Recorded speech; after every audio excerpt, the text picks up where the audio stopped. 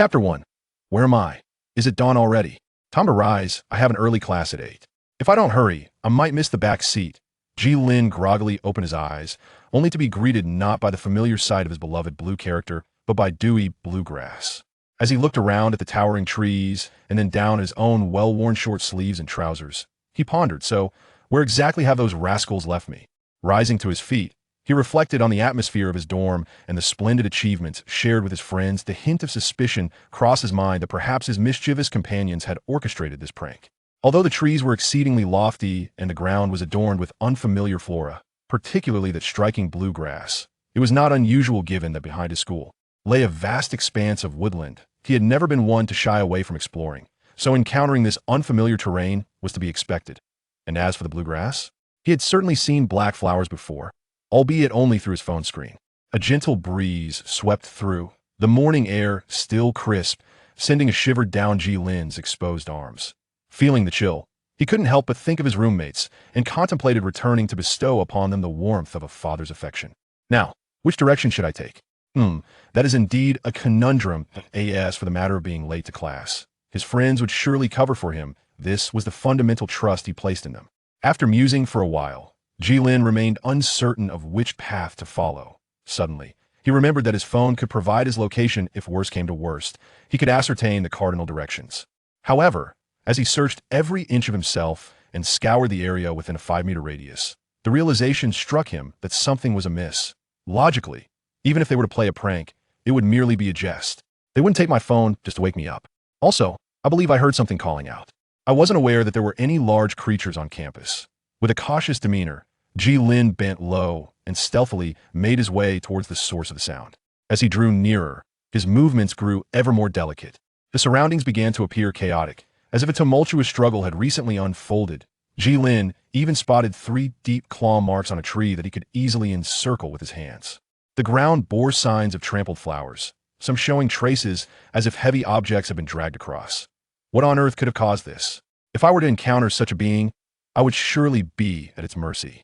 Lost in thought, Ji Lin contemplated whether he should proceed further to uncover the nature of this mysterious presence. Yet, as a mere bookish scholar, he feared that pressing on might jeopardize his safety. Quietly now, no need for gunfire, he turned and tiptoed away, though he did not retrace his steps entirely. Having realized he was no longer on campus, returning held little purpose. Despite the uncertainty of his situation, ensuring his own survival had become Ji Lin's utmost priority. Once Ji Lin departed, silence enveloped the area once more. Rustle, rustle. The rustling of the thicket signified the arrival of new visitors. A massive tiger's head emerged from the underbrush, clutching the 7-inch length of a snake in its jaws. Following this, the tiger's formidable body also broke free from the greenery, dragging the snake's elongated form along with it. This tiger stood an impressive 5 feet tall and measured over 10 feet in length, its fur predominantly white. What was particularly astonishing were the golden stripes adorning its body and the regal symbol upon its brow, glistening with a divine radiance under the sun's embrace. Although some patches of its fur had dulled to a sickly yellow, a faint, sweet, metallic scent lingered in the air, the blood staining its face and paws, while detracting slightly from its majestic aura, added a sinister charm to its presence. The snake, held captive in the tiger's maw, was more than twice the length of the white tiger, its body of vivid emerald green, its tongue flicked out in a triangular shape, and its eyes resembled dull rubies, lacking their usual luster. Had an expert in such matters been present, they would undoubtedly recognize both the tiger and the snake. The Gungjin tiger and the mandala snake. The Gungjin tiger, having secured its prey, was preparing to retreat to a secluded spot for a hearty meal, having expended considerable effort to capture the mandala snake. Yet, suddenly, its keen nose detected an unusual scent, a smell reminiscent of the bipedal creatures that had previously hunted it, albeit only faintly. If the earlier scent had been that of fresh blood from a hunt, this new aroma bore the essence of blood diluted beyond recognition. The tiger's gaze fixated on the direction from which Ji Lin had approached, lingering for a while before it vanished into the boundless forest. In its not-so-cunning mind, it contemplated the sequence of events. First a feast, and then to feast again. After all, I, the mighty tiger, am the sovereign of this domain. At that moment, Ji Lin remained blissfully unaware that he had become the object of the tiger's attention. He was cautiously navigating through the thicket, anxious about being detected and mistaken for a mere snack. As the ambient temperature began to rise, Lin's stomach commenced its symphony of hunger. Throughout his journey, he had been evading every rustle and whisper in the foliage, resulting in a trek that had nearly doubled in distance compared to what should have been a straightforward path. I am famished. It's strange I used to skip breakfast without feeling this hungry. Damn it. Indeed, physical labor consumes energy far more than mental exertion, he mused. Halting, Lin scanned his surroundings, hoping to find some fruit to satiate his hunger. At that moment, he spotted a gleam of white in a vibrant environment, standing out starkly. As he approached, he discerned that it was a human femur. Upon seeing this, his brow furrowed, and his lips pursed. What on earth is happening here? Has even human bone surfaced? Contemplating that, aside from himself, others who had ventured here must have brought some supplies, perhaps something he could utilize. Thus, he began to search the vicinity. Before long, he uncovered an array of other bones, some relatively intact, like the femur, and others in a state of disrepair, such as a skull. Ultimately, he discovered a fairly complete skeleton beneath a large tree not far away. Nearby, within the thicket, he found a rusting short knife, roughly a foot in length. No further treasures awaited him. Lin gazed at the short blade in his hand. Although he had already commenced his endeavors, it would suffice for the purpose of chopping some wood. Armed with the knife, he made his way to the small stream he had discovered while searching for that gentleman. The stream was crystal clear, no wider than 2 meters, and the water reached up to his thighs. In its depths, he could discern several fish, each about 3 fingers wide. Perhaps few had ventured to catch them, as they seemed unaccustomed to the treachery of human nature. Lin effortlessly caught 3 fish, weighing approximately 2 pounds in total. Observing the now barren stream, he felt no greed. With the 3 fish in hand, he approached the skeletal remains of the gentleman not far away. Holding the fish before his eyes, Lin fell into contemplation. How shall I prepare this creature? Raw, perhaps? He leaned closer, only to be met with a pungent fishy odor that instantly contorted his face in anguish. What on earth? How can I bring myself to eat this? He glanced at the knife in his hand and the dry branches nearby, and an idea sparked in his mind. I have a dream. No, a notion. Indeed, an audacious thought. Chapter 2. Encounter. The sun lazily reclined on the horizon, sleepily casting its gaze upon the world below. The starry great forest was enveloped in a warm, orange glow. Everything appeared so serene. Yet, Lin was not enamored by this beauty. His focus was squarely on the fire before him, or more precisely, on the fish sizzling beside it. As he watched the fish release tantalizing aromas, he felt a profound gratitude towards the 2 men who resided at the pinnacle of the food chain. More than anything, he felt fortunate for his keen interest in wilderness survival. He had watched most of their videos, if not all. Lin was well acquainted with various fire-starting techniques, such as using magnifying glasses and friction methods. However, the method that left the most profound impression on him was that of the Iroquois. After painstakingly boring a small hole in a stick with his short knife, Lin dedicated a bit of time and a segment of his pant leg, ultimately igniting a fire just as dusk descended. While the fish roasted, Lin collected an ample supply of firewood to ensure that the flames would not extinguish during the night, as he would need it for warmth and to deter any lurking beasts. However, he found it peculiar that there were few signs of animal activity in the vicinity. Logically, such a vast forest should teem with life. Yet, apart from the fish in the stream and a few occasional glimpses of wild chickens, he had encountered no other creatures, save for the strange sounds from that morning. Well, it is perhaps for the best. The scarcity of animals indicates that this area is relatively safe for me after all. Lower risks are preferable. As the aroma wafting from the fire intensified, Lin's stomach growled in response. Estimating that the fish was nearly ready, he picked it up, just about to take a bite when a thought struck him. Holding the roasted fish on 3 skewers, these had taken considerable effort to fashion, recited silently. O great heavenly Father, Jehovah, Guanyin of the southern sea, the glorious god Thor of the north, the goddess Athena of the west, and Odin, the father of the Norse, along with countless others, including the little golden gourd, may you grant me safe passage home. Amen. With a cross drawn upon his chest, he contemplated and felt something was amiss. After some reflection, he bowed thrice in the 4 cardinal directions. Ah, this is right. Perhaps only the Western deities can hear this cross, but with these 3 bows, the Eastern gods should also receive my message. My prayer, a splendid fusion of Eastern and Western customs, is a mass dispatch. In the realm of metaphysics, I am now invincible. After completing this sequence of actions, an intense hunger surged within him. Gazing at the fish in his hand, which was gradually cooling, he took a hearty bite. A peculiar flavor surged to his senses, so overwhelming and novel that it brought tears to his eyes. In that moment, Unable to contain himself, he threw his head back and exclaimed, "How foul! Tui!" He hastily spat out the fish, pointing at the remnants on the ground. His face contorted with disdain as he reflected on the arduous journey for this single bite. "I have never encountered such a brazen fish. Do you even deserve me, you wretched creature?" After venting his frustration, he sat down, gasping for breath as hunger once again engulfed him. In the heat of anger, he had not noticed it, but now as he settled, he felt the pangs return. With a sigh, he began to nibble on the remaining fish in his hand. After nearly half an hour of effort, he finally finished one whole fish. The two that remained were simply too much to bear. With his mouth filled with the lingering taste of fish, he quickly took a sip of warm water nearby to cleanse his palate. As for the source of the warm water, he could only express gratitude. "Thank you, fate, for saving my life." Lying beside the campfire, he could not help but reflect on the strange events of the day, the unpalatable fish, and the realization that reaching the pinnacle of the food chain was no easy feat.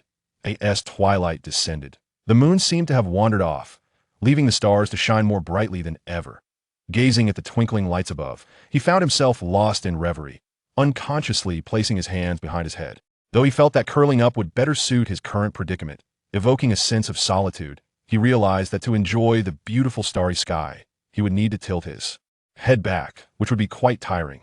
Thus, he concluded, it's better to remain relaxed. The fire beside him was not particularly robust.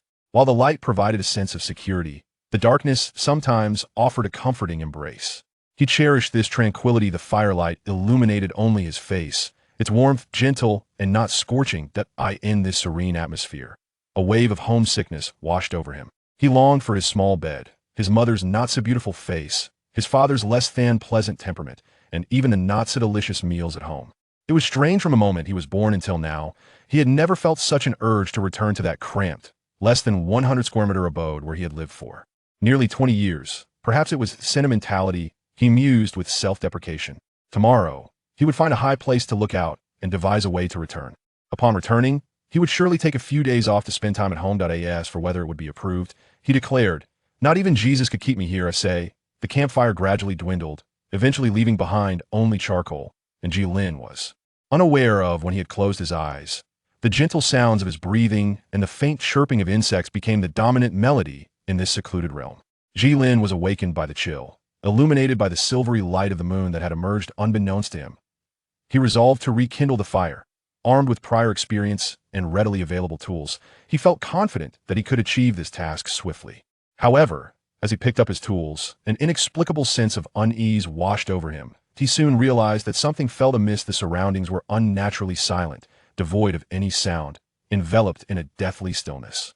Although he was uncertain whether the insects only sang at midnight, he understood that in this unfamiliar environment, any creature's instinct for caution would be heightened, causing his heart to race. His eyes eagerly scanned the vicinity.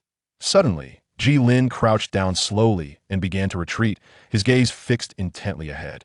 Before him, a pair of crimson eyes stood out vividly against the darkness. As he took a few steps back, Jilin noted that the distance between himself and those eyes had not diminished. He confirmed that he was the target of this creature. Realizing this, Jilin turned and fled. In that fleeting moment of turning, the owner of those eyes emerged from the shadows, and with the moonlight illuminating the scene, Jilin beheld a massive tiger's head protruding from the darkness. Fortunately, the moon was particularly bright that night, and while the illumination was not as intense as during the day, it was sufficient for Jilin to make his escape. The golden tiger was somewhat irked after consuming a snake. It had taken a nap and awoken hungry in the evening. However, the larger-souled beasts in the vicinity had all been devoured, and the smaller ones were insufficient to sate its appetite-catching. Multiple would be a waste of time. The thought of venturing elsewhere felt exhausting. Suddenly, it recalled the scent it had detected earlier that day, instantly deciding on its evening meal. Although the aroma had faded, the golden tiger's keen sense of smell still managed to track it. Thus, it began its pursuit of Jilin, following the scent trail. However, as Jilin had altered his path near a waterway, the scent near the water became muddled, leading the golden tiger only to the place where Jilin had awakened. Frustration welled within the golden tiger, but there was nothing to be done except hope for a late-night snack on the return journey. After wandering aimlessly, the golden tiger found no trace of its quarry. As its hunger intensified, so too did its foul mood. At that moment, the golden tiger caught a whiff of the peculiar scent once more, and it was remarkably strong. The golden tiger perked up, resolved to pay Jilin a visit. Chapter 3. The Flight. Lin dashed under the moonlight. If one were to overlook the panic etched on his face, this could have been a nostalgic recollection of a beautiful experience from his past. Yet, Lin had no desire for such memories at that moment. Utilizing the moonlight, Lin could discern the condition of the path ahead, contemplating that he must have outpaced the tiger behind him. Thus, he could only place his hopes in the dense trees surrounding him, praying that he might employ their cover to elude his pursuer, or at the very least, buy himself some time. With that thought, Lin sprinted toward the thicket, occasionally changing directions. As Lin advanced with fervor, the cacophony behind him gradually subsided. A wave of joy surged within him, and the anxiety that had once gripped his heart began to dissipate. Reflecting on his performance that night, a sense of pride welled up within him. If I could replicate such a feat in a 1,000-meter run, would I still have to worry about failing? How amusing. Surely, this would earn me a place in the national team. Swoosh! A sharp sound sliced through the air from behind, and a sudden pain shot through his leg, causing Lin, who had been running for over 10 minutes, to collapse to the ground. He rolled several times until he came to a halt against a tree. Thud! Lin felt as though his chest had been struck by a tiny fist, leaving him breathless. Moreover, the moment he ceased his movement, it felt as if a fire ignited within his lungs. He was compelled to gasp for air, desperately trying to alleviate the aftereffects of his prolonged sprint. As he prepared to rise, a sudden pang of pain shot through his right leg, causing Lin to collapse onto the ground. He cast a glance at his leg, where blood flowed freely from 3 wounds. With a bitter smile, he acknowledged the grim reality. He would likely meet his end here tonight. Soft, subtle footsteps echoed from ahead, and Lin tightened his grip on the short blade that had never left his hand, his gaze fixed intently on the shadow approaching him, illuminated by the moonlight. He resolved that, even in death, he would inflict a bite upon his adversary. If only he had foreseen this fate, he would have lunged at the moment they met, thus achieving a semblance of glory. As Geng Jinhui drew nearer, it was astonishing how such a formidable figure could move with such silence. Akin to a masterful dancer, light and graceful. In the vastness of the night, only Lin's heavy breaths filled the air. Facing the architect of his torment, it would be disingenuous to claim he felt no fear. Yet, Lin understood that even if he groveled before this beast, it would show him no mercy. Moreover, throughout his life, apart from his parents, he had never bowed to anyone. At this moment, Geng Jinhui was not focused on the biped wielding the iron object. Instead, its attention was fixated on the shadows to Lin's right, its forelimbs slightly bent as it lowered its head in anticipation. Lin also noticed the movements of the tiger before him. He understood that he was not in a position to command its attention, so he followed the tiger's gaze to the right. Under the scrutiny of both man and beast, a dark shadow gradually emerged. When it fully stepped into view, Lin realized it was a massive scorpion, entirely cloaked in black. Upon sighting this creature, Lin was rendered speechless, for he had never encountered a scorpion of such magnitude. What a monstrous entity is this? Are there truly scorpions of such size on Earth? Those pincers could surely crush me. It is no wonder Lin was astounded. The tiger before him was the largest he had ever seen. Yet this scorpion surpassed it in size. Moreover, it was a scorpion. While one could rationalize the tiger's considerable size, the existence of such an enormous scorpion seems utterly absurd. Could it be that some experimental specimen from a biological laboratory has inadvertently escaped? Lin expressed his grievances, only to be suddenly invigorated. These 2 individuals were evidently not allies. Their postures suggested an impending clash. He envisioned a scenario where he could exploit their conflict to his advantage, much like a fisherman reaping the benefits of a quarrel between a clam and a heron. Particularly, he pondered the possibility of executing a sliding tackle on the imposing tiger. If he did not, he would have to write the character for day upside down. The black mantis scorpion felt a surge of frustration. It had been peacefully dining at home when it sensed a sudden surge of energy from the nearby dead tiger. Typically, soul beasts exude such energy to intimidate others, announcing their presence.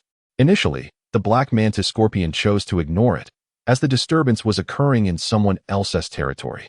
However, the energy was directed towards it, inciting a degree of ire. If the tiger could brazenly invade its domain without subtlety, how could the black mantis scorpion maintain its standing in the soul beast realm? The Gungjin tiger had not anticipated that its display of energy, intended to warn other soul beasts away from its prey, would inadvertently encroach upon the territory of the black mantis scorpion. In its moment of distraction, it forgot to retract the energy, thus attracting the attention of the latter. Nevertheless, The Gungjin tiger felt no trepidation, confident in its ability to defeat or even slay the black mantis scorpion. As for Jilin, he was merely a source of sustenance.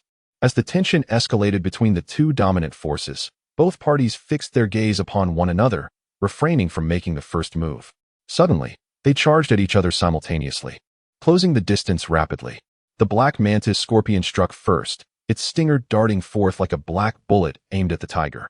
The Gungjin tiger, unfazed, leapt upward just as the stinger was about to pierce it, its claws shimmering with a silvery glint under the moonlight, targeting the most vulnerable connection between the scorpion's tail and body. A whoosh resonated beneath them as the stinger, in a swift motion, recoiled and angled upward, moving even faster than before. Just as it seemed destined to strike, the tiger exhibited remarkable agility, as if propelled by invisible hands, narrowly evading the lethal stinger. Consequently, the Gungjin tiger lost its aim and, brushing past the black mantis scorpion, extended its claw, sparking a flurry of sparks upon contact. The entire exchange transpired in mere seconds, leaving Jilin in awe of the rapidity of events. How audacious of him to contemplate a sliding tackle. Fortunately, he deemed himself more prudent. While Jilin engaged in self-reflection, the black mantis scorpion swiftly pivoted, directing its gaze towards the recently landed tiger. The preceding skirmish had made it clear that mere physical confrontation would not yield an advantage over the other. Thus, both began to amplify their energies in unison. The scorpion's stinger glowed ominously, while energy coalesced within the tiger's maw. Moments later, two beams of light, one black, the other white, shot forth simultaneously. Jilin gazed at the two beams of light engaged in a fierce struggle, his lips twitching incessantly. What he initially believed to be the handiwork of a mysterious organization discarded in an unknown primitive forest had turned out to be a passage into a realm imbued with extraordinary powers. At that moment, the myriad emotions swirling within Jilin, confusion, fear, exhilaration, condensed into a single exclamation that escaped his lips. What the hell? The confrontation between the two forces remained unaffected by Jilin's outburst. Their struggle intensified, and the area of impact expanded. A small tree, not far from the epicenter of the clash, snapped as a faint white orb of light emanated from it, gradually coalescing into a luminous halo. Upon witnessing this white halo, Jilin recalled a fragment of information and began to form a conjecture about this world. The white halo, a 10-year soul ring, Douluo continent? Hiss. At that moment, Jilin felt the ground beneath him tremble slightly, and an indescribable dread enveloped him. This fear was unlike anything Jilin had ever experienced. It rendered him utterly devoid of any inclination to resist. Even under the threat of a tiger, he had always managed to flee, thus highlighting the formidable strength of his current adversary. Meanwhile, the golden tiger and the black scorpion had long since vanished. Jilin could not shake the memory of their expressions as they fled, particularly the golden tiger. From the moment it pursued him, Jilin never imagined he would witness such an expression on its face, an authentic fear that surpassed his own.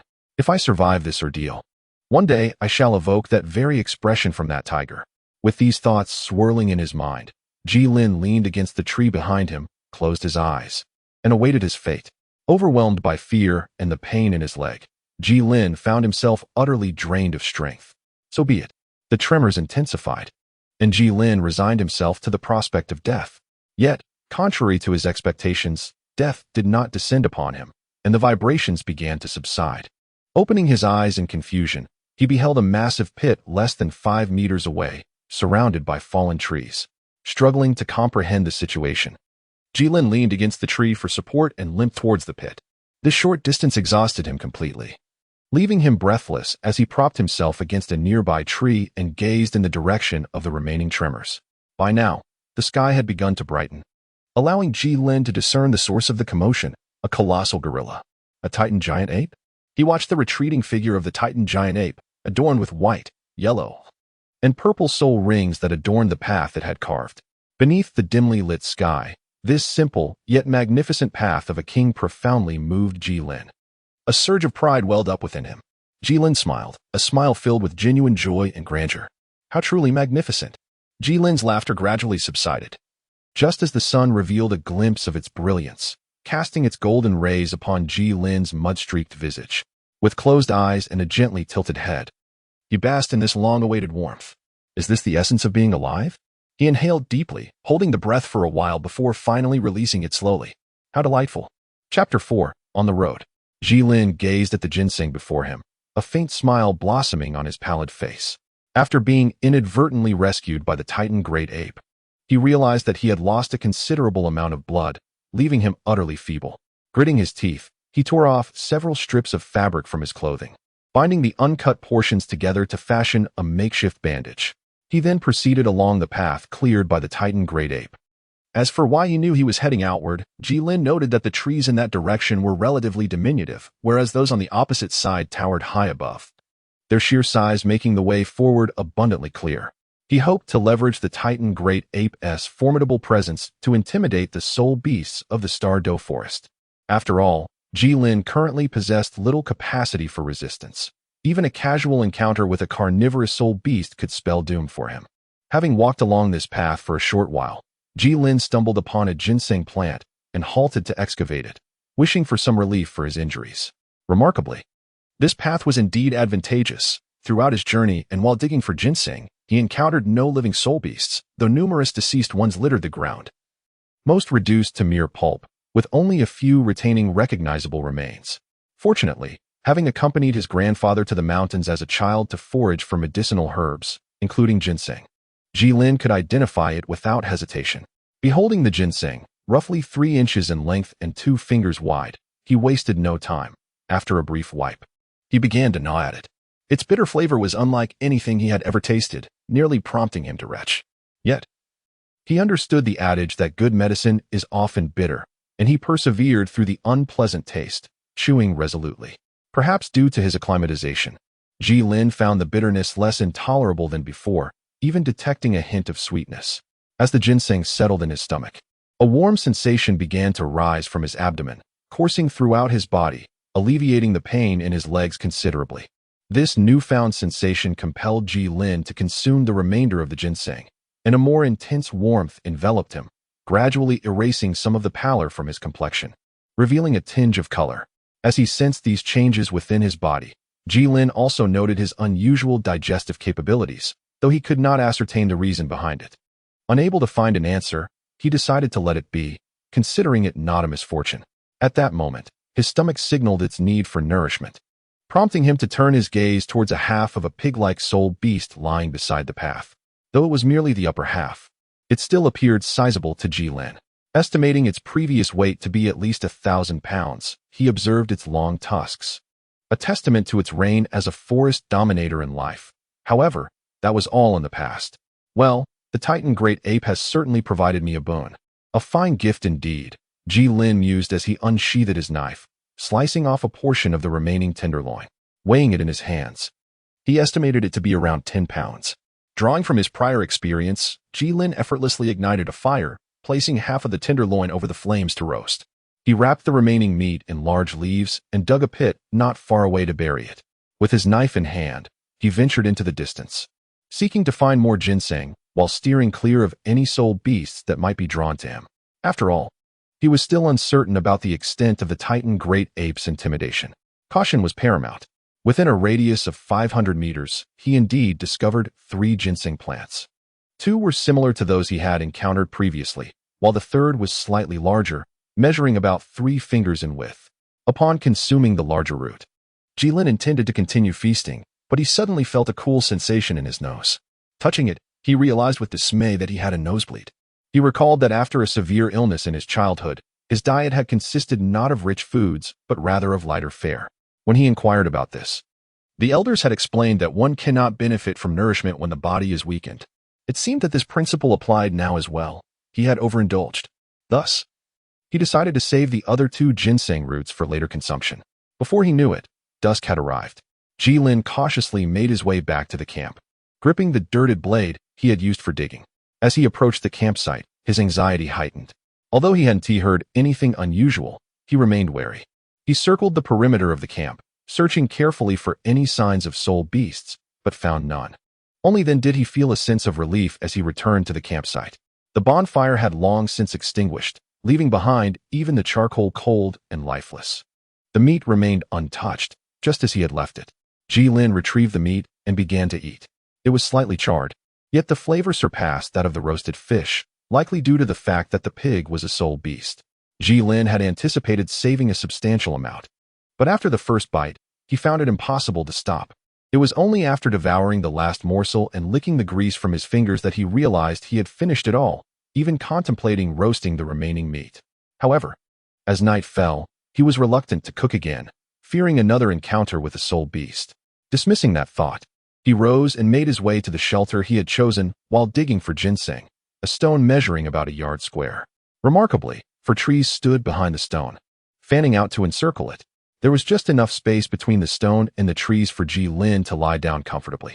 After gathering some foliage to fill in the gaps at the base of the trees, he squeezed some blue herbs to extract their juice, applying it to his skin.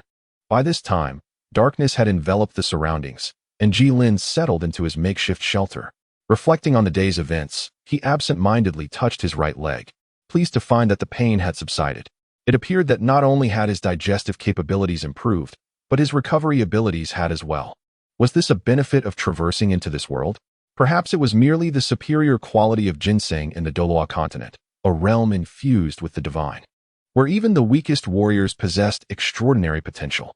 Fortunately, the inhabitants of this world had a limited understanding of medicinal herbs, or else locating such ginseng would be an impractical endeavor. As thoughts lingered, a wave of drowsiness gradually enveloped me. Having had a restless night, I was further pursued by the relentless golden tiger for half the night. Dragging my weary body through another day, I found myself completely overwhelmed as I finally relaxed. The starry forest outside the shelter offered a rare moment of tranquility beneath the night sky. Stepping outside, I felt invigorated, aside from a slight hunger. I sensed that I had fully regained my vitality. Upon unwrapping the makeshift bandage from my leg, I discovered that the wound had formed a scab, with one scar shallow enough to be on the verge of shedding. I extracted the remnants of yesterday's meat and rekindled the fire for roasting. While waiting for the meat to cook, I busied myself with the search for ginseng, believing that the more, the merrier. Perhaps emboldened by the absence of soul beasts yesterday, I expanded my search radius to around 800 meters. This time, I managed to unearth 5 ginseng roots, though none exceeded the width of 2 fingers. Additionally, I stumbled upon a fruit tree and gathered a handful of fruits. Noticing birds feasting on them, I took a tentative bite. The crispness and refreshing taste reminded me of an apple, albeit in a vibrant yellow hue. Throughout my journey, I occasionally spotted small herbivorous creatures and soul beasts, which was not a promising sign. Armed with the roasted meat, I continued my survival quest. Chapter 5. The forest at last exits following the monkey trail. I traversed for another 2 days. The soul beasts, previously frightened into hiding by the Titan great ape, gradually began to emerge.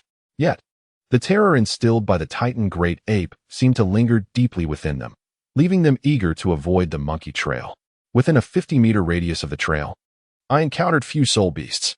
This, however, significantly accelerated my progress, allowing me to cover several miles in a single day.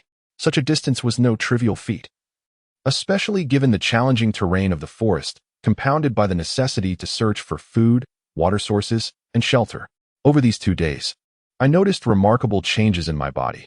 I seemed to have gained considerable strength, particularly evident in my increased speed and enhanced vigor. During one of my water-fetching excursions, I observed that my once dull complexion, a consequence of frequent late nights, was becoming fair and radiant. I felt as though I had returned to my 18-year-old self. Despite the passage of 2 years, I recalled that I was far stronger back then. Reflecting on my physical transformation, I bit into the fruit, producing a crisp sound as its sweet juice tantalized my taste buds. I dared to think of it as a transformation from an ordinary world to an extraordinary one, a metamorphosis facilitated by the energies of this realm. With a satisfying crunch, I took another bite. After all, aren't those tales of spiritual awakening always narrated in such a manner? Today, I finally reached the end of the monkey trail. Gazing at the lush trees before me, I was compelled to ponder my next direction. Glancing up at the sky, I realized the hour was growing late. Jilin began his search for shelter for the night, and to his surprise, he discerned faint traces of a previous encampment just a tree's width away, with remnants of ashes from a once blazing campfire scattered upon the ground. Jilin stroked his chin, contemplating that he was at the end of the monkey path. Was I now situated at the moment when Tang Sen acquired the 8 spider lances? To be honest, Jilin could hardly recall how long it had been since he last read the original text. He remembered only the general plot, while the finer details eluded him. He had heard that an anime adaptation had been released in recent years. Yet he had barely managed to watch over 200 episodes of Naruto and only a few dozen episodes of One Piece, succumbing to procrastination. Was it that games had lost their allure, or that short videos had become mundane? Perhaps searching the vicinity would reveal traces of their departure. Indeed, Lin discovered two unusual locations, one leading deep into the Douluo forest and the other pointing to an unknown destination. He promptly decided to venture along the latter path. However, time was not on his side, and Lin had no choice but to wait until the morrow to continue his journey. As he gazed at the small town before him, tears welled up in Lin's eyes. At last, he had encountered fellow human beings. He felt overwhelmed, exclaiming inwardly about the trials he had endured. Reflecting on the past 10 days, he could no longer contain his exhilaration. Oh, do you know how I managed to traverse this journey? It was fraught with anxiety. I had wiped off the sap from those plants without exception, and my skin had taken on a slight green hue. I even stumbled upon a corpse. What a shocking sight for a fresh soul of the new era. Why couldn't they have cleaned up properly? Alas, that poor fellow departed before he could even spend all his money. Lin wiped his eyes and retrieved a cloth pouch from his waist. Upon opening it, he discovered 10 gold coins, 5 silver coins, and 3 copper coins. After a moment of contemplation, Lin believed in the importance of prudence. He extracted 9 gold coins and concealed them in a secluded spot. Only then did he venture into the town. As he gazed at the shops lining the streets and listened to the surrounding clamor, Lin couldn't help but let out a sigh. Alas, the most concerning predicament had indeed come to pass: language barriers. Prior to this, he had contemplated the possibility of such a communication gap, yet he had failed to devise a satisfactory solution until now. Matt was a merchant struggling to make a living at a marketplace near the Starry Forest. He was a 13th level soul master, wielding a spirit manifesting as an abacus. He employed several blacksmiths, ordinary individuals devoid of soul power. His primary wares consisted of commonplace weapons and armor: swords, daggers, and cloth armor. Upon noticing Lin, who was utterly disheveled and caked in dirt, Matt quickly discerned that he was not a person of notable background or formidable strength, likely a grave digger. The reasons behind Lin's disheveled state were of little interest to Matt. Observing him as a fresh face, he sensed potential profit and promptly approached him. "Young man, are you in need of some clothing?" Lin observed a somewhat rotund middle-aged man approaching him, adorned with a smile that seemed somewhat insincere, imbued with the shrewdness typical of a bustling marketplace. Listening to his incessant chatter, Lin could surmise the underlying intent, for since his arrival at the market, all eyes had been fixated upon him, expressions of amusement, mockery, and astonishment intermingled in a vivid tapestry of reactions. Although Lin felt a twinge of embarrassment, he found himself powerless to alter the situation and could only hope to locate a clothing store swiftly to procure an outfit. Most of the individuals approaching him seemed intent on making sales. Thus, he nodded in acknowledgement. In response, Matt gestured invitingly before leading the way to his shop. Upon entering Matt's establishment, Lin cast a curious glance at the adjacent blacksmith's forge, where 3 burly men worked tirelessly, their bare arms glistening as they wielded hammers with rhythmic precision. Meanwhile, Matt stepped into the shop, seemingly preoccupied with some task. After a brief moment, Lin redirected his attention to discern the nature of the merchandise within the store. As he crossed the threshold, he was taken aback by the sight of walls adorned with an array of weapons and an assortment of bizarre garments. Have you ever encountered clothing replete with pockets? Here, such curiosities abound. Matt, stationed at the counter, regarded him intently, seemingly presenting something of interest. Suppressing his astonishment, Lin approached the counter and beheld the neatly folded azure garment. "Dear customer, what do you think of this piece?" Matt inquired, gesturing invitingly. Lin reached out and touched the fabric, finding it to be of superior quality compared to his previous short-sleeved shirt. He lifted the garment to inspect it further. Noting that the style was quite similar to a fitted shirt, and a pair of trousers peeked out, eliciting a satisfied expression from him. Observing Lin's demeanor, Matt also smiled faintly and remarked, "It appears the customer is quite pleased. The price is 1 silver soul coin." As he spoke, he raised his right index finger. Although the cost price of this outfit was merely 40 copper soul coins, Matt was confident that as long as Lin did not wish to continue parading about in the streets unclothed, he would make the purchase. As for the possibility of offending Lin, Matt dismissed the notion, reasoning that why should a soul master fear an ordinary person? His certainty that Ji Lin was indeed an ordinary individual stemmed from the fact that he had never encountered a soul master taking on the role of a grave digger. Upon seeing Matt's gesture, Ji Lin felt a twinge of doubt. Were the prices in Douluo so exorbitant? A single outfit commanded a full gold soul coin. Yet, considering that Douluo functioned as a feudal society, he rationalized that such clothing might indeed warrant a higher price. He retrieved the found pouch and extracted a gold soul coin from within. Noticing the bloodstains on the pouch, Matt became even more convinced of his suspicions, silently thinking that it had likely been diminished. However, when Ji Lin produced the gold soul coin, Matt's eyes involuntarily narrowed with intrigue. After paying, Ji Lin promptly picked up his clothes and departed without a moment's hesitation, prompting a smile from Matt. Once outside the shop, Ji Lin exhaled deeply, gazing at the garments in his hands, and smiled. He was finally free from the discomfort of being unclad. Both parties were satisfied with the transaction. Chapter 6. 3 months later, time flowed inexorably, with the sun and moon cycling continuously. In the blink of an eye, Ji Lin had spent 3 months in the marketplace. During this period, he had acclimated to his surroundings, mastering the language of Douluo continent to a surprising degree. This realization astonished him. After nearly a decade of struggling to grasp a language, he now found himself capable of engaging in everyday conversations with ease in just 3 months. Had he achieved such progress earlier, who would still rely on subtitles for films? Initially, Ji Lin had communicated with others through imitation. Observing how others interacted with the merchants, he would listen intently. Though he faced numerous warnings, the bewildered expression on his face led many to dismiss him with a comment about his foolishness before departing in frustration. Throughout these 3 months, Ji Lin gained deeper insights into Douluo continent. For instance, it was now the year 2643 in the Douluo calendar, and the reigning pope, Bibi Dong, had held her position for nearly 12 years. Furthermore, in less than 3 years, the next Continental Advanced Soul Master competition was set to commence. Recently, the 7-treasure glazed tile martial soul had made an appearance here. Ji Lin also discovered that the various marketplaces within the Star Doe forest were under the protection of different factions, with the marketplace he resided in being backed by the 7-treasure glazed tile sect. Upon learning this news, Ji Lin was taken aback, but after some contemplation, he found it reasonable. In such a remote location, it would indeed be fanciful to expect order without the presence of a significant power. It was no wonder that when Ning Rongrong and her companions caused a commotion, no other soul masters intervened. They were, after all, in their own territory. Additionally, Ji Lin realized that he had been overcharged. Through his experiences over the past 3 months, he discovered that the productivity of Douluo continent was not as low as he had initially thought. Thanks to the existence of martial souls, their productivity was surprisingly akin to that of modern society, at least regarding basic necessities such as food and clothing. Moreover, due to the fantastical nature of this world, its inhabitants rarely fell ill.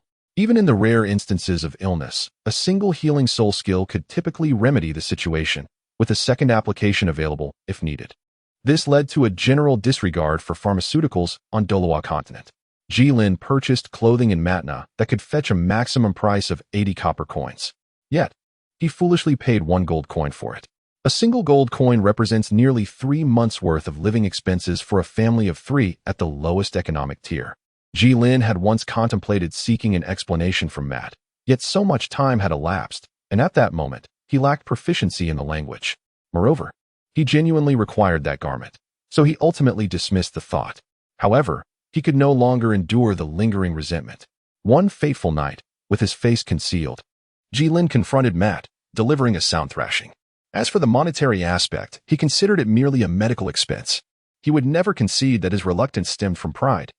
After all, he had felt a surge of self-satisfaction upon acquiring the clothing, exclaiming to himself, what a clever little soul I am, managing to secure this garment despite the language barrier. The marketplace outside the Great Starry Forest boasted a high cost of living. The 9 gold soul coins he had buried, along with the remaining change, barely sufficed for Ji Lin to subsist frugally for a month. His appetite had been growing increasingly voracious. However, his consumption had now plateaued and even begun to wane. With this alteration in his diet, Ji Lin's physical prowess experienced a remarkable enhancement. Recently, he sensed that his body had ceased to strengthen further. Presently, he could lift nearly 100 pounds with a single hand and had managed to run continuously for 3 hours. albeit collapsing in exhaustion at the end. As for his explosive strength, he was uncertain of the correct method to measure it. He had merely managed to push a stone, approximately 1 meter tall and 2 meters thick, back by about a foot. Gazing at the scratch marks on the ground, Ji Lin rubbed his aching arm. This stone must weigh at least 5 tons, he mused. How does one calculate the energy of such an explosive moment? Gravity multiplied by the coefficient of friction, then multiplied by the distance. By the way, is the gravitational acceleration the same in both worlds? Ji Lin fell into deep contemplation, realizing that it was unwise to overthink. So he decided to cease his musings. Rubbing his temples, he lamented that it was indeed a considerable challenge for a university student to grapple with a high school problem. He resolved to put it aside, considering he needed to rise early for work the next day, and thus decided to return home and rest. About a month prior, as his funds were dwindling, Ji Lin had secured a position as a server at a hotel in the marketplace. The job provided meals and accommodation, offering a monthly salary of 50 silver coins, with 1 gold equaling 100 silver and 10,000 copper. Moreover, during quiet times, he was free to occupy himself as long as he remained within the premises of the inn. When he heard these terms, Ji Lin was momentarily taken aback, and he quickly waved his hands in refusal. What's the matter? Are you dissatisfied? If there's anything you need, feel free to voice it. We can discuss it. The hotel owner, Hai Chuan, said with sincere expression, which moved Ji Lin. His gesture of refusal was not one of rejection, but rather an acknowledgement that Hai Chuan, being such a good person, would not lead him astray. Upon hearing this, Hai Chuan grasped Ji Lin's hand, his eyes glistening with emotion. Do not worry, my brother. As long as I have a morsel to eat, you shall have your share. However, you must wait for me to eat first. The urgency with which Hai Chuan sought to recruit servers was largely due to the aftermath of the conflict with the Zhanghui Academy, where the servers, eager to witness a free soul master duel, were inadvertently caught in the fray. One of them suffered a severe injury to his leg and had to seek treatment from a nearby city. Although there were healing soul masters available in the marketplace, their services came at a steep price. The hotel was modest, employing only 5 servers, and with one suddenly absent, the workload for the remaining staff naturally increased, prompting them to insist that the owner find another. Thus, Ji Lin found a sanctuary in this establishment. Come on, Ji Lin, it's time to clock out. It's rare for us to have no guests today. Let us go enjoy ourselves. Jess called out to Ji Lin, who was tidying up the tables. Never mind. You all go ahead. I think I'll stay and work the night shift to earn some extra money. All right, Jess, no need to persuade him. Ji Lin needs to save up to marry a wife. Shiwan chimed in, playfully wrapping his arm around Ji Lin's shoulders. Jess and Shiwan were Ji Lin's roommates. Ji Lin merely smiled at such teasing. After all, this is the persona he has crafted for himself, a country lad who, driven by the desire to earn a living and marry, has taken on the role of a grave digger, and after narrowly escaping death, has resolved to pursue a safer occupation. As the two exchanged laughter and banter while exiting the shop, Ji Lin approached the front desk and retrieved a general literacy manual from the mainland to peruse. Having arrived in an extraordinary world, he felt compelled to explore the art of cultivation. Thus, under the pretext of marrying, he began saving money to venture into the city to attempt awakening his martial soul. Regarding his age, Ji Lin concluded that one must take the plunge regardless. Chapter 7. The Midnight Visitor. Just as Ji Lin was engrossed in the book before him, the inn's door swung open, causing the bell above the frame to jingle softly. Ji Lin was taken aback to find someone arriving so late. He looked up to see a middle-aged man dressed in black. The man's attire was not particularly disheveled, yet it bore an air of eccentricity, as though he had carelessly thrown it on. His belt hung loosely, seemingly on the verge of slipping off. In terms of appearance, he was rather unremarkable, with a blood-red longsword suspended at his waist. Upon closer inspection, one could discern that his hair was poorly maintained, merely tied back with a simple hairband, leaving a significant portion of it unkempt. Ji Lin sensed a peculiar fluctuation emanating from the sword, one that resonated within himself as well. He was momentarily taken aback. Having worked here for a month and received numerous soul masters, he had never encountered one who so brazenly displayed their martial spirit at their waist. This individual felt less like a soul master and more akin to a chivalrous hero from the realm of legends. However, Ji Lin quickly averted his gaze, for the world is vast, and there are always those who stand apart from the crowd. Is this esteemed soul master here to dine or to lodge? He inquired. Upon hearing this, the soul master paused mid-yawn, seemingly struck by Ji Lin's perceptiveness. Approaching him, the Soul Master exclaimed, "Ah, how remarkable! A flash of brilliance emanates from your crown, young lad. You are indeed a rare genius. Our meeting is fated, and I would like to take you as my disciple. Should you be willing?" At this proclamation, a flurry of dark lines appeared above Ji Lin's head. He regarded the once serious face before him, now adorned with exaggerated gestures, and found it all rather disconcerting. Was it now a trend among soul masters to recruit disciples in such a manner? He could not help but ponder. Yet he politely declined. "You must see that I possess no soul power. I am no genius, and I believe you have mistaken me." Though Ji Lin could sense the presence of soul power within himself, he could not fathom why he was unable to summon it. He held a theory: prior to the awakening of one's martial spirit, both those with and without soul power are incapable of perceiving or harnessing it. If one could discern the presence of soul power beforehand, then the crystal ball used for testing would be rendered superfluous. Perhaps he was merely more attuned to the energies surrounding him. As for the individual surnamed Tang, it could only be attributed to his mixed heritage and certain advantages. Upon hearing Ji Lin's words, the Soul Master stroked his chin and scrutinized him for a considerable time, making Ji Lin feel somewhat anxious. Did he discover the soul power within him? That should not be possible. He had never heard of anyone being able to detect soul power prior to the awakening of their martial spirit. "May I have a room?" he said, tossing a gold soul coin onto the counter. Ji Lin let out a sigh of relief and hurriedly led him upstairs. Once the spirit master reached the room and closed the door, Ji Lin descended to prepare for sleep. After this incident, he lost all desire to read. Lying in bed, his mind incessantly wandered back to that spirit master. Could it be that he was not merely a human trafficker, intent on selling me? Or perhaps he sought to take me as his disciple, only to have me toil for him throughout my life, subjected to his exploitation? Or could it be? Ji Lin contemplated a rather terrifying possibility. Could it be that he harbored an affection akin to that of Long Yang, captivated by my handsome visage, intending to take me as his disciple and bestow upon me various benefits? Or perhaps, in any case, he found himself unable to sleep that night. The following day arrived. Ji Lin stood at the front desk in a daze, occasionally stifling a yawn. Just then, Jess and C1 entered through the door, engaged in lively conversation about yesterday's events. "You have no idea how much Xiao Chui." Jess's words trailed off as he caught sight of Ji Lin's listless demeanor. With a smirk, he leaned towards Ji Lin and teased, "Oh, why do you look so haggard? Have you been up to something at night?" He raised an eyebrow suggestively. C1, observing this, spoke with a tone of earnest concern. "You really need not burden yourself like this. You could join us, or at the very least, you need not rise so early." Ji Lin understood what they were saying, and his already irritable mood, exacerbated by a restless night, worsened further as he retorted curtly with a single word: "Scram." Jess, undeterred, became even more animated. "Why so shy? Don't worry. My friend Wunti spread rumors about your inadequacies." Gazing at Jess's cheeky grin, Ji Lin yearned to demonstrate the vast chasm that lay between a dragon and a mere insect. Yet, his thoughts were consumed by the spirit master from the previous night, leaving him little room for such trivialities. Upon witnessing Ji Lin's exasperation, Jess wisely decided to ease up, realizing that pushing further would be unwise. At that moment, the other guests from upstairs began to descend. The two of them commenced their duties, marking the official start of the day's operations at the quaint little hotel. "What is this? It's scalding. How am I supposed to eat this?" A burly man bellowed in anger. Mundo had been having a streak of bad luck, and his foul mood was only intensified when he accidentally burned himself with the hot porridge, igniting the fury within him. Jess approached with a conciliatory smile. "I apologize. I apologize. I will promptly bring you a cooler portion."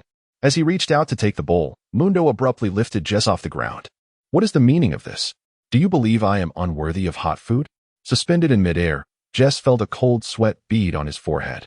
"And no, I merely intended to exchange it for something slightly cooler," he stammered. Mundo's expression darkened, a sinister smile creeping across his face. "Are you suggesting that I have wronged you?" At those words, Jess's perspiration increased tenfold. "No, I mean, it is my fault. I should not have served you such hot porridge."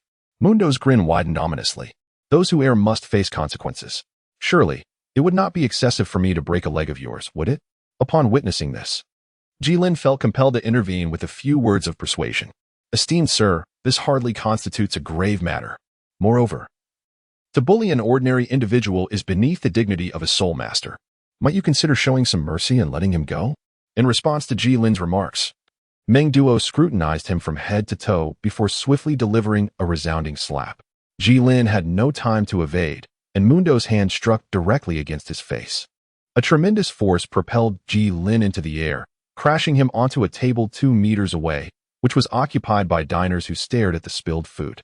Initially intending to enjoy the spectacle, he shouted at Mundo, "You bastard." Mundo, adorned with 5 soul rings, 1 white, 1 yellow, 2 purple, and 1 black, responded. "Are you seeking to defend them?" No, senior, there has been a misunderstanding.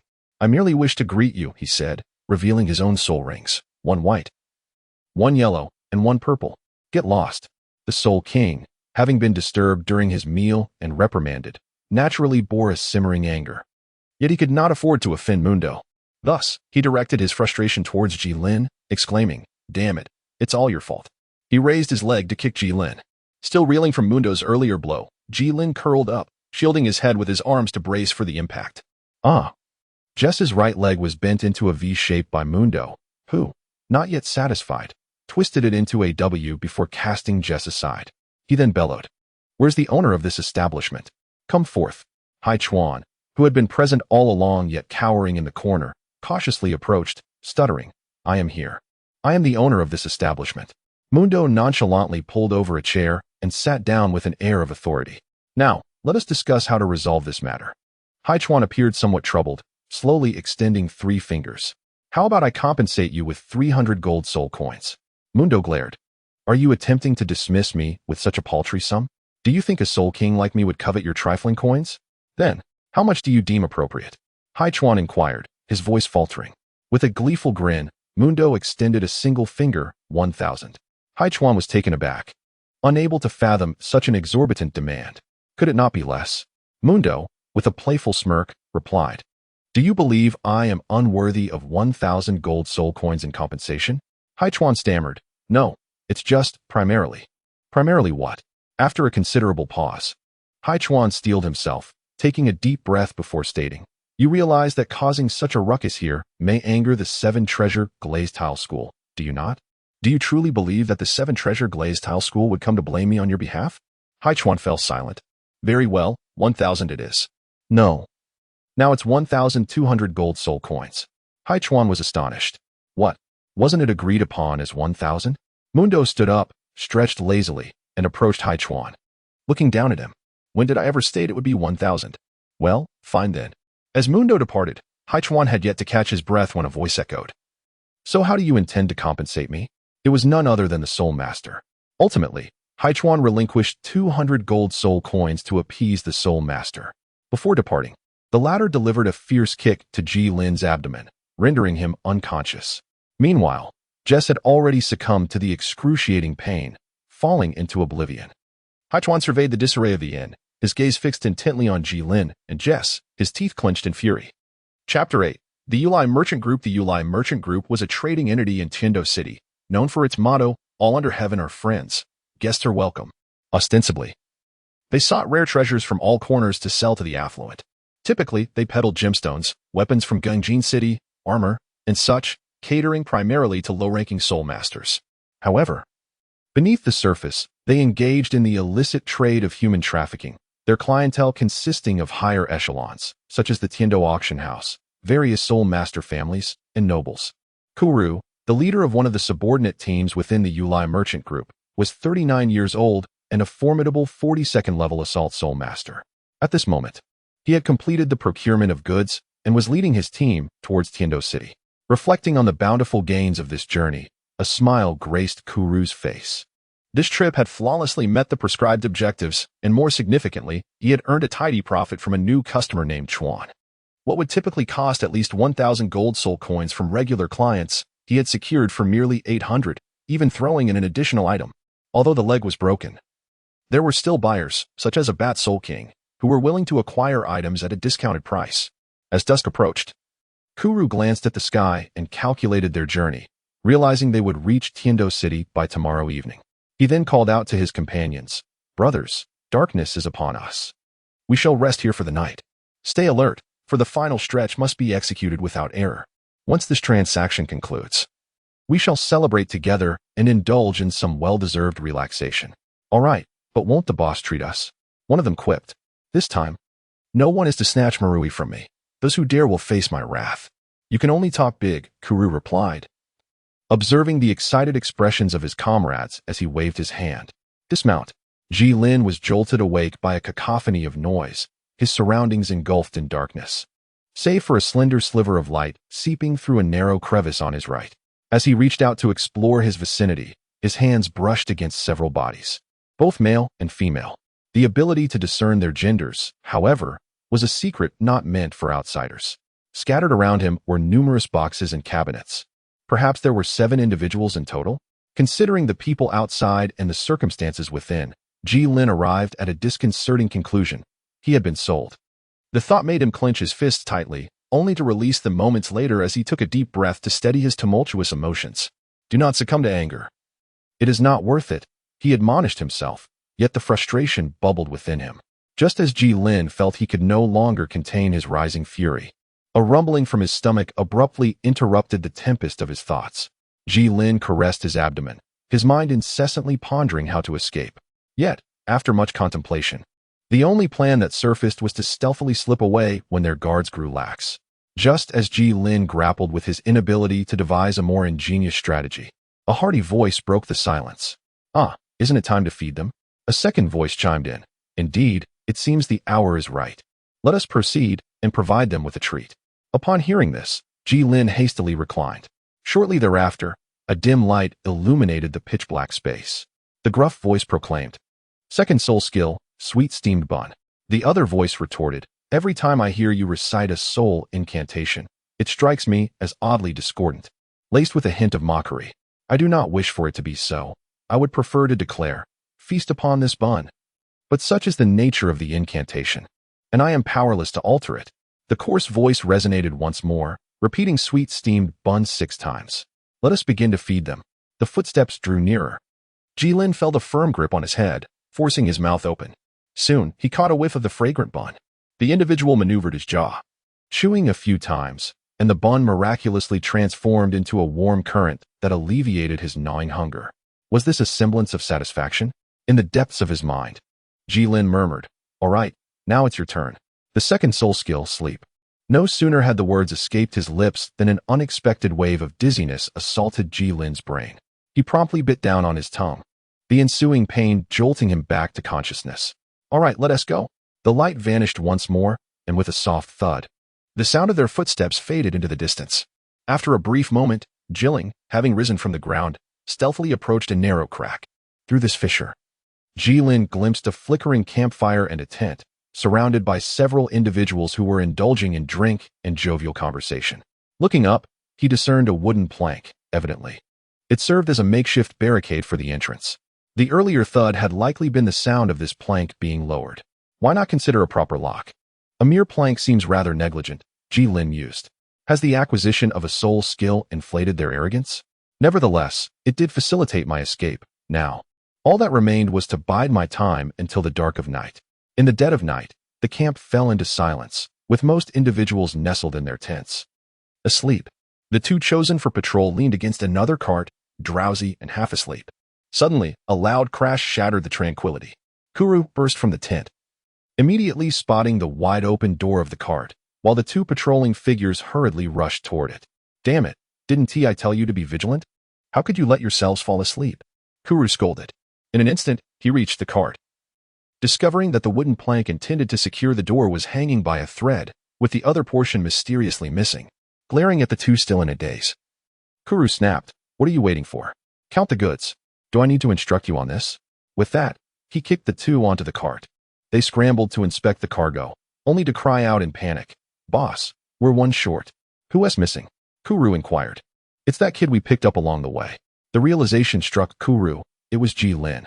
Rubbing his temples and twisting his neck, he remarked, earning this 800 coins is proving to be quite the challenge." One by one, the others gathered by Kuru's side. Observing the scene before him, none dared to speak, silently awaiting Kuru's orders.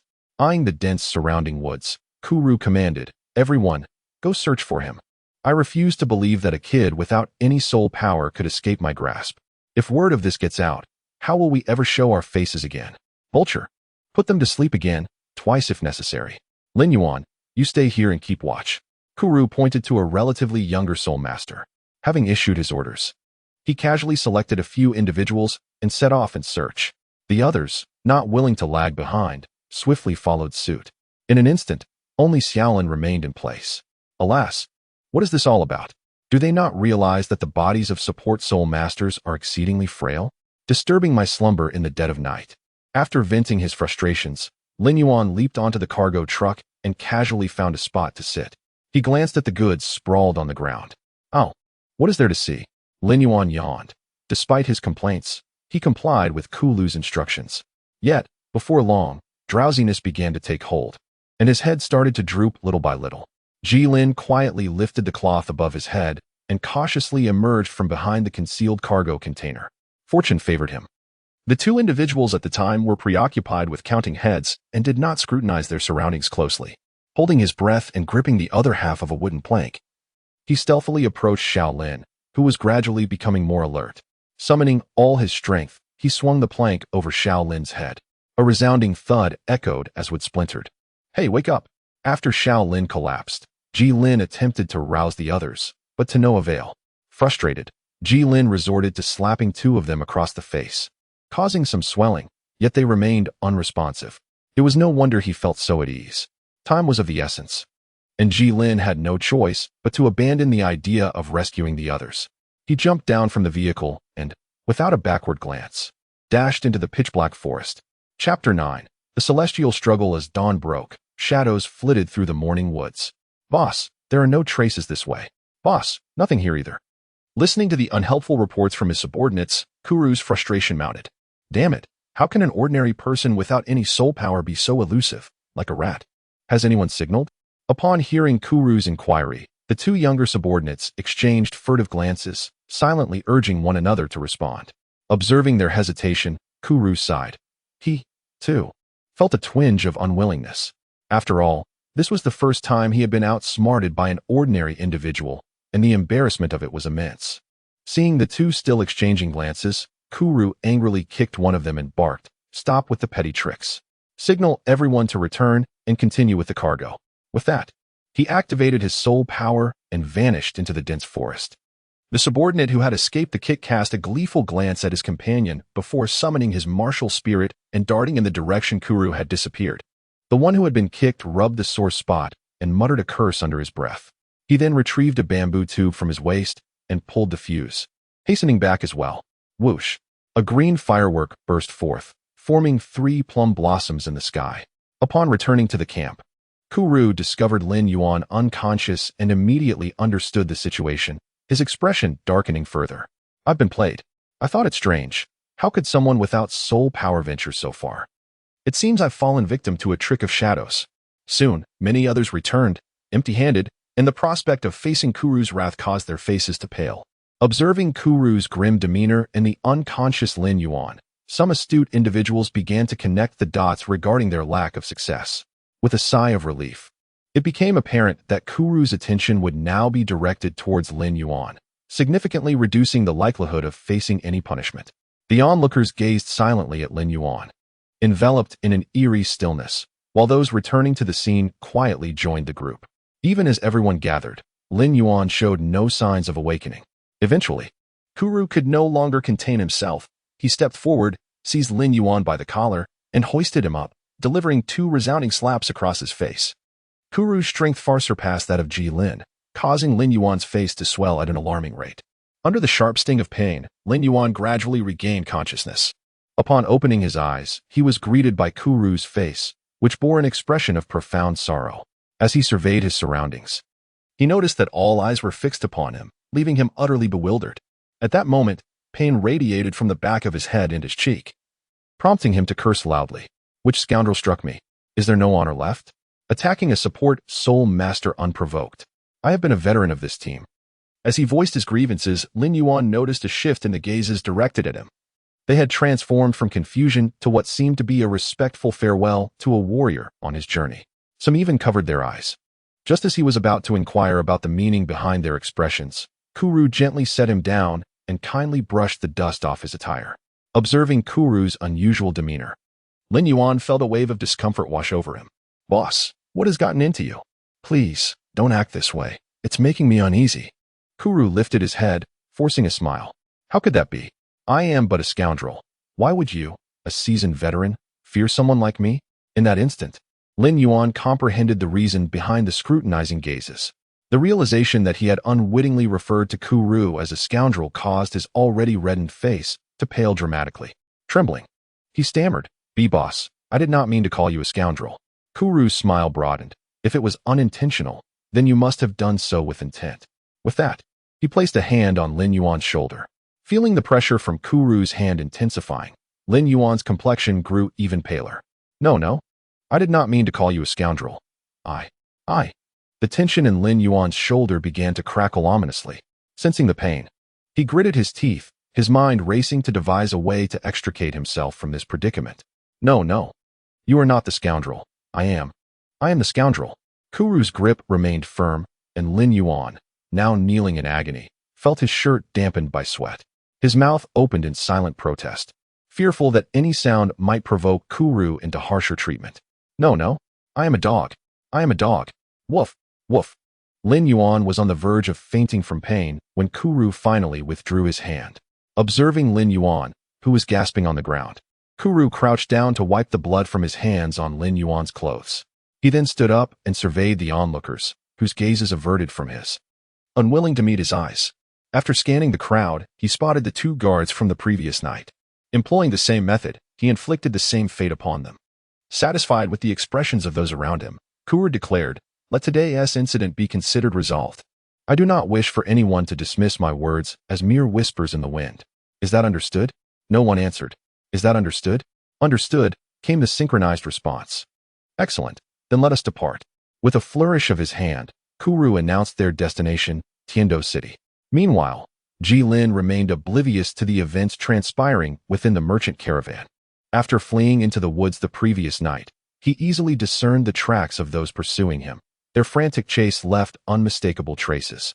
Steering clear of the tracks, Jilin wandered safely through the forest for an entire day until nightfall, when he returned to the main road.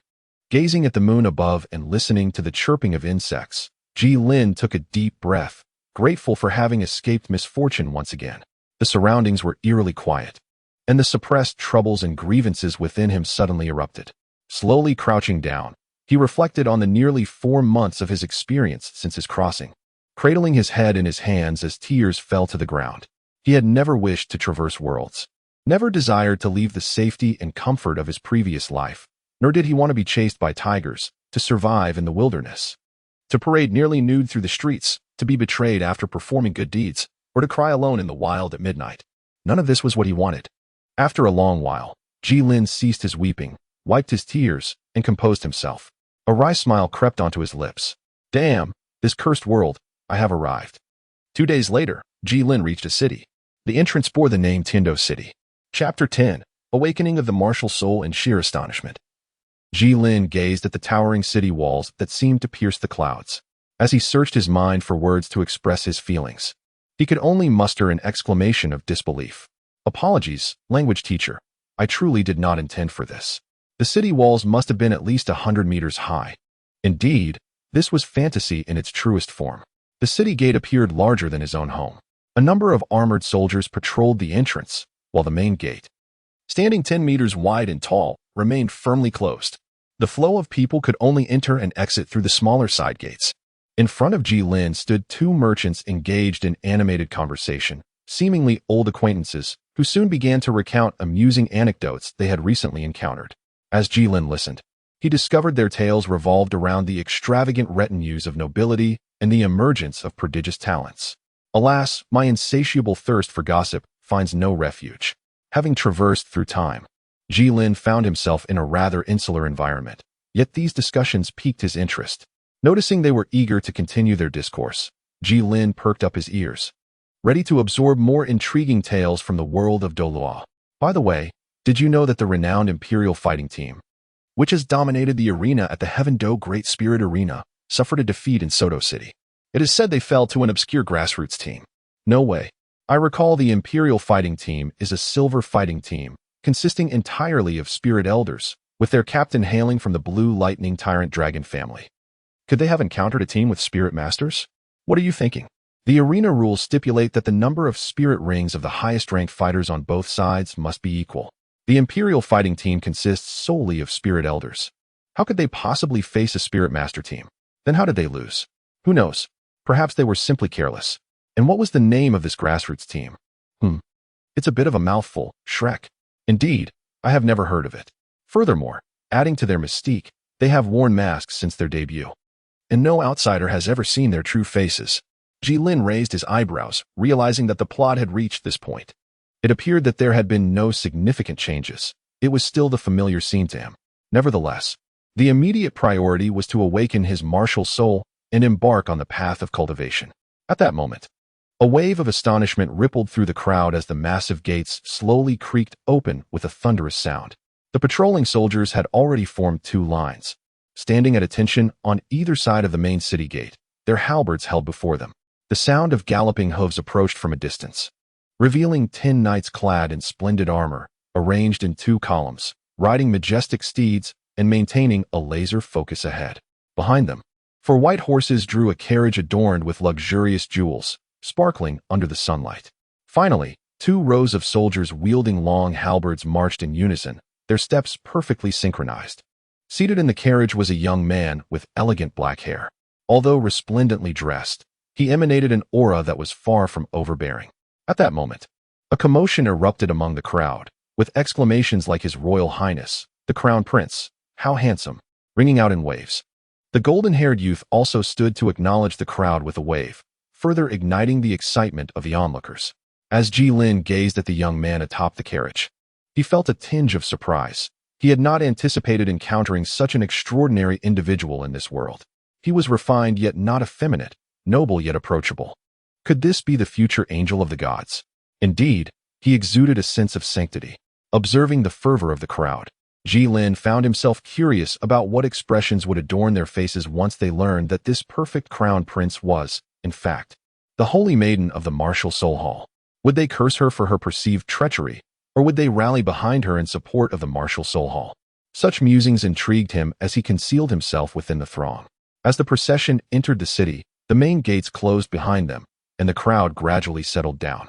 Upon crossing the city gates, Jilin noticed the astonishing height and formidable thickness of the walls, an impressive several dozen meters. Passing through the gates felt akin to entering a tunnel, illuminated by numerous luminous stones within. Upon exiting the city walls, Jilin was dazzled by the enchanting vista before him. The Western-style architecture resembled something out of a fairy tale. The neat and spacious streets bustled with activity. Some individuals were elegantly attired, gathered in small groups, while others hurried past without pause. On a second-floor balcony, a noblewoman shared tea with her friends, occasionally stifling laughter behind her hand. A young girl, clutching flowers, walked alongside a boy, her face radiant with joy, though sometimes flushed with shyness at his words. It was a scene that epitomized a flourishing era. Truly, as the capital of the nation, its grandeur surpassed all others. Strolling down the main street, Jilin admired the exquisite items displayed in the shop windows and inhaled the fragrant aromas wafting from unknown sources. Yet his expression turned sour. He was financially constrained. Although he had prudently concealed 2 gold soul coins within each of his shoes, he had underestimated the cost of living in Tiando. He had thought that 4 gold soul coins would suffice for a month, but upon witnessing the prices, he realized that it would barely last him half that time. He had assumed that the prices at the Star Dome market were already exorbitant, but little did he know that the imperial capital was even more extravagant. Let us take the hotels in Haichuan as an example. The most modest room requires 3 silver soul coins, while the finest demands a single gold soul coin. In contrast, regarding the hotels in Tiando City that Jilin inquired about, the lowest rate stands at 10 silver soul coins, with the highest suggested by a smiling receptionist as potentially being equivalent to a lifetime salary. In any case, Jilin must hasten to achieve his objectives. Otherwise, he would need to seek employment to sustain himself. He secured a room for 8 silver soul coins, thus establishing a preliminary sense of stability. The Spirit Hall is easy to locate, as there are only a few tall structures in Tiando City. The Spirit Hall of Tiando City is classified as a fourth-tier soul sanctuary, and from a distance, it bears a slight resemblance to a grand Western cathedral. Situated in a bustling area that occupies no less than 1,000 acres, as far as Jilin can perceive. Furthermore, there are no other buildings within a radius of 500 meters, providing a broad vista. Upon witnessing such a magnificent spirit hall, Jilin felt a twinge of hesitation. Originally, he had intended to seek a subsidiary or branch hall for the awakening of his martial spirit. However, by a twist of fate, he found himself in Tiando City. Although he stood before the spirit hall, would this grand establishment truly awaken a martial spirit for an ordinary civilian like him, especially when he was all alone? Jilin ultimately decided to relinquish his ambitions, knowing he could endure for a while longer, taking things slowly. The temple bathed in sunlight appeared so sacred, however. The Spirit Hall was certainly not a charitable organization. Chapter 11. Unexpected joy. As the evening lights began to shimmer, Jilin returned to the hotel he had previously reserved. Reeking of alcohol, he took out his key, located his room based on the information inscribed upon it, opened the door, and with a resounding slam, shut it behind him. The room was modest, approximately 15 square meters. Aside from the bathroom, it offered little space. Yet, it contained merely a table, a chair, and a small bed, leaving a fair amount of room to maneuver. Upon entering the room, Jilin fell back onto the bed with open arms, his mind wandering to the intelligence he had gathered at the tavern. After departing from the Spirit Hall, he sought out an inn. For it is often said that taverns are the easiest places to glean information. Thus, he decided to give it a try. Upon entering the tavern, Jilin noticed numerous gazes directed towards him, some belonging to those who appeared to live comfortably, while others displayed the signs of hardship. Paying no heed to these stares, Jilin proceeded directly to the bar, ordered the cheapest drink available, and then sought a secluded corner. Jilin harbors a disdain for alcohol. Despite his ability to remain sober, his face flushes and he suffers from a headache the following day, yet he cannot find solace in drunkenness. In his childhood, the adults in his family were quite astonished by this peculiarity, dubbing him a divine being sent by the gods of wine. As he matured, he found himself summoned by companions whenever the occasion for drinking arose. Thus, Jilin developed a profound aversion to alcohol, as he could only feel the irritation in his throat without experiencing the sweet release of intoxication. In the corner, he occasionally sipped from his glass, his gaze sweeping the surroundings. With a single drink, he felt the warmth of his cheeks and, rising to his feet, ordered another. He then unsteadily approached his chosen targets, two robust men seated in the corner. Their skin was dark, their attire unremarkable, and their beverage selection far from extravagant. After observing them for a considerable time, Jilin concluded they were laborers engaged in manual work. "Gentlemen, I find drinking alone rather dull. May I join you?" The two, evidently having indulged themselves, readily agreed without a moment's hesitation. Of course, the more, the merrier. It is well known that men often forge bonds through shared experiences. Whether it be facing adversity, engaging in escapades, or enduring hardships together, drinking serves as an essential means of establishing camaraderie. Soon enough, after a few rounds, the trio began to refer to one another as brothers. Alas, this friendship, born of alcohol's influence, was fleeting and could not withstand scrutiny. Otherwise, drinking companions would not be regarded as a pejorative term. As the drinks continued to flow, Jilin listened to their grievances about their employer, learning that they were stonemasons, dedicated to shaping stone and constructing buildings. They had just completed a substantial contract worth 1,000 gold soul coins, yet their boss claimed 800 of it. The remaining 200 had to be divided among nearly 100 colleagues, leaving each with a mere 2 gold soul coins. While earning 2 gold soul coins for nearly a month's labor is commendable, the thought that their employer, who merely observed them from the shade, pocketed 800 coins, rendered Jilin's own earnings rather unappealing. One of the burly men sighed in resignation. "Alas, there's little we can do. After all, he is a soul master. Yet, to be fair, our boss isn't the worst. My previous employer was exceptionally stingy. Indeed, if I could awaken my soul power, I would act similarly. Come now, with your prospects? If you possess soul power, it would likely be a miracle. If only I could gain soul power, I would be willing to obliterate my ancestral grave." Jilin felt it was time to speak up. Who could argue otherwise? "Alas, to be frank with you both, I have only just arrived in Tiando City today. Having barely settled in, I was contemplating finding some work to establish myself." "Oh, so you wish to join us in our endeavors?" Jilin waved his hand and sighed. Of course not. I am not as strong as you two. I intend to seek a more leisurely occupation.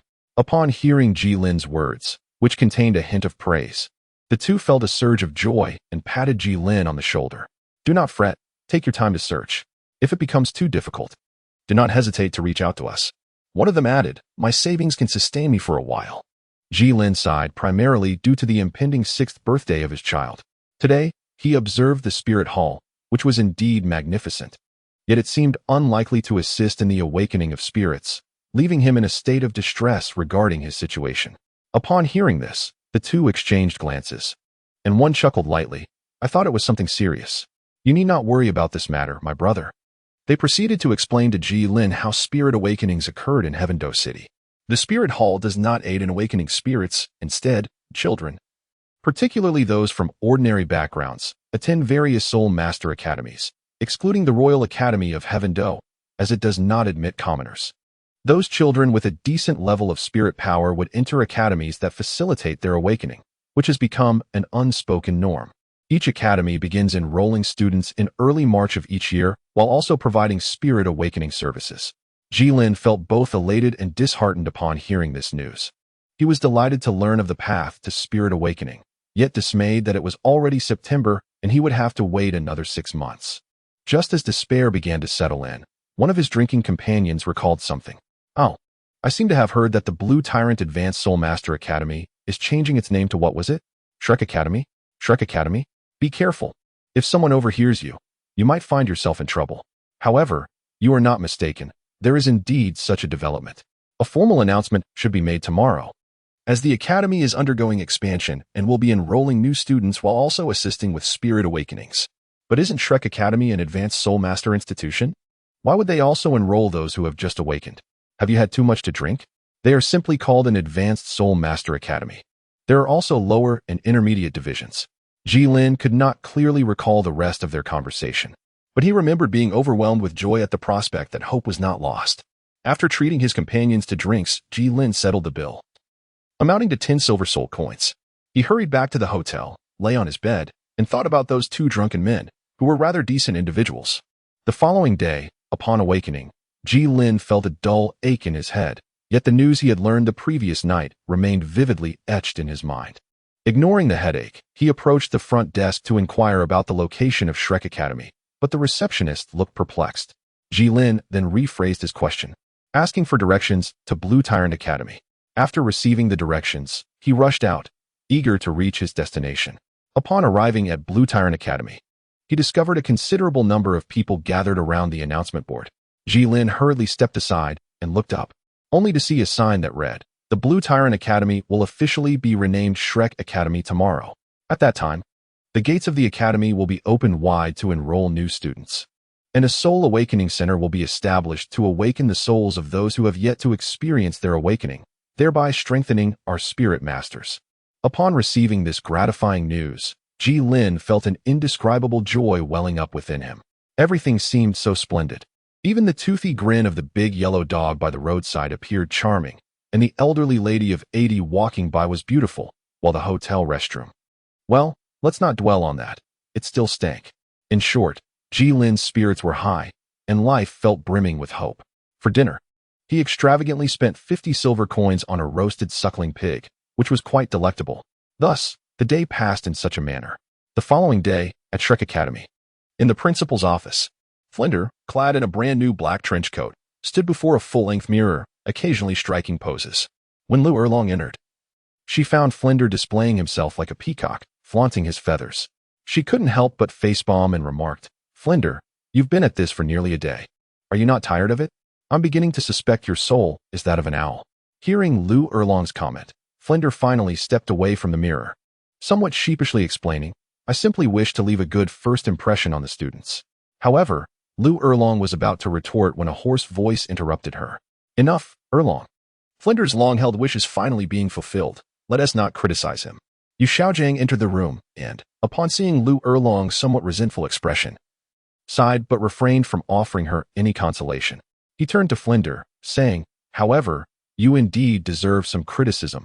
The enrollment ceremony has been underway for quite some time. Yet the principal is still admiring himself in the mirror. Is it?" Flinder turned to glance at the clock on the wall. Indeed, it was true. Then my speech, which I prepared late into the night yesterday, has gone to waste. Flinder anxiously scratched his head, pacing around the office, pondering a remedy that would allow the students to witness his imposing presence as a principal. Observing Flinder's flustered state, Yu Xiaojiang could surmise his thoughts and sighed again. Fear not. I have already arranged to change your opening speech to a closing one, so it will not hinder your opportunity to shine before the students. Upon hearing this, Flinder was overjoyed, exclaiming, Xiaojiang, you truly are the wise cornerstone of our golden triangle of iron. As he spoke, he noticed Lu Erlong's gaze had remained fixed on Yu Xiaojiang since his entrance, and a fleeting shadow of melancholy crossed Flinder's eyes. To avoid his longtime friend noticing, he swiftly changed the subject. Now that there is nothing pressing, I might as well check on the recruitment of new students. Without waiting for the two to respond, he hastily departed from the principal's office.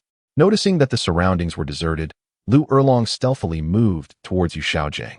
Despite being a grand soul master, Yu Xiaojiang's lack of subtlety did not escape notice, prompting him to hasten towards the door. However, Lu Erlong's cultivation far surpassed his own, granting him a speed that was unmatched. Just as Yu Xiaojiang's right hand grazed the doorknob, his left sleeve was seized. Lu Erlong's voice resonated from behind. Xiaojiang, do you truly despise being in my company? Turning around, Yu Xiaojiang beheld the glistening eyes of Lu Erlong, now tinged with red. Recalling the words of his disciple from earlier, he sighed deeply, allowing his hand to slip from the doorknob. As Flinder exited the teaching building, he glanced towards his office, resting his left hand upon his forehead, gently massaging his temples. Having resolved to let go, he found himself ensnared in nostalgia. Just as Flinder lingered in recollection of his bygone youth, a student rushed towards him, urgency in their stride. Principal, there's trouble brewing. Flinder adjusted his glasses, the reflection obscuring his gaze. Chapter 12. The failure of awakening. What a bore. I wonder where Sangu has wandered off to. Xiao Wu has become as diligent as Zhu Qing, tirelessly training, while Dai Lao continues to pester Zhu Qing. As for the fatty, let us not even mention him. Even Xiao Ao has secluded himself. I can't fathom where a food-type soul master finds such motivation. Ning Rongrong leaned against a bench in the school park, her right index finger idly twisting her hair. Suddenly, she sat up straight, placing her index finger and thumb beneath her chin. I must find some amusement, or I shall perish from boredom. But where to seek it? At that moment, she noticed a throng of students hastening towards the school gate, piquing her curiosity. She intercepted one of them, inquiring, why is everyone rushing towards the gate? The student, initially irked, recognized her as the new principal's student and, unable to afford disrespect, replied with deference, hello, senior. We heard there has been a disturbance during the enrollment ceremony and are heading to witness the commotion. To assist. Intrigued, Ning Rongrong promptly decided to join in the excitement. Observing the line before him, Ji Lin felt a twinge of astonishment. Rising before dawn, he found that countless others had arrived even earlier. Shrek Academy had established 10 soul awakening points, each teeming with hundreds of individuals waiting in line. Clearly, he had underestimated the significance the people of Douluo placed on soul awakening. After all, once one possesses soul power, they gain the potential to join the privileged ranks of soul masters. It would not be an exaggeration to liken it to leaping over the dragon gate. However, after today, I too shall be a member of this elite class. Suppressing the excitement within, Ji Lin patiently awaited his turn. He arrived early, finding himself among merely 30 individuals ahead of him at the awakening point, and excluding parents, there were only a dozen children. It would soon be his turn. The process of martial soul awakening was not particularly complicated, and the line advanced steadily. Observing the children ahead of him, some eagerly entering while others emerged despondent. With a few even in tears, the parents waiting outside rushed to offer consolation. Up to this moment, no one at Ji Lin's awakening point had manifested soul power. However, at the awakening point to his left, a boy possessing a level 5 hunting dog martial soul had been revealed. The representatives from Shrek Academy promptly invited him to join. And amidst the joy of his parents and the envy of onlookers, the boy happily stepped through the gates of Shrek Academy. Ji Lin felt a tinge of anxiety. But upon recalling the soul power within him, he relaxed his tightly clenched hands, which were now slick with sweat. At long last, it was his turn. Leading the children into the awakening chamber was a lad of about 12 or 13, standing roughly at 1.60 meters. Ji Lin couldn't help but marvel at the rapid development of young individuals in Douluo. The boy glanced at Ji Lin and inquired, "Sir, where is your child?" Upon being addressed as Sir, Ji Lin almost corrected him, eager to point out that he was merely 20 years old. However, he realized that his recent neglect of personal grooming might indeed lead to such a misidentification. Moreover, the pressing matter at hand was the awakening of his martial soul, which quelled his desire to protest. "I have come to awaken my martial soul," Ji Lin declared. The boy, named Jela, paused in surprise, having never encountered anyone so old seeking to awaken a martial soul. Curiosity piqued, he asked, "How old are you?" 20, Ji Lin replied. Jela turned to his companion. "Can one really awaken a martial soul at 20? His companion shook his head, indicating that not only had he never witnessed such a phenomenon, but he had also never heard of it. At that moment, a slightly irate voice emerged from within a nearby tent. "What is going on? Where is everyone? Hurry up and enter. Do not waste my time." Jela shouted towards the tent. "Senior, there is a 20-year-old here wishing to awaken his martial soul. Should we let him in?" Talon, already irked by the multitude of awakenings he was overseeing, snapped back. "Have you lost your mind? A 20-year-old seeking to awaken a martial soul? Is he here to create chaos? Tell him to leave." Being publicly dismissed was infuriating for Ji Lin. Yet he managed to suppress his anger and calmly presented his reasoning. "I genuinely have not awakened my martial soul, and your notice did not stipulate any age requirement for seekers." Talon exited the tent and immediately spotted Ji Lin at the front of the line. "Let us not even discuss whether you can successfully awaken at your age. Even if you do awaken and possess soul power, to what level can you cultivate? It would be wiser to return home to tend the fields and seek a livelihood." "But what if I am a once-in-a-millennium prodigy?" Ji Lin countered, with a serious expression. Ji Lin replied, You. I have never encountered such an audacious individual." As he spoke, Talon strode forward, intent on taking action. Ji Lin immediately shouted, "Help! The spirit master is going to kill someone." The surrounding crowd began to murmur, expressing their disbelief at the students from Shrek Academy. All they wanted was to awaken their martial soul. A little assistance would suffice. How petty. Indeed, how can a spirit master make things difficult for an ordinary person? Child, you must not emulate that arrogant brother of yours. Although Talon was a spirit master with considerable strength, he was still a somewhat immature youth. Faced with such a situation, he found himself at a loss, unsure whether to act or refrain from action, ultimately resorting to a fierce glare directed at Ji Lin. In response, Ji Lin silently whispered an apology to himself. Though it was rather shameless, it was the most prudent course of action he could conceive. At that moment, a deep voice resonated. "It is you, young man, who is causing the disturbance." The newcomer was tall and slender, approximately 1.9 meters, adorned with black half-frame glasses. His hair streaked with gray, prominent cheekbones accentuating his face, and a black trench coat that appeared somewhat oversized. As Talon bellowed in anger, someone realized the situation had escalated and hurried off to inform a teacher. While Ji Lin observed Flender was likewise scrutinizing Ji Lin, his disheveled hair, somewhat tattered clothing, and a face marked by the weariness of travel. He was neither a spirit master nor a wealthy individual. At 20 years old, still seeking to awaken a martial soul? Leave. The utterance of the word leave seemed to freeze the air around them, and the onlookers fell silent. The once lively entrance now so quiet one could hear a pin drop. Ji Lin was reluctant to humble himself and beseech others, yet at this moment, it was the only means available for him to awaken his martial soul. "Respected soul master, there is no decree stating that one cannot awaken at the age of 20. Thus, I implore you for an opportunity."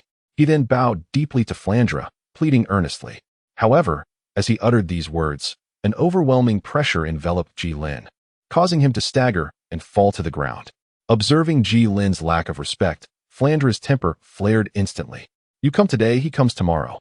Do you take my Shrek Academy for what it is? A mere marketplace?" Ji Lin gritted his teeth and, despite the overwhelming pressure, managed to rise unsteadily. Fortunately, his body had grown stronger. Otherwise, he would have been forced to remain prostrate. "Please grant me a chance." Flender furrowed his brow, astonished that the pressure of level 30 could not deter this young man. Just as he was about to intensify the pressure, a clear voice broke through the tension. "Flender, to grant him an opportunity. Otherwise, if he turns out to be a genius, it would be a pity for him to be labeled as unrecognized talent." The speaker was Ning Rongrong, her beauty accentuated by the elegant azure gown she wore. Flender, momentarily perplexed, wondered why Ning Rongrong would advocate for an outsider. Just as he was about to inquire, he noticed the excitement shining in her eyes. How could I have forgotten? She is no demure girl, but rather a little sorceress who revels in chaos. Relenting to her request would not only please her, but also serve to enhance my illustrious image as the dean. Having made up his mind, he withdrew his soul power and addressed Ji Lin. Young man, I shall grant you but one opportunity. With that, he produced 6 dark, spherical stones from seemingly nowhere. Come, I shall awaken your potential myself. Ji Lin took a deep breath and expressed his gratitude to Ning Rongrong before approaching Flander. The moment had arrived. As he spoke, Flander cast the stone in his hand, which landed in 6 directions around Ji Lin. With a surge of spirit, a colossal azure owl manifested behind Flander. He extended his right hand, palm facing Ji Lin. Streams of azure light erupted from the 6 stones, intertwining to form a flawless hexagram, with Ji Lin positioned at its center. In the next instant, a pale golden shield enveloped Ji Lin, while the 6 stones emitted glimmers of golden light that flowed into his body. Ji Lin sensed the golden light streaming into his body from all directions, bringing with it an overwhelming sense of comfort, akin to a famished person savoring a delicious feast or a parched soul quenching their thirst with sweet nectar. Every path of golden radiance passed through the reservoir of soul power located in his dantian, each ray carrying away a fragment of his soul energy until it became imperceptible. As more golden light flooded in, the soul power within his dantian diminished further, instilling a sense of unease in Ji Lin. Extend your right hand, came the directive. At this, Ji Lin lifted his right hand, and all eyes widened in anticipation, eager to witness the awakening of his martial soul, especially given the abundance of golden light. Even Flinder and Ning Rongrong were not exempt from this curiosity. However, as the crowd gazed on, their eyes strained. Ji Lin's right hand remained devoid of any visible martial soul. He stood there, hand raised in a daze. What is this? Does he truly lack a martial soul? One voice scoffed. I expected something formidable given his persistence, but this is utterly laughable. This remark ignited a wave of laughter among the onlookers. Look at him. He resembles a beggar holding out a bowl. Indeed, with a bowl added, seated on the ground, he would bear a striking resemblance. Child, lacking soul power is one thing, but do not embarrass yourself like him. Amidst the laughter, Ji Lin retracted his right hand and gradually clenched it into a fist. His head bowed, concealing his expression. Initially, Flinder had hoped Ji Lin would awaken an extraordinary martial soul, worrying he might be proven wrong. But it turned out this individual was merely a jester. Wiping away the tears of mirth from the corners of his eyes, he remarked with a smile, Young man, I am in good spirits today, so I shall overlook your disruption. Now be gone. Ji Lin remained silent. Although he had yet to awaken, he could still distinctly sense the soul power within him. Initially, he had hoped to gauge the extent of his soul power levels, but given the current circumstances, it seemed that opportunity had slipped away. He stepped away from the crowd, vanishing from their sight. Observing Ji Lin's departure, Flandra turned to address the assembled students behind him. In the future, should you encounter individuals like him, feel free to take action. Remember, those who shy away from conflict are mere mediocrities. You have the Academy backing you. Long live the principal. Long live Shrek. The surrounding crowd buzzed with chatter. Is this the perspective of a soul master? I'm enamored. That teacher appears formidable. I must join Shrek Academy. To avoid confrontation is to be mediocre. He is truly the epitome of my ideal school. Mom, what kind of animal is that? A little girl pointed at Flandra's martial spirit and inquired. Sweetheart, that's a flying creature called a owl, her mother replied. Can I be as impressive as that, uncle? The child asked. Darling, it's still daylight. Why are you speaking of dreams? Chapter 13. Hello, my name is Luo. Lin Yuan was quite disheartened. Ever since he was knocked unconscious and fled from an ordinary person, Kulu had used him as a cautionary example, diminishing his standing within the group. Even the newcomers felt emboldened to jest at his expense. This morning, they had set off without including him, making him feel increasingly extraneous. With this thought, Lin Yuan's resentment towards Ji Lin deepened. Damn it, I hope I don't cross paths with that brat. Otherwise, I'll show him what true cruelty is. Arriving at a tavern he frequented, he chose a seat by the window, determined to indulge in a drink and console himself. As he awaited his beverage, Lin Yuan inadvertently spotted a familiar figure. Truly, even fate seemed to be aiding me. Ji Lin sought out a nearby tavern, one of a much higher caliber than the establishments he previously frequented for information, though he paid no heed to this distinction. Alone, he settled into a corner. While Ji Lin was impervious to intoxication, he found himself at a loss for alternative means to alleviate his troubled spirit. The fiery essence of the liquor served as a commendable remedy. Thus, he indulged in cup after cup. It was only when the urge to relieve himself became overwhelming that he rose, his complexion flushed, and made his way to the restroom. Noting Ji Lin's departure, Lin Yuan, who had been quietly observing from a nearby seat, also stood and followed him to the lavatory. This tavern was indeed superior. Even the restroom was considerably more spacious than Ji Lin's own quarters. After a thorough release, Ji Lin's eyelids drooped, his demeanor languid. At that moment, he sensed a presence behind him and turned to find an old acquaintance, the very human trafficker he had previously incapacitated, standing at the entrance. Aware of the adversary's ill intentions, Ji Lin had no desire to extend courtesies. He staggered unsteadily toward the door. As Ji Lin approached, swaying slightly, Lin Yuan had already devised a plan to subdue him. He intended to catch Ji Lin off guard and strike him down, confident that even as a level 23 support soul master lacking in brute strength, he would still possess greater force than an ordinary man. Once Ji Lin was incapacitated, Lin Yuan could act freely. Yet, he reminded himself not to go too far, lest he diminish Ji Lin's value. While contemplating how to exact his revenge without degrading Ji Lin's worth, Lin Yuan noted that Ji Lin was now within 5 meters of him. He cast aside his musings and awaited Ji Lin's approach. For meters, observing Ji Lin's unsteady gait, Lin Yuan felt disdain, convinced that Ji Lin's prior success in knocking him out was merely a stroke of luck, compounded by surprise. This time, Ji Lin was inebriated and lacked soul power. The advantage was his. 3 meters. How could I possibly be knocked out by someone like him? It would be a significant blemish on my life. But soon, that thought would fade. 2 meters. How much could I sell him for? 1,000. Or perhaps. Suddenly, Ji Lin erupted with fury, delivering a powerful punch to Lin Yuan's abdomen, whose fanciful thoughts were swiftly shattered. The force, capable of lifting 100 pounds with a single arm, caused Lin Yuan to double over and collapse to the ground. In disbelief, Lin Yuan looked up, only to see the same flushed face from before, now accompanied by eyes that sparkled with clarity, a sight he had not witnessed until now. With a swift kick, Ji Lin struck Lin Yuan on the head, sending him flying against the wall, where he collapsed, unconscious. However, Ji Lin did catch a glimpse of Lin Yuan uttering a phrase mid-flight. "You ambushed me again." Ji Lin then collected his spoils, an impressive 46 gold soul coins. As he exited the tavern, a refreshing breeze greeted him, bringing a sense of coolness. This brief encounter alleviated much of the frustration stemming from his earlier failure to awaken his martial soul. Although he had not successfully awakened his martial soul, this experience was not entirely fruitless. Ji Lin discovered he could now wield the dwindling soul power within him with remarkable ease, as if it were an intrinsic part of his being.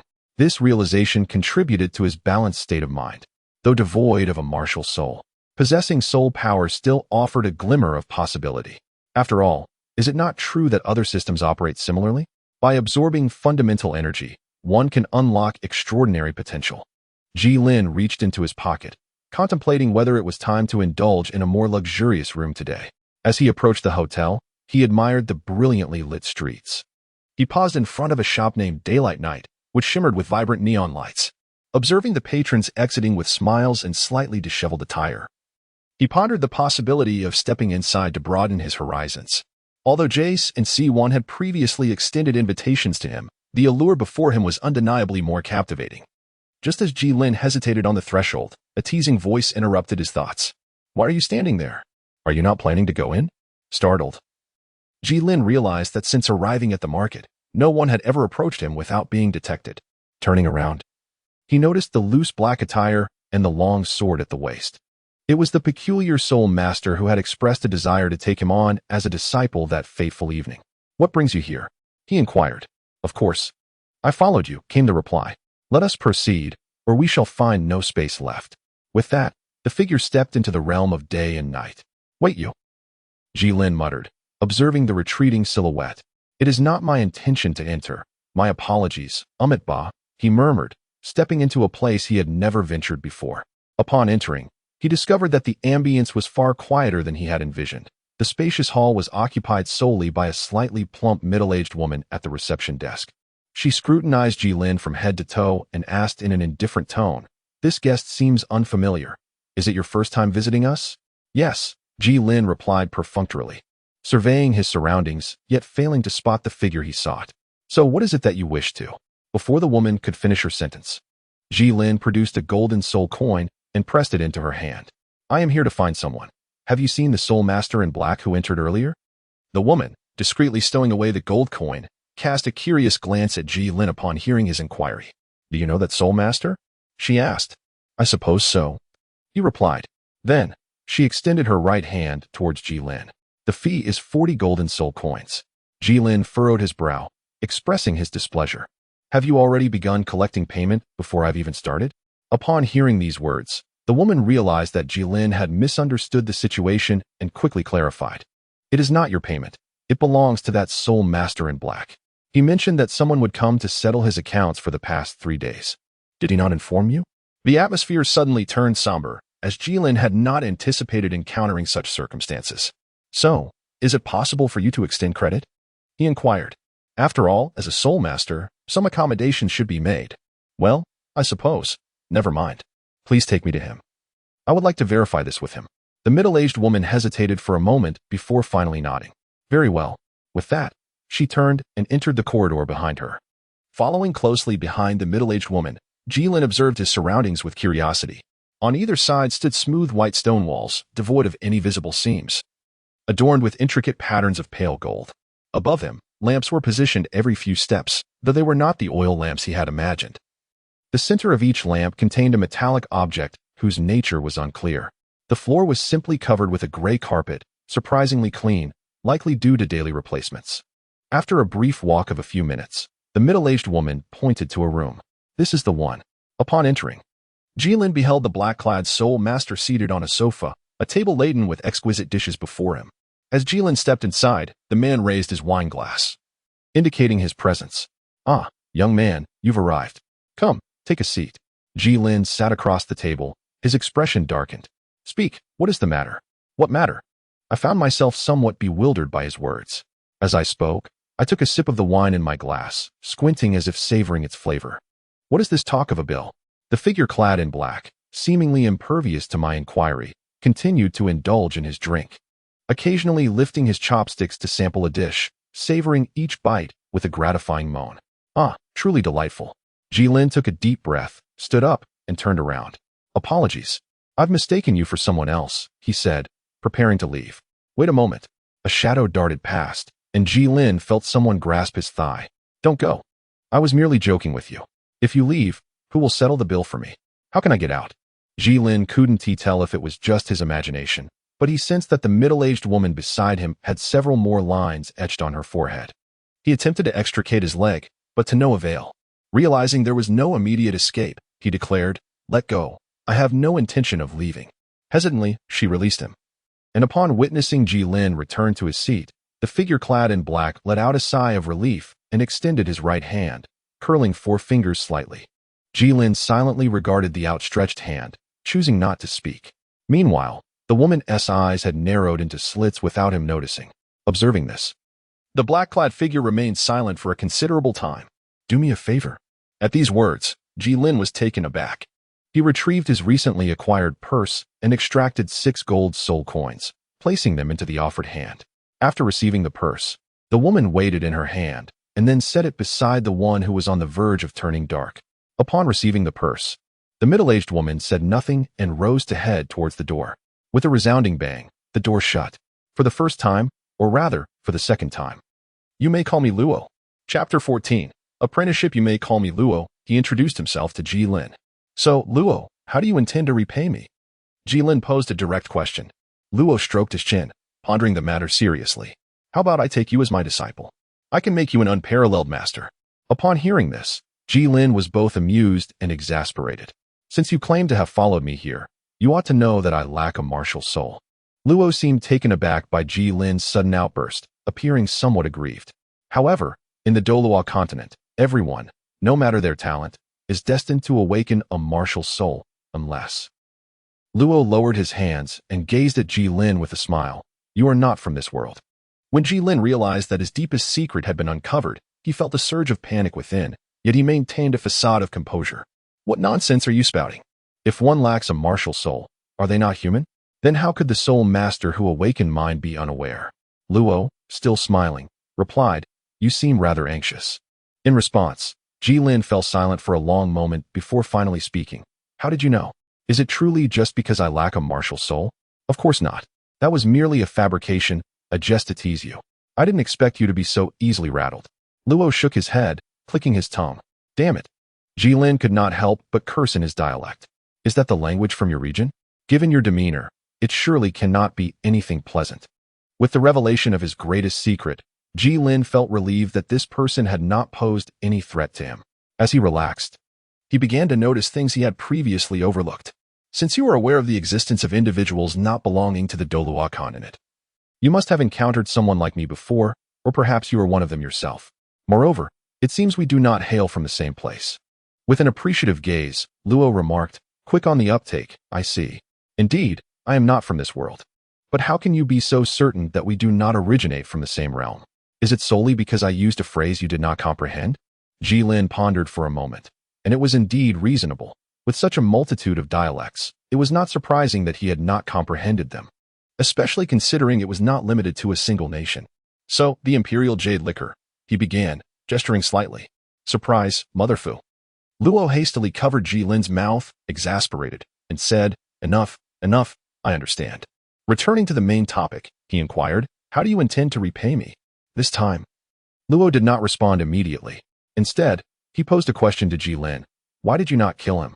At that moment, you had the opportunity to eliminate him, who posed no resistance. Why did you spare him? It was evident he was approaching you. Were you present at the scene?" Jilin replied, "I suppose so."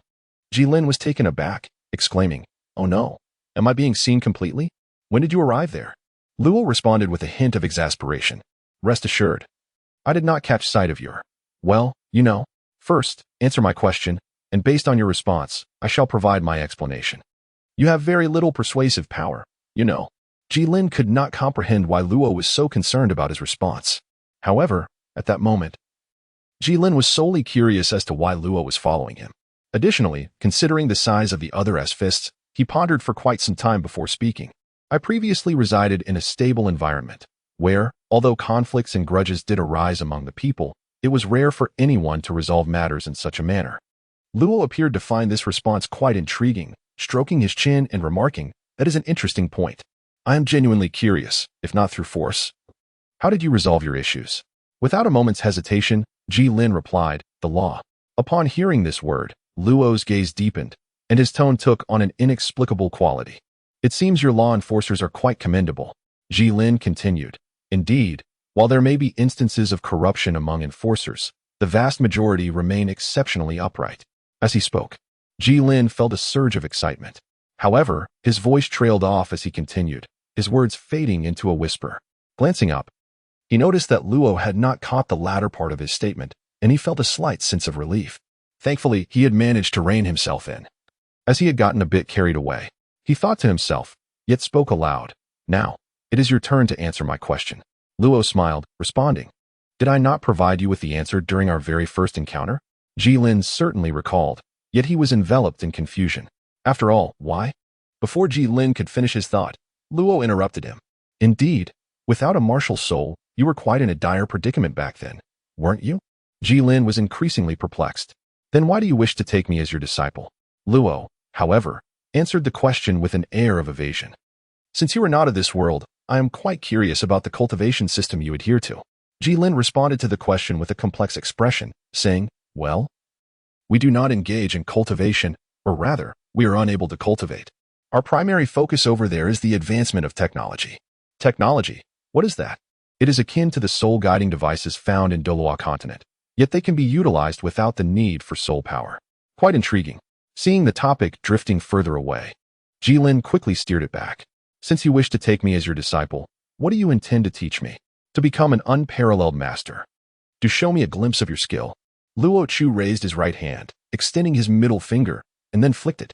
Jilin felt a sudden flash of white light, and upon inspecting himself, he found nothing unusual. He assumed it was merely a gust of wind. The next moment, a sound of shattering reached his ears from behind. Turning around, he discovered that a vase resting on the cabinet had split into two halves. One half had fallen to the ground, creating a noise, while the other lay on the cabinet, its broken edge as smooth as a mirror. Jilin swallowed hard, instinctively stepping back, only to find that his foot had brushed against the table, which revealed a straight, narrow crack appearing at its center, causing the stone table to tilt inward. Jilin lowered his head and murmured softly, "Without the use of a martial spirit or the sight of a soul ring. It indicates that I too can master this skill." Suddenly, he raised his head sharply, gazing at Luo, who lay on the sofa, his eyes filled with a fervent desire to learn. Observing this, Luo chuckled and said, "Do you wish to learn? I shall teach you." Upon hearing this, Jilin was filled with immense joy. "Master, I humbly beseech you to accept me as your disciple," he declared as he knelt. Luo closed his eyes, savoring Jilin's homage. Yet, he couldn't shake the feeling that something was amiss. Opening his eyes, he noticed Jilin still kneeling there. "Well, since the atmosphere has been set, shouldn't you prostrate a few times?" Jilin touched his nose. "However, that must be quite painful, right?" Luo was left speechless by this response and exclaimed irritably, "Get up, get up." Jilin, a well-behaved child, promptly sprang to his feet, his swiftness surpassing that of his previous kneeling. A lingering sense of having made a miscalculated decision enveloped him. Upon standing, Jilin turned to Luo, inquiring, "Master, when shall you begin teaching me that technique? I believe now would be quite opportune. Do not be so hasty. For today, return to rest. Tomorrow, I shall impart some knowledge unto you," Luo replied, rising and opening the door, vanishing in an instant. Witnessing Luo's exit, Jilin could not help but marvel, truly. A worthy peer, his prowess is undeniable. However, glancing at the table, now split in two, he lamented, "Couldn't I have been afforded a single bite?" The following morning, in the hotel's dining hall, Jilin cast a glance at the mere 5 gold coins remaining in his possession, his resentment towards Luo intensifying. Had Luo taken him along last night, he would still possess 10 gold coins. How long could 5 gold coins sustain him? He hoped that the man would indeed impart some wisdom. Otherwise, he would ensure Luo understood the meaning of, what was it? Breakfast, I presume? "Master, have you eaten?" Jilin queried. "I have dined. Yet since you have expressed such consideration, I believe I could indulge a little more," Luo responded. He then summoned the waiter, ordering a serving of qinglong porridge and a portion of qingyu dried fruit. "That shall suffice." "Very well." The waiter acknowledged before turning to Jilin. "And what would you like to order?" Jilin picked up the menu, preparing to order a breakfast with a more commanding name. Let me see, the qinglong kanji, 2 jin soul coins for a bowl. And the qingyu dried dish at 1 jin soul coin. Goodness. Stiffly turning his head, he glanced at Luo beside him. Did this guy install surveillance on my wallet? What are you staring at? Just order, Luo urged. MD, why should you enjoy the best while I cannot? With that thought, Jilin turned to the waiter. He squeezed out, I'll have a serving of qinglong kanji as well. Certainly. The dishes arrived swiftly, and as Jilin gazed at the pristine white kanji before him, he pondered for a long while. It doesn't seem any different from ordinary white kanji. Why is it so expensive? And why such an imposing name? Nonetheless, Jilin lifted the bowl to his nose and inhaled deeply. The aroma was indeed delightful.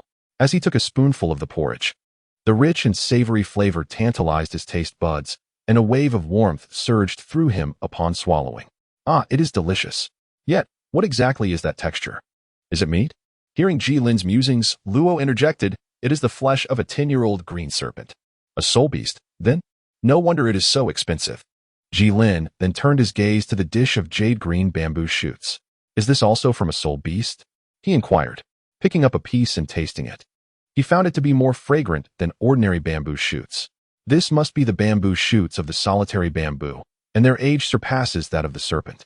Jilin, filled with doubt, inquired, how do you know me so well? Just how much have you consumed? He reminisced about his past adventure in the depths of the ocean, recalling the time his vessel accidentally ran aground, leaving him to feast upon numerous soul beasts on that desolate island. Is that truly the case? In Chapter 15, an odd theory, after savoring the last spoonful of porridge, Jilin and his companion decided to depart, for Jilin found himself devoid of any funds, rendering their presence there futile. Let me clarify. My purse is utterly empty at present. Where shall we spend the night? Is it possible you are out of money? This posed a dilemma. However, for now, allow me to examine your condition. After all, I have yet to encounter a Douluo without a martial soul. With that, he gestured for Jilin to approach. Standing before the nearly 2-meter tall figure, Jilin, who stood at 1,798 meters, curiously asked, "How will you conduct the examination?" "Like this," came the reply, as he raised his hand, reaching to touch Jilin's head. Jilin hastily evaded, his expression a tapestry of complexity as he regarded Luo. "What manner of inspection is this?" Luo appeared somewhat displeased, "For this was my unique method. You ought not to be so ungrateful. It is not a matter of mistrust. Merely, might we relocate? In such a public setting, I feel rather embarrassed." Luo clicked his tongue in astonishment, remarking that before the Shrek Academy, "You were not so reserved. It was simply a lack of options. Given the choice, I would prefer to be a person of modest demeanor." "Very well." Luo gradually extended his hand towards Jilin's back, and under Jilin's bewildered gaze, seized his collar, ascending slowly into the air. As the ground receded further and the onlookers below gazed in astonishment, Jilin's face paled, realizing the magnitude of his humiliation. The Soul Master ahead came to a halt. Flying was prohibited in Tiando City. A squad of armored soldiers seemed to materialize from nowhere, their long spears aimed at the two. The leader, adorned with 2 yellow soul rings at his feet, proclaimed, "Otherwise, we shall be compelled to engage." Luo appeared oblivious to the warning, gazing down at Jilin. "Fear not, my friend, we shall seek a more secluded spot." With a hearty laugh, he transformed into a streak of light, swiftly making his way beyond the city limits. A distant voice echoed through the air, "You scoundrel!" One soldier turned to his captain. "Sir, shall we pursue?" The captain, irritated, replied, "Pursue? How can we? If he can fly without his martial soul, one can only imagine his strength. What good would it do us to catch up?" "What do you mean by that?" "Fall back." The wind that swept against Jilin felt like a biting sting, and tilting his face downward offered a modicum of relief.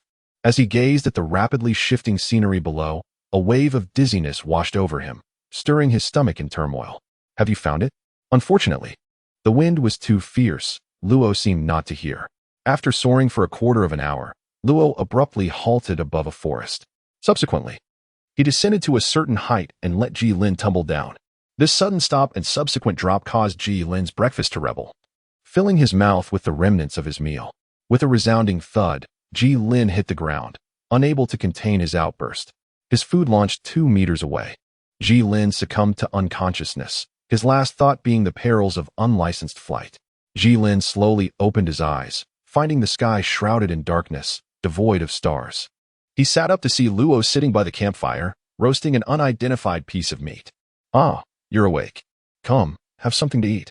Jilin approached the campfire without reservation, accepting the roasted meat handed to him by Luo and indulging in it, while you were in a state of unconsciousness. "I took the liberty to examine your condition and have gained a general understanding of your situation." Upon hearing these words, Jilin paused mid-bite and turned his gaze towards Luo, and then Luo fiddled with the roasted meat in his hands. "In truth, you possess a martial soul. However, yours is rather unique." "I have a martial soul, yet I do not sense its presence," Jilin replied. "Of course, you cannot perceive it. You are, in essence, your own martial soul." "A corporeal martial soul?"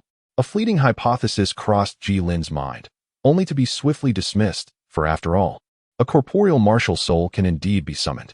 Unable to fathom this concept, Jilin voiced his confusion to Luo.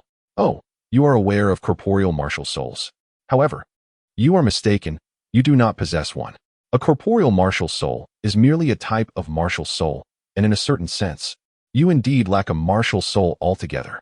Jilin took a deep breath, suppressing the urge to strike the riddle maker before him. What truly constitutes possessing a martial soul? And what signifies the absence of one? Alas, I had hoped you would comprehend. Perhaps it is I who am befuddled. Luo narrowed his eyes, his tone somewhat somber. "Jilin, do you yearn to possess a martial soul? Yet, have you considered that you yourself may embody a form of martial soul? In this world, everything, at least all that is alive, harbors soul power. Ordinary individuals and soul masters alike are imbued with this essence." Jilin remained silent, listening intently. As for the question of why ordinary individuals are unable to cultivate after their martial soul awakens, it is because their soul power is entirely consumed in the process of coalescing their martial soul. It is easily understood that the descendants of soul masters are often able to become soul masters themselves, as they inherit an extraordinary amount of soul power from their forebears. Thus, after forming their martial soul, they still possess a surplus of soul power. Within the bloodlines of all beings in this world lies a mysterious essence, which I refer to as the martial soul factor. Before the age of 6, the soul power within the human body gradually resonates with various martial soul factors in the bloodline. The more resonant factors one possesses, the stronger the martial soul becomes. Naturally, the more innate soul power one harbors, the greater the number of resonant martial soul factors. Prior to the age of 6, the innate soul power begins to shape one's martial soul under the guidance of these resonant factors. The remaining soul power after the construction of the martial soul is what is widely recognized as the level of innate soul power. Upon hearing this, Jilin contemplated a method to exploit a loophole for an early awakening, thereby granting those who would otherwise lack soul power the ability to possess it. This could potentially lead to a world where everyone has soul power, and in a few thousand years, perhaps the Douluo realm could evolve into a realm of cultivation. However, as far as Jilin understood, even after a millennium, the entire Douluo world still focused on cultivating martial souls, indicating that such a method was unfeasible. But why? Acknowledging Jilin's query, Luo nodded in agreement. Indeed, the fact that you could conceive this idea demonstrates your intellect remains intact. By the age of 6, the martial soul is nearly fully formed, and the resonant factors revert to a state of tranquility. At this point, the soul power devoid of martial soul factors will, well, dissipate like leaves in the wind, vanishing within the body. The martial soul serves as a new means of suppression for the soul power.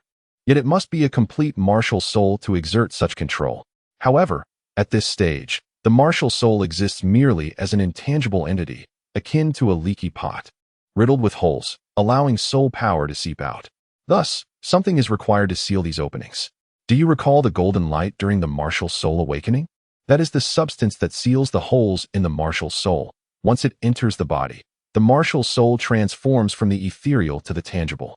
Although it remains unclear how Luo acquired this knowledge or its veracity, it elucidates some of Jilin's confusions.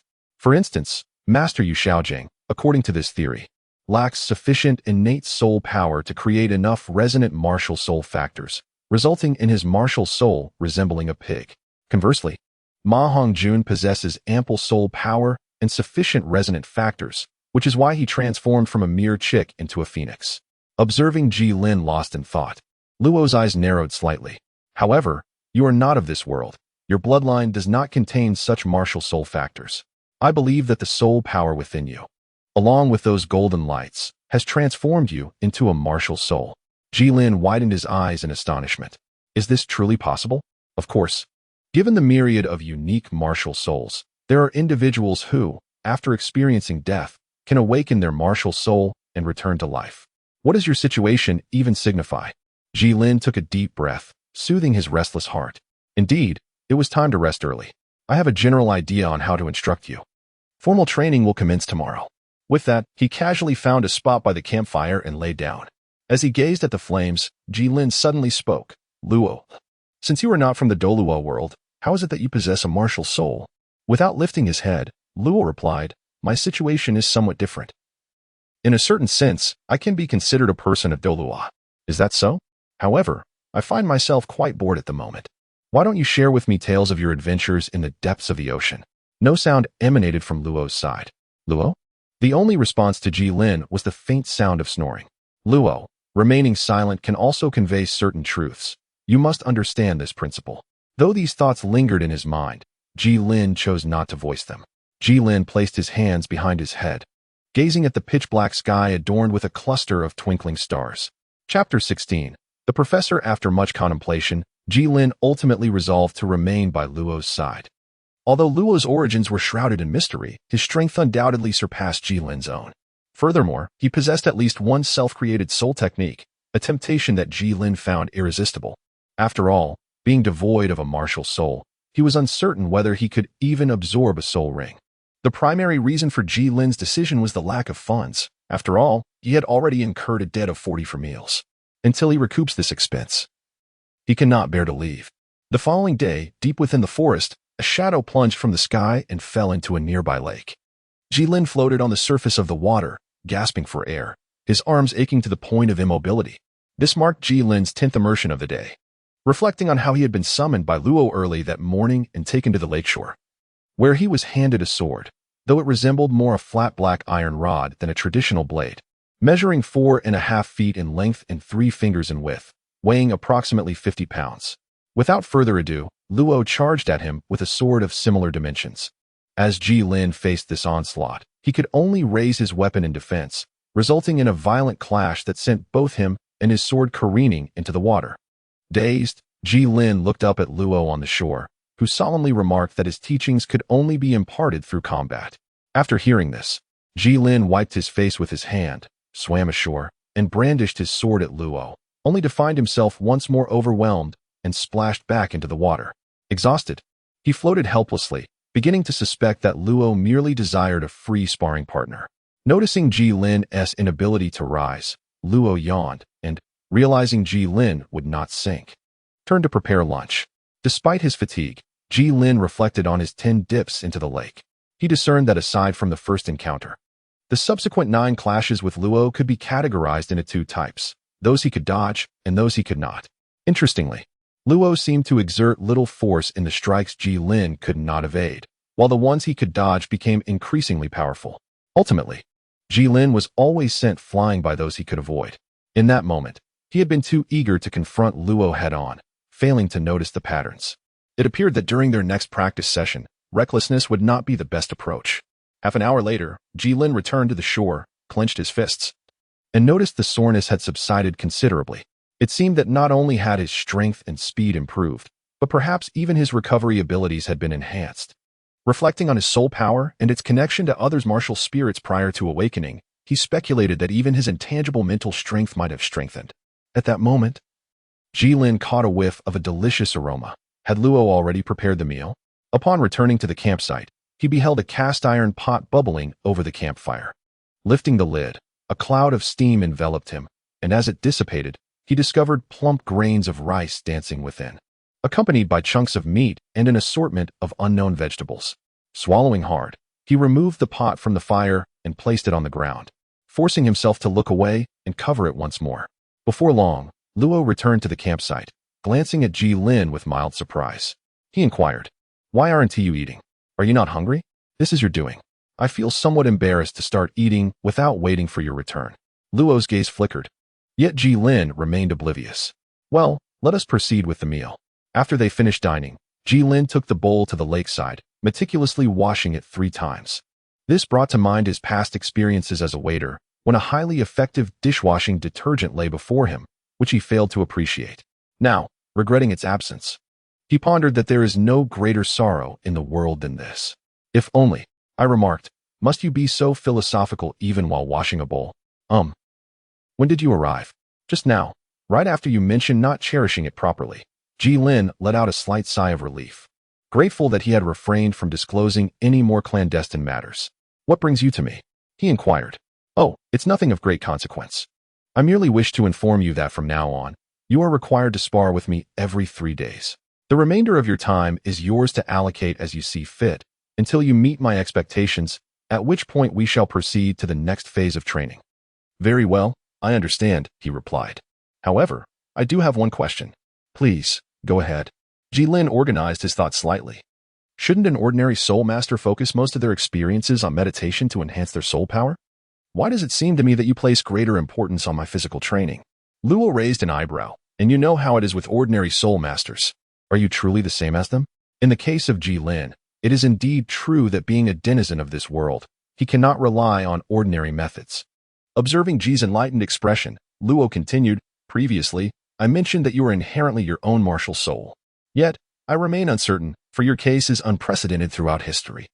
Although Ji Lin shares this sentiment, hearing Luo articulate it still elicited a tinge of disappointment. Nevertheless, regardless of the circumstances, if he continues to train diligently, he should be capable of defeating a few ordinary individuals, even if he cannot cultivate his martial soul like others. Luo, noticing the expression on Ji Lin's face, could surmise his thoughts and thus offered reassurance. "Do not be so pessimistic. While I cannot be certain, I believe my conjectures are sound. What do you think is the primary manifestation of a soul master cultivating their martial soul?" Recalling the original protagonist Tang San's first experience with a soul ring, which detailed the transformation of his martial soul into something more resilient and imbued with paralyzing toxins, Ji Lin hesitantly ventured, "The martial soul has become stronger, or perhaps evolved?" Precisely, Luo affirmed. The process of a soul master's cultivation is not solely one of personal enhancement, but also that of the evolution of their martial soul. Weapon martial souls are more pronounced than beast martial souls, and plant martial souls are even more evident than other weapon martial souls. If my assumptions about you are accurate, your physical enhancement equates to the strengthening of your martial soul. This indicates that for you, physical training is a far more effective method than meditation. Therefore, what you need to focus on now is honing your body and observing whether my soul power within you will subsequently rise. Jilin responded, understood. Not at all perturbed by being interrupted, Luo smiled and agreed. Thus, Jilin embarked on his first metamorphosis in the world of Douluo. Curiously, after lunch, the aches from the morning had considerably diminished. This sensation reminded him of consuming ginseng, albeit less intense. Was it the midday meal? It was hard to discern, but Luo certainly had his tricks. During his free time, Jilin did not rest, wielding his black sword to practice fundamental sword techniques, slashes, chops, lifts, thrusts, and jabs. Each move was executed with utmost vigor. Initially, Jilin felt unfazed, but as the repetitions mounted, his arms began to tremble until he could barely lift the sword. Wiping the sweat from his brow, he mused, am I at my limit? Jilin was not one to be rigid or to push himself to the brink of fainting. He sought a shaded spot beneath a tree, intending to attempt meditation. Though Luo had asserted that training was his most effective approach, he had not claimed that meditation was futile. What he had anticipated to be a simple endeavor proved to be fraught with difficulty. Jilin closed his eyes, yet he found it impossible to quiet his mind. The aches within my body, the melodious chirping of birds in the forest, and the thoughts swirling in my mind. Questions of why I have yet to experience that elusive sensation. The exhaustion I feel, and the contemplation of perhaps reducing my efforts tomorrow or simply taking a day off, conspired to hinder Jilin. With eyes wide open, he resigns himself to the fact that success is not imminent and decides to indulge in a moment of rest. With this thought, Jilin leans against the sturdy tree behind him. For the sake of his training, he has chosen a spacious area near the lake. Gazing at the serene waters before him, Jilin suddenly imagines how delightful it would be to take a nap here. The gentle breeze caresses him, and the distant calls of birds echo from an unknown source. Since arriving in the Douluo world, Jilin has never felt so leisurely, free from the pursuit of tigers, unburdened by the peculiar gazes of others, and without the worry of basic sustenance. It seems an eternity since he has felt this relaxed, reminiscent of his childhood. Amidst the fragrance of fresh grass, a soft snore escapes him. Chapter 17. 3 months as the sun and moon rise and fall, 3 months swiftly pass. During this time, Jilin experiences a remarkable transformation. In the first month, Luo repeatedly sends Jilin flying, granting him initial insights into the opponent's techniques, learning when to evade danger and when to strike with precision. By the second month, observing Jilin's budding combat awareness, Luo begins to employ greater strength and speed. At first, Jilin struggles to keep pace, unable even to discern Luo's sword. Fortunately, Luo opts for a wooden stick rather than a sword like Jilin's, demonstrating exquisite control. Although painful, the strikes do not injure him severely. This rigorous training significantly enhances Jilin's reaction speed, enabling him to start countering Luo's attacks. Once Jilin can consistently defend himself, Luo resumes wielding the iron sword, declaring, I shall no longer be gentle. He then resumes his assault on Jilin. This time, Luo does not hold back. Each strike is genuine and powerful, pushing Jilin to his limits. Though he manages to parry each blow, the difference from previous sparring sessions is palpable. Not only is Luo's strength greater, but his speed is astonishingly swift, creating a synergy that surpasses mere addition. The relentless barrage of attacks threatens to loosen Jilin's grip on his sword. Ultimately, after once more blocking Luo's strike, the sword slips from his grasp. In the ensuing moments, Jilin focuses on honing his evasive maneuvers, gathers several slender trunks, and suspend them in a line using ropes, allowing them to sway randomly. Then, armed with a sword, one must dash in and evade the swinging timber. As time progresses, these trunks grow increasingly robust, necessitating wider distances for avoidance. In this moment, the agile contender must confront the onslaught of the formidable wood. Despite sustaining bruises and injuries, aided by the restoration of spiritual energy and ample nourishment, Jilin perseveres in his daily practice. Under the rigorous training with the heavy timber, Jilin gradually acquires a modicum of techniques to dissipate force. rendering his training more effortless and enjoyable. After nearly 20 days of rigorous practice, Jilin finds himself capable of sparring with Luo. Observing Jilin collapse in exhaustion, Luo reflects inwardly, acknowledging the rapid progress of this young man. In the third month, the tables turn for Jilin and Luo. Perhaps to fulfill Jilin's desire to challenge him, Luo permits Jilin to strike at him, even promising not to utilize any spiritual energy to ignite Jilin's fervor. Upon hearing this, Jilin beams with delight, quickly insisting that no grudges be held.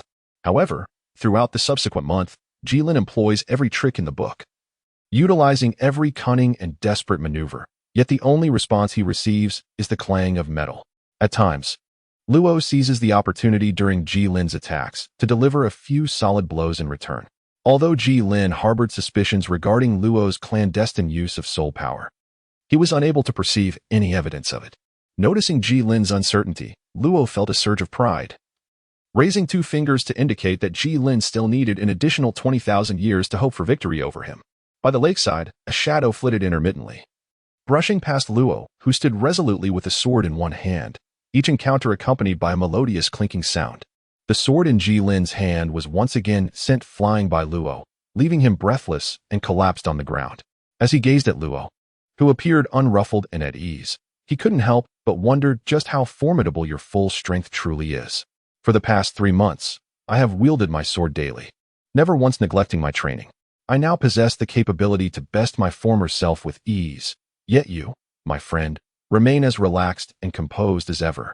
I truly cannot fathom why you chose to take me as your disciple. Looking at Jilin, sprawled on the ground and panting heavily, Luo replied, "Did I not mention this before?" When Jilin had previously posed this question, Luo's response had been that cultivating a disciple capable of sweeping through the world would be quite an intriguing endeavor, while others seemed to find little challenge in it. As for you, the difficulty is indeed significant. Jilin may have previously harbored doubts about Luo, but after 3 months, he could not say for certain whether he could dominate the chaotic world. However, as for Luo, there was a considerable likelihood. The soul power within him gradually swelled, and Jilin rose from the ground. Curiously, he found that after just a brief rest, his soul power would almost fully replenish. Jilin sensed that this was partly due to his own physique and partly attributed to Luo's nourishment. According to Luo, this recovery speed was already superior to the ordinary meditation practiced by soul sections. Naturally, Jilin's meditation efficiency was even more remarkable. Indeed, Jilin had mastered the art of meditation. After each sword practice, he would recline beneath a tree, gazing at the lake, feeling a significant relaxation of his spirit. Coupled with the techniques he learned from Luo, he successfully achieved meditation a month ago. Now, Jilin could easily enter a meditative state. At this moment, Luo spoke. "You must have reached level 10 by now, haven't you?" Jilin nodded. 5 days prior, his soul power had ceased to grow. He felt a sense of saturation in his body. To ensure he had truly reached a bottleneck, Jilin intensified his training regimen during his daily exercises. Yet there was not the slightest hint of improvement. Thus, he was certain he had attained level 10. "Now, let us prepare to acquire your first soul ring." Regarding the soul ring, it seemed Luo had discerned Jilin's hesitation and inquired, "Are you pondering which soul ring to select?" "Not quite. I harbor some concerns." Luo appeared puzzled. "Are you worried that I cannot assist you in obtaining your soul ring? Although, given your physical prowess, your first soul ring may be somewhat elevated. But it hardly necessitates a 100,000-year soul ring, does it?" "That is not it. I was contemplating that. While your assumption is correct, my soul power will indeed strengthen with physical training. Ultimately, I still lack a true martial soul. Can I truly absorb a soul ring?" Luo breathed a sigh of relief. "I thought it was something else. Let me ask you, what do you believe is the essence of a soul ring?" "Well," Jilin pondered for a considerable time before tentatively replying, "Energy? Precisely, it is energy. The soul ring encapsulates the vast majority of the soul beast's energy, representing the quintessence of its being. Except for certain specific parts, the energy contained in other areas after the soul beast's demise is negligible. Moreover, if the soul beast's soul power significantly exceeds its lifespan, upon death, it will overflow, forming a special energy entity known as a soul bone." "Oh, if that is the case," Jilin's excitement grew. "Since I possess soul power within me, I can absorb soul power. And as the soul ring is composed of soul power, it follows that I can absorb a soul ring." Luo nodded in satisfaction. Exactly. So prepare yourself today. Tomorrow we shall set forth to the sunset forest. Upon hearing this, Jilin hesitated slightly and asked, could we go to the Douluo Great Forest instead? Luo appeared perplexed. It's merely your first soul ring. Isn't there little difference between the Douluo Great Forest and the Sunset Forest? Or are you planning to return to settle some scores? Jilin nodded, not intending to conceal his intentions. He had indeed planned for this, primarily because he had already identified a soul beast there, which he aimed to make his first soul ring. Luo raised her eyebrows in surprise, seemingly taken aback by Jilin's candid admission. Initially, she had intended to refuse, as the Douluo Forest was significantly farther than the Sunset Forest. However, upon reconsideration, she thought that a few more days would not make much difference, and thus she nodded in agreement. Observing Luo's consent, Jilin could hardly contain his joy, exclaiming, "Little tiger, wait for me to come and stick with you." Hehehe. Chapter 18. Return to Douluo. Outside the Douluo Forest, two figures appeared in the town. One was an ordinary middle-aged man with graying hair, a long sword hanging at his waist, while the other was considerably younger, laden with various bags. These two were none other than Jilin and Luo, who had journeyed from Tiando. After nearly 3 days of travel, they returned to the very hotel where they had first met. Upon seeing the collapsed building before him, Jilin was taken aback. Is this the hotel? How did it come to this in just a few months? He cast a dubious glance at Luo. Noticing Jilin's gaze, Luo helplessly waved her hand, indicating that she too was unaware of the circumstances. With such perplexity, the two checked into another more upscale hotel. Naturally, the price was significantly higher, nearly 50% more than the previous one. However, the facilities and environment were indeed superior. Moreover, the establishment had a solid backing, as evidenced by the emblem of the 7 Treasure glazed tile school displayed on the sign, suggesting that no troublemakers would dare to cause a scene here. Seeing that the soul masters at this hotel were exceptionally well behaved, Jilin couldn't help but lament why he hadn't chosen to work here earlier, as it might have spared him from many troublesome events. As for the source of their funds, Jilin explained that they had encountered a few kind-hearted individuals along the way who generously offered assistance. However, Jilin had not harmed them, he merely rendered them unconscious. Luo expressed her disapproval of Jilin's actions, noting that they were not benevolent individuals. Those who obstructed others and committed robbery inevitably bore blood on their hands, and eliminating them would be a service to the community. Jilin was in complete agreement with Luo's words, aware that they were not virtuous individuals. However, he still lacked the courage to take a life, leaving it to Luo to grant them a swift end. After Luo delivered a merciful conclusion to those men, he turned to Jilin, noticing that he stood there with an expression of calmness, devoid of any signs of disgust or fear. Curiously, he inquired whether Jilin had ever witnessed such a scene before. Jilin merely smiled and remained silent, given that it was Luo's hand. Jilin considered it akin to watching a horror film. After all, he had encountered even more intense scenes in various visual works, so he felt unfazed by it. Returning to the main topic, due to a certain soul master lacking a storage soul guide, Jilin was burdened with carrying all their belongings. Once he had settled the luggage, Jilin made his way to the dining hall, where Luo had already ordered the meal and was indulging heartily, occasionally exclaiming with fervor, "Wow, this is truly delicious." Having spent 3 months together, both Jilin and Luo had gained from one another's company. The surrounding patrons overheard Luo's remarks. Though they did not comprehend their meaning, they sensed a hint of impropriety. Many began to cast sidelong glances at Luo, contemplating whether to seize an opportunity to reprimand him. Jilin traversed the dining hall and took a seat opposite Luo, although he felt an overwhelming urge to feign ignorance towards him. Jilin could not bring himself to disregard such a valuable ally. "Could you tone it down a bit? I'm almost embarrassed to admit that I know you," he remarked. "Just be casual. It's not a big deal. Besides, do you think they would dare?" A subtle yet palpable pressure emanated from Luo, causing those who had been observing to immediately adopt a posture of utmost decorum, their sincerity unmistakable. Noticing that the prying eyes had vanished, Jilin couldn't help but sigh to himself, realizing that his pedestrian thoughts were indeed no match for the brilliance of these prodigies. After their meal, the two men, their stomachs full, sank into their chairs. While the waiter cleared the table, Jilin inquired about the situation with the Haichuan Hotel. The waiter explained that not long ago, 2 high-ranking soul masters had engaged in a fierce altercation over a trivial dispute.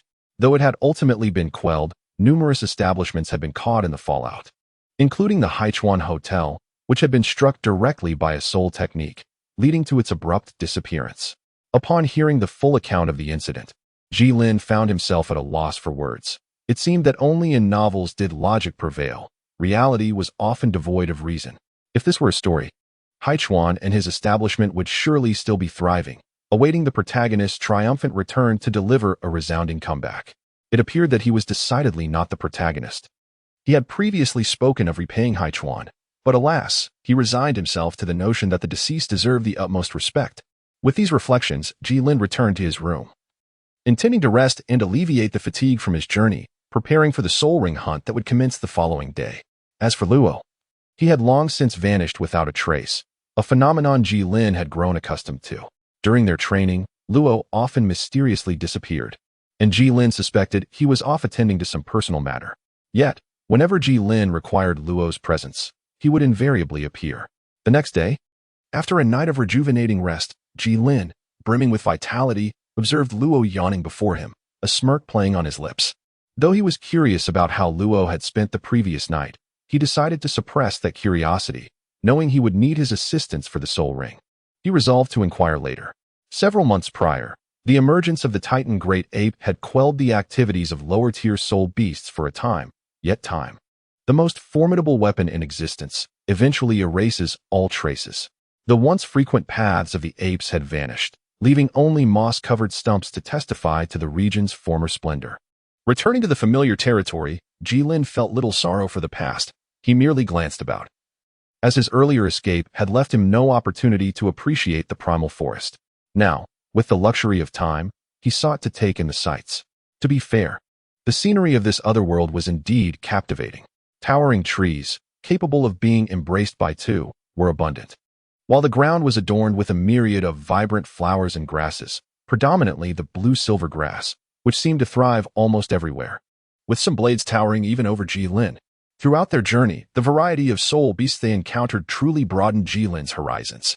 Following the remnants of the stumps, the two men reached the site where the Gangjin tiger and the Black Xian scorpion had once battled, all within a mere 3 days.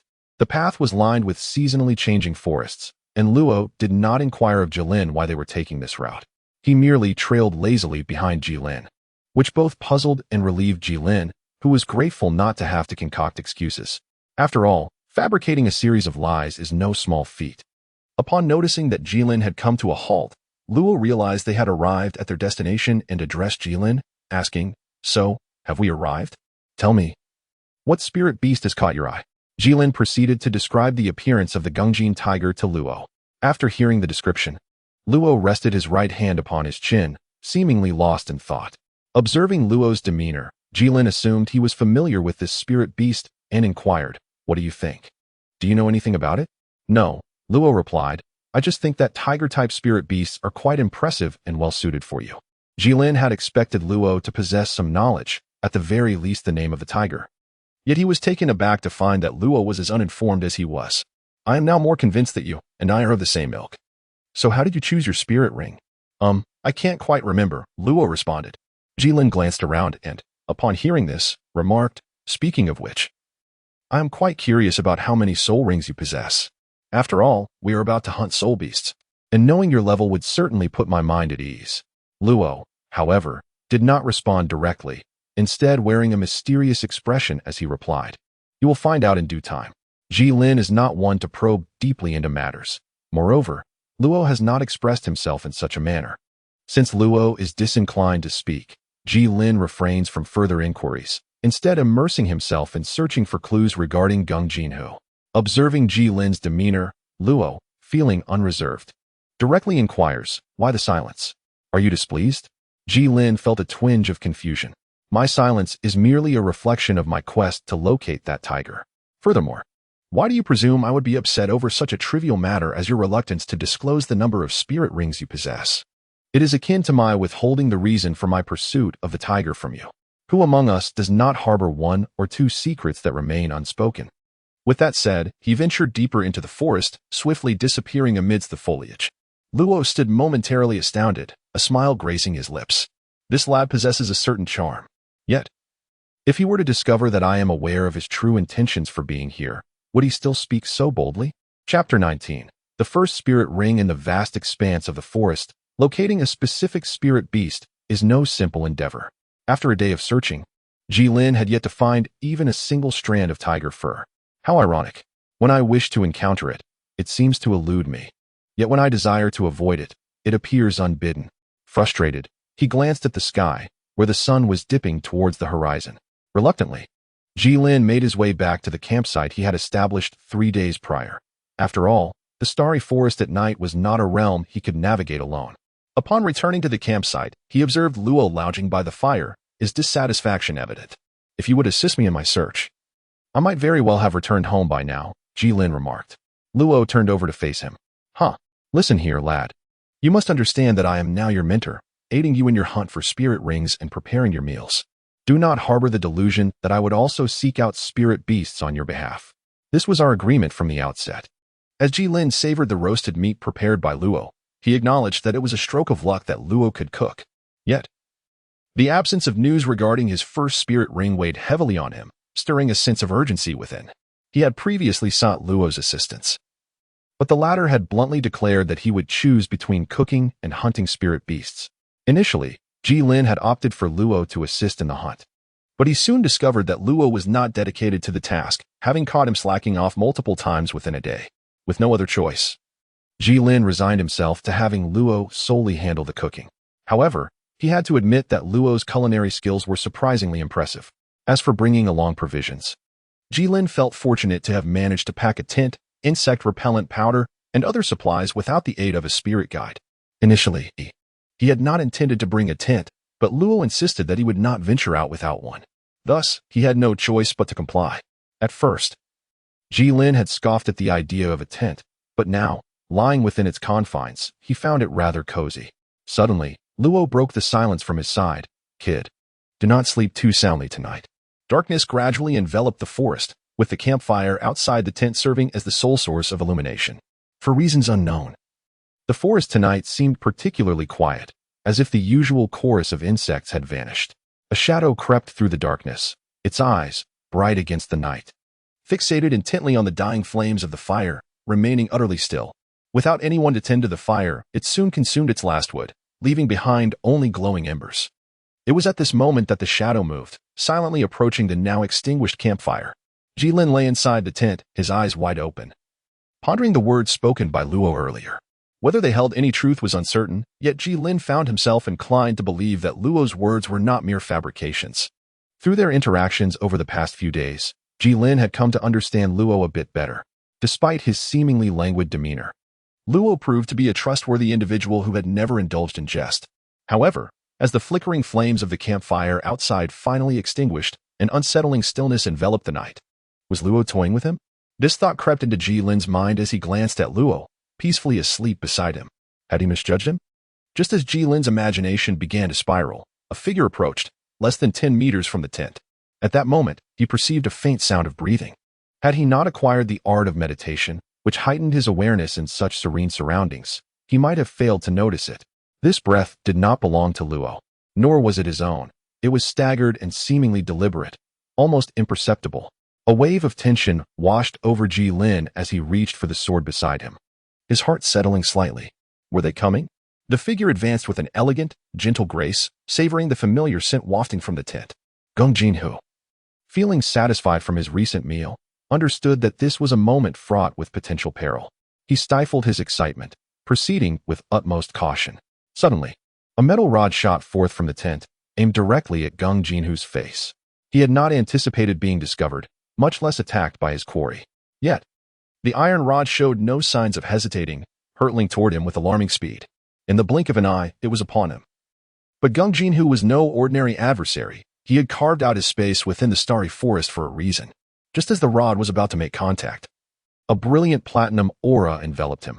The impact caused Gung Jinhu to stagger back a step, while the iron rod veered off into the unknown. Emerging from the tent, Jilin beheld the figure radiating golden light, momentarily taken aback. He then channeled his soul energy, surging forward with an unpredictable swiftness, aiming a strike at the figure's head. "I've missed you dearly," he thought. Before Gung Jinhu could fully comprehend the situation, Jilin's blade met the golden aura above him. Having undergone the baptism of soul energy, Jilin wielded considerable strength. And with 3 months of rigorous training, coupled with Luo's mysterious culinary creations, the blunt sword felt as formidable as a heavy hammer. Even with the protection of the golden light, Gung Jinhu was struck with such force that he found himself disoriented, unable to discern his bearings. Jilin, relentless in his pursuit of justice, seized his mighty sword and unleashed a flurry of strikes upon the unprepared Gung Jinhu. The clashing of metal resounded, sending golden sparks fluttering through the air. Empowered by his soul energy, Jilin's strength surged to new heights. As he swung his great sword, he taunted, "What's the matter, brother tiger? Come now, there's no need to consider our past friendship. Let us engage, or rather, let us see those claws in action." While the initial strike had gained momentum, the subsequent blows failed to inflict significant harm upon Gung Jinhu. Once the tiger regained his composure from the reverberations of the first attack, he found himself confronted by the very prey he had previously toyed with, now daring to retaliate. Enraged, Gung Jinhu let out a resounding roar that echoed throughout the stillness of the camp. Jilin was momentarily taken aback by the sudden roar, frozen in place. Naturally, Gung Jinhu would not let this opportunity slip away. His claws sprang forth from his right paw, the golden light emanating from them not as dazzling as that surrounding his entire being, yet far more concentrated. He swung directly at Jilin. Straining with all his might to escape the tiger's roar, Jilin desperately retreated, hoping to evade the attack. However, the tiger's claw still drew blood, droplets cascading down. Feeling the sharp sting on his face and the warm blood trickling from his chin, Jilin realized he had not managed to dodge. Taking a deep breath, he cursed under his breath, lamenting his lack of charm, now marred by injury. How could he ever woo a girl again?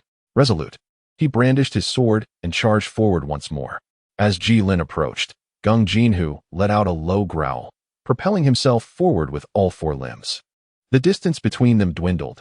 Jilin raised his sword while Gung Jinhu lifted his paw, their attacks colliding in a moment that transcended time and space.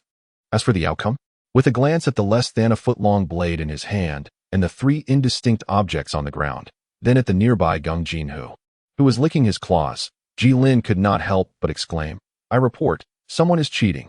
Yet Gung Jinhu paid no heed to such accusations. He lowered his paw and charged at Jilin once more, having played enough. This time, it was truly time to bid farewell. Watching the golden tiger rush towards him, Jilin sighed, retrieving another sword from behind him and hurling it at his target. Afterward, he turned away, pressing his left index and middle fingers against his lips, slightly parting them to inhale, then exhaling slowly. Gung Jinhu regarded the sword Jilin had thrown with disdain, but upon noticing Jilin had turned away, he assumed the young man had surrendered, his expression growing even more smug. Nevertheless, he silently thickened the golden light surrounding his head. As Jilin drew near, Gung Jinhu's expression suddenly turned blank. The golden light then dissipated, and he collapsed with a resounding thud. Hearing the noise behind him, Jilin slowly turned around. Observing the tiger's head with the sword hilt embedded in it, he stepped forward, withdrew the blade, and with a swift motion, flicked it, sending the blood splattering onto the ground, leaving a crimson trail. "My lord, the times have changed," Jilin spoke softly after a moment. Unbeknownst to him, Luo had appeared and witnessed the entire event. After a prolonged silence, he stepped forward, seized the sword from Jilin's hand, and sheathed it. Turning to Jilin with a complex expression, "In all my years, I have never seen someone wield a sword in such a manner. Ah, today you have witnessed it."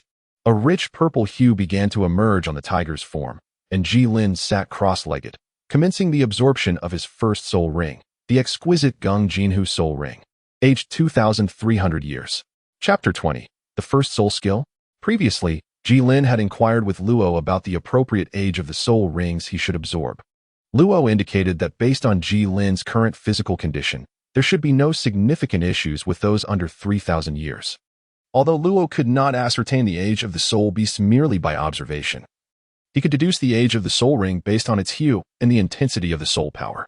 Thus, he was able to confirm that this particular soul ring did not exceed 3,000 years. A purple soul ring was drawn to hover above Jilin's head, and in an instant, a formidable surge of energy erupted from the soul ring, cascading down towards Jilin, who was seated in a meditative posture below. In an instant, Jilin felt the soul power within him gradually surging, a sensation of fullness enveloping his entire being. After a fierce struggle with the Gung Jin tiger, This newfound comfort brought an involuntary smile to his face. Was this millennium-old soul ring truly so manageable? It seemed rather effortless. Perhaps next time he could seek a slightly older soul beast. Just as Ji Lin pondered whether he had perhaps shortchanged himself in absorbing this soul ring, he realized that his state had reached its zenith, and he could no longer accept any additional soul power. Yet, the soul ring above him continued to pour forth an unrelenting stream of energy. The excess soul power began to surge wildly within Ji Lin's body. Clenching his teeth, he felt akin to a balloon being filled incessantly with air, a sensation that was truly beyond description. Goodness, how inflated he felt! Ji Lin was acutely aware that those who travel 100 miles must persevere through the last half. Especially when he was uncertain whether he had even reached the 90-mile mark, giving up was not an option. Observing Ji Lin, whose body trembled and whose face contorted with ferocity, Luo pondered whether he was pushing too hard. Though this tiger had not surpassed 3,000 years in age, its lineage was undoubtedly among the elite of soul beasts. Slaying an ordinary beast of 3,000 years would be child's play. Should he intervene? Although it would significantly impact him, he was not without recourse, merely a hassle. Yet, if he did so, perhaps he ought to relinquish his pursuit of Ji Lin. After all, if he could not surmount this challenge, how could he hope to conquer greater foes? Just as Luo contemplated whether to act, a wave of energy emanated from Ji Lin, bending the surrounding flora in submission. Witnessing this, Luo abandoned his intention to intervene, as it appeared success was at hand. For the time being, he would refrain from competing with that fellow, lest he accuse him of bullying the weak. The violet soul ring, no longer suspended above, began its descent towards Ji Lin, indicating that he had indeed succeeded in absorbing the soul ring. Diverting his attention from Ji Lin, Luo caught sight of the tiger beside him, its blood staining the earth beneath. He sighed, feeling a twinge of frustration. He would need to teach Ji Lin the ways of the sword upon their return. For what would others think of him? Just as he was about to withdraw his gaze, he hesitated, stepping closer. With a delicate motion of his right hand, bringing his index and middle fingers together, he effortlessly sliced through what should have been resilient tiger hide, revealing the flesh within. Luo raised an eyebrow at the sight, glancing back at Ji Lin, who remained in meditation. This young man certainly had fortune on his side.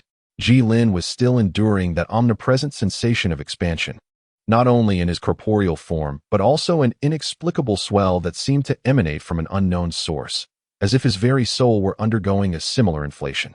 He remained uncertain about how much longer this would persist, and he questioned his ability to endure it, hoping for a swift resolution. At that moment, the feeling of expansion dissipated with remarkable rapidity, and Ji Lin felt an elevation within himself, akin to the transformation from a river into the vastness of the ocean. An unprecedented sense of liberation. However, this sensation was fleeting. It came whimsically and vanished abruptly, leaving no time for Ji Lin to fully savor its essence before it disappeared.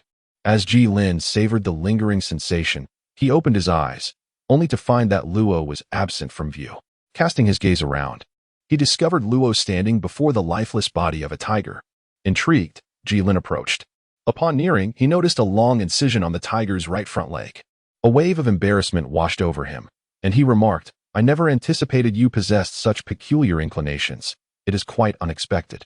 Luo cast a sidelong glance at Ji Lin but refrained from responding, instead inserting his hand into the incision, fiddling with something inside.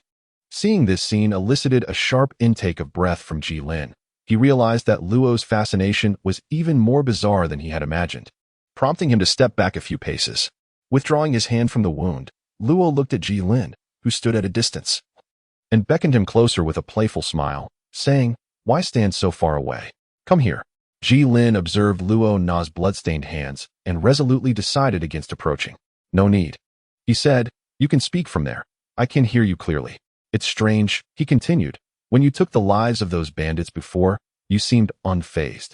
Why fear this now?" Ji Lin remained silent, observing quietly. As Luo stepped closer, Ji Lin retreated 2 paces. Realizing the futility of his approach, Luo resignedly said, "All right. I shall go wash up," and with that, he hurled an object, stained with blood, towards Ji Lin. Ji Lin swiftly dodged, allowing it to fall to the ground. Luo, somewhat indignant, remarked on Ji Lin's lack of appreciation for his circumstances before heading off to clean himself. Curious about the object on the ground, Ji Lin prodded it with a stick, noting its lack of movement, which gave him some relief. He decided to examine it more closely, finding the light insufficient. So he fetched a torch. Upon closer inspection, he discerned that it was a bone, specifically from a certain part of the body, and it appeared rather fragile. Moreover, it seemed to possess a trace of spiritual energy. Could it be a soul bone? Considering the possibility, Ji Lin disregarded the blood and flesh clinging to it. Taking it in hand, he attempted to infuse it with a modicum of spiritual energy, and to his astonishment, the bone trembled, shaking off the remaining flesh to reveal its white surface. Is this truly a soul bone? He scrutinized the bone adorned with golden patterns, only to find it rather diminutive. At that moment, Luo returned, having washed his hands. Noticing Ji Lin examining the soul bone, he jested, "Oh, so you no longer find it unappealing?" Ignoring Luo's banter, Ji Lin inquired, "Is this a soul bone?" Luo retorted with annoyance, "Do you think I would exert such effort to unearth it otherwise?" With Luo's confirmation, Ji Lin felt assured, though he pondered whether it seemed somewhat underdeveloped. After all, it was already remarkable for a 1,000-year soul beast to produce a soul bone. What more could one desire? By the way, how's your soul skill? Ji Lin asked. Do not rush, let me see. After absorbing the soul ring, Ji Lin found himself lacking information about the soul skill, suspecting it might require personal exploration. As soon as he finished speaking, a purple soul ring materialized beneath his feet, flickering briefly, yet nothing significant occurred. The soul ring flashed a few more times, but still, nothing transpired. Luo, puzzled, speculated that it might be a self-enhancing soul skill, but he sensed no elevation in Ji Lin's aura. Curiosity getting the better of him, he inquired, "What effect does your soul skill have?" Ji Lin lowered his head, his voice slightly hoarse. What effect could there possibly be? There was simply no soul skill. So how could one expect any results? Luo was equally taken aback by the situation. He hesitated, unsure of how to respond. "I shall take a moment to myself over there." Without waiting for Luo's reply, darkness enveloped Ji Lin's figure. Luo remained where he was, not intending to comfort Ji Lin. It was not only Ji Lin who desired solitude. Luo too needed to contemplate his next course of action. After all, my time is limited. Should I truly resort to theft? It feels rather distasteful. Chapter 21. Absorbing the soul bone. Ji Lin never anticipated that despite absorbing the soul ring, he would not acquire any soul skills. This left him utterly perplexed. Leaning against a tree, he reflected on the arduous 3 months. Although he had experienced significant growth, he still lacked the confidence to confront other soul masters. Today, he struggled to contend with the mere enhancement of defense and offense provided by the metal tiger, relying heavily on Luo's martial spirit. What would he do if faced with other soul masters possessing a plethora of more peculiar soul skills? Sigh. Why had everything become so troublesome lately? Nevertheless, the benefits derived from absorbing the soul ring were not insignificant. His soul power had surged considerably, and he no longer felt the previous bottleneck. Clenching his fist, he acknowledged an improvement in his physical condition as well. Realizing that his efforts had not been in vain, Ji Lin's spirits lifted somewhat. After lingering for a while, he concluded that there was little to fret about. After all, he had endured considerable setbacks recently, and his resilience had markedly strengthened. This soul bone might very well be his greatest gain of the night. Perhaps he could return and sell it for a handsome price. Recalling that soul bones were quite rare, the thought of hoarding this soul bone had crossed his mind, but he knew he could not have obtained it without Luo's assistance. Moreover, Luo's strength far surpassed his own. After much contemplation, he decided against keeping it for himself. Upon returning to the camp, he gazed at the rekindled bonfire. With a piece of roasted meat nearby, a warm sensation blossoming in his heart. "Luo, how much do you think the soul bone could fetch?" He called into the tent while sitting beside the bonfire, watching the sizzling meat. After a prolonged silence, he received no reply. Curious, he peered into the tent only to find that Luo was absent. Where could he have gone? Having grown accustomed to Luo's frequent disappearances, Ji Lin diligently tended to the roasted meat. Once it was cooked, he moved it away from the fire. Bored, he toyed with the soul bone in his hands, contemplating how he would spend the money after selling it. Perhaps he should indulge in a meal at the day and night tavern. He hadn't even had a bite last time. After waiting a while, the meat began to cool, prompting Ji Lin to place it back by the bonfire. He repeated the cycle of moving it back and forth until dawn broke. Ji Lin also sensed something amiss. He set aside the roasted meat, promptly rose, and began to search the surroundings. An hour later, he returned to the camp, having found no trace of Luo. Upon re-entering the tent, Ji Lin made a new discovery: a slender book, a dagger, and a letter. Opening the letter, he read, "Young man, although I am uncertain as to how you, as an inhabitant of another realm, have come to possess knowledge of the Douluo continent, and even vaguely surmised my identity, such matters are of little consequence now. Due to certain circumstances, I must take my leave, and perhaps we shall not meet again. Consider the dagger a parting gift from me. Use it when faced with danger. But remember, it is a one-time use, so choose wisely. As for the book, it serves as a training plan I have prepared for you. Practice diligently. Should you complete it, you may journey to this location, where you may find rewards. I know not the world you previously inhabited, but from your demeanor, it seems to have been a fine place. Yet, you are ill-suited for this realm as you currently are. You must undergo transformation. Well then, as you would say, all gatherings must eventually disperse. May we meet again by fate." The address is inscribed at the bottom of the letter. After reading the letter, Jilin carefully tucked it away, then packed his tent and other belongings before shouldering his satchel and commencing his journey home. He took a bite of the roasted meat in his hand, which, after multiple rounds of heating, was hardly palatable. Wiping his mouth, he remarked, "This is truly disgusting." Following the path he had traversed before, perhaps due to having walked it 3 times, Jilin reached the small town in just one day. He casually selected a hotel to stay in. Leaning against the headboard, Jilin once again retrieved the letter, reading the words once more. With a sudden flick of his hand, he exclaimed, "For certain reasons? Isn't it simply a disdain for my lack of soul techniques? Just wait. There will come a day when I will have you pinned to the ground." The following morning, Jilin, with his satchel on his back, completely departed from the Douluo Great Forest, uncertain of how long it would be until his next return. Jilin was contemplating where to go next. Realizing that revealing his soul ring was not particularly prudent, as it was rare for anyone to possess a millennium-old first soul ring. Should it come to light, he might attract unwanted attention. Currently, he lacked sufficient means of self-defense, and he was reluctant to utilize the dagger left behind by Luo. Jilin had perused the book several times. Most of its content detailed training methods and the levels one should attain, while the remainder consisted of techniques for utilizing soul power. The pressing concern was to find a place to rest. It was not until evening that Jilin discovered a small village named Lan Village, home to barely over 80 households. As he entered the village, he was surrounded by a group of about 10 young men wielding hoes, pitchforks, and other farming implements. At the forefront stood a robust elderly man with graying hair. Observing the elderly gentleman's vibrant demeanor even at such a late hour, Jilin couldn't help but admire his good health. "Good sir," Jilin began, "I am merely a traveler passing through. As night approaches, I seek a place to rest for the night in your esteemed village." As he spoke, Jilin silently commended himself for having watched those episodes of Journey to the West. However, to his surprise, the elder reacted with indignation, exclaiming, "Old man? You call me old? I am merely 45 years of age. How can that be considered old? I just matured early." Upon hearing this, Jilin scrutinized the man before him. His hair was gray, his skin dark, his beard white, and his face lined with numerous wrinkles. To Jilin's eyes, he resembled a man in his 60s. Nevertheless, Jilin did not dwell on this observation for long and inquired whether he could stay overnight in the village. Initially, the old man, oh no, the middle-aged man, was unyielding, coldly asserting, "I am sorry, but we have no vacant rooms."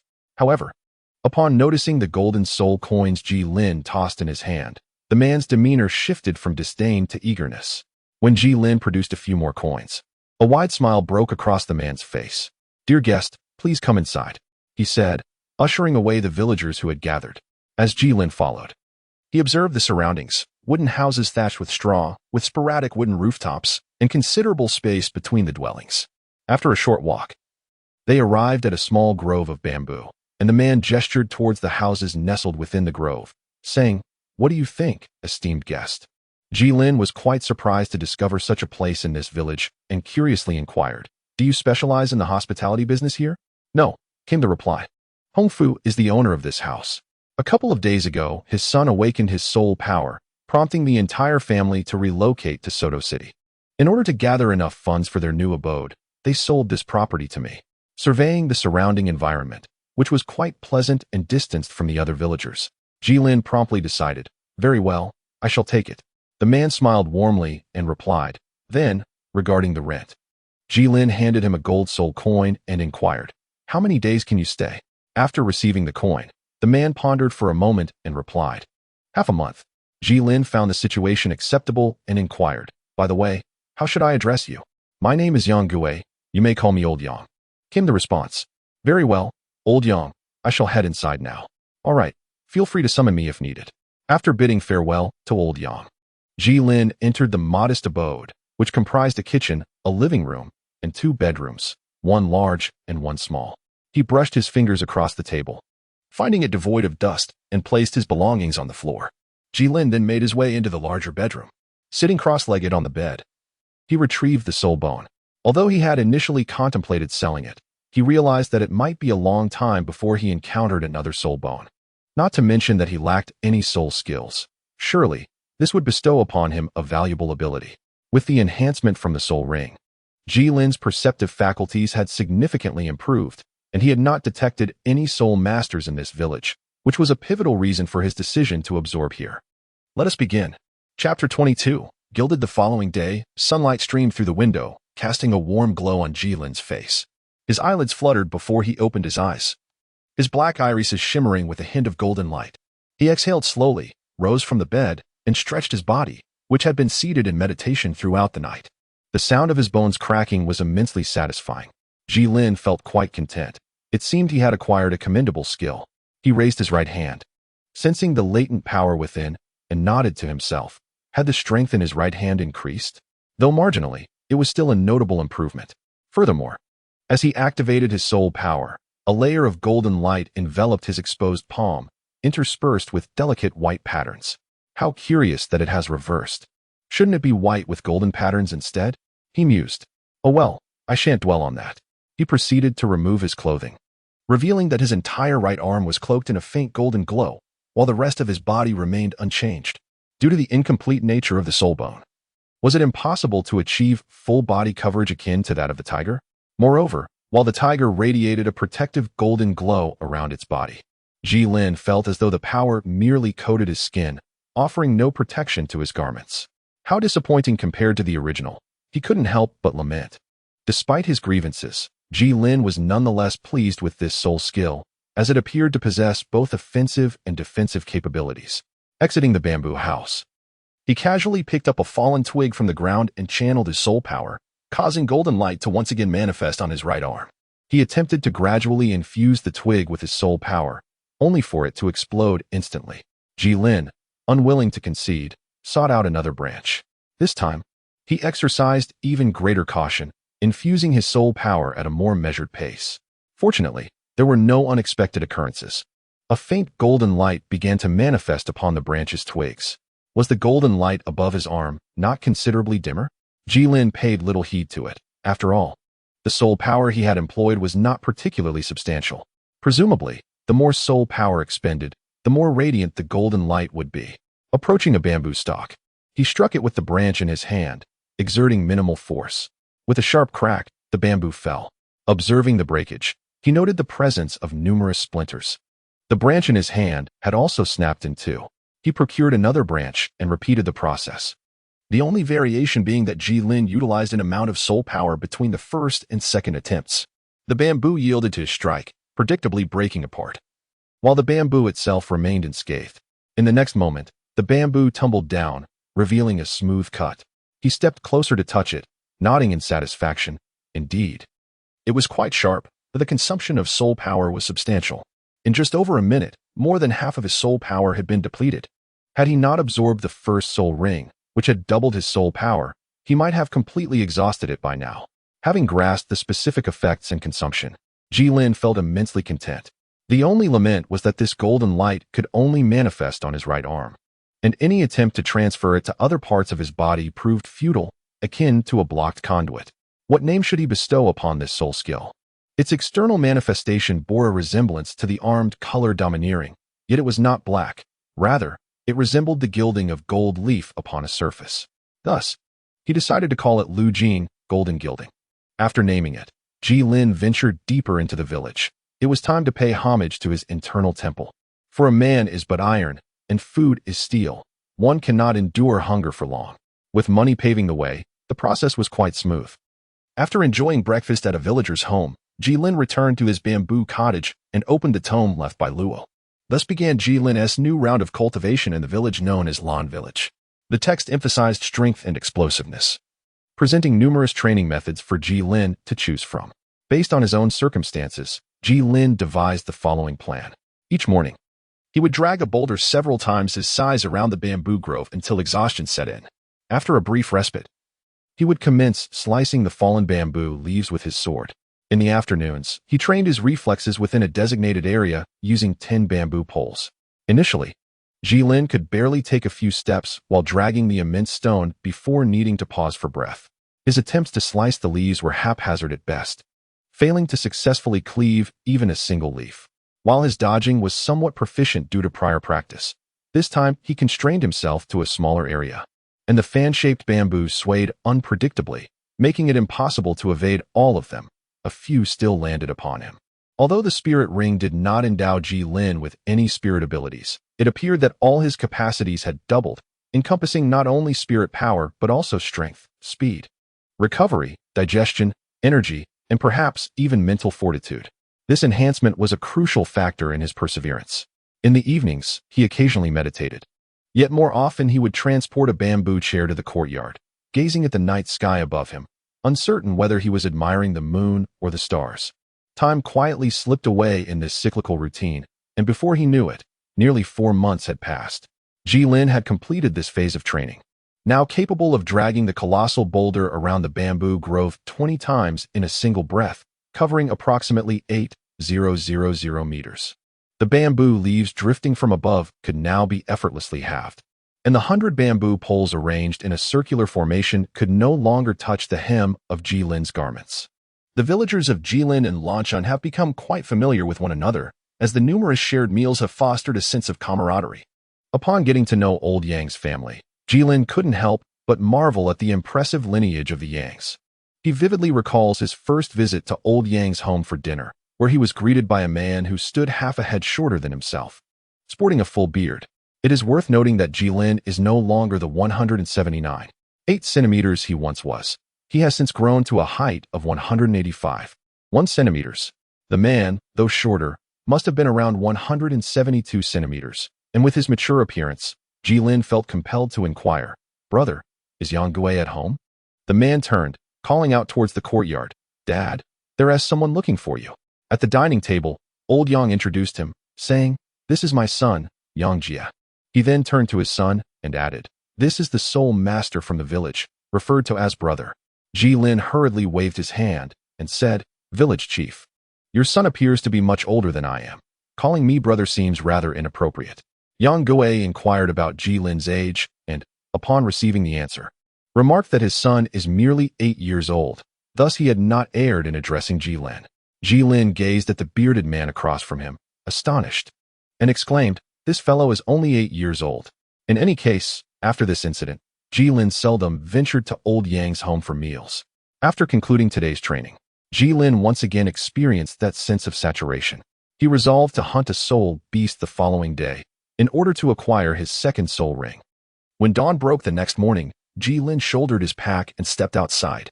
Upon reaching the village entrance, he noticed the villagers gathered there, waiting for him.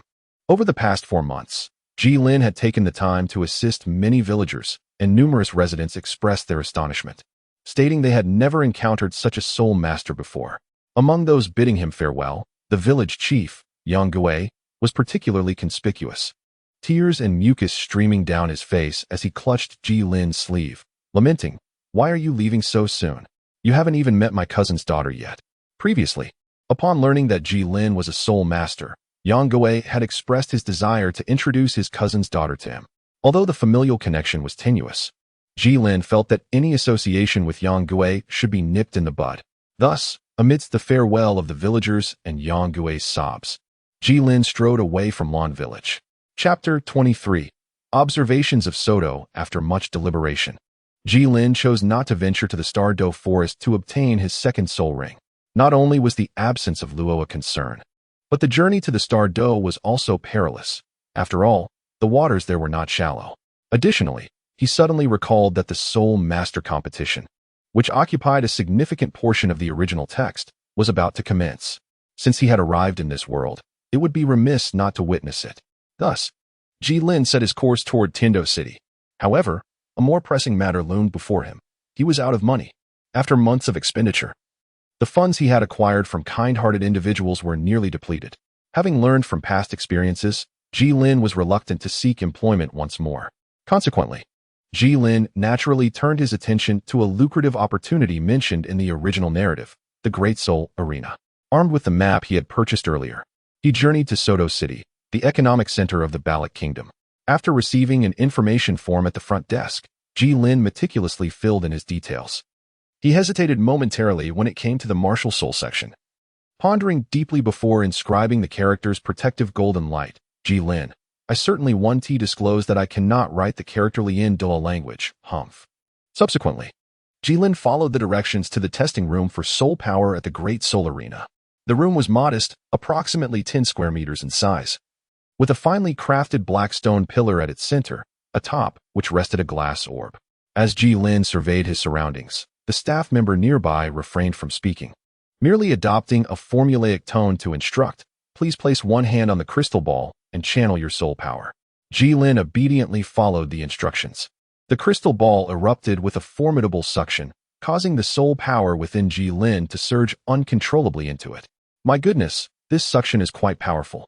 If it could drain a person's soul power entirely, it would undoubtedly be an essential tool for both domestic use and nefarious deeds.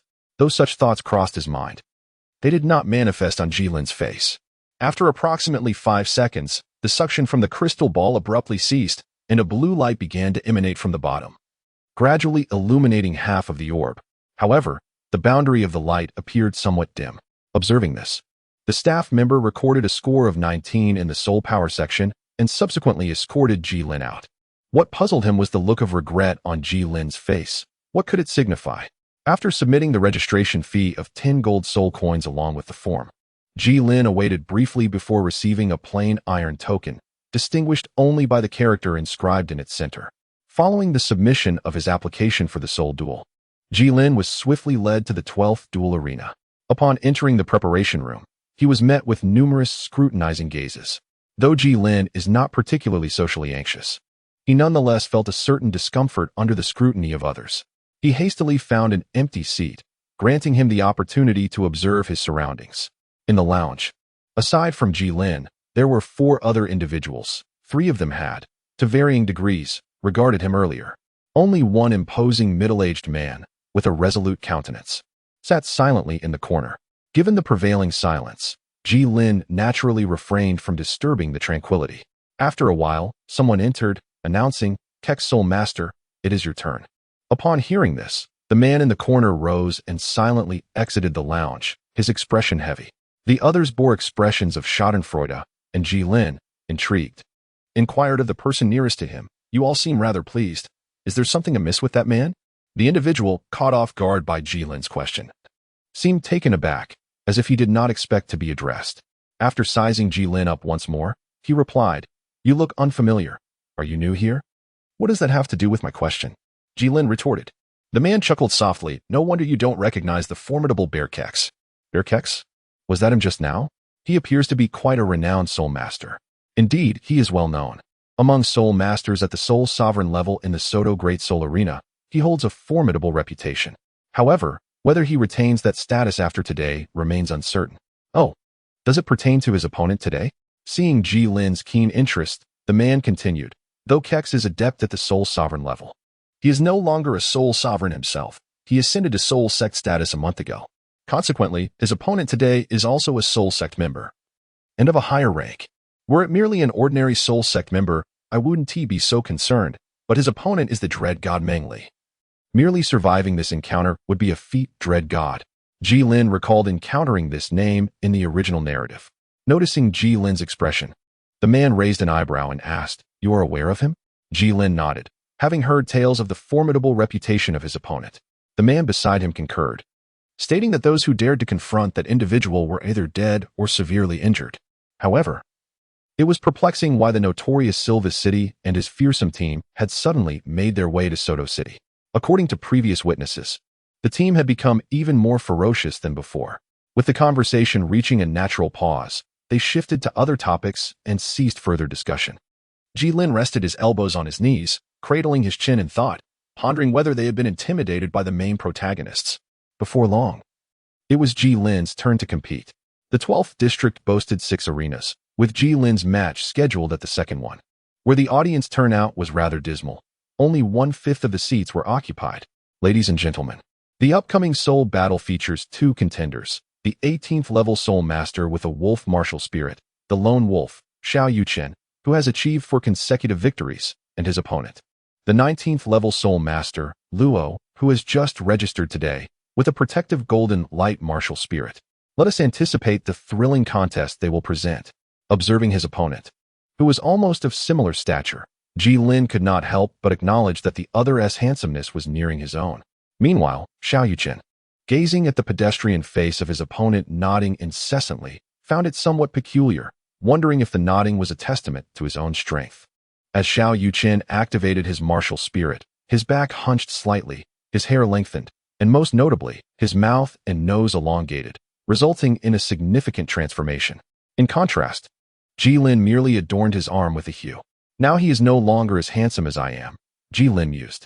Upon the host declaring the commencement of the soul battle, both contenders lunged towards one another.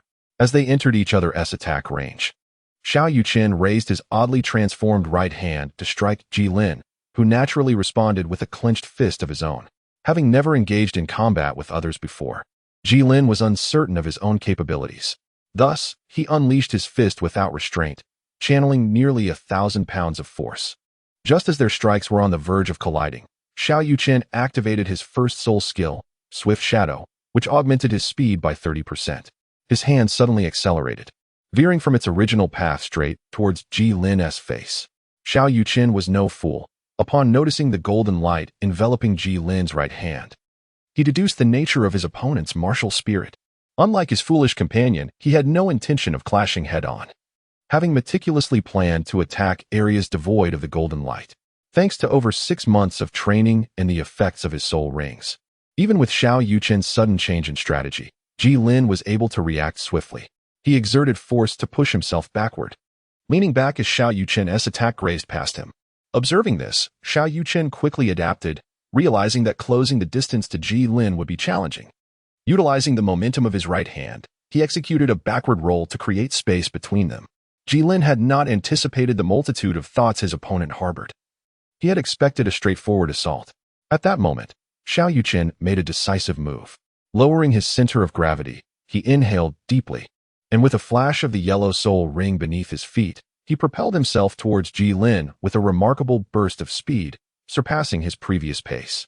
The velocity, which would be nearly impossible for an ordinary person to react to, appeared rather sluggish in Ji Lin's perception.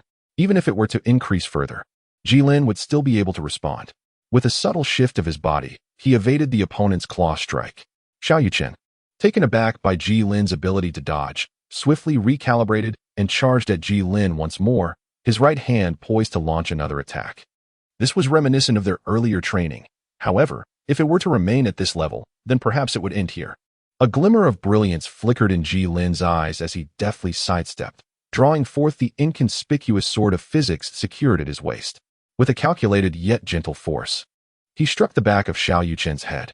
He was mindful of the opponent's potential defenses and harbored no desire to cause a fatality. The impact resonated. Thud. Xiao Yuchen, propelled by inertia, skidded across the ground until he finally came to a halt at the edge of the arena, motionless.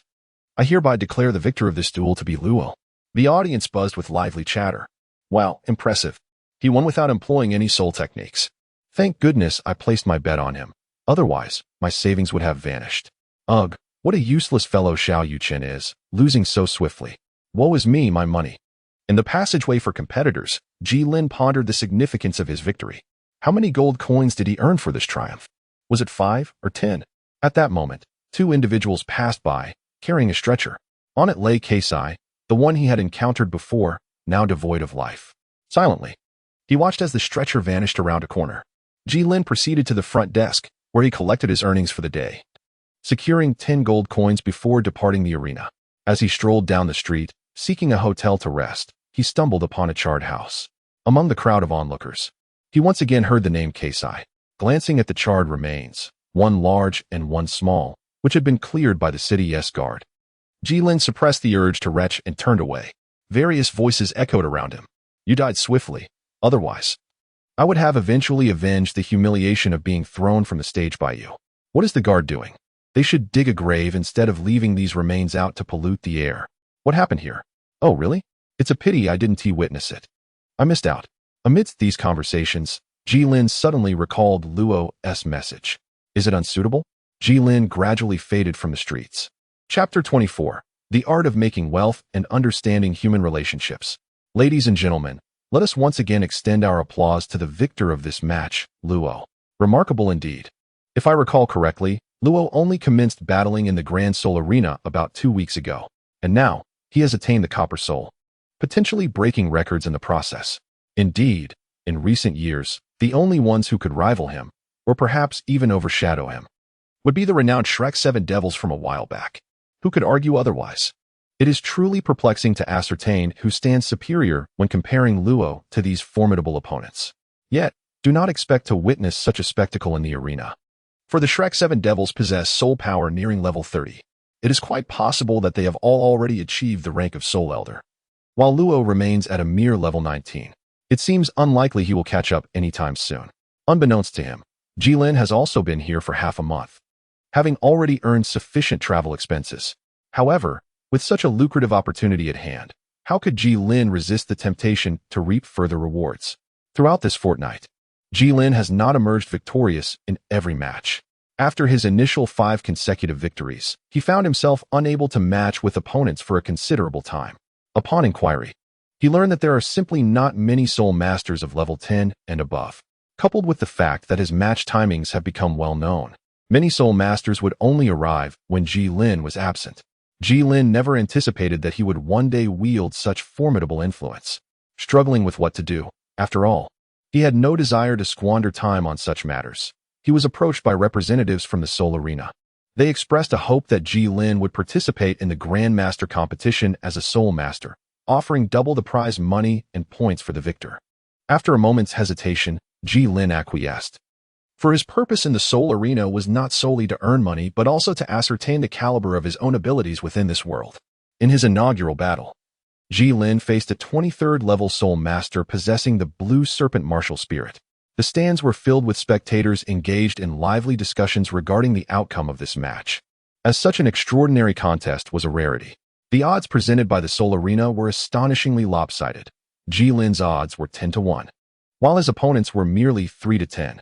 Despite the high odds against him, very few among the near 1,000 spectators chose to wager on him. In this first encounter against a Grandmaster, Jilin felt uncertain, dividing the 50 gold coins he had previously won. He bet 30 on his victory and 20 on his defeat. Winning would yield a substantial profit, while losing would mitigate his losses.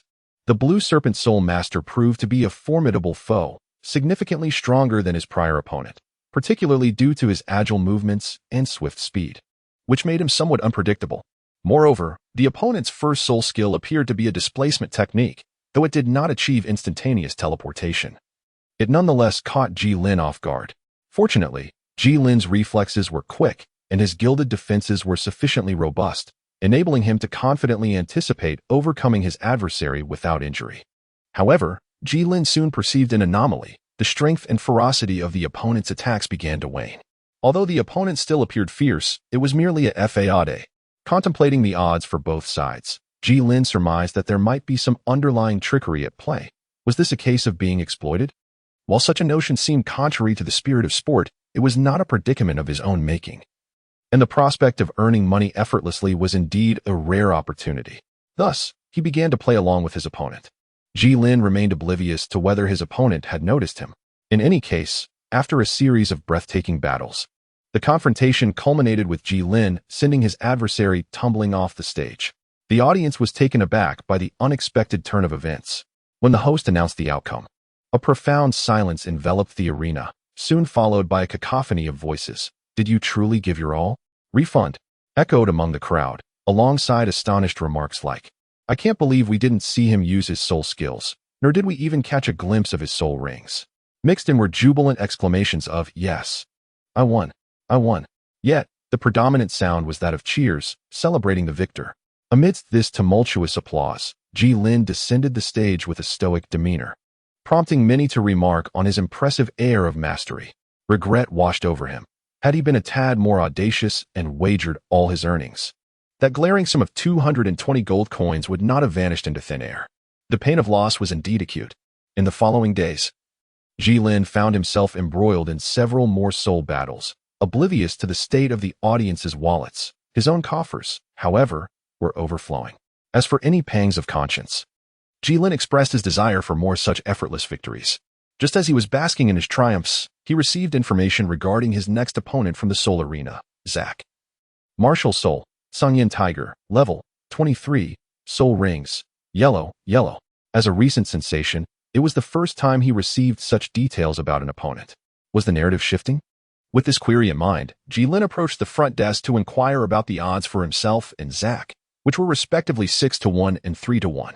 He found no surprise in his own odds, as he had not fallen below 5-1 in recent matches. However, the odds for his opponent were somewhat elevated. After a moment's contemplation, Ji Lin decided to play it safe and wager 3,000 of his recently acquired 5,000 gold coins against Zack. Soon, it was Ji Lin's turn to take the stage, and the audience buzzed with speculation. How are you betting this time? I'm still backing Luo. Although he made me lose quite a bit in the first 2 matches, he helped me recoup and even profit in the subsequent ones. Same here. Ever since I started betting on him, I've been spending my nights at the Yihong Lu. I haven't even returned home. But this time, his opponent boasts 200-year soul rings. Can he triumph? What of the 100-year soul rings? He is only level 23, after all. Luo defeated a level 26 Grand Soul Master just yesterday. 23 is nothing to fear. I refuse to believe that Luo can sustain his winning streak. I'll bet 50 on his loss. Exactly.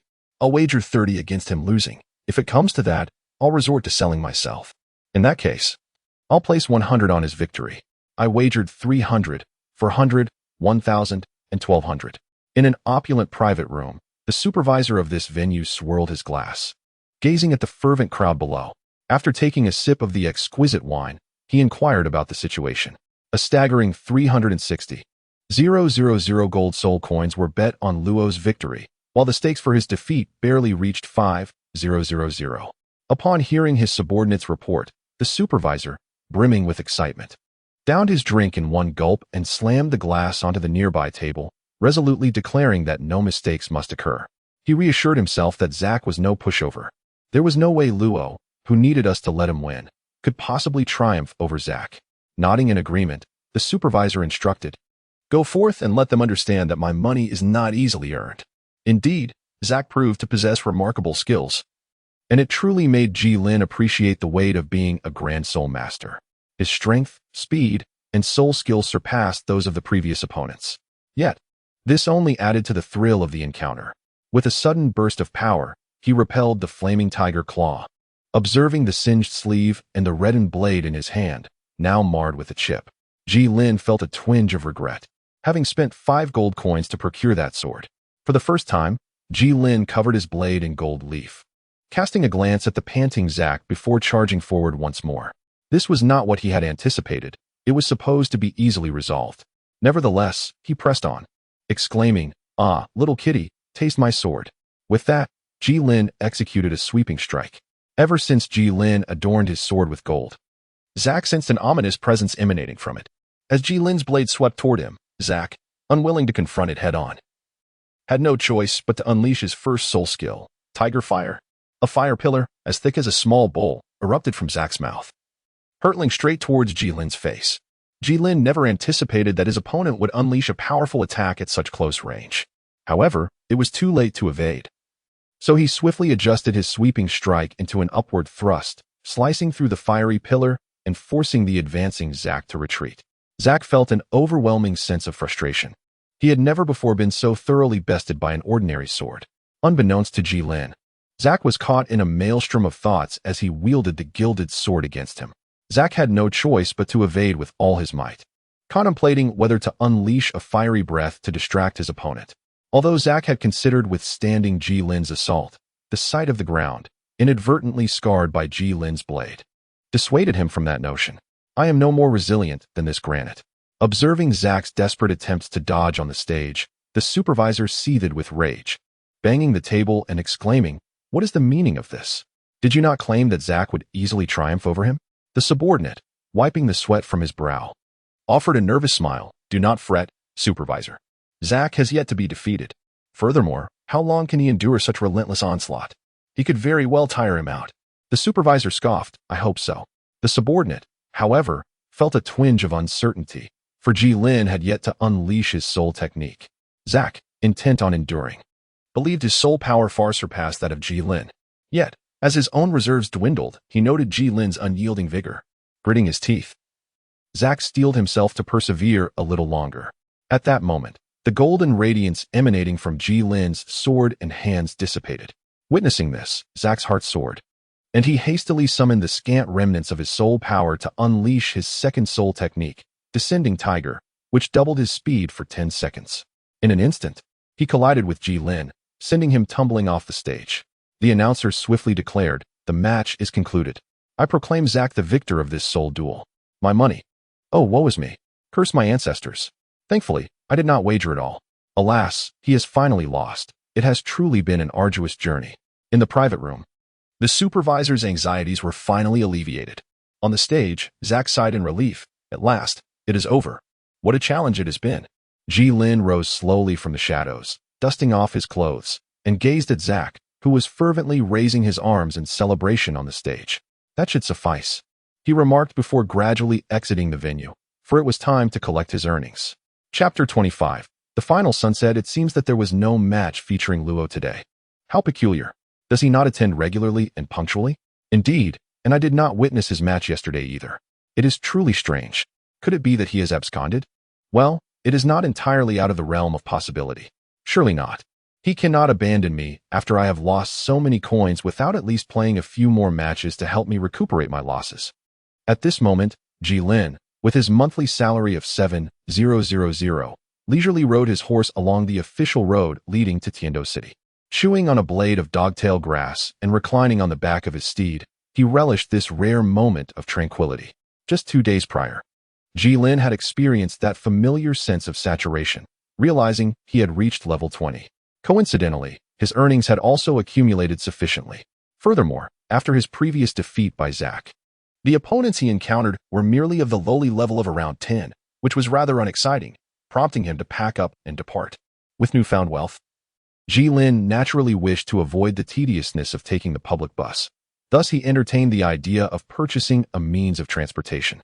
When considering the available options, he first thought of the swift and soaring soul beasts. Unfortunately, after thoroughly exploring the entirety of Douluo City, he found no reputable horse dealer selling tamed soul beasts. Not even a living soul beast graced his sight. However, there was an abundance of soul beast meat, particularly from certain parts believed to offer restorative benefits akin to the principles of nourishment on the Douluo continent. Reluctantly, Lin shifted his focus to ordinary animals, with horses being the primary consideration. Although he felt that a donkey possessed a certain rugged charm befitting a wandering hero, Lin believed that he was more suited to the image of a dashing young man on a fine steed. To his disappointment, the only horses available in Douluo City were those intended for cargo transport.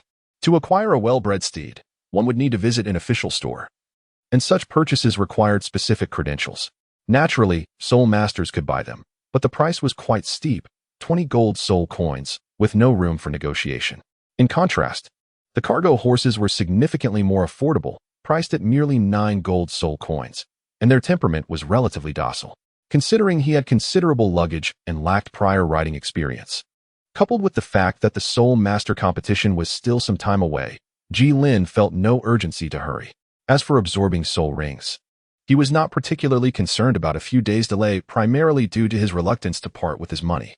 Now, Lin was immensely grateful for his purchase of a cargo horse. As a beast designed for hauling, it boasted remarkable endurance and carrying capacity, with a physique considerably larger than that of an ordinary horse, providing ample space for Lin to recline. The horse did require a substantial amount of food, fortunately. There was an abundance of blue-silver grass along the way. Allowing it to graze for half an hour would enable them to travel for 5 hours. Although the cargo horse's speed could not compare to that of a racehorse, it was certainly swifter than an average person, especially since it was not burdened with pulling a cart. After 4 days on the road, enjoying the breeze and the scenery, Jilin arrived once again at the gates of Tiando City. Gazing at the imposing city walls, he recalled the shock he felt upon first seeing them. However, now they seemed rather unremarkable, merely a tall barrier. After a fleeting glance, Jilin withdrew his gaze and approached the side gate to the right, leading his horse into the city to avoid any unnecessary complications. Once inside, as the horse was no longer needed for the time being, Jilin sold it to a local horse dealer for 10 gold soul coins, making a modest profit in the process. Now that he has acquired wealth, Jilin no longer resides in the most modest of accommodations, as the environment was far from satisfactory. However, he also refrained from opting for the finest room, deeming it unnecessary. Although he did not traverse a great distance on foot during his journey, he could not escape the weariness that accompanied the travel. The Sunset Forest, while not as formidable as the Starry Forest, still harbored numerous dangers. Without the presence of Luo, his former pillar of support, it was imperative for Jilin to adjust his demeanor and prepare himself for the unknown. As for being fully prepared, Jilin held no confidence.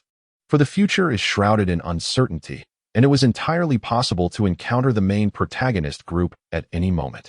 After indulging in a rather sumptuous lunch, Jilin ventured out to explore the vast expanse of Tiando City.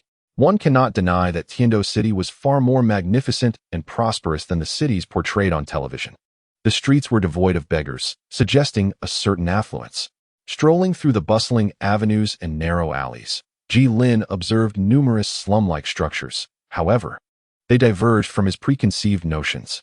The inhabitants were not the ragged and disheveled individuals one might expect, nor was the environment littered with refuse. Of course, he did not overlook the renowned Yuexian, which he merely admired from the outside. This establishment, with its slight Chinese architectural influence, quickly became one of Jilin's favorites. The students within, aside from their striking appearances, exuded an inexplicable elegance in their mere gait, as if they were born of nobility, which, in a certain sense, was indeed true, considering they were all descendants of aristocrats. After pausing outside Weixin for a moment, Jilin continued on his way. Ultimately, Jilin found himself in front of a quaint bookstore named Yui Bookstore. Upon entering, he felt as though he had stepped into another realm. Despite being just a wall away from the outside chaos, it seemed entirely detached from the tumultuous world beyond. The shop was modest in size and sparsely populated, with only a white-haired elder reclining in a rocking chair, a book open and resting upon his face. Jilin glanced at the spine of the book, which bore the title Angel's Journal in large letters. Noticing Jilin's presence, the elder sat up, the book sliding off to reveal a kindly face etched with wrinkles. He inquired, "What book does the guest wish to purchase?" Since he had chosen to enter this bookstore, Jilin indeed sought a specific volume. He wondered if there were any books on soul beasts. The elder pondered for a moment, then rose and moved to a nearby bookshelf. Shortly thereafter, he returned with a tome titled Illustrated Guide to Soul Beasts, handing it to Jilin. After receiving 1 gold soul coin, he reclined once more in his chair, repositioning the angel's journal over his face. Jilin suddenly developed an interest in the angel's diary. "Excuse me, sir, may I take a look at that diary?" The rocking chair, which had been gently swaying, came to an abrupt halt, only to resume its motion shortly thereafter. "Certainly, here you go." Upon receiving the book, Jilin discovered that it was not particularly thick.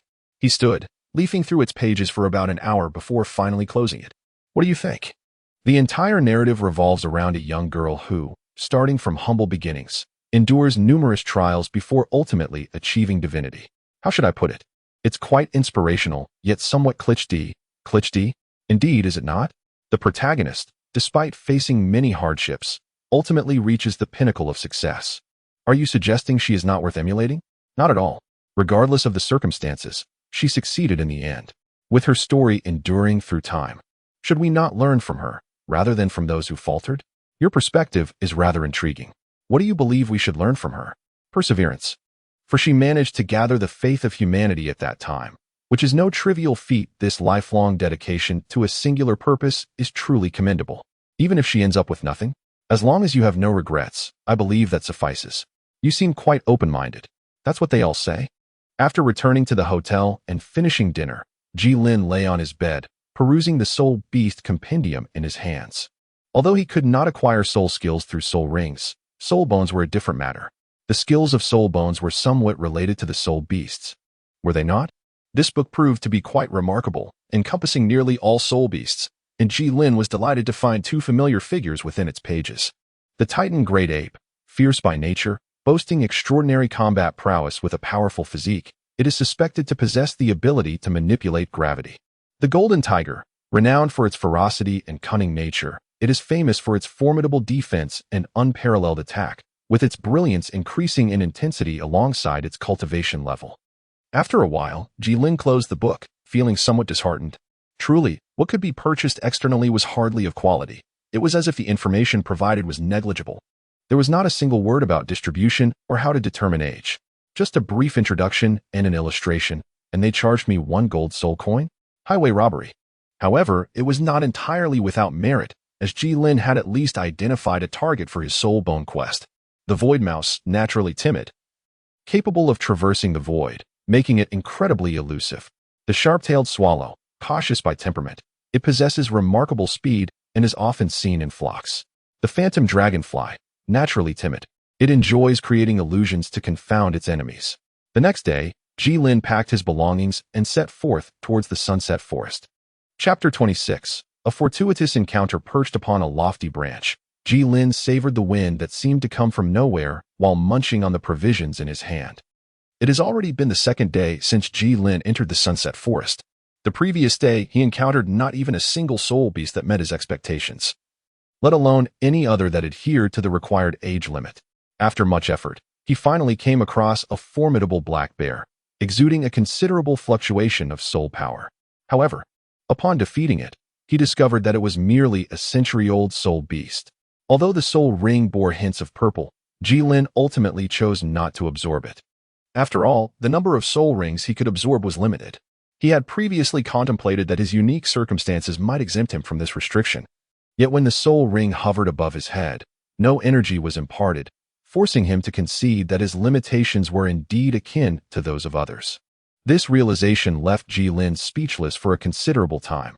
Not only did he lack soul skills upon absorbing a soul ring, but he was also bound to the same limitations as everyone else. After consuming his provisions and taking a sip of water, Jilin delved deeper into the forest. His criteria for the next soul beast were straightforward. It must not be below a millennium in age. After all, his first soul ring was 1,000 years old. If his second were merely a century old, he would suffer great embarrassment should that information leak. Naturally, the higher the age, the better. Though he believed it unlikely to exceed 2,000 years, as he was aware that he would not be able to defeat such a powerful foe. Previously, he had managed to hunt a golden metal tiger primarily through surprise, but even with that advantage, he had not inflicted significant damage.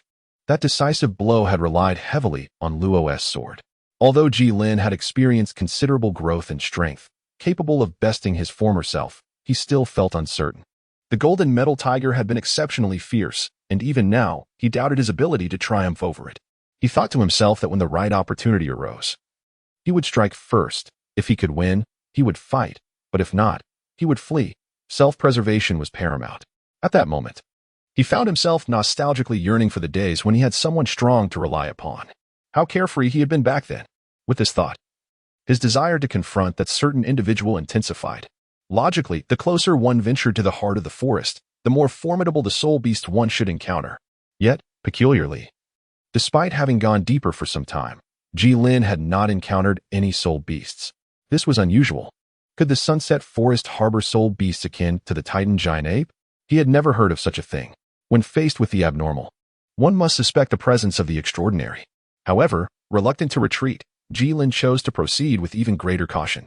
After a while, he found himself compelled to halt, not in a bid to return, but because dusk had begun to fall. Under the previous quiet atmosphere, he might have continued his exploration. But now he noticed that the surroundings had grown increasingly lively. The most apparent sign was a shadow wolf pursuing an unidentified bovine soul beast that passed not far from him. The shadow wolf was one of the few soul beasts documented in the book regarding age determination, albeit in a very rudimentary manner, merely stating that a millennium ago. The shadow wolf's fur was grayish-white, and after a millennium, it turned black. Jilin cast a hurried glance, and indeed, the darkness was impenetrable. "I can't provoke it. I can't provoke it," he muttered as he retreated. Curiously, the shadowy wolf did not turn to pursue him. Jilin recalled witnessing a cheetah hunting its prey. Despite the presence of numerous other animals watching, it would not abandon its pursuit for seemingly easy morsels. It was unwise to chase a fully energized prey with his depleted stamina. It appeared that spirit beasts adhered to this principle as well. The following day, Jilin's fortune seemed to improve considerably. As he commenced his search, he quickly stumbled upon a fox spirit beast with an injured hind leg. He recognized it from a book and observed it licking its wound, occasionally glancing around with vigilance. Standing atop a tall tree nearly 100 meters away, Jilin retrieved his spirit beast compendium and began to search. Ghost tiger? No. Thick earth violent bear? Not that either. Where is it? Ah, here it is. The crimson fire fox, known for its cunning nature, ability to breathe fire, and strikingly vibrant fur, often favored by noble women. Having read the information on the crimson fire fox, Jilin was confronted with a grave dilemma. Should he engage? After all, he was unaware of his own capabilities. If he exceeded the 10,000-year threshold, he would merely be heading toward his demise. Yet, to walk away felt like a missed opportunity, especially since the creature was injured. Who knows when he might encounter such a favorable situation again? As Jilin hesitated, the crimson fire fox seemed to sense something. Its gaze fixed warily in a particular direction. Ah, Xiao-san, your instincts are indeed sharp. There truly is a spirit beast here, although it appears to be wounded, remarked a tall, blond man with a smile. That is right, Douluo. You should consider who Sango is. He is someone capable of absorbing a 10,000-year spirit ring at level 40, boasted Ma Hongjun, striding forward with pride, as if he were the subject of the praise. Oh, and it's just a fox? It's nothing much. My spiritual power is merely stronger, allowing me to detect it a bit earlier than the rest. Tang San humbly replied, leading Xiao by the hand. At this moment, Flinder squinted his eyes and advised, if you want to practice, do so quickly. Don't dawdle. He punctuated his words with a kick directed at Ma Hongjun. Unperturbed by the kick, Ma Hongjun smiled at Tang San. Sango? Upon hearing this, Tang San released Xiao Wu's hand and stepped forward, entirely oblivious to the complex emotions playing across her face. The crimson fire fox regarded the approaching duo with utmost caution, although it could sense that their auras were far weaker than those of the three behind. Years of jungle life had ingrained in it the wisdom of never underestimating any potential foe. Observing the crouching crimson fire fox before him, Tang San spoke. The crimson fire fox can manipulate intensely high temperatures with its foxfire, measuring between 3.4 to 4 meters in length. And its age should be between 2,900 to 3,500 years. That age is quite suitable. As he spoke, he raised his right hand, summoning his martial spirit, while 4 soul rings of yellow, purple, and black appeared beneath his feet. Immediately following the flicker of the black soul ring, which symbolized Ian's, the blue-silver prison emerged. In an instant, 16 robust black vines erupted from the earth. Although the scarlet fire fox was not a specialized spiritual-type soul beast, its mental prowess was formidable. Furthermore, remaining ever vigilant, it leaped aside the moment the soul ring shimmered, successfully evading Tang San's blue-silver prison.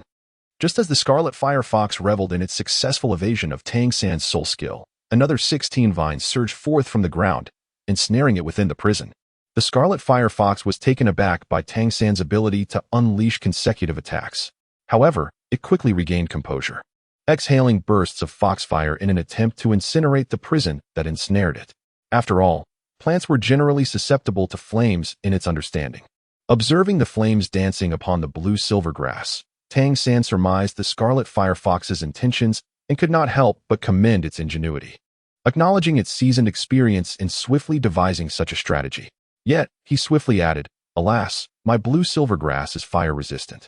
The hefty companion, poised to strike, took note of this remark and soared into the air, surrounded by 4 soul rings of yellow and purple. Subsequently, the final soul ring radiated a brilliant purple light. With a resounding cry, the phoenix soars to the sky unleashed a towering pillar of flame. As the fire subsided, the blue-silver prison vanished, leaving only the singed scarlet fire fox lying motionless, appearing to exhale more than inhale. Witnessing this scene, Jilin gasped, contributing to global warming. Goodness, such ferocity. A direct annihilation. Yu Xiaojiang nodded in satisfaction, remarking on the power displayed, affirming that this individual was indeed the most explosive among the 7 monsters. Although there was a delay, with Xiao San's blue-silver prison in play, victory seemed within reach. Of course, one should consider whose disciple it is, he added. It still doesn't rival my 5th soul skill. What is there to boast about? Lu Erlong did not spare Flander, immediately retorting. Flander, wearing a forced smile, adjusted his glasses with his fingers and turned to Jilin, his tone turning frosty. My friend over there, after observing for so long. Wouldn't it be time for you to join the conversation? Jilin had not anticipated that, despite the distance, Fran would still be able to detect his presence. Truly, one could not doubt the prowess of a soul saint. With a sigh, Jilin descended from the tree and made his way towards the other party. As for fleeing, could he really outpace a soul saint? And would his life truly be in peril? Please, he was the protagonist. How could he indiscriminately slaughter the innocent? But wait, that was Tang San. One could never be certain of the dangers he might invoke. His resentment towards a certain individual deepened. Ah, who was pondering about me? In the divine realm, someone rubbed their nose. With a heart full of trepidation, Jilin gradually approached Tang San and his companions. During Jilin's approach, Tang San was also contemplating Jilin's intentions. At this hour, being in the Sunset Forest likely indicated he was there to acquire a soul ring. Moreover, the injuries on the red fire fox were likely inflicted by him. Yet, he was concerned about Jilin's elder. However, they had their own teachers, and Long and Dean Fran, making them nearly invincible unless their opponent possessed a title Douluo. As for whether there was only one individual on the opposing side, Tang San deemed it impossible.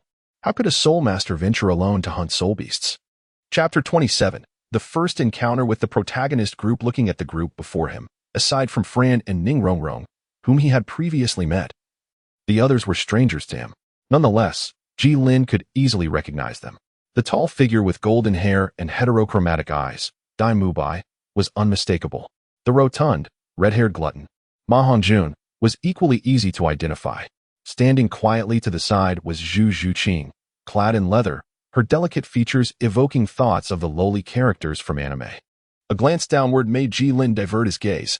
Indeed, the allure was overwhelming. Next to Ning Rongrong stood a handsome young man, presumably Oscar. Quite dashing, slightly more so than himself. Among all those he had encountered, he would gladly bestow the title of the most handsome upon him. Beside Fran stood a mature and attractive woman, who must be his dream lover, Lu Erlong. The identities of the remaining individuals became clear. The crew-cut, stern-faced master Yu Shaojiang, and the relatively short yet formidable Zhao Wujie, known as the Indomitable King.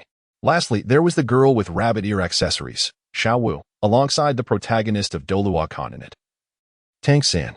The first impression that Tang San and his companions had of Jilin was the notably large package slung over his back. Xiao Wu, with curiosity, inquired, "What do you have packed in that backpack?" In response, Jilin set down his backpack and reached inside to retrieve something. The others remained still, but Tang San discreetly readied himself, mindful of his own expertise with hidden weapons. Jilin leisurely retrieved a series of bottles and jars from his backpack, introducing the contents of each as he presented them. "This is preservation powder, one of my favorites. It can keep meat as fresh as if it were just slaughtered, with a hint of spiciness. This is insect repellent powder, and this one serves to mask odors, while this is a hemostatic powder." He also displayed his tent, pot, utensils, along with salt, cumin, and chili powder. Tang San and his companions were astonished. They had not anticipated that someone without a storage soul guide would carry such seasonings, making it seem as though he was on a picnic. Observing that Jilin continued to rummage through his belongings, Ma Hongjun quickly interjected, "All right, brother. You need not produce more. We trust you mean no harm." The others nodded in agreement, especially Tang San, who realized he had been overly cautious of this seemingly simple-minded individual. Had he been too sensitive? At that moment, Flinder approached Jilin and inquired, "What were you doing here just now?" Taken aback, Jilin paused his packing and regarded Flinder with an expression of bemusement. What else could one do here besides acquiring soul rings? Flinder found himself momentarily at a loss for words. Noticing Flinder's struggle to respond, Tang San promptly intervened. "So, is this red firefox your target? Did you inflict its wounds?" "Not at all. I was still contemplating whether to take action when you all charged in. So the wounds certainly weren't inflicted by me." Tang San nodded discreetly, acknowledging that Jilin was not lying. Earlier, while Jilin conversed with Flinder, Tang San had examined the red firefox and discovered that the wound on its hind leg appeared to be caused by his hidden weapon, the Flying God Claw, likely a result of their group's accidental injury the previous day. Although they had inadvertently harmed the creature, it wouldn't have been injured had it not been tempted by the enticing fragrance of the ethereal treasure. As for the severity of its injuries, that was hardly a concern. The path to death is not worthy of pity. Upon hearing Jilin's words, Flinder scrutinized him. realizing that this was a soul beast of approximately 3,000 years. Are you already at level 40? Flinder mused, considering that the young man appeared quite youthful, if he was under 20 and already a soul master. Enrolling him in the academy would greatly enhance their prospects in the upcoming tournament. However, he found Ji-Lin somewhat familiar. Flinder reveled in his thoughts, confident in his persuasive abilities. No, I'm only at level 20. Then how do you dare to target this red fire fox? If I can absorb it, why shouldn't I pursue it? Impossible. Master Yu Xiaojing exclaimed sharply. No one could absorb a soul ring of nearly 3,000 years at their second soul ring. The maximum for a second soul ring is around 764 years. Listening to Yu Xiaojing's tone, Ji-Lin felt a tinge of anger. He had already harbored some resentment for being summoned by them, and now they were bombarding him with questions. Even a clay figurine has its limits. He was ready to confront them head-on. How could it be otherwise? My first soul ring is a millennium old. As he spoke, Ji-Lin's arm shimmered with golden light, revealing his soul ring to the onlookers for the first time. As the purple soul ring rose beneath Ji-Lin's feet, gasps of astonishment erupted from the crowd. Even from the usually composed Zhu Zhuqing. A millennium. Although they had encountered 1,000-year soul rings before, indeed, they could muster 20 of them among themselves. This solitary soul ring manifesting on an individual was unprecedented, shattering their common understanding. Seeing their astonished expressions brought immense satisfaction to Ji-Lin. Unable to contain his curiosity, Flinder inquired, "How old are you?" Increasingly, he wished to recruit Ji-Lin into Shrek Academy. 20, nearly 21, Ji-Lin replied. Upon hearing this, Flinder displayed a hint of disappointment, while the Shrek 7 monster sighed in relief. Thank goodness. I thought this person's talent surpassed that of the third brother. Turns out, even I am superior to him. Ji-Lin refrained from disputing this, merely thinking to himself, if only you knew my training duration, it would surely astound you. However, it seemed Flinder and Ning Rongrong did not recognize him. Perhaps it was for the best, although they had once mocked him. They had indeed aided him in embarking on his journey of cultivation, and not being recognized spared him from any awkwardness. It was no wonder. For Ji-Lin's appearance lacked any distinctive features, merely a touch paler, combined with the passage of 6 months. Flinder had not regarded this lad seriously back then, making it natural for him not to recognize him. Impossible. My theory must be sound, the master mumbled to himself, glancing up at Ji-Lin. What is your martial spirit? Ji-Lin's eyes flickered as he pointed at the crimson fire fox, declaring, give it to me, and I shall divulge to you certain information regarding martial souls. Without hesitation, the master acquiesced, and seeing his agreement, no one dared to oppose, for they all understood the master's regard for his own theories. Then I shall not be polite, Ji-Lin said as he stepped past the crowd, approaching the faltering crimson fire fox. Drawing his sword from his waist, he swiftly severed its head with a single stroke. A violet soul ring coalesced above the corpse, and without delay, Ji-Lin settled into a meditative posture, drawing the soul ring above him and initiating the absorption of his second soul ring. An incessant stream of energy flowed into Ji-Lin's body. This time, the process was not as arduous as his first. The absorption proceeded smoothly, while Tang San and his companions, noting the encroaching dusk, set up camp in the vicinity. Approximately 2 hours later, Ji-Lin successfully acquired his second soul ring. Upon opening his eyes, he was met with the master's impassive face, startling him to the point of nearly delivering a gilded punch. Is it done? Now, you must provide me with intelligence regarding your martial soul, the master said. Unfolding a notebook he had prepared, his expression earnest as he gazed at Ji-Lin. Very well, Ji-Lin replied, dragging over his backpack, extracting provisions and water. And while eating, he continued, I have named my martial soul gilded gold, also referred to as protective golden light, which enhances both my defensive and offensive capabilities. That's it. The master paused, furrowing his brow. Is that all? It pales in comparison to the crimson fire fox. What else would you like to know? Ji-Lin inquired. Does it cover the entire body? The master, as expected, posed a crucial question. No, but after absorbing the soul ring, the coverage area has significantly increased, and it should eventually encompass my entire body. What abilities did you gain from the absorbed soul ring? None. The master once again halted. None? Not only that, but the second soul ring lacks a soul skill, as does the first. I always believed that the 9-heart begonia having just one soul skill was already outrageous. I never anticipated there would be none, Ning Rongrong remarked. As the others noticed Ji-Lin had awakened, they gradually approached. Yet the nine-heart begonia grants the Yi family unparalleled healing abilities. What does your martial soul bestow upon you? Jilin, momentarily taken aback, pondered how to navigate this query. After a brief contemplation, he replied, "It should bestow upon me physical qualities far surpassing those of others." The master was poised to counter, asserting that martial souls inherently enhance one's physical attributes, though soul masters exhibit greater improvements. This marks the beginning of the disparity between ordinary individuals and soul masters. However, considering Jilin's anomalous soul ring, this seemed to be the only plausible explanation. What a pity. If only you could acquire a soul skill. Your martial soul would undoubtedly be the strongest. The master shook his head with a sigh. Indeed, I truly envy those of you with superior physical constitutions, Oscar remarked enviously. Then why not engage in exercise to enhance your abilities? Is it not a simple solution? Jilin questioned, somewhat perplexed. At that moment, the master stepped forward to clarify.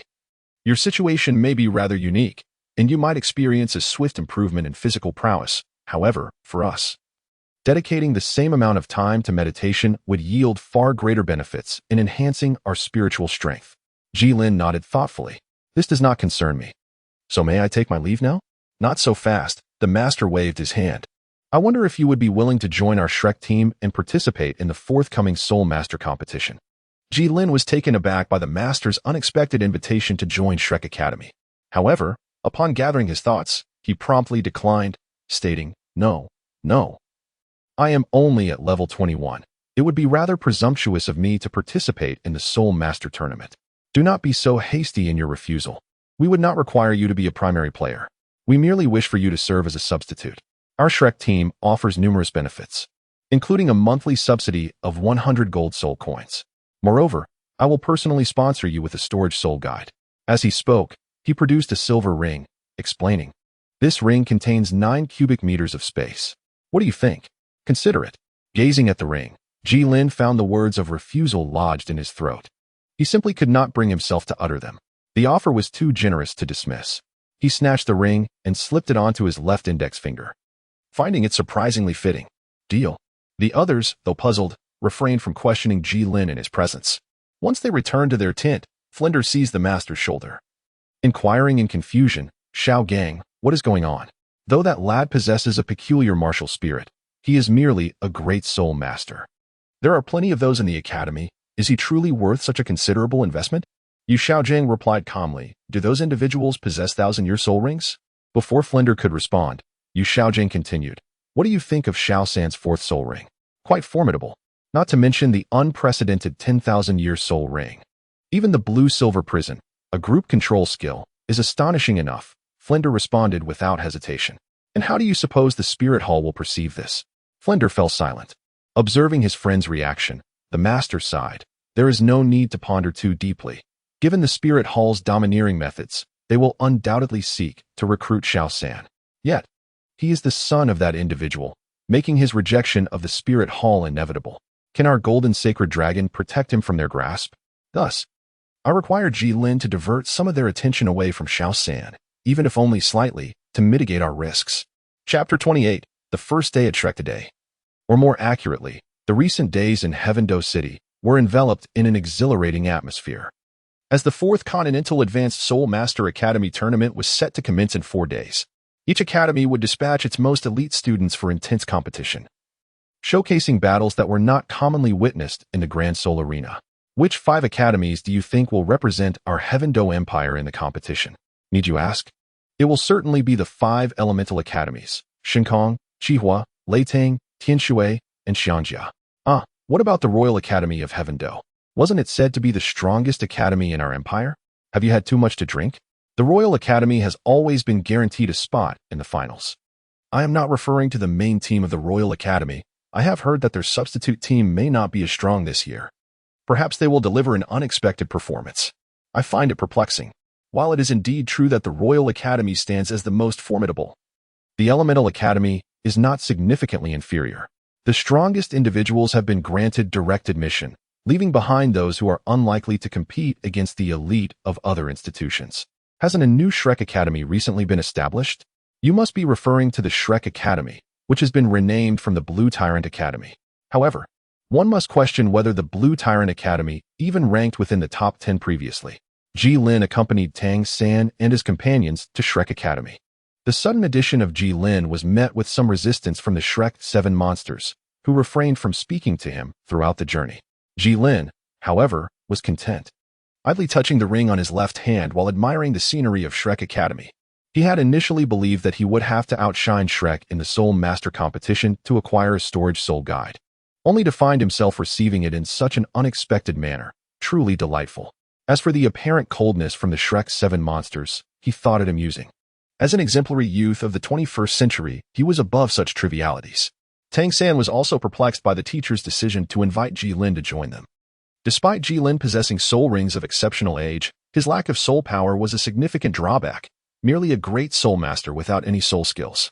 Although there were no soul zone in the academy, there were soul kings, each of whom surpassed him in strength.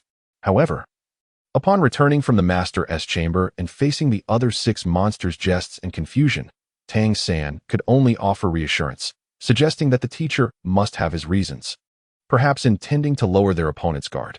As the soul of the Shrek 7 monsters, Tang San held considerable sway over the others, and while they remained dissatisfied, they kept their thoughts to themselves, choosing instead to demonstrate their sentiments through actions. Yu Xiaojiang observed the distinct separation between the 7 monsters and Ji Lin, but chose to remain silent in his heart. He regarded Ji Lin merely as a diversion for his disciples. After the competition, he believed Ji Lin would no longer be of concern. "Let us return for a rest today. We shall gather at the training ground at 9 tomorrow," he announced. "Ji Lin, come here. I will show you to your dormitory." At these words, the 7 monsters clustered together.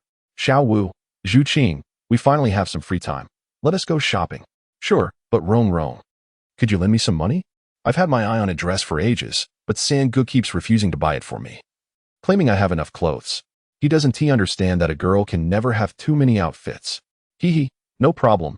Money is no object for me. What about you?" "Yu Qing? To buy Xiaoao, Sang-gu. What are your plans for the rest of the day?" "Xiaoao, and I plan to follow them." "What about you, San? Perhaps I will return to consolidate my cultivation." "Seriously? You're going to train during such a rare break? Don't you want to know where Xiao Wu and the others are heading?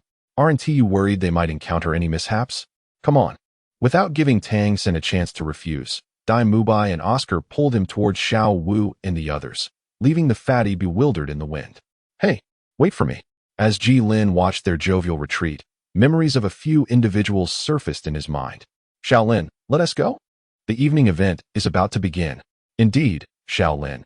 If you dawdle, we'll miss out on the best seats." "Well, Xiaolin, even if you choose to remain single, must you drag us along in your solitude? I have repeatedly asked you not to call me Xiaolin. I have not mastered the art of exorcism." The trio exchanged glances, then surged forward, lifting Jilin with ease. "Come now, Sister Lin, let us explore the vibrant world beyond." They laughed. Jilin. The master's call successfully roused Jilin from her reverie. "Are you all right?" "I'm fine." "Then let us proceed." With that, the master turned and led the way. Jilin took a deep breath, lifting his foot to follow the master. The master had arranged for Jilin a single dormitory in the student residence, measuring approximately 20 square meters. It was fully equipped with toiletries, bed linens, and blankets, allowing for an immediate move-in. Jilin felt quite satisfied with this accommodation. After bidding farewell to the master, Jilin finally had time to reflect on the changes brought about by his second soul ring. First and foremost was his soul power. At level 21, there was not much to elaborate on. Having interacted more frequently with soul masters recently, Jilin had learned a great deal about soul master knowledge from the authorities. Among these insights, he deemed the ability to assess one's own soul power level as the most crucial. However, this time, the increase in soul power was somewhat disappointing. After absorbing the first soul ring, he conservatively estimated an increase of at least 3 levels. This time, he had only advanced by 1 level. Although the Chi-Wahu, Red Firefox, might not compare to the Gung Jin-Hu, Metal Tiger, its age was significantly greater, leading Jilin to wonder how it was possible that he had only gained a single level. After all, he was not a soul venerable. Furthermore, in terms of physical enhancement, the increase was not as dramatic as before. It was merely around 30%. Was there perhaps another underlying circumstance at play? Jilin gazed at his right arm, noting the most significant change since before, the addition of a soul bone. Channeling his soul power, a golden radiance emerged, albeit with a thicker white hue. Disrobing. He revealed his well-defined 8-pack abs to the cool air. Observing his right arm, adorned with a layer of gilded light, in the adjacent side of his body. Jilin murmured, "Indeed, it can cover a larger area." Suddenly, the golden glow enveloping that side of his body vanished, only to be replaced by a similar luminescence on his left arm. Moreover, aside from the immovable golden light on his right arm, the remaining radiance seemed to shift with his thoughts, albeit currently limited to the upper half of his body, excluding his head. Jilin had previously believed that the enhancement of the golden light was solely due to his elevation in rank. However, upon reflection, it appeared that this was not entirely the case. Based on the information currently available, coupled with the descriptions of soul bones from the original text, it seemed evident that his soul bone had undergone an evolution. Much like an external soul bone, yet the external soul bones are categorized beyond the 6 fundamental types: head, left arm, left leg, and trunk. Jilin's right arm bone, the metal tiger, was clearly among these 6 foundational soul bones. At this moment, Jilin recalled Luo's earlier conjecture that the body is, in essence, the manifestation of one's martial soul. If this were true, then upon absorbing the soul bone into his body, it would effectively become a part of his martial soul, evolving in tandem with his own strengthening and the evolution of his martial soul. This would elucidate the observed reduction in soul power and physical enhancement. Thus, it could be surmised that each soul bone would henceforth be akin to an external soul bone for him. This thought thrilled Jilin. After all, external soul bones were exceedingly rare, with the protagonist Tang San possessing only one. Theoretically, he could acquire at least 6. It seemed prudent for him to seek out older soul beasts, as the energy contained within those of lesser age would be insufficient to satisfy his 3 needs: soul power, body, and soul bone. It was likely that the ease with which he absorbed the second soul ring was attributable to this understanding. With this newfound clarity, Jilin felt an overwhelming sense of optimism regarding his future. He set a modest goal for himself, to gather 6 soul bones within the next decade. His heart burned with fervor, and he immediately resolved to commence training. Previously limited by conditions, he had kept his training simplistic, but now that he had the means, he decided to procure some training equipment. With that in mind, Jilin hastily ventured out to shop. Chapter 29. Group Combat. The following day, the master arrived early at the training ground, awaiting the arrival of the others, accompanied by 4 youthful figures. The Shrek 7, having trained under the master for a considerable period, understood that the ideal arrival time was 8:30 a.m., a half hour before the scheduled 9 o'clock a.m. However, Jilin, residing in a single dormitory and lacking any notifications, was unaware of this expectation. Consequently, he arrived at 8:59, just after finishing breakfast. While the others had been waiting for nearly 20 minutes, the master's tone grew noticeably colder as he inquired, "Why have you only just arrived?" Startled, Jilin nervously responded, "Am I late?" In truth, without a phone to check the time, he was unsure if he had indeed arrived late. Although he longed to assure the master, the stern expression on the master's face left him uncertain. He could only mutter to himself, regretting having indulged in that roasted chicken. The master was indeed exasperated. He had not anticipated that Jilin would arrive at the last moment. Typically, when making arrangements with someone he did not know well, one would expect them to arrive early. Observing the grease on Jilin's lips, Yu Xiaojiang felt an overwhelming urge to march over and demand, "How could you possibly eat at a time like this?" However, recalling that he had personally announced the gathering time of 9 o'clock and had arranged for Jilin to reside in a tranquil dormitory, a grimace of discontent marred the master's countenance, as if he had stepped into a pile of dog excrement. He could only grit his teeth and utter, "Go stand over there. Arrive earlier next time." Subsequently, he hastily turned away, seemingly unwilling to behold Jilin's visage any longer. Jilin approached the team with a perplexed expression, pondering why Yu Xiaojiang had erupted in anger so early in the morning. Could it be that his aunt had come to visit? Oh no. Perhaps it was his uncle instead? Might he have reached the onset of menopause? Jilin resolved to remain prudent for the time being, particularly given the capricious nature of individuals during such exceptional periods. The 7 monsters formed a line, with Zhu Zhuqing positioned at the far left and Ma Hongjun at the far right. Jilin was certainly perceptive enough to notice this arrangement. As soon as they settled, Ma Hongjun surreptitiously gave Jilin a thumbs up, which only deepened Jilin's bewilderment. Clearing his throat, Yu Xiaojiang noticed that all eyes were upon him and began. In preparation for the Soul Master competition in 3 days, In addition to Ji Lin, 4 others will join us.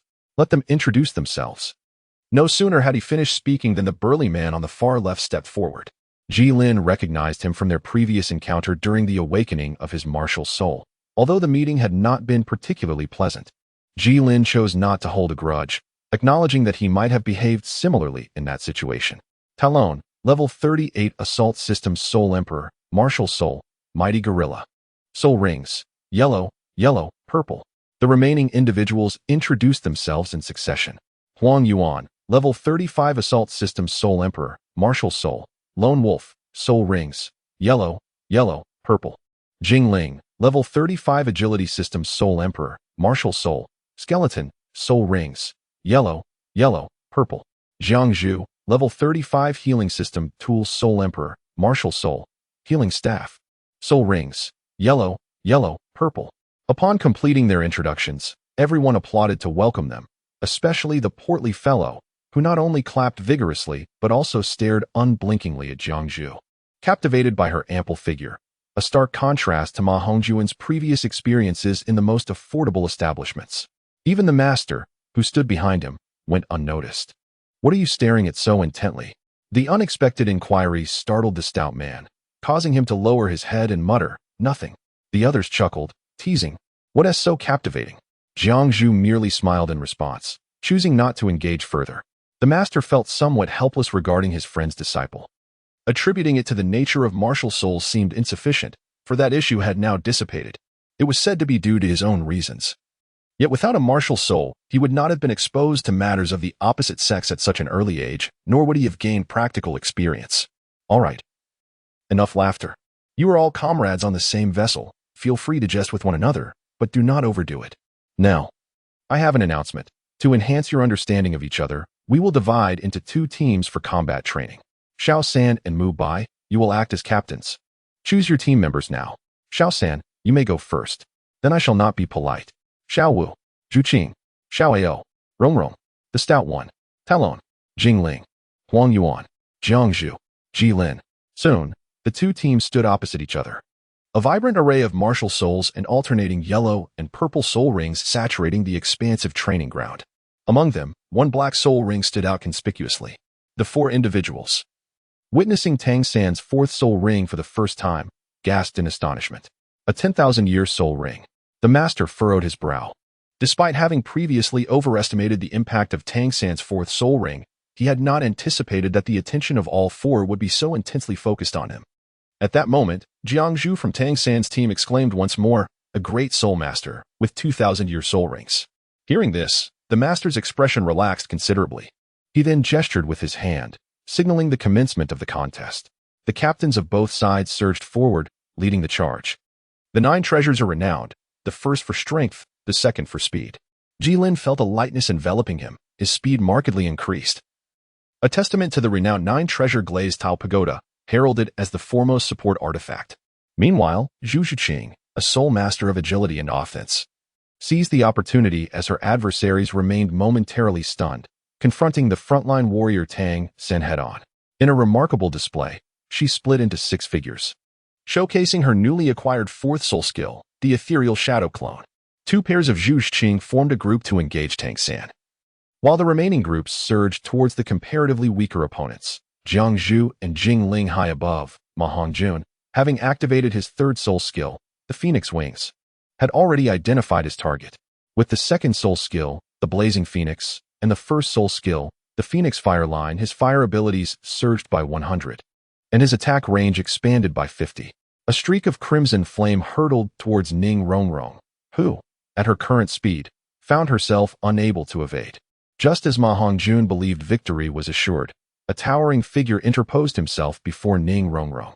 Employing his 1st soul skill, the Rock Shield, Tai Lung's muscles bulged, enveloped in a brown aura, as he braced against the oncoming inferno. Being teammates, Ning Rongrong was acutely aware of the heavy-set Tai Lung's explosive power, yet, even he could not withstand the assault relying solely on his 1st soul skill. Renowned for its prowess, the 9 treasures' 4th skill, Protect, soon came into play.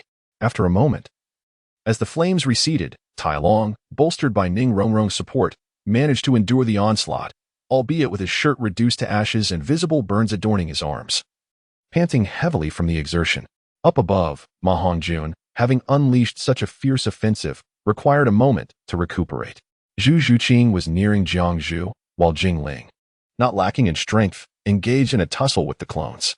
However, Jiangzhu, being a support soul master with healing skills, found herself unable to defend without her teammates' assistance and resigned herself to the imminent elimination. Just as the situation seemed dire, Tang San, having successfully restrained Zhu Zhuqing with his first soul skill, made his move. Utilizing his fourth soul skill, the blue-silver prison, 16 dark blue-silver grasses erupted from the ground, swiftly weaving into a cage that enveloped Jiangzhu. Zhu Zhuqing's claws clashed against the prison with a sharp sound. And in that moment, Xiao Wu, using her instant teleportation, targeted one of the clones and executed her second soul skill, swiftly dispatching it. The remaining Zhu Zhuqing, recognizing the precariousness of her situation, activated her ethereal lunge, doubling her speed as she charged toward Oscar. The seasoned Oscar, having prepared a rapid-flying mushroom sausage earlier while Zhu Zhuqing was engaged with Jiangzhu, immediately ascended into the air to evade the attack. Meanwhile, Jingling successfully eliminated 2 of the shadow clones. Tang San, Xiao Wu, and Jingling converged upon the beleaguered Zhu Zhuqing, unleashing the 9 treasures renowned third skill. The White Tiger's Radiant Wave. A beam of white light surged toward the retreating Tang San, who adeptly employed his ghost shadow perplexing steps to evade the oncoming strike. The 9 treasures, famed for their swiftness, were indeed unparalleled. Zhu Zhuqing successfully extricated herself from the encirclement. The fierce wave of light maintained its momentum, striking the blue-silver prison and the crimson pearl within. The prison was torn asunder by this assault, and the crimson pearl was sent hurtling away. The crimson pearl is eliminated. Although Tang San's side lost a member first, Talon was also severely injured. Tang San immediately organized a counterattack. He ensnared the blue-silver grass around Xiao Wu's waist. Their profound synergy required no further elaboration. He propelled Xiao Wu towards Talon, using a concealed weapon technique, and subsequently ensnared Huang Yuan with the blue-silver prison, while he himself entangled Dai Mu Bai and Zhu Zhuqing. As Xiao Wu landed, she cast a bewitching glance at Talon. Being a beauty herself, and having previously captured Talon's affections, he was powerless to resist. With a swift motion, Xiao Wu executed a waist bow, sending him flying out of the arena. Talon is eliminated. Following this, Xiao Wu instantly teleported before Ji Lin, delivering a powerful kick. Ji Lin, however, displayed remarkable reflexes, with a mere thought. The golden light beneath his garments sprang into action. With a resounding clang, Xiao Wu felt as if she had kicked an anvil, causing her foot to throb with pain, while Ji Lin remained unfazed. Drawing his sword from his waist, he aimed a strike at Xiao Wu's head. She quickly ducked, narrowly evading the blow, though her earrings were not as fortunate. Observing this scene, Tang San was taken aback that Ji Lin could actually push Xiao Wu back.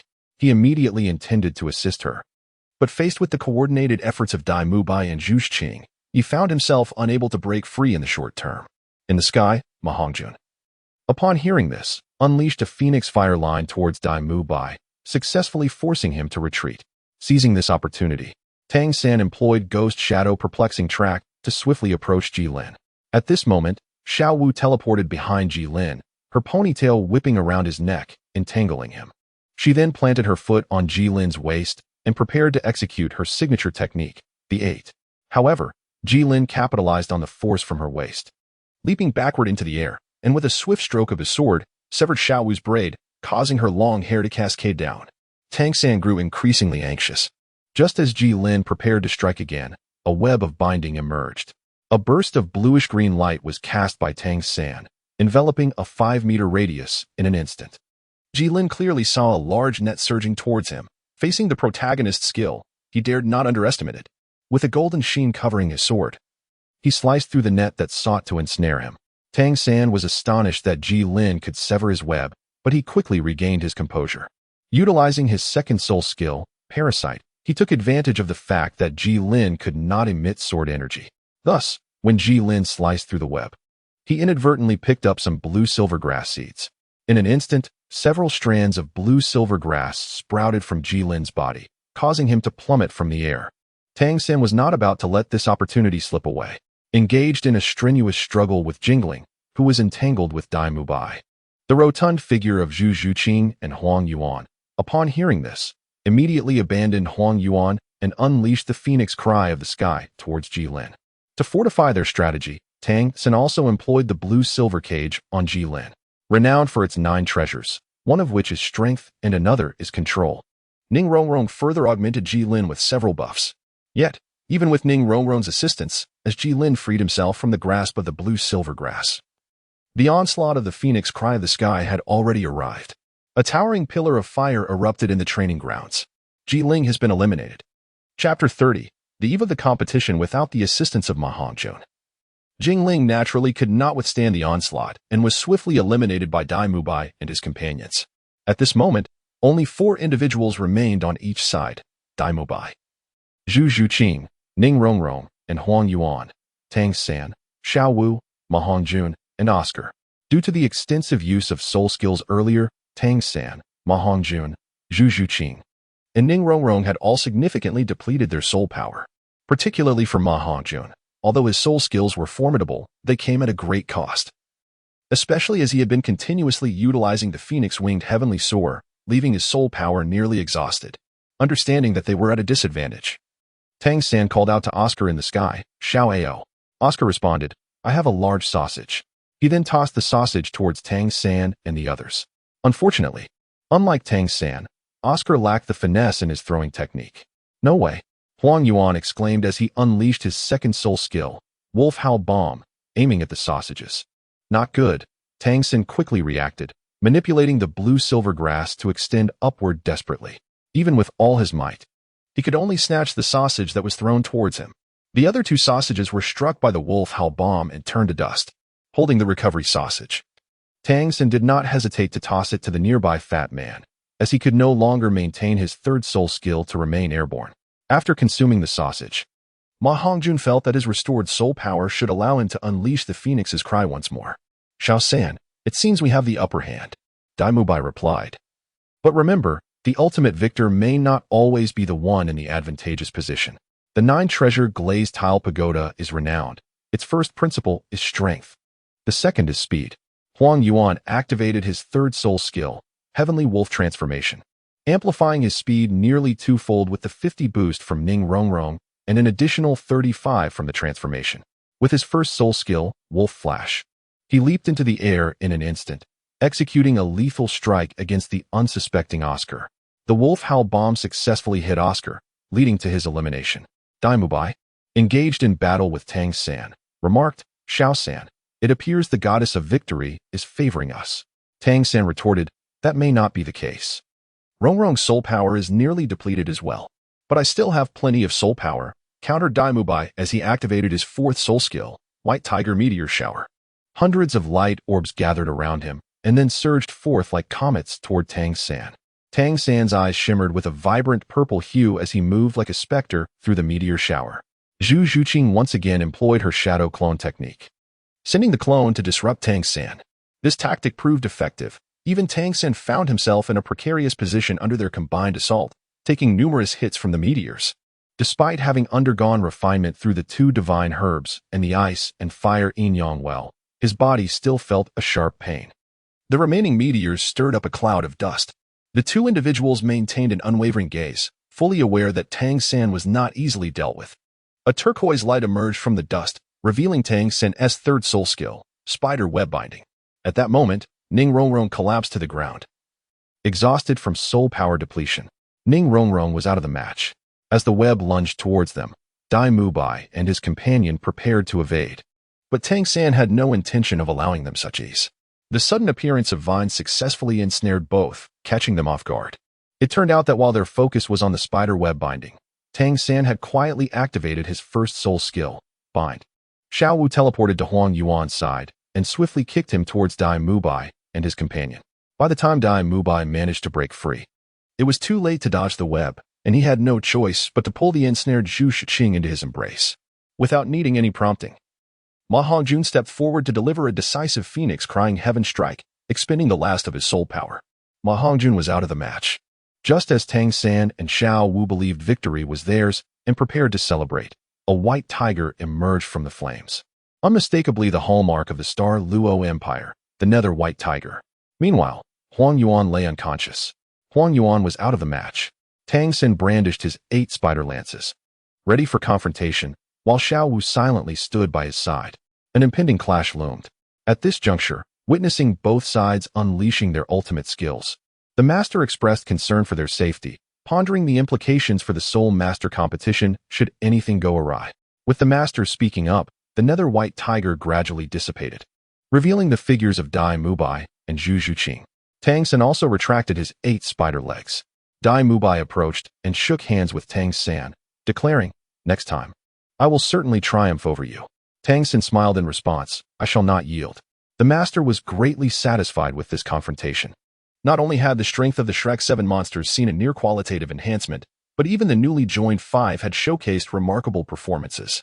Particularly noteworthy was Ji Lin, whom many had assumed would be a vulnerability for Dai Mubai's side. Yet he turned out to be the pivotal factor in Tang San's struggle. He had, with the stature of a great soul master, placed Xiao Wu in peril multiple times despite her level 37. Were all these peculiar martial spirits truly this formidable? However, the 3 cannons were not of such caliber. Nonetheless, it was ultimately a positive development. The more extraordinary Ji Lin appeared, the more attention he drew towards Tang San. The master mused. Although Ji Lin's performance surpassed that of the same level Tang San, Yu Xiaojiang remained confident that Tang San's achievements would eclipse those of Ji Lin. Not merely due to age, but also because Tang San possessed a second martial spirit, a significant advantage that most soul masters lacked. At that moment, the benefits of having support became evident. Originally, both Huang Yuan and Ji Lin had been struck by Ma Hongjuan's Phoenix Crying Heaven strike, suffering extensive burns. Even with Ji Lin's current recovery capabilities, it would take at least a month for him to fully heal. However, the master found a dozen academies with healing soul techniques. And with the addition of a level 71 soul sage, Xiao Xian's sugar bean, only a few hours had passed before the remarkably resilient Ji Lin was able to rise from his bed. It was estimated that he would soon be ready to commence training. Xiao Xian was astounded to see Ji Lin awaken so swiftly. Could his sugar bean possess such extraordinary strength? Yet, Huang Yuan lay nearby, still in a state of unconsciousness. Xiao Xian could only attribute Ji Lin's rapid recovery to his formidable physique. Reclining on the hospital bed, Ji Lin reflected on the recent battle. As it stood, his physical capabilities, strength, reflexes, and overall bodily prowess were at least on par with the 7 monsters, if not surpassing them. Observing his unbandaged hands, Ji Lin recalled the moment when the fire column struck. He had enveloped his hands in gilded armor to shield his face, curling his body as much as possible, which mitigated the damage he sustained compared to Huang Yuan. Additionally, the gilded armor had successfully withstood Ma Hongjuan's terrifying flames, though it had consumed an alarming amount of his soul power, depleting it entirely in a mere instant. This battle had revealed the prowess of the main cast, albeit not in its entirety, yet it was sufficiently impressive. Their formidable synergy, exceptional strength, and the myriad of unique soul techniques left Ji Lin envious. However, he understood that such aspirations were merely dreams for him. The performance of the gilded armor had truly astonished Ji Lin, aside from its offensive capabilities. Its defensive potential would have been more effective had it covered a larger area, perhaps sparing him from his current predicament. Nonetheless, he believed that this deficiency would gradually be remedied with level advancement. Yet, his agility had emerged as Ji Lin's current weakness. Whether in support or attack, he always seemed to beat behind. Had Xiao not actively engaged him, he might have spent the entire battle without even brushing against her garments. Moreover, with increased speed, his safety would undoubtedly be better assured. If he could not win, he could at least flee. However, developing speed was far more challenging than enhancing strength, and he lacked any manuals on agility techniques. Investing excessive time in speed training seemed somewhat impractical, and thus, he could only hope to acquire a soul bone to improve his capabilities. By the following day, with his condition nearly restored, Ji Lin began utilizing the training equipment he had previously procured, gripping a sturdy iron rod embedded with 300-pound iron blocks at its end. Ji Lin resolved that, since speed was not on his side, he would make them hesitate to engage him in close combat. Another day passed, and under the attentive care of the crowd, Huang Yuan and the others had mostly recovered. The highly anticipated Soul Master competition officially commenced. Chapter 31. Songhui Academy. On this day, the hotels in Tiando City were fully booked, and the streets were teeming with throngs of people, all of whom seemed to converge towards a grand edifice, the Tiando Great Soul Arena. Excitement radiated from every individual as they engaged in lively discussions with their companions about the forthcoming events. However, amidst this jubilation, there was a group of individuals cloaked in hoods, hastening along with no trace of exhilaration. As they approached the imposing Great Soul Arena, they collectively sighed in relief. Why are you all cloaked? Hurry and take them off. With you dressed like this, how am I supposed to attract customers and earn a living? Flanders, who had arrived at the Great Soul Arena ahead of them, chastised his students upon seeing their attire. Observing Flanders still clad in his black overcoat, Ma Hongjun could no longer contain himself. Then why don't you make the school uniform more presentable? And why aren't you wearing it yourself? I am the principal, the face of Shrek Academy, and I must maintain a certain image. Besides, look at Rongrong and the others. They have no objections. How can you, a grown man, be so shameless? Ma Hongjun was at a loss for words as he glanced at Ning Rongrong and the others in their casual attire. This old man is clearly afraid of the 7 Treasure Glazed Tile School coming to settle scores. Plus, Master forbade Rongrong from participating in the preliminaries, allowing her to forego the uniform. How can he have the audacity to say that? Although he wished to retort against Flanders, the thought of his teacher's petty nature deterred him.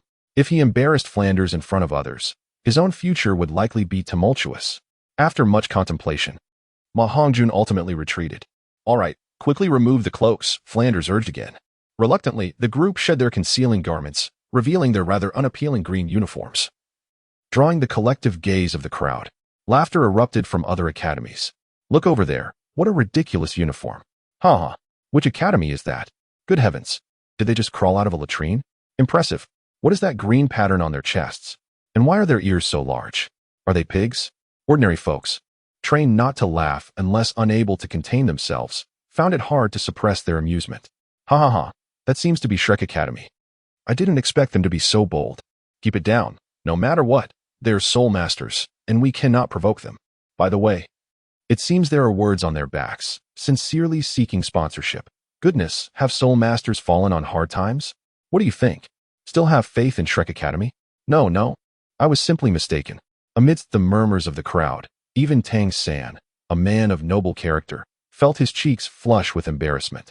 Hastily, he donned the mask he had worn during the battle, striding purposefully into the arena, leaving Flinder behind, calling out for him to slow down. Ma Hongjun mistakenly believed that the teacher was expressing concern for them, and was about to return to apologize for his earlier inquiries.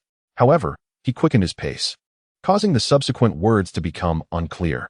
I, Ma Hongjun, have always acted with integrity. What wrongdoing could there be? The group arrived at the designated resting area for participating academies, which boasted thousands of seats shared by all institutions. As the old adage goes, gold will always shine. Clad in their uniforms, the members of Shrek Academy, even in a remote corner, remained the most striking presence. Fortunately, at that moment, not many academies had yet gathered, and the overall decorum was commendable. Spectators merely observed from a distance without engaging in loud discussions. This brought a sigh of relief to the group. However, why is it that you, Ji Lin, remain so composed? Don't you feel any embarrassment?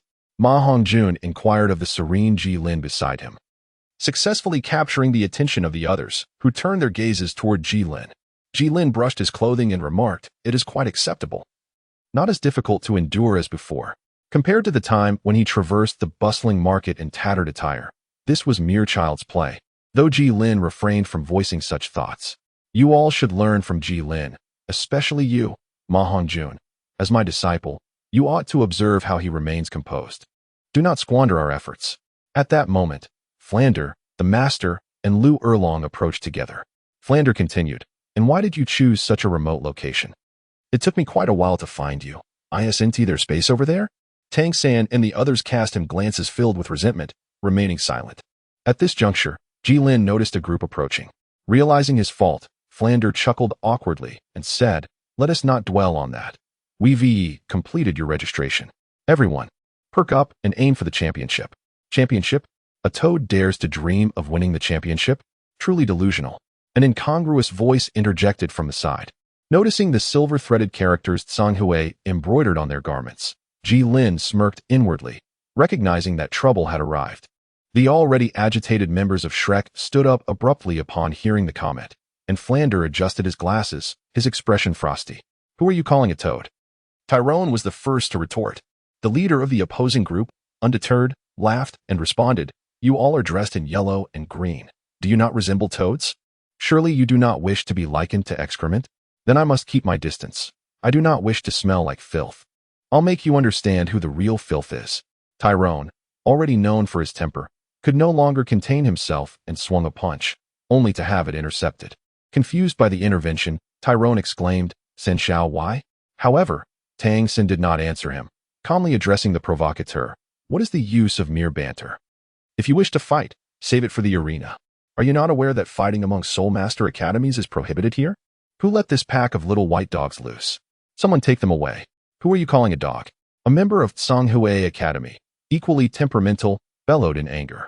The Tsanghui group stepped forward, while the Shrek Academy side remained defiant, Jilin among them. Dai Mubai interjected, "Whoever barks here should be the one to speak. A bunch of unrestrained wild dogs.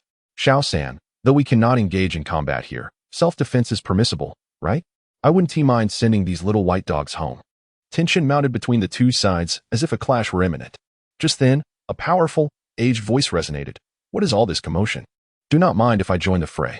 Upon hearing the voice, the members of Tsanghui Academy displayed a demeanor of reverence, promptly parting to create a passage. An elderly gentleman, well over 60 years of age, stepped forward. It was Shinian, with the backing of Flander and others. Ma Hongjun felt no fear towards the old man before him. "Ah, the master of the little white dog has arrived. No wonder it is so obedient. Hey, quickly take your little dog back. It would be quite unfortunate if it were to relieve itself indiscriminately and tarnish another's floor." At these words, Shinian cast a faint glance at Ma Hongjun before turning away, simply stating, "Let us go." The leader of the group first bowed in deference to Shinian, then followed closely behind, declaring, "Come, brothers, our little white dog shall not indulge in this foul mess. Indeed, we shall not partake in this stinking refuse. Let us move away swiftly, away from this filth." As the members of Tsanghui Academy departed, the expressions of the Shrek group grew grim, particularly that of Lu Erlong, who mused that had it not been for the master, a scene would have erupted. It was unexpected that this fellow had joined Tsanghui Academy. It seemed this year's Tsanghui Academy was indeed of considerable caliber. "Master, do you know that old man from before?" "Yes." Flander then proceeded to introduce Shernyan's background to the others. Upon learning of the martial soul known as Remnant Dream, the Shrek 7 pondered how best to respond. Noticing the time, the master remarked, "The opening ceremony is about to commence. Shao-san, Mubai, you two shall be responsible for guiding everyone into the venue." Having spoken, he offered no chance for further discussion before departing with the three. At that moment, Jiangzhu took a seat beside Jilin, who looked somewhat surprised. Glancing at the clustered group of others, unable to grasp why Jiangzhu had chosen to approach him in this corner. Finally, Jiangzhu broke the silence. "Why did you not join them just now? And you? Did you not refrain as well?" Jiangzhu laughed. "I was the one who initiated the inquiry." Redirecting his gaze from Jiangzhu, Jilin focused on the fervently debating crowd nearby. "I have never shared their path." At this, Jiangzhu sighed, "Indeed. We are merely tools enlisted to avert unforeseen circumstances. Barring any surprises, we shall return whence we came once the competition concludes. Look, are you not aware? Our circles are distinct from theirs. They are young and possess great strength, while you at 19 and I at 20 lack significant combat prowess, my level barely surpassing 20. How could they ever accept us?" Chapter 32, The Unfortunate Second Team of Tiendo. As time passed, the 30 or so competing academies entered the venue under the guidance of staff. However, whether due to the remote location or the attire, it was only when the resting area was left with Shrek Academy that staff finally arrived to facilitate their entrance. The countenance of the Shrek members grew darker still, with the irritable Tai Long exclaiming, "How disdainful to look down upon others." Tang San's attempt to intervene was ultimately in vain. Fortunately, the staff member leading them was situated at a distance, and amidst the cacophony of voices surrounding them, Talon's words were spoken softly enough to evade detection. This brought a sigh of relief from Tang San, who quickly cautioned his companions, "I understand that each of you harbors frustration. Yet our academy has not previously shown in competitions, making it inevitable that we face some disdain. Let us exercise restraint, especially you, Talon. Your recent remarks may have inadvertently offended many." Talon, puzzled, replied, "Is that really necessary, third young master? I was merely venting." Tang San, displaying remarkable patience towards the young master of the loyal Li family, recognized that he would likely need to bring the Li family under his banner in the future. He responded, "I know your intentions are benign, but others may interpret them differently. If they are exploited by those with ulterior motives, we risk incurring the wrath of the continent's most formidable three powers. Hence, refrain from uttering such statements in the presence of outsiders." Talon, not one to be obstinate, quickly agreed. "Understood, third young master." Tang San was aware that merely urging restraint could dampen the team's morale, so he reassured them, "Fear not. From this day forth, we shall ensure that the name of Shrek Academy resonates throughout the Douluo continent." At this juncture, Dai Mubai interjected, "Indeed, brothers. Let us forge a magnificent new chapter for Shrek, leaving those who underestimate us utterly astounded." Remarkably, this rhetoric kindled a surge of enthusiasm among the crowd, who raised their voices in unison, chanting "Champion! Champion!"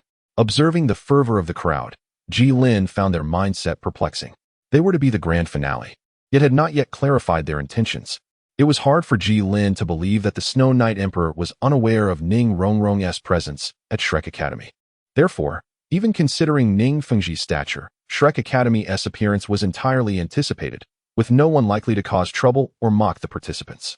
However, the Snow Knight Emperor had not anticipated that Shrek Academy was led by a principal who valued wealth above all else, resulting in their rather peculiar uniforms. Had he not been an emperor for decades, possessing far greater composure than others, he might have found himself laughing alongside the audience. The spectators, upon witnessing Shrek's eccentric uniforms, erupted into laughter. Even the trained announcer's words were laced with amusement. The last to take the stage was Shrek Academy's competition team, recently renamed from Lamba Academy.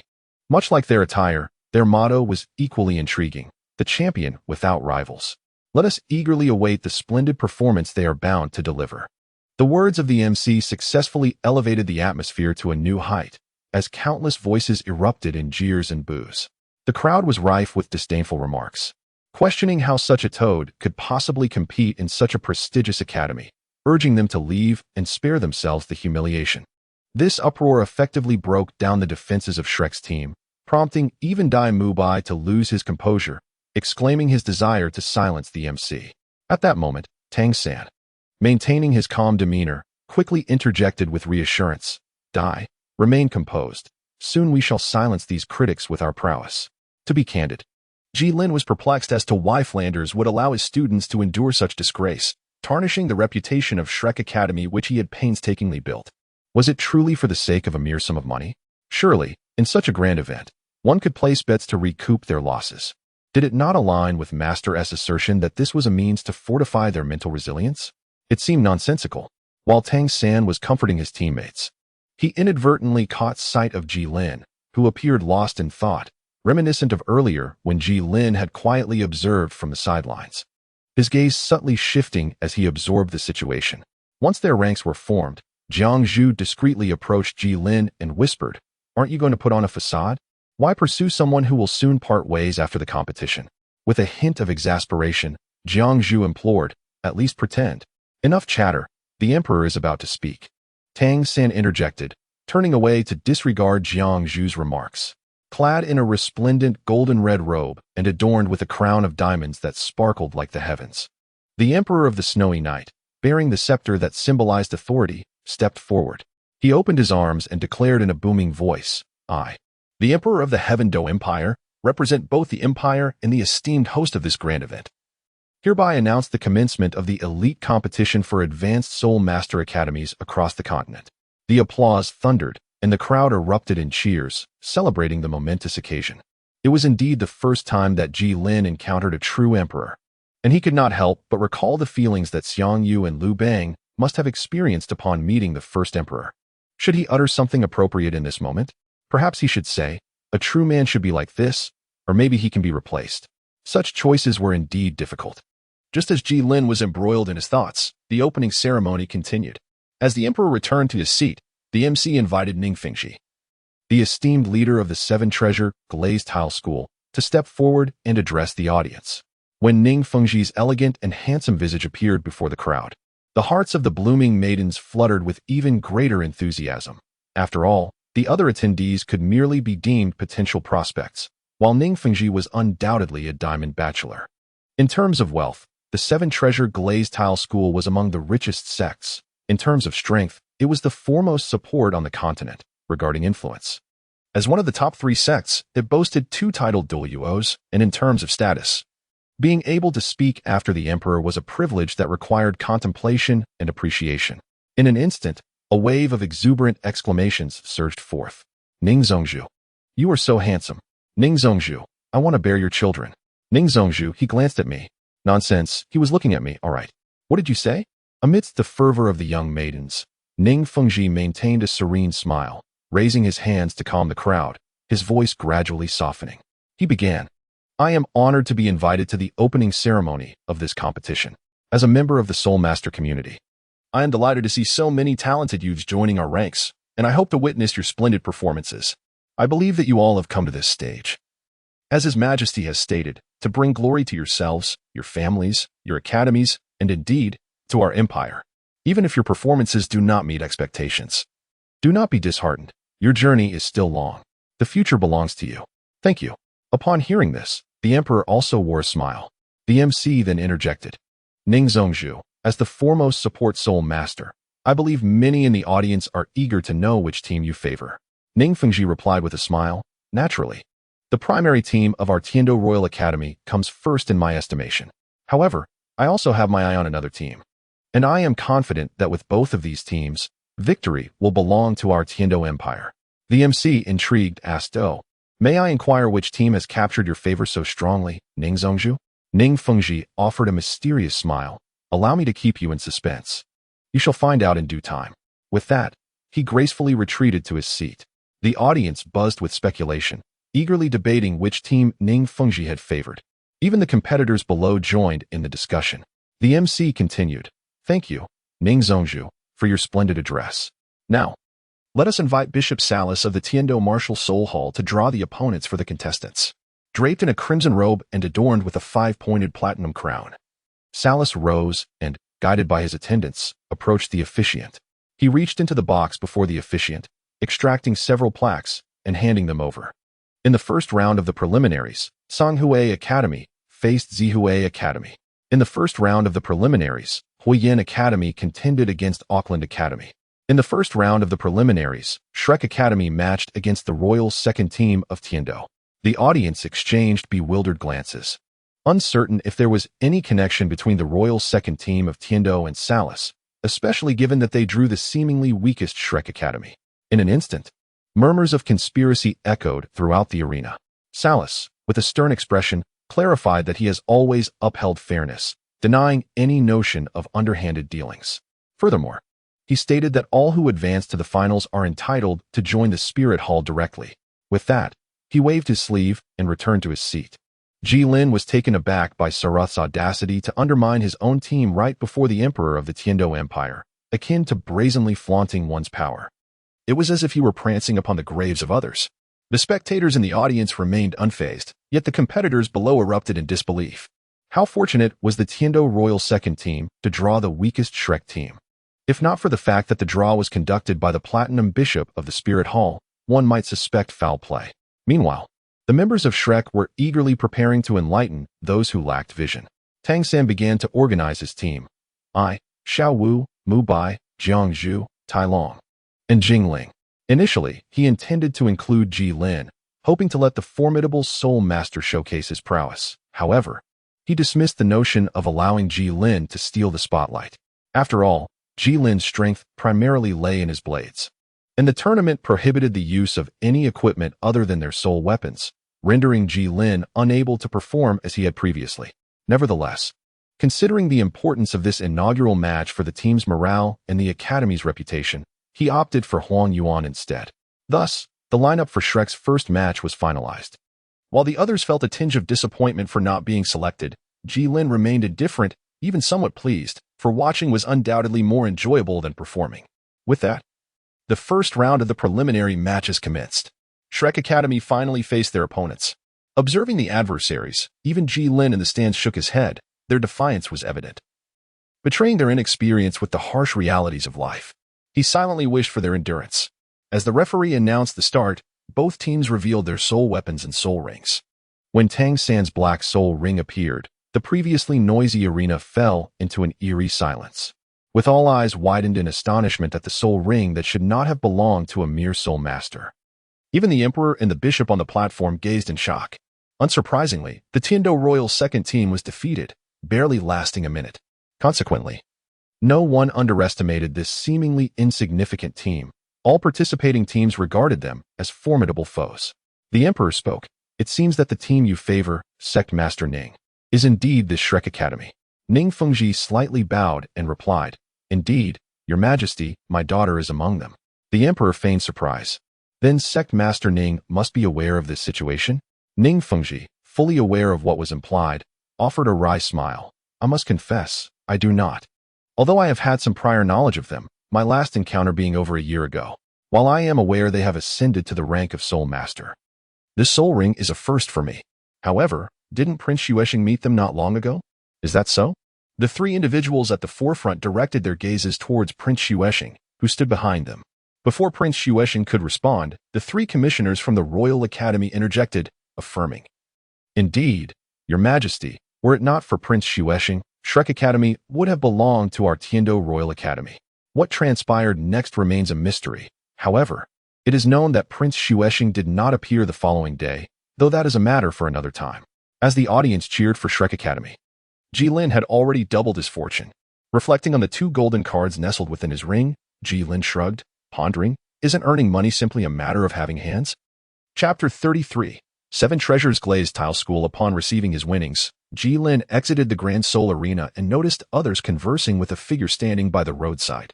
To his surprise, it was Ning Fengji, who had just bid farewell. Tang San, thank you, Ning Fengji said. Uncle Ning, our time at Shrek Academy has been quite pleasant. Please extend our gratitude to His Majesty for his kindness. Ning Fengji was aware of Tang San's underlying resentment towards the Royal Academy for expelling them. Yet he hoped that Tang San would not harbor animosity towards the Tiando Empire as a result. There is no need for such formality between us, Ning Fengji continued. Your hidden weapons have greatly aided our 7 Treasures Glazed Tile School. Should you develop any new ones, do inform us at your earliest convenience. Tang San smiled in response. Of course. Ning Fengji then gently removed Ning Rongrong's arm from his own, saying, All right, Rongrong, it's time for you to return to your companions. As your father, I must adhere to my duties as a member of the organizing committee. Prolonged association with you might invite gossip. Ning Rongrong pouted in displeasure, declaring, Let them talk. Who cares about their opinions? Ning Fengji chuckled helplessly. You are already 14. How can you still be so willful? Will you not introduce your friends to me? Ning Rongrong scanned her companions, seemingly deliberating whom to introduce first. Father, this is senior sister Jiangzhu, an exceptional healing soul master. Jiangzhu was taken aback to be the first introduced and quickly greeted Ning Fengji. Ning. Master Ning, hello. Though Ning Fengji wore a gentle and refined expression, no one could overlook his status as the master of the 7 Treasures Glazed Tile School. Jiangzhu, having never encountered such a prominent figure before, felt a twinge of nervousness. Ning Fengji found no fault in Jiangzhu's reaction. Rather, he considered it a typical response from an ordinary person meeting him. He offered her a few words of encouragement. Ning Rongrong proceeded with her introductions, saying, Huang Yuan, Jing Ling, and Senior Talon also participated in the competition just now. I believe you witnessed their performances. As was customary, he encouraged each of them warmly. Subsequently, Ning Rongrong began to introduce the Shrek 7 monsters. After hearing her introductions, Ning Fengji was left astonished, truly not expecting the Shrek 7 monsters to possess such remarkable cultivation at such a tender age. It is somewhat regrettable that, aside from Oscar expressing his willingness to join the 7 Treasures Glazed Tile School, the others have politely declined. The forces backing these individuals are formidable, with at least Flanders, a high-ranking soul sage, lending his support. Nonetheless, this may prove advantageous, given the potential of these individuals and their respective influences. Rongrong's future leadership of the 7 Treasures Glazed Tile School could be significantly beneficial. However, Oscar appears to be particularly interested in Rongrong, necessitating some caution. Contemplating this, Ning Fengji addressed everyone, stating that the doors of the 7 Treasures Glazed Tile School would always be open to them. Among those present, Jiangzhu, Jingling, and Huang Yuan were particularly thrilled, as the 7 Treasures Glazed Tile School is indeed a splendid opportunity. Although they had previously considered joining, they lacked the necessary connections. Now, with the sect leader himself extending an invitation, their aspirations were finally realized. At that moment, Ning Fengji noticed Jilin approaching and curiously inquired, "Rongrong, is this your companion?" After a moment's thought, Ning Rongrong replied in a neutral tone, "This is Jilin, our substitute from Shrek Academy." A father knows his daughter well. Upon hearing her tone, Ning Fengji discerned Jilin's lack of exceptional talent, although he was unsure why the master would permit a relatively weaker individual to join. He respected their choice and simply nodded at Jilin. He then turned to Tang San, saying, "Little San, please follow me." As the two departed, the remaining members headed in the direction of Shrek Academy. Jilin lagged behind, walking alone. Previously, Jiang Zhu would occasionally accompany him, but now she was engrossed in an enthusiastic discussion with Huang Yuan about the advantages of joining the Seven Treasures Glazed Tile School. Observing Jilin walking alone, the Shrek Five quietly gave Ning Rongrong a thumbs up, as they had witnessed Jilin's actions and felt an increased aversion towards him. While they could not act against him due to the master's presence, they relished the opportunity to subtly annoy him. Zhu Qing, watching Jilin being marginalized, reminisced about her own past experiences within the Zhu family, though she felt a twinge of sympathy, recognizing a semblance of herself in him. The thought of Jilin being only at level 22 promptly dispelled that notion. She felt far superior to him. Jilin also noticed that Ning Fengji's attitude towards himself and others was markedly different, although he felt a tinge of disappointment. The thought of the impending near destruction of the Seven Treasure Glazed Tile School uplifted his spirits. Thus, everyone returned to the academy in a cheerful mood. On the second day of the tournament, there were no matches for Shrek Academy. Uncertain of the outcomes, Jilin had no desire to wager on the results and remained within the confines of Shrek Academy, abstaining from visiting the Grand Soul Arena. After setting down the over 300-pound iron rod, he gasped for breath and wiped the sweat from his brow, reflecting on the wisdom of the principle of wealth and companionship. It was indeed reasonable for wealth to take precedence. Regarding the training equipment, this iron rod proved far more effective than dragging large stones. Additionally, using wooden sticks and bamboo poles aided in enhancing his reflexes. However, the absence of a specialized soul master to throw dodgeballs limited their utility. If he continued practicing in this manner for another half-month, he would likely advance another level and more swiftly achieve the second phase goal left by Luo, which was to cleave marble with a bamboo sword. Although he believed he could accomplish this with the aid of gilded skills, Luo had no way of knowing he would acquire such an ability before departing. Thus, diligent practice was essential. Fortunately, Luo had provided him with certain techniques for exerting force. Jilin's previous ease in countering Xiao Wu's graceful techniques was largely due to these skills. However, to cleave stone with a bamboo sword, mere technique was insufficient. Immense strength was also requisite. Yet, Luo had not specified the exact amount of power needed. After learning those techniques, Jilin had attempted to wield his soul power and strike down forcefully, only to have the bamboo shatter in his grip. Frustrated, he resorted to using his gilded skills to vigorously attack the stone. With no other option, Jilin diligently continued his training. Just as he was about to resume, Jiangzhu approached him.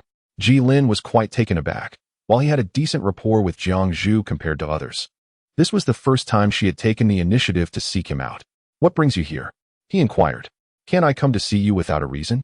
She replied, appraising him from head to toe before nodding and adding, "You have quite a good physique." Jilin, rendered speechless, replied, "If there is something to discuss, let us discuss it." "Oh, it is nothing much. Merely came to see you, fearing you might do something foolish." Do you truly believe that such matters would drive me to despair?" Observing Jilin's indifference, Jiangzhu jested. "That invitation from the Seven Treasures Glazed sect is no trivial matter. You cannot possibly be feigning indifference, can you?" Jilin smiled faintly and then inquired, "Are you truly determined to join the Seven Treasure Glazed Tile School? What other choice do I have? I am not like those prodigies with formidable backing. For a commoner like me, a healing soul master, is there a better place than the Seven Treasure Glazed Tile School?" Although this was indeed the case, the thought of the fate that awaited those associated with the Seven Treasure Glazed Tile School made Jilin reluctant to see the only person he could converse with at Shrek become embroiled in such turmoil. Thus, he suggested, "You ought to think it over carefully. I have heard that aside from the auxiliary soul masters who possess the Seven Treasure Glazed Tower, the standing of other auxiliary soul masters in the Seven Treasure Glazed Tile School is even lower than in other factions." Jiangzhu furrowed her brow slightly. as this contradicted what she had previously learned from others and from Ning Rongrong. However, she did not immediately suspect Ji Lin of lying or slandering the Seven Treasure Glazed Tile School. She merely assumed he had been misled. Is that so? Isn't the Seven Treasure Glazed Tile School's reputation in the Soul Master community generally quite favorable? Hearing this, Ji Lin thought Jiangzhu was not well informed about the Seven Treasure Glazed Tile School, which increased the likelihood of her abandoning the idea of joining. He continued to mislead her. Of course, I have a friend in the Seven Treasure Glazed Tile School who told me that the tasks assigned to auxiliary soul masters from outside the school include, but are not limited to, laundry, cooking, cleaning, and attending to daily needs. Those with even a modicum of attractiveness may even be taken to warm beds. That's enough. Jiang Zhu could no longer endure the conversation. Initially, she had a favorable impression of Ji Lin. Although he was not as handsome as Dai Mubai or Oscar, he was still more appealing than Ma Hongjun, despite being only in his 20s and possessing 2,000-year soul rings. She had not expected Ji Lin to be one who indulged in spreading rumors. Even if they did not invite you, you should not slander them behind their backs. I never imagined you to be such a person. I think we should refrain from conversing in the future. With that, she turned and walked away.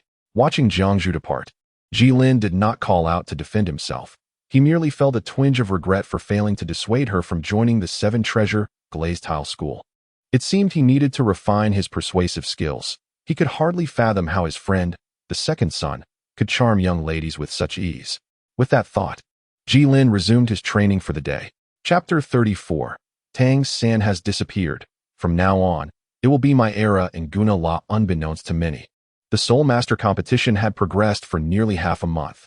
The impression of Shrek among the spectators had shifted from that of a weak team clad in bizarre uniforms to one that was formidable. After defeating the Royal Second Team, Shrek had gone on to best the esteemed Xiangjia Academy, achieving a series of victories. Now, the audience regarded Shrek as the biggest dark horse of the year, capturing the attention of all participating academies. This naturally includes the unpleasant relationship with the Zhanghui Academy. Oh, dear audience, our event organizers have received a notification that today, Shrek Academy's opponent, Othello Academy, is unable to compete due to health issues. Let us extend our best wishes to them.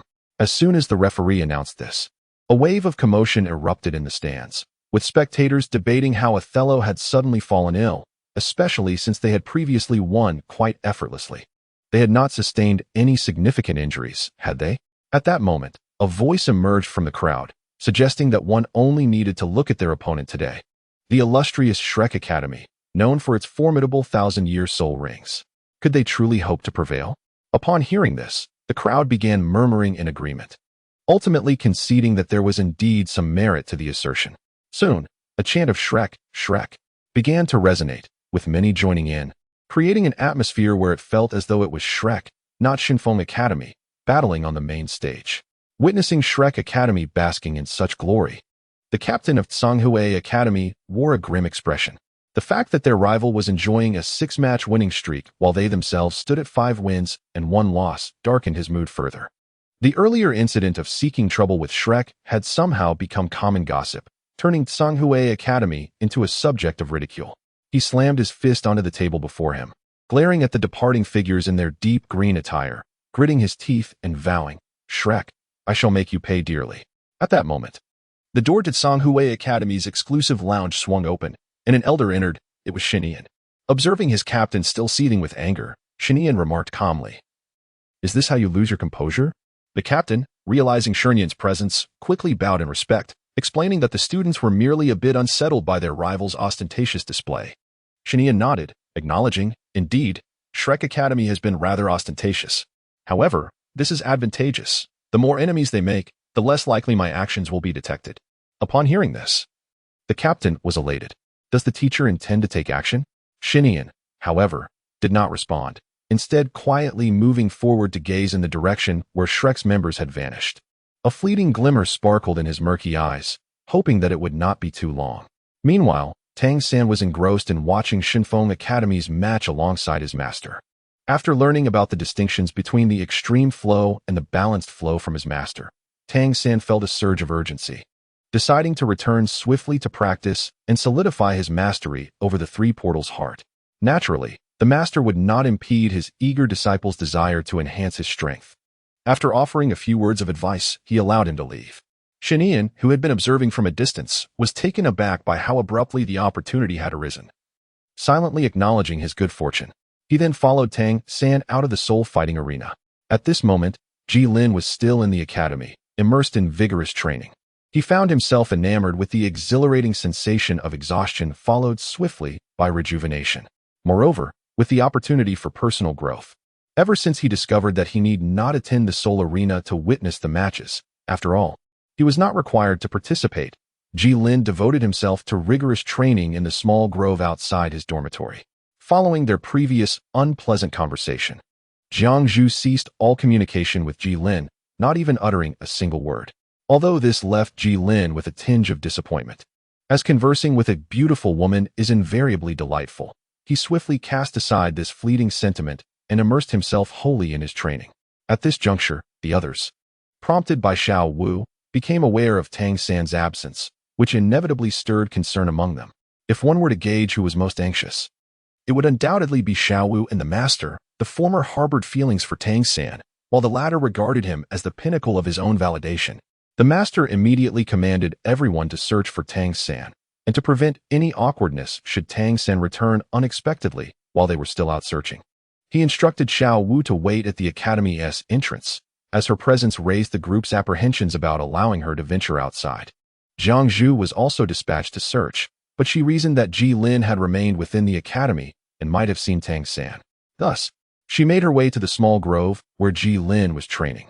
Upon spotting Jiang Zhu approaching, Ji Lin was taken aback, uncertain of her purpose. After catching her breath from her run, Jiang Zhu inquired, "Have you seen Tang San before?" Taken by surprise, Ji Lin sat up from the ground. Stroking his chin as he pondered, "Tang San is missing? Is there such an event in the original story?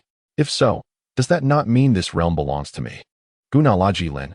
Truth be told, aside from a few established elements and plot points, Ji Lin could not recall much else. Observing Ji Lin's contemplative demeanor, Jiang Zhu assumed he was reflecting on whether he had encountered Tang San earlier and chose not to disturb him. However, Ji Lin soon became absorbed in his own thoughts, taking a while to remember that Jiang Zhu awaited his response. He then addressed her, "No, I have been training here all day and have not seen Tang San. In fact, I haven't seen him at all in recent days." Upon learning that Ji Lin had not encountered Tang San, Jiang Zhu decided not to linger and hurriedly departed. Watching her retreating figure, Ji Lin realized that he had inadvertently aligned himself with Tang San's camp. Marveling at the undeniable allure of the protagonist, rising from the ground, Ji Lin brushed off the dust from his clothes, stowed away his equipment into his storage ring, and resolved to seek out dinner. He pondered whether there would still be any delectable offerings available at this hour. Ji Lin held a favorable view of the Shrek Academy's cafeteria. Aside from being slightly pricier than establishments outside, it had few other drawbacks. Moreover, given that all the students here were soul masters, the costs were deemed acceptable. The cafeteria was located to the east of the academy, while Ji Lin's dormitory lay to the west, necessitating a passage through the main avenue at the academy's entrance to reach it. From a distance, Ji Lin spotted a figure collapsed at the school gate. Upon approaching, he realized it was Xiao Wu, and there appeared to be another person beneath her. A closer look revealed it was none other than the missing Tang San. Observing the affectionate embrace of the young couple, Ji Lin wisely chose to discreetly withdraw, refraining from intruding upon their moment. When those who had ventured out in search of Tang San returned with faces clouded by disappointment, the news of his return prompted them to seek an explanation. However, upon discovering Xiao Wu peacefully sleeping at Tang San's bedside, her hand tightly clasped in his, they too felt reluctant to disturb the pair, opting to wait until Tang San awakened. As sunlight streamed through the window onto the bed, Ji Lin opened his eyes, stretched lazily, and heard his joints crack. He threw off the covers, freshened up briefly, and prepared to head for breakfast. Upon arriving at the cafeteria, he fortuitously encountered Master, who was emerging with a sumptuous breakfast. The two exchanged no words and simply walked past one another. Unbeknownst to Ji Lin, after they brushed shoulders, Master turned back and cast a meaningful glance at him. Once Master returned to his modest abode, he left the door ajar. After neatly arranging the food on the table, he took a seat, quietly awaiting the arrival of his disciple. Before long, as anticipated, Tang San arrived. The master and disciple shared a serene breakfast together, And once the meal was entirely consumed, they commenced a formal discussion. That is how the events unfolded, Master. Tang Sen recounted in detail how he had deciphered and countered the schemes of Xinyan, leaving no aspect unexamined, even divulging the secrets of the purple extreme magic eyes and the Yama seal. Master, upon hearing Tang San's narrative, was taken aback by Xinyan's brazen tactics of bullying the weak, and he marveled at his disciple's extraordinary perceptual abilities to pierce through illusions. However, he pondered, since when had the Haotian sect adopted such intricate methodologies? Regarding the soul bone from that year, Tang Sen pondered for a moment before deciding not to conceal it. After all, he himself was uncertain whether he should absorb it. Upon hearing that Tang San had acquired a soul bone, the master nearly lost his composure. After all, it was a soul bone, an exceedingly rare treasure. Each soul bone significantly enhances a soul master's abilities. For instance, consider Huyan Li from the Elephant Armor Academy, who possesses a 10,000-year-old head soul bone, were it not for the considerable injuries he had previously sustained. Even the martial soul fusion techniques of Dai Mubai and Zhu Zhuqing would not guarantee victory against him. It was evident how excited the master was, especially since he had never encountered a soul bone during his time at the Blue Lightning Tyrant Dragon sect. Upon gazing at the soul bone radiating with vibrant colors, an unbidden greed surged within the master. He recognized that if he were to speak, there was a significant chance that Tang San would bestow it upon him, allowing him to ascend to new heights. However, this would inevitably create a rift in their relationship. After a fierce internal struggle, the master dismissed this immensely tempting thought. After returning the soul bone to Tang San, he urged him to keep it safe. The master could not help but marvel at the extraordinary fortune of his disciple. First, he obtained an elusive external soul bone upon absorbing his third spirit ring, and now, through an unexpected turn of events, he acquired a precious head soul bone. He praised Tang San for resisting the allure of the soul bone and not blindly absorbing it, while also indicating that this particular soul bone was unsuitable for him. He then solemnly inquired of Tang Sen the reasons behind such circumstances. Tang Sen recalled the words from that year and replied, "Currently, Shrek Academy is making tremendous strides, and I possess a millennium-old fourth spirit ring. With such prominence, I have attracted the attention of many." The master nodded in satisfaction, acknowledging the truth in his words. Indeed, this world operates thus. If you are too weak, they will bully you. If you are too strong, they will ostracize and suppress you. Therefore, I have decided to have him share some of the pressure on your behalf. Tang Sen naturally understood whom the master was referring to and admired his foresight. The master was indeed wise. Chapter 35. A new turmoil at Shrek today marked the 7th round of the competition, with Shrek, Shinkong, Jiahua, Tianshui, and Leitang all tied for first place with 6 consecutive victories, towering above the other academies. Observing Dai Mubai and the others, who were eagerly preparing, Jilin let out a resigned sigh. Yesterday afternoon, the master approached Jilin, explaining that Tang San required rest due to injuries and that, due to the need to conceal their strength, no other candidates could be dispatched. Thus, he needed Jilin to fill the vacancy left by Tang San. Upon hearing this, Jilin was taken aback and promptly exclaimed, "But I am merely a great soul master. Is it appropriate for me to go?" In response, the master reassured him, "Do not worry. This time, our opponent, the Oakland Academy, is merely an obscure institution with no soul sect members in their ranks, the highest being only a level 39 soul venerable. Meanwhile, we have Mubai, a formidable soul sect master at level 44. What do you have to fear? Moreover, when you previously extended the invitation, you assured me that I would have my moment to shine. This opportunity serves as a means to fulfill that promise. I had presumed your words were merely rhetorical. Did you not invite me to Shrek for the purpose of studying my martial soul?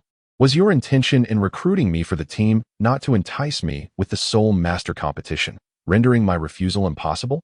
Your approach is truly intriguing. Naturally, such candid thoughts remain unspoken, and I tentatively declined, asking if attendance could be avoided. The master forced a semblance of a smile upon his face, which, to be honest, was somewhat unsettling.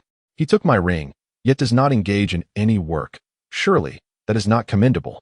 Jilin now feels an overwhelming sense of regret, wishing fervently that he could return to that moment and extinguish his former self.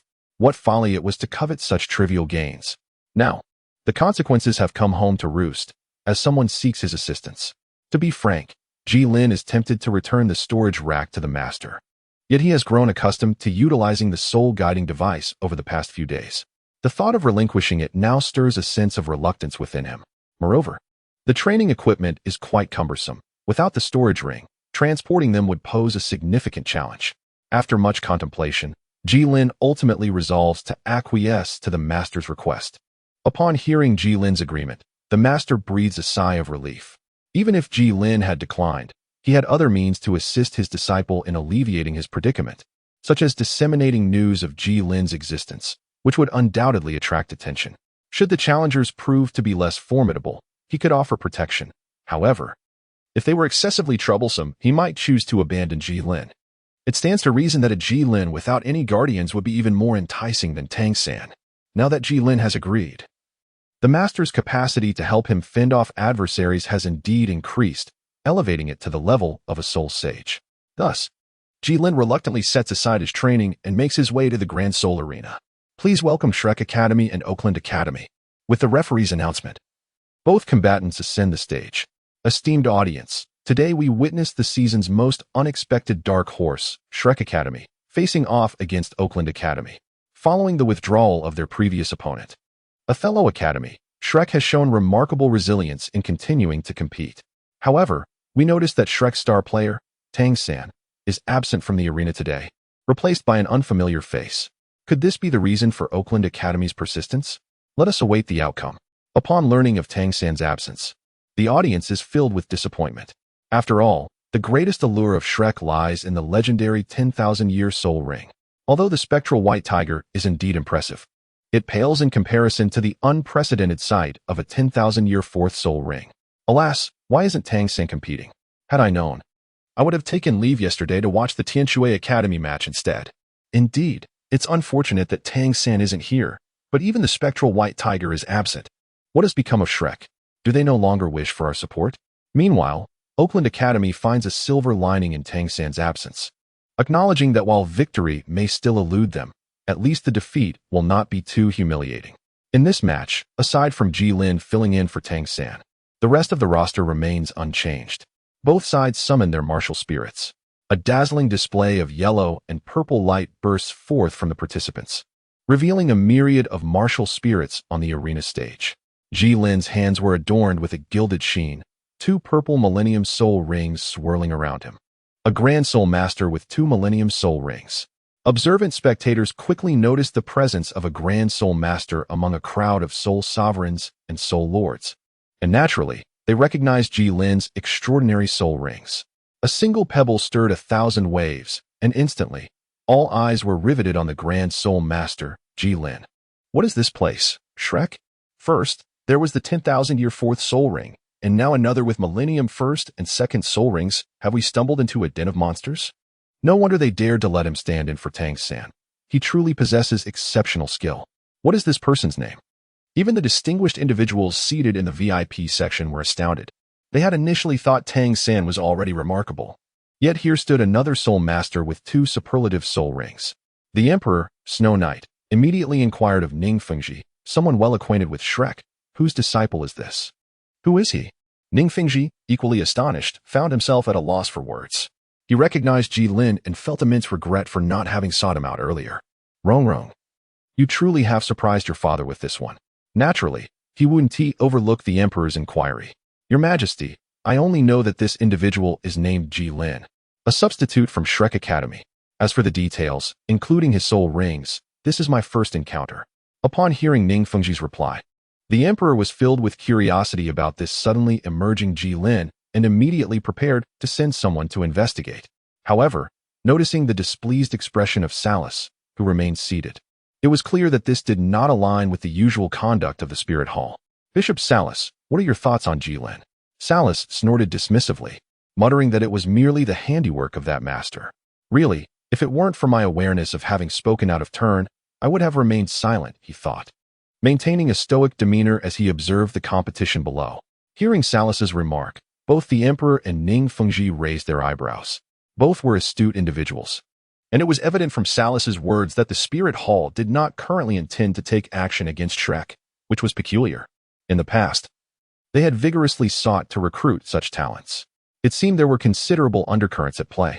Master, How could a mere sole sovereign wield such influence? It appears I must pay closer attention. Unbeknownst to Ji Lin, the thoughts of the dignitaries atop the platform were far removed from his mind. For Shrek Academy, even without Tang San, prevailing against the Oakland Academy posed no significant challenge. During the match, it seemed that the other competitors intentionally allowed him to confront a single opponent. Although Oakland Academy was not particularly formidable, every member was a sole sovereign, with the weakest among them being at level 32.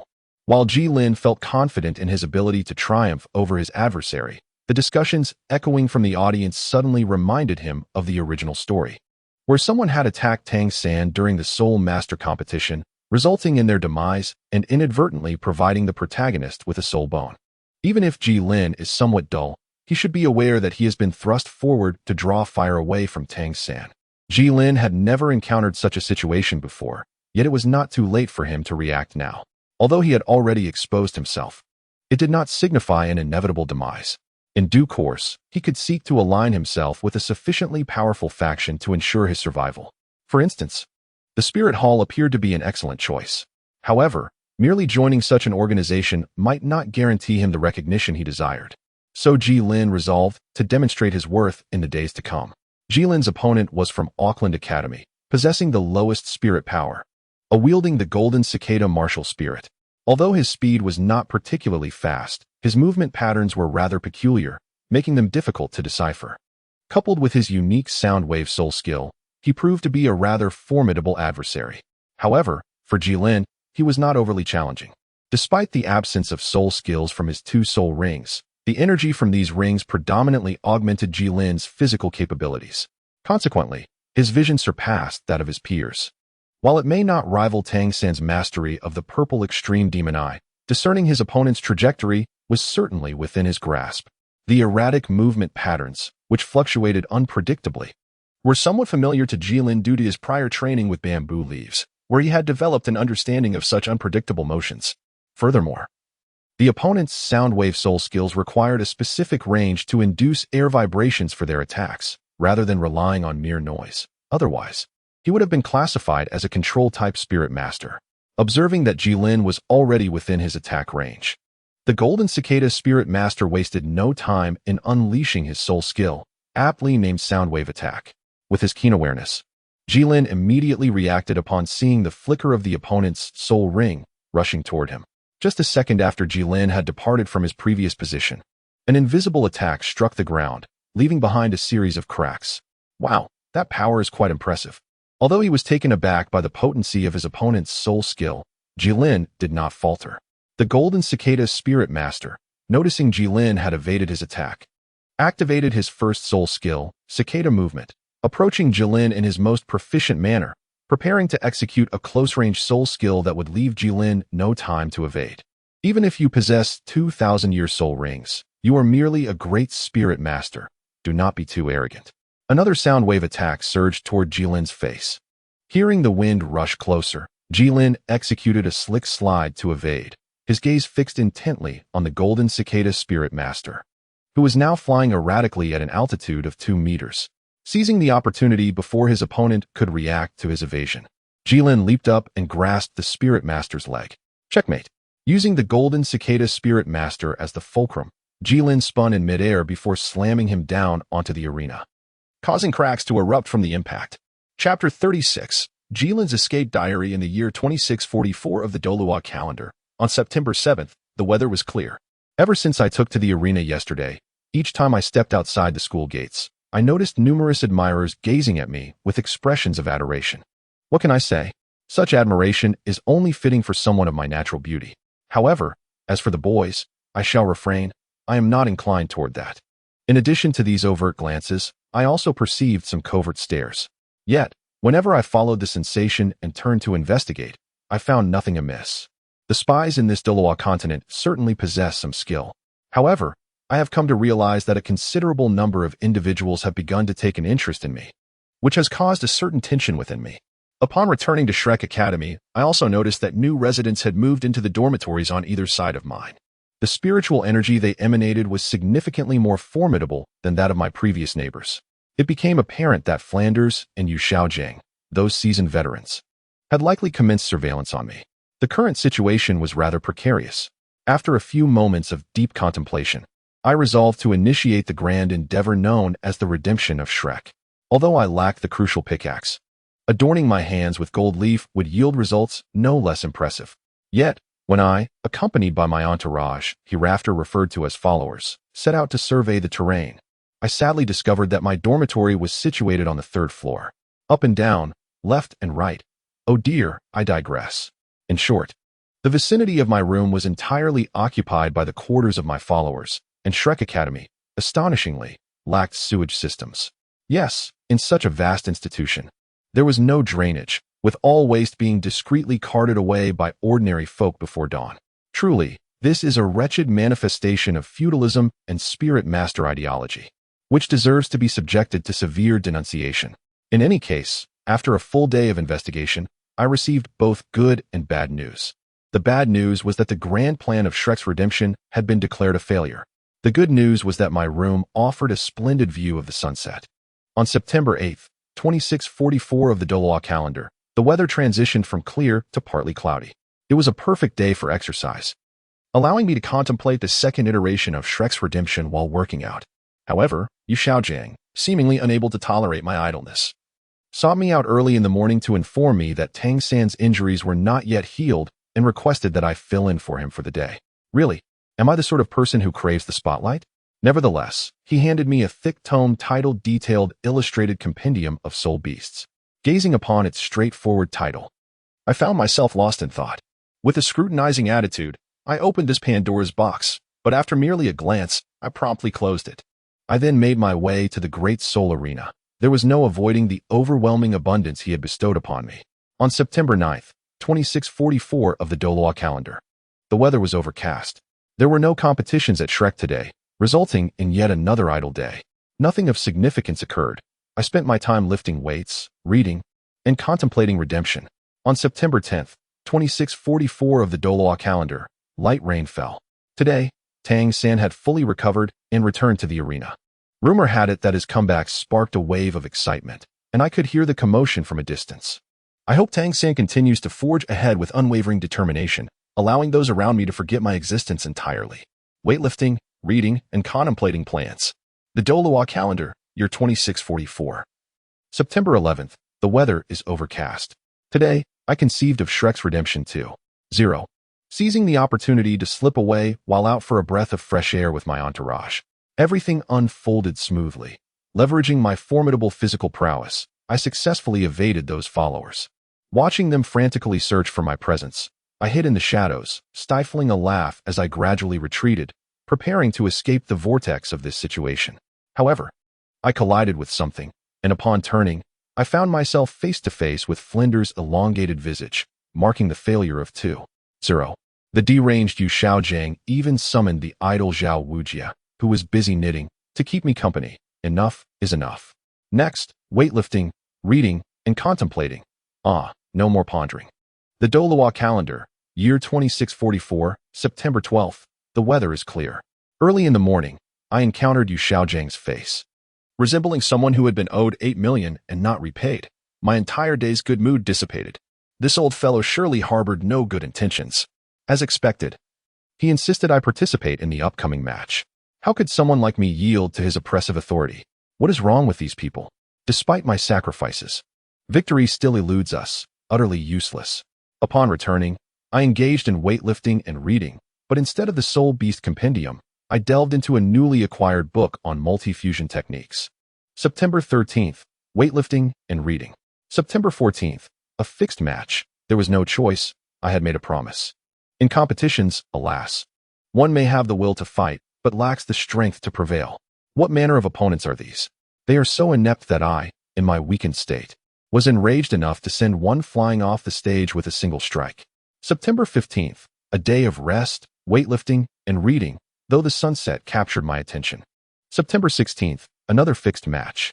September 17th, actually, old Zhao is quite amiable. We converse well, and with his gravitational enhancement, my training speed has accelerated. September 18th, another day of fixed matches. However, it is worth celebrating that my assets have successfully doubled, reaching 230 gold soul coins. If only the odds weren't so low, I would have already become a millionaire. September 19th, another day of celebration, as my soul power has reached level 23. I bought some snacks and, alongside old Zhao, watched the sunset in our dormitory. Sipping on lightly brewed wheat beer, akin to ale, we chatted about various topics. And I found myself developing a fondness for the taste of alcohol. September 20th, I retract my words from yesterday, as I inadvertently overindulged and now suffer a throbbing headache. Although Tang-san has returned to the arena, relieving me of my obligation to participate, I still did not return to sleep. It is certainly not due to Lao Zhao's snoring. It is unequivocally because of the snoring. The significance of this matter warrants repetition. While there may be a modicum of truth to this assertion, it is not the primary reason. Today marks the day of the epic confrontation between Shrek and the Blazing Fire Academy, a momentous occasion that coincides with the debut of the infamous phrase, "Excuse me. My blue silver grass, immunity to fire." As a self-proclaimed enthusiast, how could I possibly miss this event? Ah, there is Huo Wu, truly a vision of beauty. Her flowing crimson hair accentuating her exquisite features, and those legs, that waist. Oh, well, not excessively ample, but in any case, she is a stunning beauty. For reasons unbeknownst to me, upon seeing Huo Wu, I couldn't help but draw a comparison to another girl who also dances with fire, sharing the same name. In contrast to her, Huo Wu seems somewhat diminutive. However, Tang-san's remark is indeed infuriating.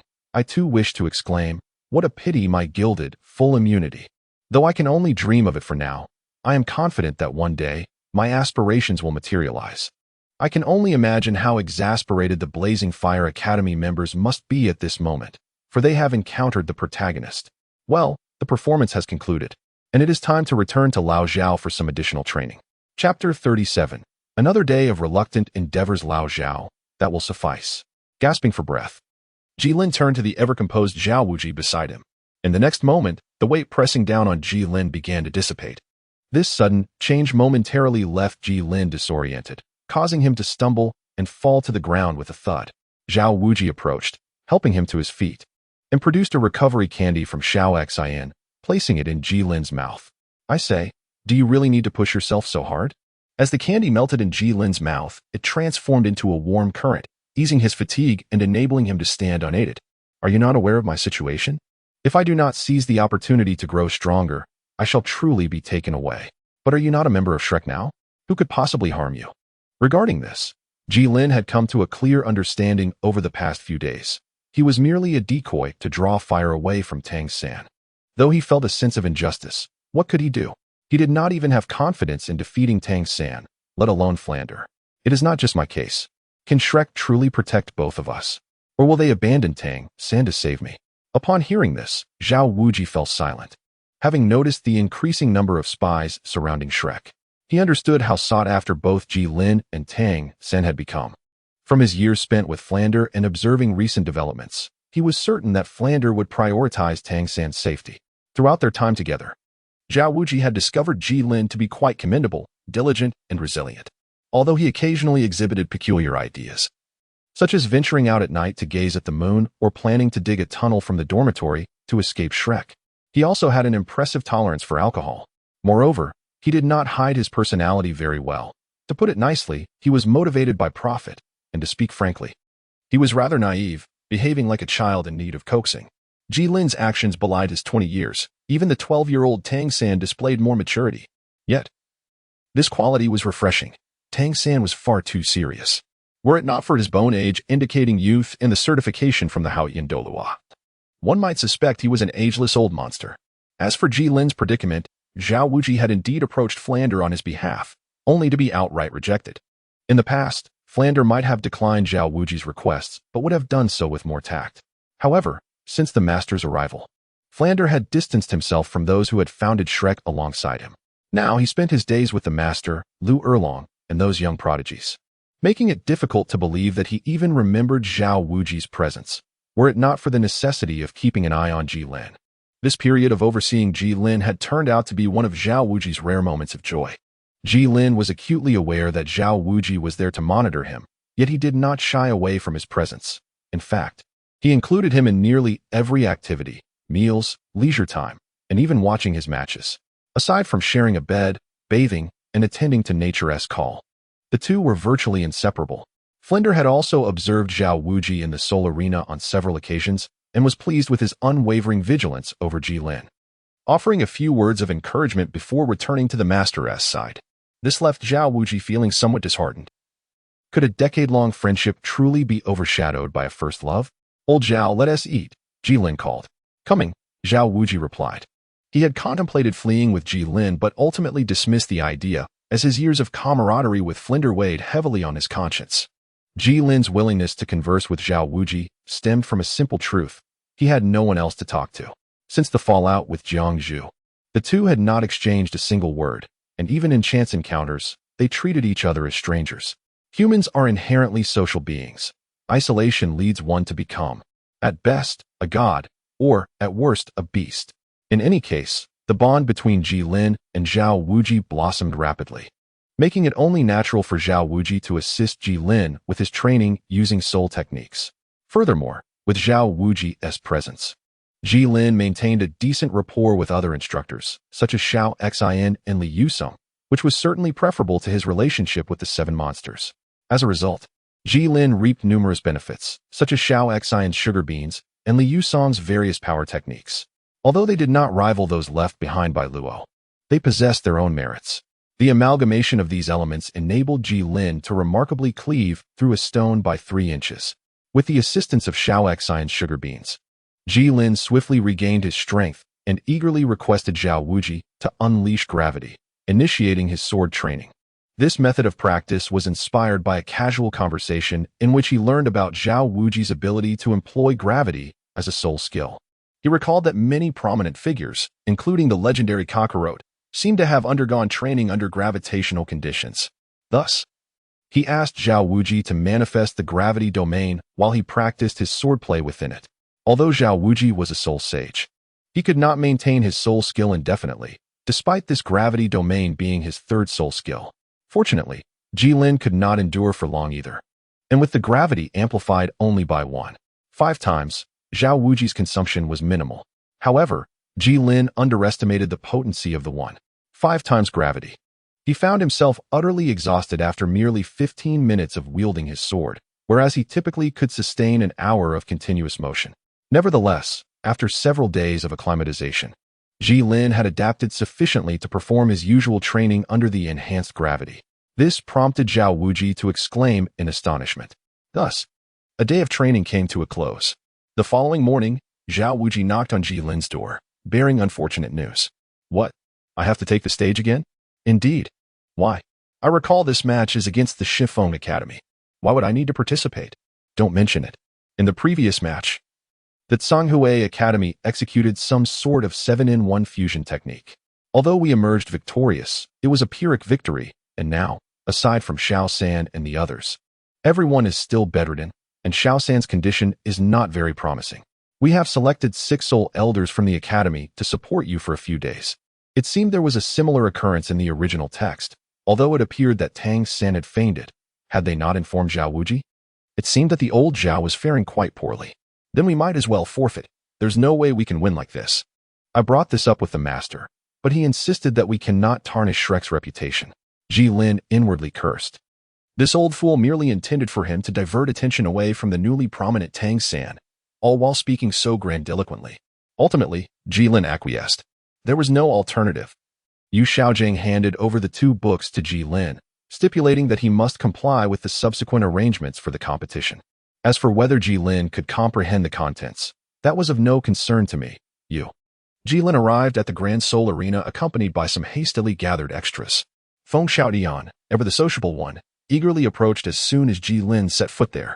Ah, brother, why hasn't Tang San shown up today? Surely he isn't truly recuperating in bed as the rumors suggest? Jilin gazed at the somewhat handsome masked man before him, feeling a tad exasperated. This is our first encounter. Isn't it? We aren't that familiar. Feng Xiaodian nonchalantly waved his hand. Brother, I must admit, I find that sentiment rather unappealing. It is through our initial meeting that familiarity is forged. Without this initial estrangement, how could we ever attain a deeper connection? It certainly seemed to be the case, yet Jilin queried, why are you so concerned about Tang San? And how do you even know me? Venture outside and inquire. How many people remain oblivious to your name? Ji Lin, alongside that of Tang San? Feng Xiaodian replied. As for my concern for Tang San, I can only say that my future happiness relies entirely upon him. Is that so? I have made my intentions quite clear. Yet I am still so renowned, Ji Lin remarked. Feng Xiaodian hesitated, uncertain whether to reveal the truth, for the reality could be quite disheartening. However, he quickly dismissed the thought, reasoning that it was none of his concern. Your acting skills truly leave much to be desired. As long as there are no significant issues with your eyes, it is evident that you are merely performing. Ji Lin touched the back of his head. Is that so? I truly appreciate your high regard for me. I am not flattering you. Feng Xiaodian encountered someone even more shameless than himself for the very first time. So, what has become of Tang San? Ji Lin, with an unusual seriousness, remarked, Brother Feng, you ought not to fixate on Tang San. Instead, you should pay more attention to your beloved. Upon seeing Ji Lin's earnest expression, Feng Xiaodian also became unexpectedly solemn. What does this mean? Ahem.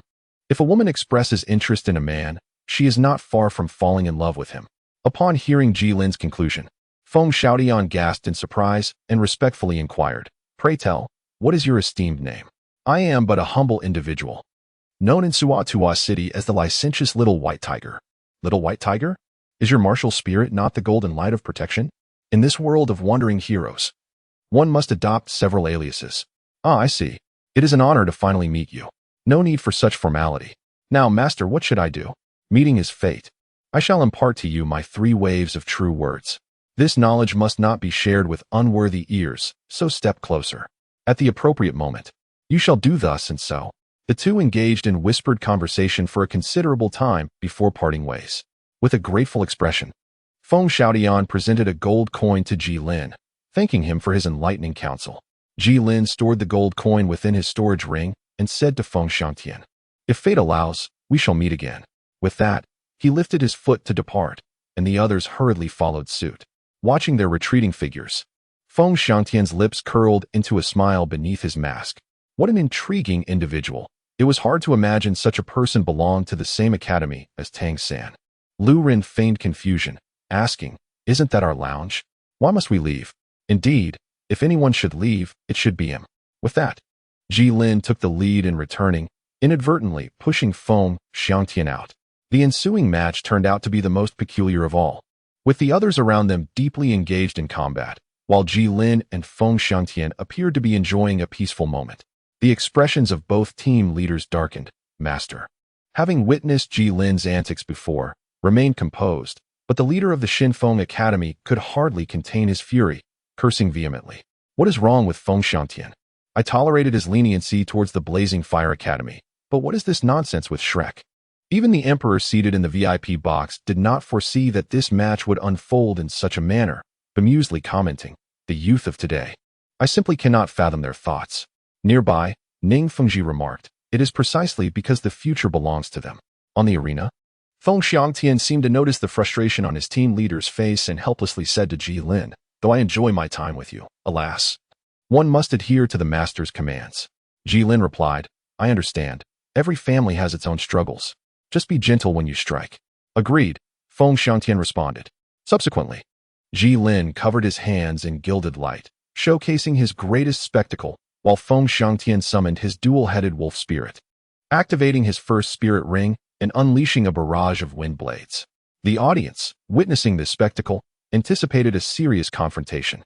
However, when the wind blade struck Ji Lin, producing a crisp sound, he was sent flying off the arena. Master and Flandra left with dark expressions, while the audience was filled with indignation. Is this merely a performance? I thought you looked down upon those opponents. How could I have placed such a heavy wager?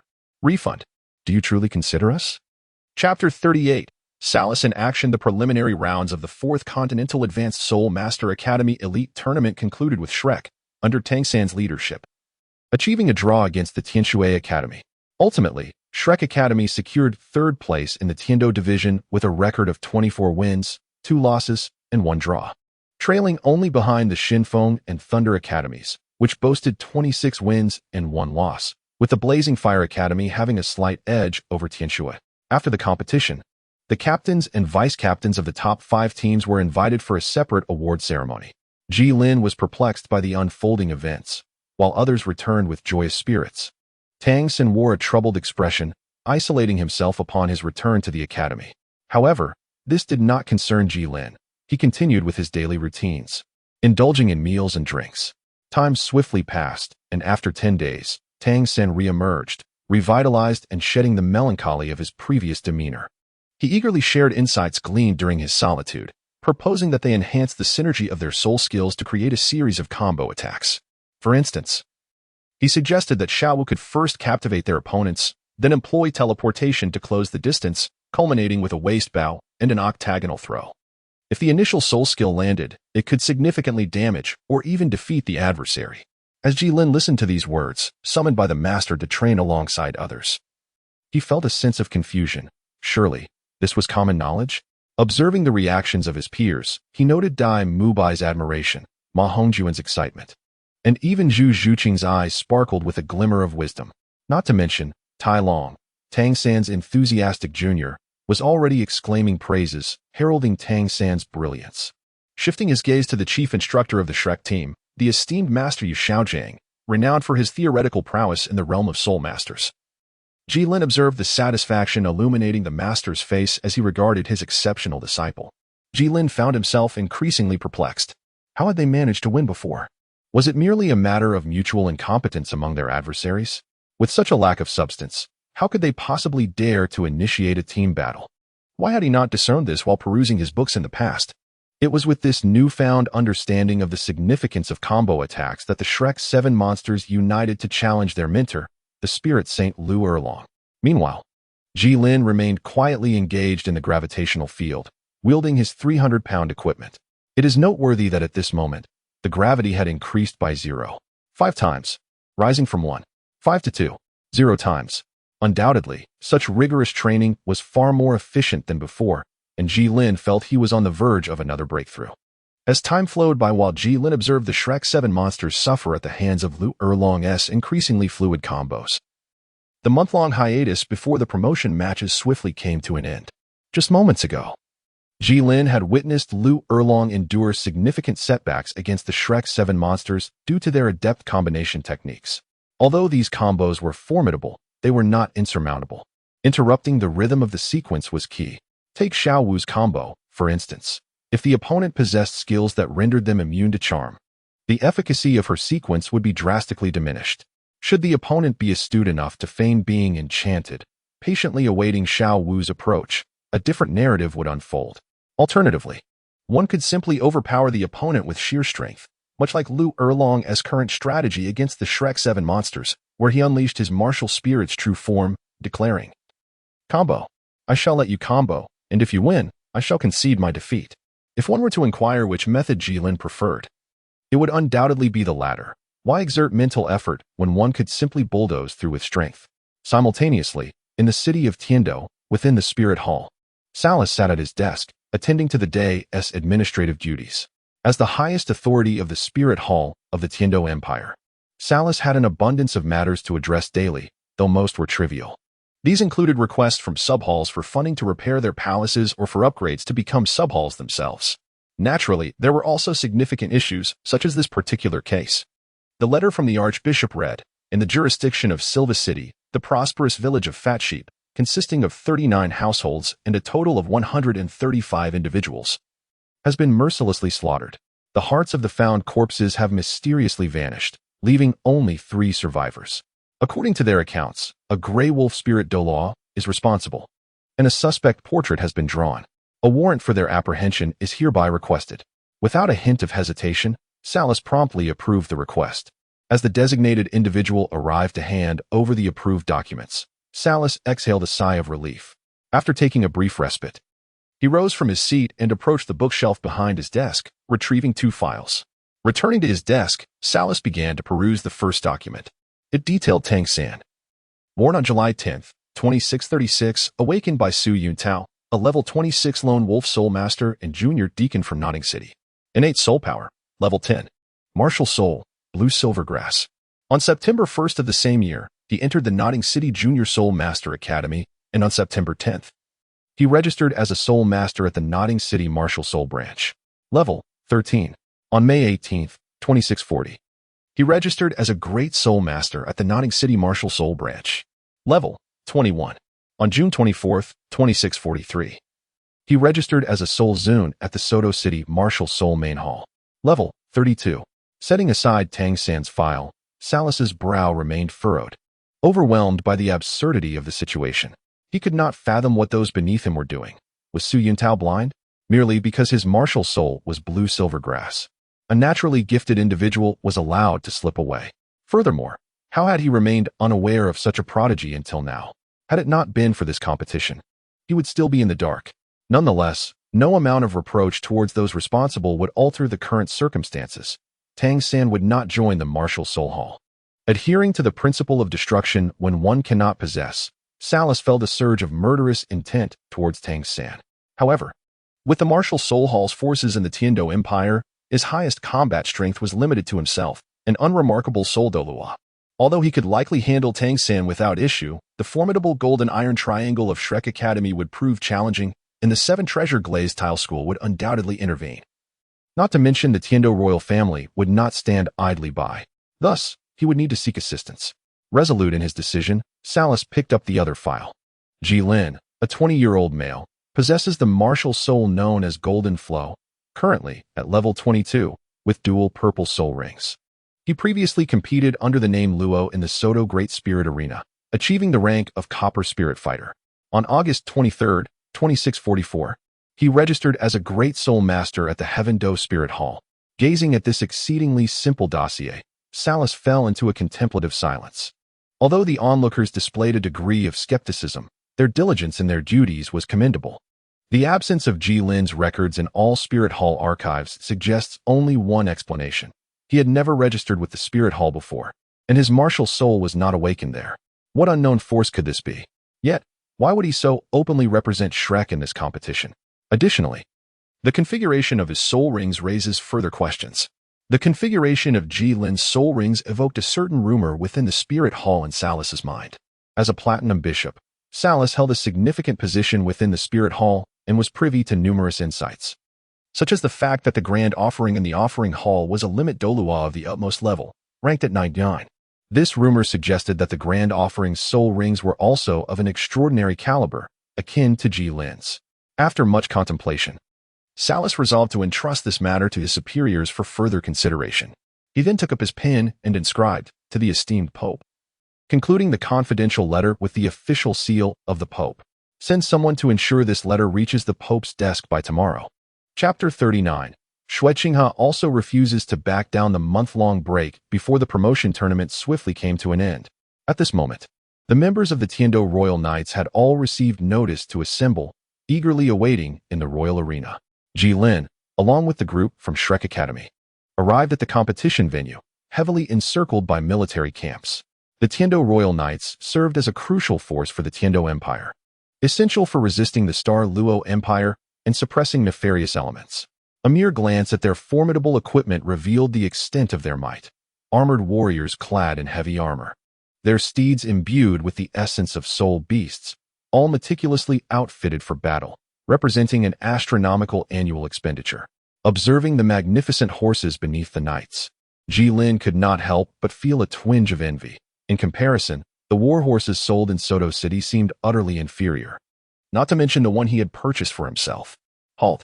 A patrol of knights stationed outside the military camp noticed Ji Lin and his companions approaching, swiftly reining in their horses. After sizing them up, the leading knight surmised their identities, but, to be cautious, inquired, "Are you here to participate in the qualifiers for the Soul Master competition?" Flander, as the Academy's dean, stepped forward to respond, "Indeed, we are. Do you possess a letter of introduction?" The knight continued. Flander retrieved the official document from his storage soul guide and handed it over. The knight examined it closely, confirming its authenticity before returning it with a tone of newfound respect. "My apologies, esteemed members of Shrek Academy. Once you enter the military camp, you will be escorted to your accommodations by designated personnel. We have duties to attend to, so we shall take our leave. However, I kindly request that you ensure your students behave appropriately. This is, after all, a military establishment." With that, he took the reins and resumed his patrol. The sight of the noble steeds stirred excitement not only in Ji Lin, but also in Oscar and Jing Ling, who were equally enthralled. Ma Hongjun, unable to resist, discreetly reached out to touch one of the majestic horses, fortunate that the royal knight's mount, having undergone specialized training, remained unperturbed. The knight had been alluding to him. Noticing his disciple's antics, Flanders' expression darkened, and he chose silence, leading the way into the camp. Observing Flanders' demeanor, Ma Hongjun felt a pang of embarrassment. Yet, in the spirit of youthful bravado, he muttered, "It's just a horse. What is so precious about it? Really stingy." The others paid little heed to Ma Hongjun's grumbling, one by one passing him to follow Flanders into the camp. Jilin, being the last, found himself addressing Ma Hongjun's remarks. After all, he represents the dignity of the Tiando Empire. It's wise to remain respectful. Unexpectedly, Ma Hongjun erupted, pointing at Jilin and exclaiming, "None of the teachers said anything to me. What gives you the right? Do you think you're one of us? Ridiculous. And as for understanding, isn't the theoretical expert still the master?" With a haughty toss of his head, he strutted into the camp, leaving Jilin standing there, momentarily taken aback. The reason for Jilin's bewilderment was not that he was infuriated by Ma Hongjun. As a young man approaching the age of 21, he deemed it unnecessary to be vexed by a mere 14-year-old. Rather, he was astonished that the seemingly slow-witted Ma Hongjun had actually perceived his feelings. As Jilin stepped into the military camp, he could tell that Shrek truly did not welcome him. Upon following the directions to Shrek Academy's residence, Jilin fortuitously encountered Ning Fengji engaged in conversation with Tang San and others in the courtyard. Noticing her father's arrival, Ning Rongrong approached him, playfully tugging at his arm and asking, "Father, what brings you here?" Ning Fengji, with a fond smile, pinched Ning Rongrong's nose and replied, "I heard you all were here and that there was a bit of a fracas with the knights in front of the camp." The others were taken aback that this incident had reached Ning Fengji's ears so swiftly, and Ma Hongjun silently noted that someone had reported it. After Tang San briefly recounted the events, Xue Qinghe, who was accompanying Ning Fengji, interjected, "On behalf of the royal knights, I extend my apologies. However, I kindly ask for your understanding." The assembly, including Tang San, failed to notice the slight upward curve of Xue Qinghe's lips, for he was representing the dignity of the Heavendo Empire and hoped for their cooperation. Shrek's group promptly acquiesced. With the courtyard gate wide open, Jilin was taken aback to find both Ning Fengji and Xue Qinghe present, and retreating was no longer an option. Upon Jilin's entrance, both Xue Qinghe and Ning Fengji's eyes brightened. They had long wished to meet Jilin, but lacked a proper reason. Many had covertly been observing Jilin and Tang San, and neither wished to disrupt this delicate balance by taking the initiative. However, being in their own territory, they felt less constraint. One of their purposes for visiting was indeed to engage with Jilin. With the main subject now present, they could hardly contain their excitement. Xue Qinghe was the first to speak. This must be Jilin, the younger brother. He proceeded with a series of courteous gestures, demonstrating a significant display of respect. "It appeared my allure remains quite potent. This time, they are not disregarding me as before." Though he mused this internally, he understood the necessity of maintaining appearances. Yet, as Xue Qinghe extended his courtesy, Jilin felt somewhat awkward merely responding. The formal gestures of hand-kissing, knightly salutes, and bows felt rather off-putting to him. So he resorted to a fist-over-palm salute reminiscent of martial arts films. "I have long admired His Highness the Crown Prince." The others received Jilin's salute with varying reactions. Xue Qinghe and Tang San were notably affected. Xue Qinghe was puzzled as Jilin had honored him with a gesture he had never encountered, leaving him unsure how to respond, while Tang San squinted, lost in thought. "Forgive my ignorance, Brother Ji, this salute is rather unique." Jilin also explained that this is a custom from my hometown, which the Crown Prince has likely never encountered. As my homeland is rather distant and has a modest population of just over 1 billion, thus the customs are somewhat simplistic. Xue Qinghe appeared to be quite intrigued by this, and thus invited, "In that case, Brother Ji, why not step aside and share more about your hometown with me?" Having accompanied his mother in watching numerous palace dramas, though, truth be told, it was more about not securing the remote, Jilin was aware that the other party's interest lay deeper than mere conversation. However, he did not decline. The two of them made their way to Xue Qinghe's courtyard, a mere 500 meters away, where Jilin shared a selection of tales he could recount. Xue Qinghe listened attentively, her face devoid of any impatience, and for a time, both host and guest enjoyed each other's company. After a considerable while, Jilin finally concluded his narrative, and Xue Qinghe poured a cup of tea, pushing it toward him. "Thank you," he replied. After speaking for quite a while, Jilin felt a bit parched and lifted his teacup, draining it in one go. At this moment, Xue Qinghe inquired, "May I ask, what are your plans following the conclusion of the competition, Brother Ji?" Jilin set down his teacup, pondering. Perhaps he would consider joining a smaller sect. "Oh, in that case, why not come work under me? The remuneration can certainly be discussed." Jilin feigned surprise and said, "Your Highness, I am but a great soul master. Such treatment is rather excessive, and your subordinates may harbor grievances. Yet, I am unwilling to accept less. You must not belittle yourself, dear Ji. You are an unparalleled great soul master, possessing 2 millennium soul rings," Xue Qinghe replied. Upon hearing this, Jilin suddenly appeared dejected. Noticing his change in demeanor, Xue Qinghe inquired, "What troubles you? Did I speak amiss?" Jilin let out a long sigh. The words of His Highness the Crown Prince were indeed accurate. "I take great pride in my soul rings. However, my martial spirit is a mutated one. Aside from significantly enhancing my physical abilities and allowing me to absorb higher-grade soul rings, there is little else to boast about, not even any soul skills. Alas, if given the choice, I would gladly forsake these millennium soul rings for a normal martial spirit. Brother Ji, you seem to be somewhat oblivious to the blessings you possess. We, on the other hand, find it difficult to absorb higher-level soul rings. If it were possible, I would even wish to exchange with you." Jilin nodded vigorously, thinking that if given the chance, he would eagerly acquiesce. Alas, there are no ifs. Glancing at the time, Jilin decided it was time to take his leave. After a polite attempt to persuade him to stay, Xue Qinghe ultimately conceded to Jilin's resolve and accompanied him to the door. Before parting, Xue Qinghe remarked, "I hope Brother Ji will reconsider. The benefits here are truly commendable." Jilin was momentarily taken aback by this statement. "Certainly," as Jilin vanished from sight. Xue Qinghe closed the door and settled into the main seat, crossing his legs and rhythmically tapping his index finger on the nearby tea table. 2 figures emerged from behind, one large and one small. Xue Qinghe spoke in a measured tone, "What do you think?" The smaller figure bowed slightly and replied, "What he said is probably 9 truths and 1 falsehood." Though this individual lacked formidable strength, their martial soul granted them the ability to discern truth from deception. "Oh, which statement?" "The one about considering working under you." This revelation was somewhat unexpected for Xue Qinghe, who had anticipated that the falsehood would pertain to the absence of soul skills or the willingness to exchange martial souls. He never expected it would be this particular remark. After a brief silence, Xue Qinghe inquired further, "What does Elder Cichlid think of this person?"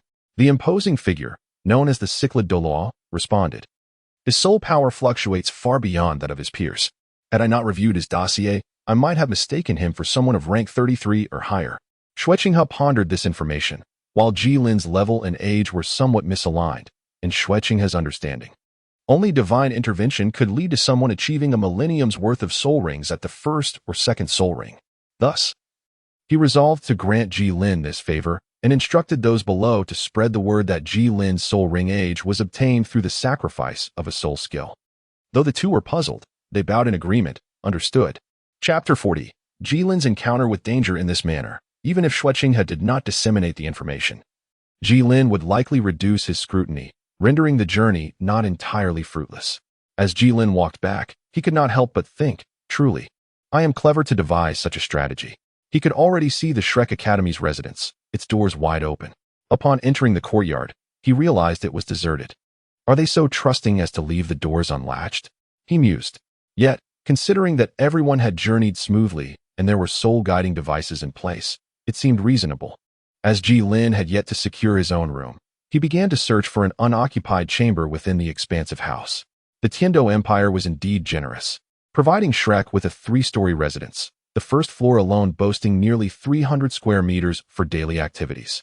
Naturally, there were numerous rooms within. Jilin decided that selecting a room on a higher floor would be preferable, as the view and air quality were superior compared to those on lower levels.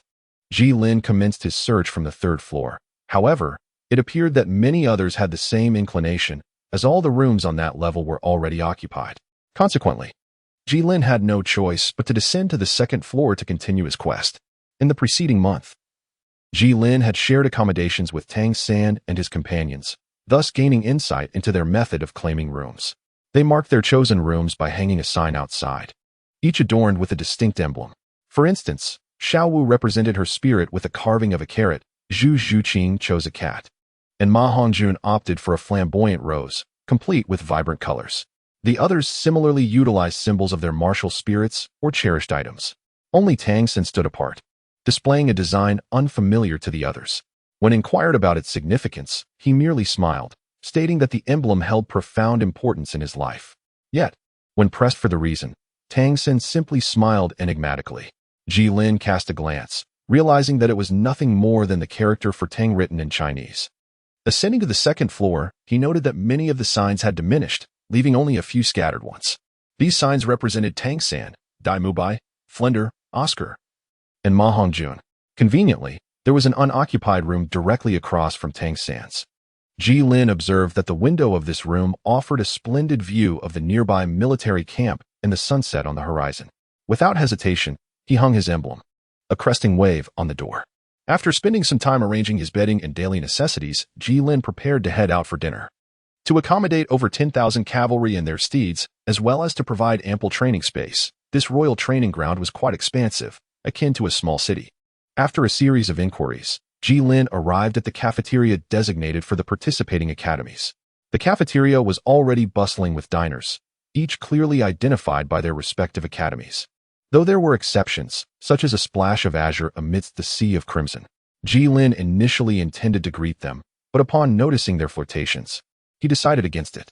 The cafeteria offered a plethora of delectable dishes, each emanating an irresistible aroma. What to choose? It was indeed a dilemma. Faced with the magnificent array of culinary delights, Ji Lin found himself momentarily at a loss. Perhaps he should sample a bit of everything? It is well known that the foremost concern of university students is their meals, and naturally, their appetites are considerable. Since arriving in the Douluo continent, Ji Lin's appetite had significantly increased, augmented by his unique training regimen and the abundance of food available. Presently, he could consume a quantity equivalent to that of 15 individuals. To cater to the participating contestants, the cafeteria had assembled dishes from various regions of the Tiando Empire. Although only a few specialties from each region were selected, there were still over 100 dishes available. Ji Lin, having taken a small portion, has accumulated a considerable amount. His hands have exchanged one plate after another, ultimately filling no fewer than 4 plates. Ji Lin surveyed his surroundings and noticed the members of Shrek Academy, Talon, Ma Hongjun, Jingling, Huang Yuan, and Jiangzhu, seated together at a long table. Holding his dinner in one hand and balancing it on his head, Ji Lin made his way to their table. The long table was spacious enough to accommodate 20 diners simultaneously. Choosing a position relatively distant from them, Ji Lin settled down, disregarding the astonished gazes directed at him, and began to eat nonchalantly. Ma Hongjun and his companions stared in disbelief at Ji Lin. Although they had previously shared living quarters, they had never dined together. And this was their first discovery of Ji Lin's prodigious appetite. They were not alone in their astonishment. 2/3 of the onlookers were fixated on Ji Lin. Look, sister. That person from Shrek is consuming an enormous amount, Water Yuer exclaimed, covering her mouth, though it hardly made a difference. Water Binger massaged her temples and advised, "You should take note of the opponent's information. It won't do to engage in battle without knowing their names, martial spirits, or capabilities. Besides, you've eaten quite a bit yourself. Be careful not to gain weight." In response, Water Yuer stuck out her tongue, declaring, "But I'm a little fairy. How could I possibly gain weight? Plus, I have an older sister to rely on, so why bother with all that information?"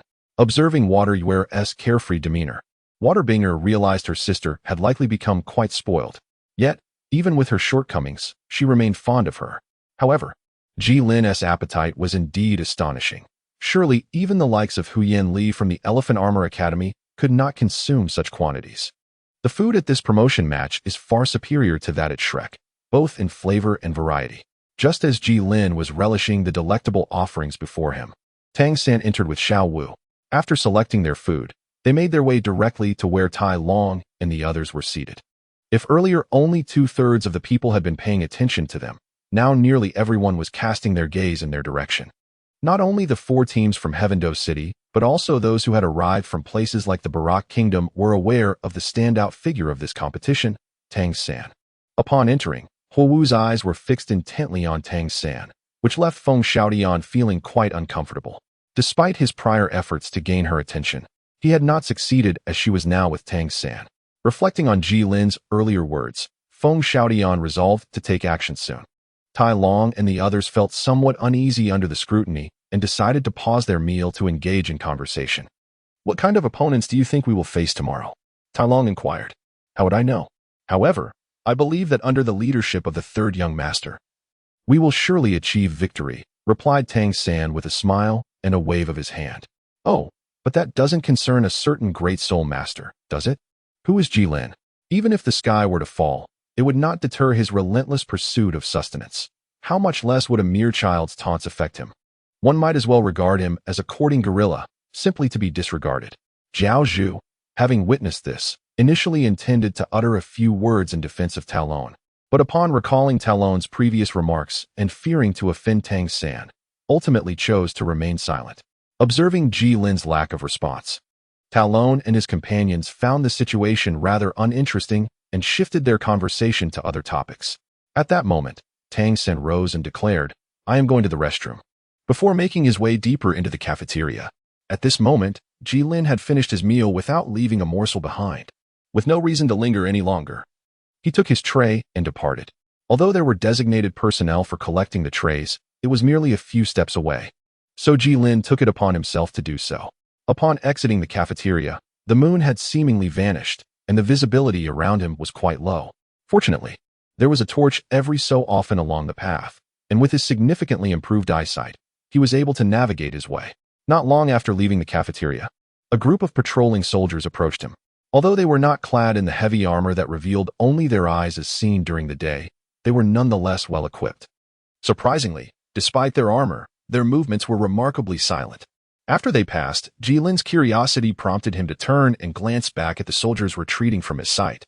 Just as he was about to return to his quarters, a piercing sound cut through the stillness of the night, resonating sharply in the quiet. In that instant, Ji Lin could only manage to shield his chest with his gilded armor and protect the back of his head with his gilded right arm. An arrow struck the gilded armor covering his chest, shattering it and embedding its tip into Ji Lin's body. The force of the blow dropped him to his knees, causing him to spurt blood, while the soldiers behind him quickly reacted, rushing towards Ji Lin and shouting, "There is an assassin!" Chapter 41. The aftermath. The once tranquil night was shattered by the exclamation of "There is an assassin." Those still dining in the cafeteria were taken aback, astonished that someone would dare commit such an act within the military camp. For a moment, they stood frozen in surprise, though some quickly regained their composure and moved towards the exit to ascertain what had transpired.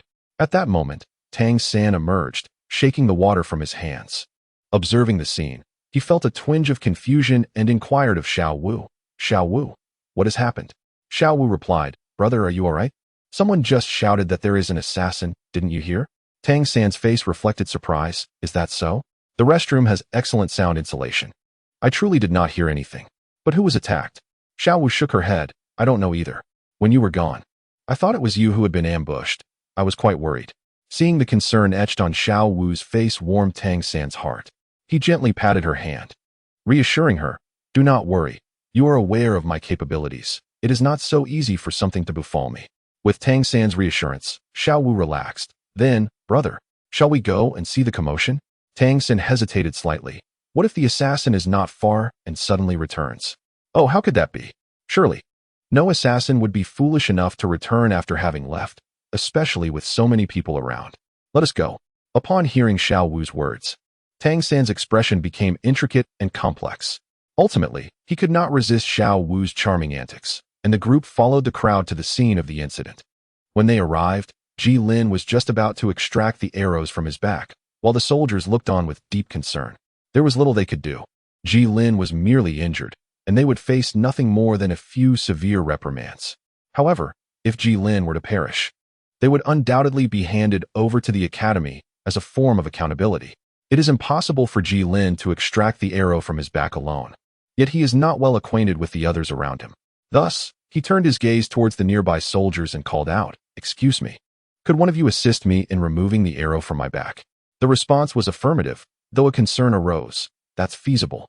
But how will you staunch the bleeding once it is removed? If you lack a solution, it may be prudent to wait for the healing spirit master from our camp to arrive." Ji Lin exhaled deeply to alleviate the pain, contemplating a pressing dilemma. Nevertheless, he resolved to extract the arrow immediately, for no one could ascertain whether it bore any additional peril. Thus, it was prudent to remove it sooner rather than later. "Allow me to assist," a voice interjected amidst his distress. Ji Lin turned to see Jiang Zhu emerging from the throng. The soldiers nearby wore somber expressions. Recognizing the gravity of the situation, Jiang Zhu, perceptive to their thoughts, reassured them, "I am from the same academy as him, a healer of the Soul Master Division. While I may not be able to provide immediate healing, I can certainly manage basic hemostasis." As she spoke, she summoned her martial spirit. Upon witnessing the 2 yellow and 1 purple soul rings, the leading soldier's gaze shimmered with envy, swiftly followed by a sigh of relief. It seemed Ji Lin was likely to survive, thereby safeguarding his own life as well. Thus, he joined Jiang Zhu by Ji Lin's side. Gripping the exposed shaft of the arrow with his right hand and addressing Ji Lin, "I am about to pull it out." Ji Lin took several deep breaths, striving to calm himself, and spoke, "Pull it out." He endured the pain. The soldier, upon hearing this, wasted no time and exerted force with his right hand. Although the gilded armor mitigated a significant portion of the arrow's kinetic energy, it still embedded deeply into Ji Lin's back. He sensed that if the arrow penetrated any further, his life would be forfeit. Moreover, the barbed tip made extraction far from simple.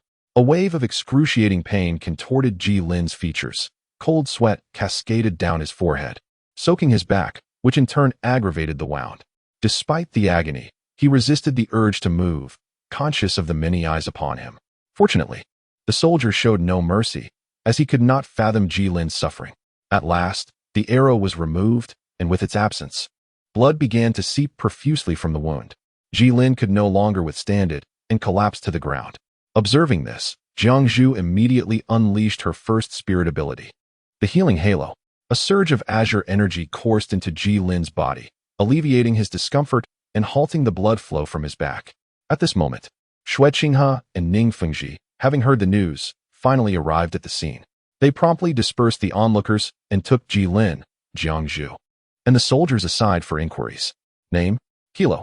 Age: 31. Position: Captain of the 4th Squad, 37th Battalion, 3rd Brigade of the Tiando Royal Knights. After a thorough questioning, Xue Qinghe and Ning Fengji gleaned the general circumstances surrounding the incident. After finishing his meal, Ji Lin exited the cafeteria and soon encountered the patrolling members of Kluo, brushing past them before being ambushed. At first, Xue Qinghe suspected Kluo's involvement, but Ji Lin quickly dismissed this notion. Out of curiosity, I glanced back at them after we crossed paths, and they exhibited no unusual behavior. The attack occurred in the fleeting moment I turned back. They lacked soul power, rendering such speed impossible. Before me lay an arrow crafted entirely from fine steel, which I had just measured to be 8 inches in length. It was evidently not the common type of arrow, resembling more a crossbow bolt. Yet, could a crossbow bolt possess such formidable power? Could it be a soul-guiding device? However, what perplexed Xue Qinghe was Ji Lin's assertion that he sensed no fluctuations of soul power. If it were not a soul-guiding device, then what could it be? Ning Fengji, reflecting on the crossbows within his sect, replied with a calm demeanor, "No, I have never heard of a weapon with such capabilities." Xue Qinghe found no reason to doubt him, as he too had never encountered such a thing, making Ning Fengji's ignorance understandable. With a deep sigh, he lamented the troubling times, wondering what further incidents might transpire before the promotion tournament even commenced. Ning Fengji offered reassurance, suggesting they consider the positive side, for no lives had been lost this time. Indeed, if there had been fatalities, it would have severely tarnished the reputation of the Tiando Empire. What kind of individuals do you think the assailant might be? Ning Fengji pondered for a moment before analyzing. They are likely not from the Night Corps. They are well-trained and, given the absence of similar incidents previously, can be ruled out. Xue Qinghe concurred. I share the same sentiment. Thus the assassin is most likely among the competitors arriving today. The assassin left no clues, and without leads, it would be unwise to offend those academies. Yet, failing to provide Ji Lin with an explanation would damage the Empire's prestige. Ning Fengji proposed, "Isn't it simple? No one knows who the assassin is, so we could name anyone. Are you suggesting we find a scapegoat?" Xue Qinghe mused, considering the idea. Yes, that approach holds merit. Furthermore, offering Ji Lin some benefits would enhance the Empire's image of compassion. Ning Fengji nodded in agreement. It is good that you have ideas. I shall take my leave now and inform Shrek Academy that Ji Lin will be under our care for a while. Thank you, esteemed teacher. In the residence of Shrek, everyone gathered in the grand hall on the first floor. Flander and Yu Xiaojiang occupied the main seats, and upon seeing Tang San and Xiao Wu return, they hurriedly inquired about the events that had transpired. Xiao Wu recounted the details of what she had witnessed, perhaps unconsciously omitting the fact that the crossbow bolt bore a striking resemblance to Zhuge's divine crossbow, or perhaps unwilling to believe that this incident was connected to Tang San. The crowd gasped in astonishment, for no one had anticipated such occurrences within the military camp of the Tiando Empire. The audacity of those individuals to resort to violence within the camp was shocking, prompting Master to reflect on the need to remain vigilant regarding Tang San's safety. At that moment, Ning Fengji also arrived and briefly mentioned the situation regarding Ji Lin before beckoning Tang San to a secluded area for a private conversation. This was met with no surprise from the others. Once the two reached a quiet spot, Ning Fengji directly questioned, Tang San, was it you? Certainly not, Uncle Ning. My Zhuge divine crossbow can release 16 bolts at once. Had it been my doing, Ji Lin would undoubtedly be dead, Tang San replied. Hearing this, Ning Fengji fixed his gaze on Tang San for a considerable time, while Tang San maintained a calm demeanor in return. That's good to hear. Should that assassin return, the Tiando Empire may need to take matters seriously, Ning Fengji remarked. Indeed, Tang San responded. Let us return now and rest early. Be well, Uncle Ning.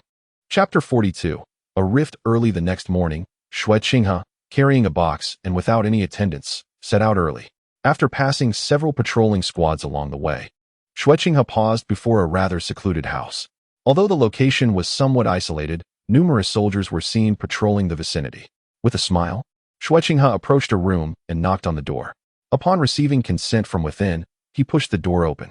How is Brother Ji feeling? Ji Lin reclined against the headboard, relieved that the arrow was not poisoned.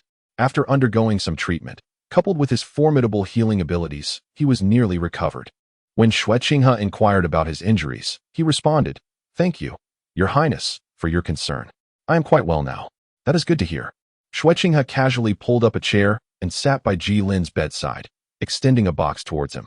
I deeply regret that such an incident occurred in my domain. This is but a small token of compensation for you, Brother Ji. What is this? Ji Lin asked, curiosity piqued about what the crown prince might offer him. You shall find out upon opening it, Xue Qinghe replied. Without further ado, Ji Lin opened the box to reveal a black sheath knife. The sheath bore no intricate designs, merely inscribed with the name Seven Night Starshine Blade. As he drew the blade from its sheath, a gleam of cold light flashed in the room. Examining the knife closely, he noted its entirely black form, with the blade slightly lighter in hue. The knife measured 3.5 feet in total length, with a blade length of 2 feet 9 inches, primarily crafted from black gold mysterious iron. It was named the Seven Night Starshine Blade due to its 7 shining spots that glimmered under sunlight, a remarkable creation from the renowned craftsmen of Gongjin City. As sunlight streamed through the window, the 7 bright points on the blade resembled stars in the night sky against its dark surface. Sheathing the knife, Ji Lin expressed incredulity. Is this truly for me? It seems rather extravagant. Xue Qinghe replied with a smile. Indeed, it is for you. While the knife may sound impressive, beast weapon soul masters do not utilize blades, and weapon soul masters look down upon them. In truth, not many desire this knife, and its value pales in comparison to the craftsman's other works. Since that is the case, I shall shamelessly accept it, Ji Lin declared. I believe with this knife's assistance, I shall undoubtedly achieve great success, especially in the Silver Do Soul competition. Ji Lin felt a moment of hesitation. He would have to borrow the prince's auspicious words. Brother Ji, you are far too modest. To defeat several Grand Soul Masters and descend to the Copper Fighting Soul with the prowess of a Soul Master is no trifling achievement. Ji Lin chuckled, feeling a touch of luck. After this incident, I wonder what thoughts have crossed Brother Ji's mind. Observing Ji Lin feigning ignorance, Xue Qinghe shook his head and stood up, remarking, It appears Brother Ji has yet to come to a conclusion. I shall return another time. As he approached the door, he added, However, I implore you to contemplate this matter thoroughly, for my duties are demanding, and I may soon forget it. With that, he gently closed the door behind him. Bang! The room was left with Ji Lin alone, silently gazing at the knife in his hand. He sighed deeply, sliding down from the bed to cover himself with the blanket. Not long after Xue Qinghe exited the room, The voice of the stingray Douluo echoed in his ears. Young master, do you require me to teach that lad a lesson? Shuqing had communicated through soul power. No. After experiencing this incident, he should now comprehend the difficulties of lacking a powerful backing. He is merely struggling to let go of his pride. There is no need to pressure him hastily. Another reason for refraining from exerting force on Ji Lin was the suspicion that he had connections to the divine. Even if recruitment failed, Shuqing did not wish to strain their relationship unnecessarily and provoke an enemy without cause. In the afternoon, Shuqing and Ning Fengji jointly issued a statement, declaring that the assassin responsible for last night's chaos had been apprehended. He was a soul master with a fierce martial spirit, however. Due to his violent resistance during capture, he was executed on the spot. They even produced a corpse for verification. Many praised the Empire for its swift actions in apprehending the assassin shortly after the incident. Yet, some felt that there was something amiss. However, since the main party had said nothing, why should they concern themselves? Was it not wiser to focus on the upcoming qualifying matches? Thus, the matter of Ji Lin's assassination came to a close. Finally, the last team arrived at the competition venue, and the qualifying rounds of the 4th Soul Master competition were about to commence. At the Shrek base, in the hall on the 1st floor, the Master surveyed the Shrek members around him and stated, "The qualifying matches begin tomorrow. Although we achieved commendable results in the preliminaries, we must not let our guard down, as the other academies are likely to have hidden strategies." Damubai replied, "Rest assured, Master. We understand the principle of the lion hunting the rabbit." The Master nodded. "Then let us all rest well tonight, conserving our strength to prepare for tomorrow's competition." Everyone responded affirmatively. At that moment, Jiangzhu hesitantly spoke up. "What about Ji Lin? Should we inform him?" Before the Master could respond, Ma Hongjun interjected, "Sister Jiangzhu, what would be the point of calling him? Setting aside his current injuries, how much could his rank as a great soul master truly contribute? We are about to face the 14 strongest academies of the Tiando Empire, none of whom have a soul power lower than level 35. It would be best for him to rest peacefully in bed." The Master pondered for a moment before conceding to Ma Hongjuan's viewpoint. Although Hongjuan's words were not particularly pleasant, they held an undeniable truth. Ji Lin had fallen behind our pace. However, Jiangzhu, in a fit of agitation, exclaimed, "Then why did we bring him along?" The Master replied coldly, "I have my own plans." Noticing the subtle tension between the Master and Jiangzhu, Ma Hongjun quickly intervened. "Master, please do not be angered.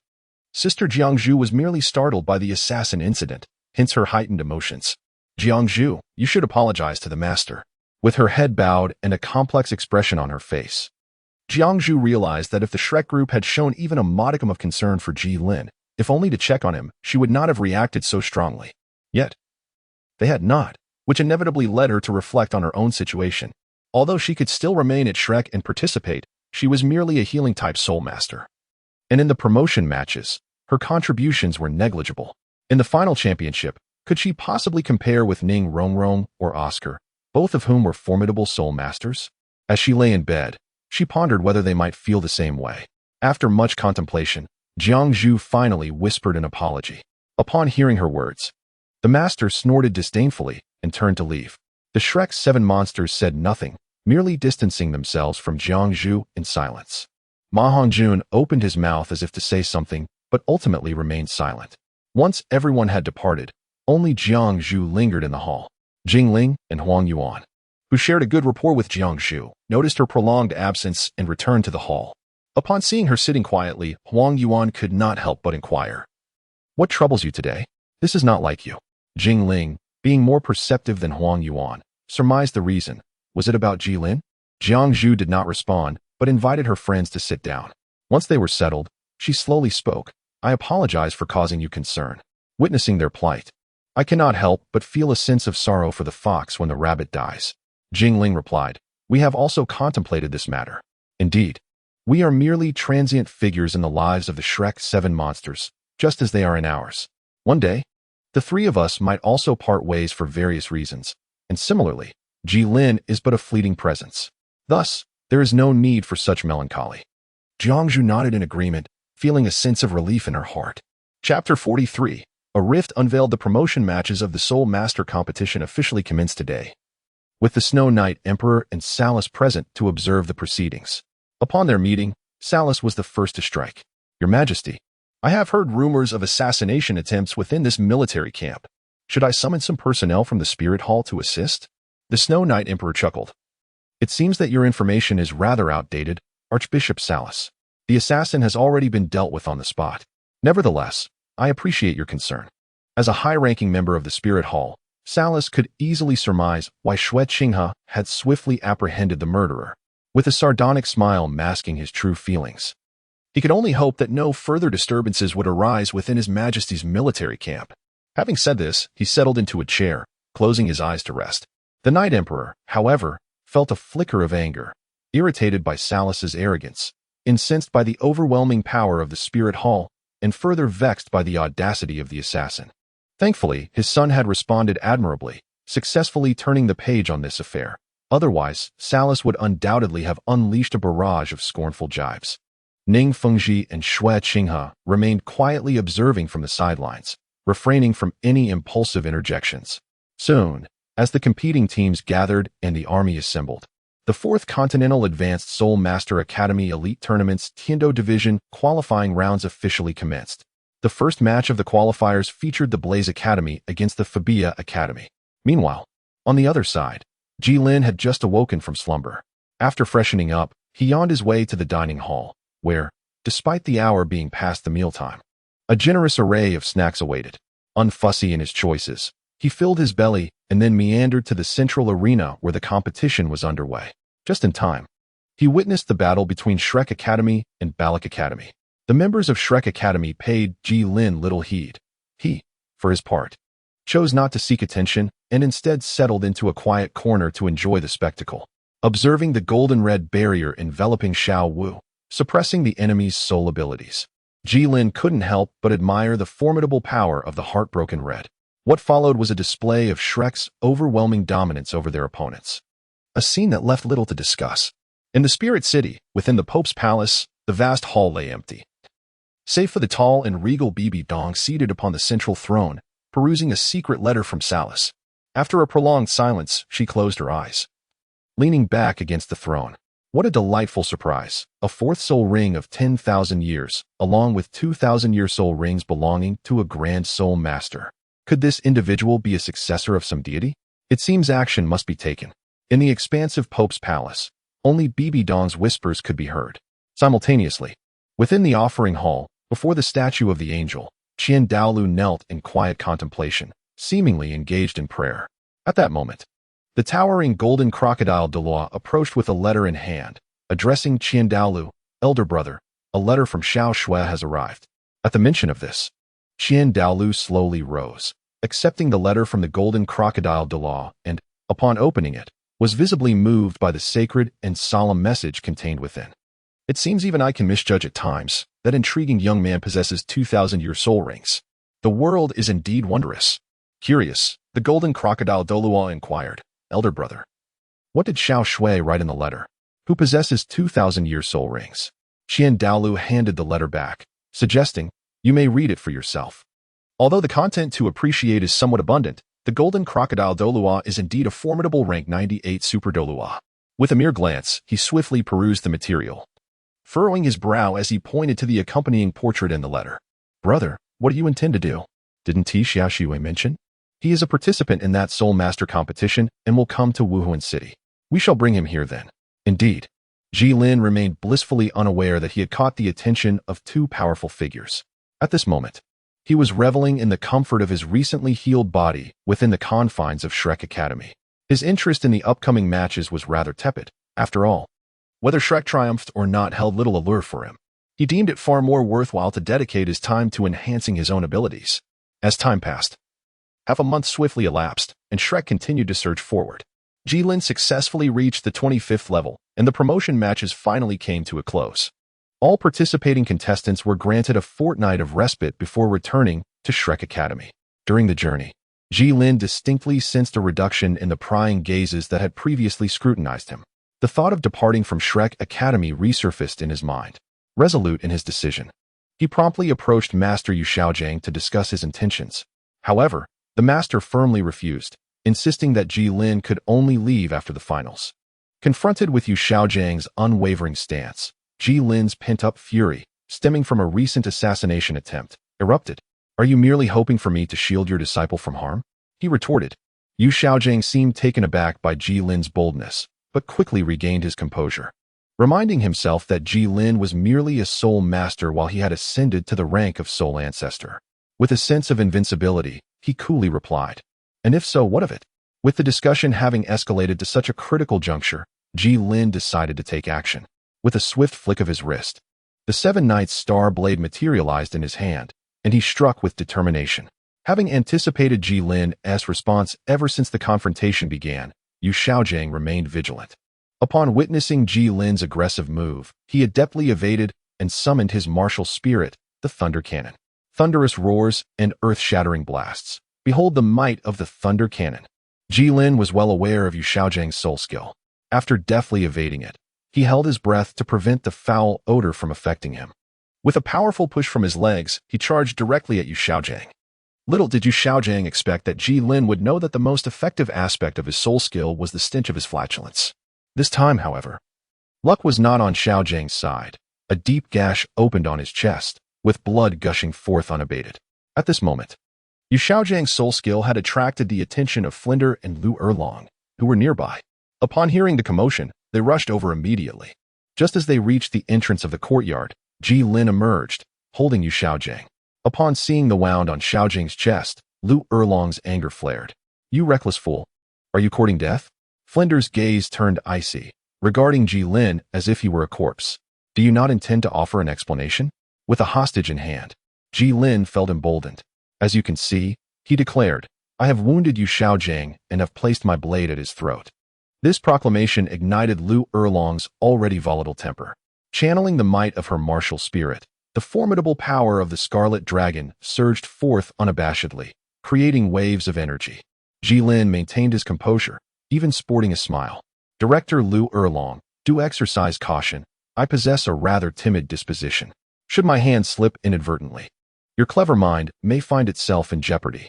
Flander interjected, urging, Erlong, do take a moment to calm yourself. Xiao Gang remains in their grasp. Perhaps Ji Lin's threat bore fruit, or perhaps Flander's words struck a chord, for Lu Erlong relinquished her martial spirit. It continued to regard Ji Lin with an intense glare. If Lu Erlong's gaze could kill, Ji Lin would have perished 800 times over by now. At that moment, Yu Xiaojing had succumbed to unconsciousness due to excessive blood loss, compounded by Lu Erlong's earlier assault.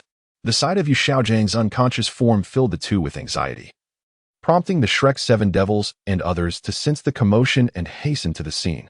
Although unaware of the specifics, the sight of the two directors glaring fiercely at Ji Lin, alongside the barely alive master in his grasp, compelled everyone to position themselves firmly against Ji Lin. Witnessing his teacher being held hostage, Tang San could hardly contain his concern. He shouted at Ji Lin, What are you doing? Release my teacher at once, or I shall not hold back. Oh, I am quite curious as to how you intend to refrain from holding back, Ji Lin replied, as Tang San's expression darkened. Regardless, first, you must allow me to staunch my teacher's wounds. Should he perish, you too shall not escape unscathed. With that, he cautiously advanced toward Ji Lin, internally repeating, If I can close the distance, your fate is sealed. But would Ji Lin acquiesce to his wishes? Halt. Ji Lin spoke softly, pushing the knife back slightly, leaving a thin line of blood on Yu Xiaojing's neck. Tang San immediately halted upon hearing this, casually placing his hand on his lower back, the distance being sufficient. His subtle movement did not escape Ji Lin's keen eye. Although he remained inwardly vigilant, he nonetheless stated that it would suffice for Jiang Zhu to unleash her soul skill or for Oscar to prepare some sausages, thus sparing Tang San from further trouble. At that moment, Tang San activated his purple extreme magic eye, unleashing a mental shock wave towards Ji Lin, while simultaneously drawing his Zhuge Divine crossbow from the 24 Bridges moonlit night at his waist, aiming it directly at Ji Lin and unhesitatingly pulling the trigger. However, Ji Lin's response was remarkably swift. Upon witnessing the purple glint in Tang San's eyes, he immediately moved Master in front of himself. The mental impact struck Master directly, causing him to let out a faint groan even in his unconscious state. By the time Tang San realized Master had shielded Ji Lin, 16 crossbow bolts were already hurtling towards him. In that critical moment, Flinder unleashed his fourth soul skill, Cat Eagle Slash, summoning a multitude of energy blades that successfully deflected the bolts. With the crisis averted, Ji Lin quietly withdrew the gilded energy enveloping him. Seeing that Tang San had nearly harmed his beloved master, Lu Erlong was filled with fury and exclaimed, "Tang San, what are you doing?" She aimed to kick at him, but Tang San deftly countered with minimal effort, sidestepping lightly. Seeing this, Xiao Wu stepped forward to protect Lu Erlong, saying, "Auntie, Sengu didn't he mean to? He was trying to save master." With Xiao Wu's explanation, Lu Erlong managed to suppress her anger and coldly huffed at Tang San. Aware of his own culpability, Tang San felt no resentment towards Lu Erlong, yet his animosity towards Ji Lin only deepened. Chapter 44. Extortion of Celestial Herbs. Upon observing the fallen arrows on the ground, Ji Lin nodded. "It seems it truly is you, which gives me even more justification." Tang San furrowed his brow. "What exactly do you intend to do?" Ji Lin replied. "What do I intend to do? Initially, I planned to take you Xiaojiang hostage to leave Shrek Academy, but now I have changed my mind. Do you really think I am a sickly cat just because I am not angry? If you wish to leave without gaining something, I must say, your 2 attempts to attack me have indeed cost me." The others, hearing Tang San's mention of 2 attempts against Ji Lin, were quite puzzled, as he had only made a single move moments ago. However, this was not the time for such concerns. Upon Ji Lin presenting his demands, the protective Lu Erlong immediately agreed. "What do you want? We can discuss it, but you must first stabilize Xiaojiang's condition. If he dies, I will ensure you regret ever coming into this world." In response to Lu Erlong's request, Ji Lin readily acquiesced, as he would soon rely on her assistance to extricate himself from his predicament. Although he possessed the means to annihilate them, employing such powers at this juncture would be rather unwise. Nevertheless, should circumstances dictate, Ji Lin would not hesitate to act. Subsequently, Jiang Zhu invoked her 3rd soul skill, the Holy Healing Technique. A gentle radiance emanated from Jiang Zhu's healing staff, gradually enveloping Yu Xiaojiang's form. Indeed, this Holy Healing Technique, derived from a millennia-old soul beast, proved effective. In an instant, Yu Xiaojiang's wounds began to scab, and his complexion improved considerably, yet he remained unconscious. As Jiang Zhu contemplated casting the Holy Healing Technique once more, Ji Lin interrupted her incantation. "Enough, no further treatment is necessary. If you mend him completely, I shall have to inflict another wound. Let us leave it be. He is not in immediate danger of death. Now, let us discuss terms." Lu Erlong took a deep breath, suppressing the fury within, preparing to negotiate with Ji Lin. Unexpectedly, Flanders approached and placed a reassuring hand on Lu Erlong's shoulder. "Allow me," he said. "You are ill-suited for such matters." "Flanders, worry not. Xiaojiang is also my brother.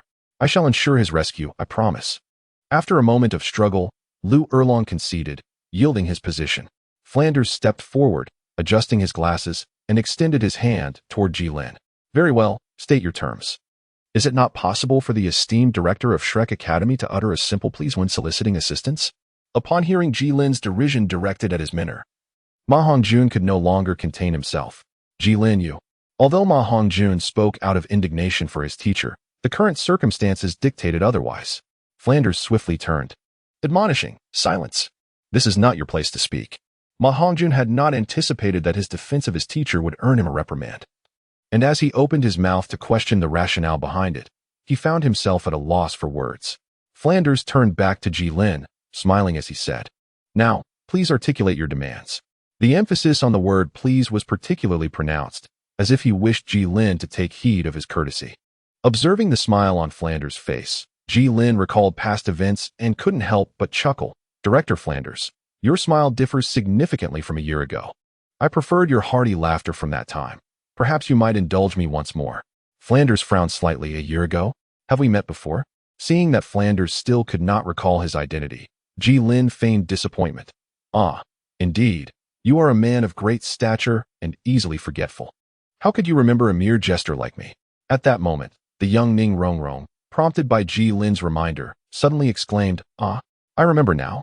He is the 20-year-old who came to awaken his martial soul when our academy first opened a year ago." After Ning Rongrong's shout, Flinder finally recalled. The smile on his face faded, and he coldly remarked, "So your purpose in coming to Shrek is to seek vengeance for our mockery of you? But why direct your ire at me? What does this have to do with Xiaojiang?" Seeing Flinder still deluding himself into believing that his actions were motivated by his significance, Ji Lin refuted, "Enough of this self-aggrandizement. Do you truly think you possess such great influence? How shameless." Flinder was about to erupt in anger when Jilin interrupted his incantation. What do you mean by that? Do you genuinely believe everyone shares your narrow-mindedness? While it is true that you mocked me, you undeniably aided in awakening my martial spirit. I had no intention of putting on a show to humiliate you. Furthermore, it was not I who infiltrated Shrek Academy. You invited me here. And you even bestowed upon me this. As he spoke, Jilin gestured towards the ring on his hand. Flinder, perplexed, inquired, if that is the case. Then why would you undertake such an action? Jilin replied. Oh, you refer to the hostage situation involving Yu Xiao gang and your negotiations? I had no choice. I wanted to survive. It's as simple as that. Flinder, now even more confused, responded, survive? No one here wishes to harm you. To this, Jilin retorted with a cold smirk. No? Perhaps you should inquire with that young Tang-san over there and see if he feels the same. Flinder thought it was related to the earlier incident where he had intervened, and he explained to Jilin, just now. Xiao-sen was merely acting out of concern for his master. It is only natural he might have been a bit anxious. Jilin interrupted him directly, referring to the incident in the military camp where he attempted to assassinate me. What?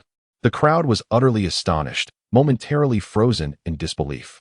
Flander and Lu Erlong exchanged surprised glances at Tang San. In their eyes, he was meant to be a diligent, confident, respectful of his elders, and sunny young man. They never expected him to commit such an act against a fellow student. Without allowing anyone time to react, Jilin unleashed the pent-up fury he had been harboring. You invited me in, yet ostracized me. I endured it, acknowledging the chasm that separated us, the barrier that kept me from your circle. Yu Xiaojiang instructed me to draw fire for Tang San. I bore that as well. I lay injured in bed, and you did not come to see me. I tolerated that too. However, when one among you, Tang San, sought to kill me, and Yu Xiaojiang forbade me from leaving, that was something I could no longer bear. Furthermore, Yu Xiaojiang, that old fool, truly is worthless. After all, he is a soul master, yet under my command as a grand soul master. He could not withstand even 3 strikes. How does he have the audacity to proclaim, there are no worthless martial souls, only worthless soul masters? Flander realized that it was impossible to reconcile with Jilin at this point, and could only curse Tang San for his clumsiness, which had led to such a calamity. What must you do to release Xiaojiang? Jilin had also come to realize his true intention, which was merely to gain benefits and then extricate himself from the whirlpool of Shrek. Why had he spoken so much to them? Did Tang San possess some valuable item? Previously, I overheard Hong Jun mention that Tang San had a certain mystical herb in his possession. Could you present it for me to examine? As for what kind of herb it was, Jilin found himself at a loss.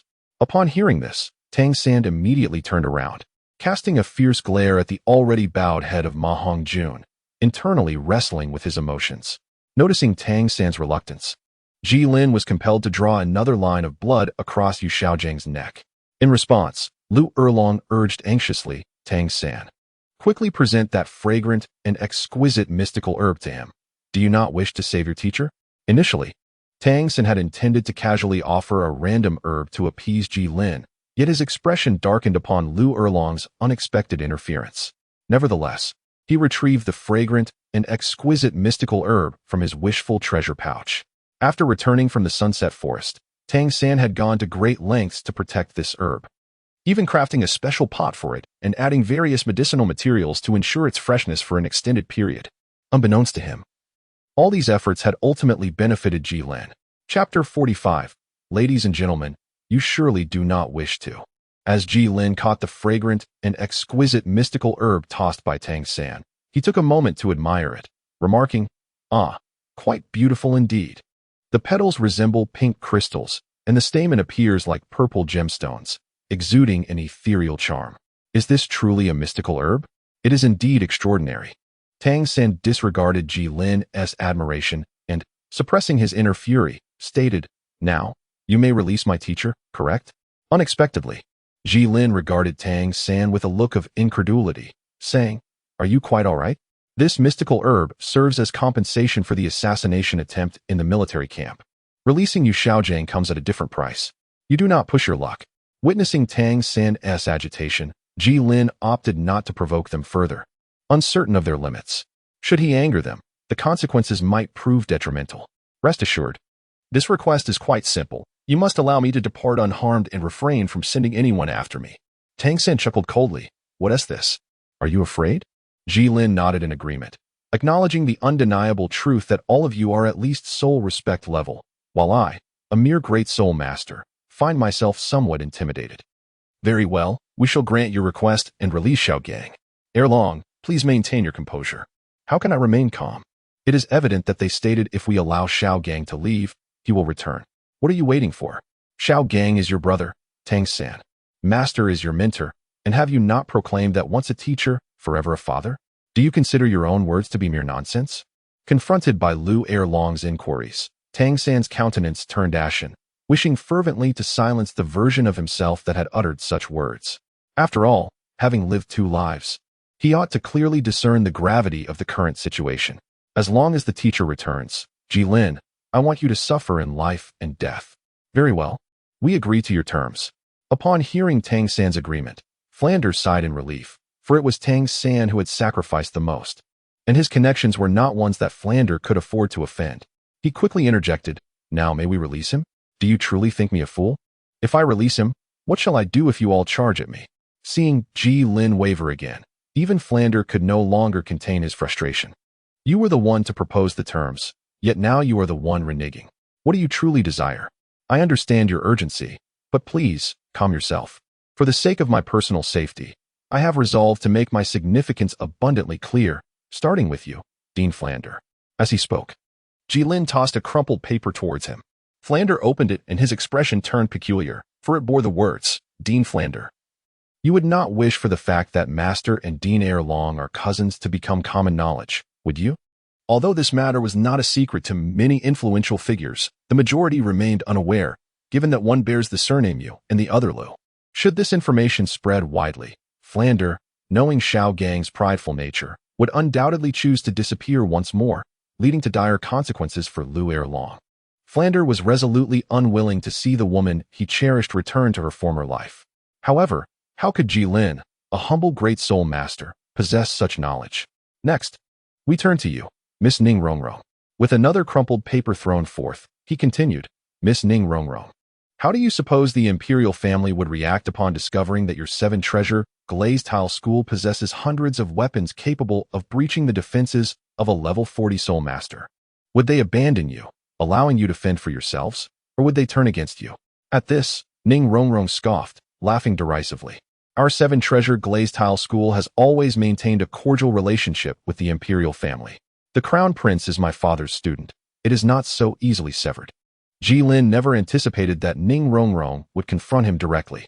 Did the Dou Empire know that you possessed several hundred Zhuge crossbows?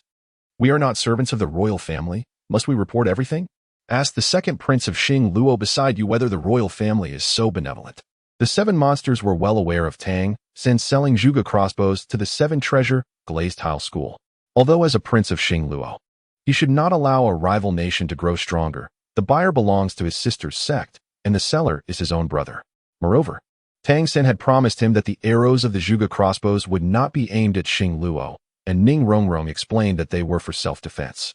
Dai Mubai thus chose to overlook it. At this moment, feeling called out by Jilin, all eyes turned to him. After much hesitation, Dai Mubai decided not to betray his own people. As for the Dou Empire, I cannot say, but the Xing Luo royal family has never once targeted our ally, the Zhu family. Even the method of succession to the throne involves dueling among princes, with the victor claiming the crown. Zhu Zhuqing added that the Zhu family's internal environment is similarly ruthless, which is why Dai Mubai and I escaped. The imperial family is the most heartless of all. Therefore, the Dou Empire's royal family must not be much better. After listening to Dai Mubai and Zhu Zhuqing's accounts, Ning Rongrong felt a bit flustered. But recalling her 2 beloved elders, she quickly regained her composure. Even so, what of it? Our 7-treasure glazed tile school holds the title of the continent's foremost support sect. Coupled with the presence of Grandmaster Jian and Grandmaster Gu, both titled Douluos. How could we fear the Dou Empire? Were it not for the support of our 7-treasure glazed tile school, would the Dou Empire be so prosperous? You claim the 7-treasure glazed tile school is formidable, but why does the Dou Empire still bear the surname Shui and not Ning? This question momentarily left Ning Rongrong at a loss for words. Ignoring her, Jilin turned his attention to Tang San, who was the real focus of the matter. As the protagonist of the Douluo continent and the future sea god, whether he could emerge unscathed this time hinged upon the status of Xiao Wu in his heart.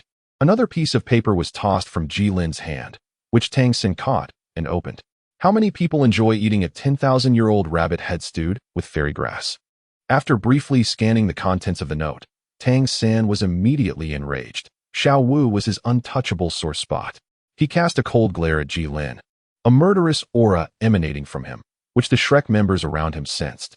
Flinder promptly placed a hand on Tang San's shoulder. Xiao San, calm down. This brought Tang San back to his senses. He first glanced at Xiao Wu, who was worriedly looking at him, and made a decision in his heart. He gently brushed Flinder's hand away and said, Dean, I'm fine. Is Xiao San really okay? Although Dai Mubai was unaware of the contents inscribed on the paper, he had known Tang San for an extended period, and the only matter that could provoke such a reaction from him was something related to Xiao Wu. Rest assured, I am truly unscathed. After dismissing Dai Mubai, Tang San turned his attention towards Jilin, though he yearned to exact vengeance upon him. The thought of Xiao Wu's identity compelled him to abandon such notions. I can acquiesce to your request.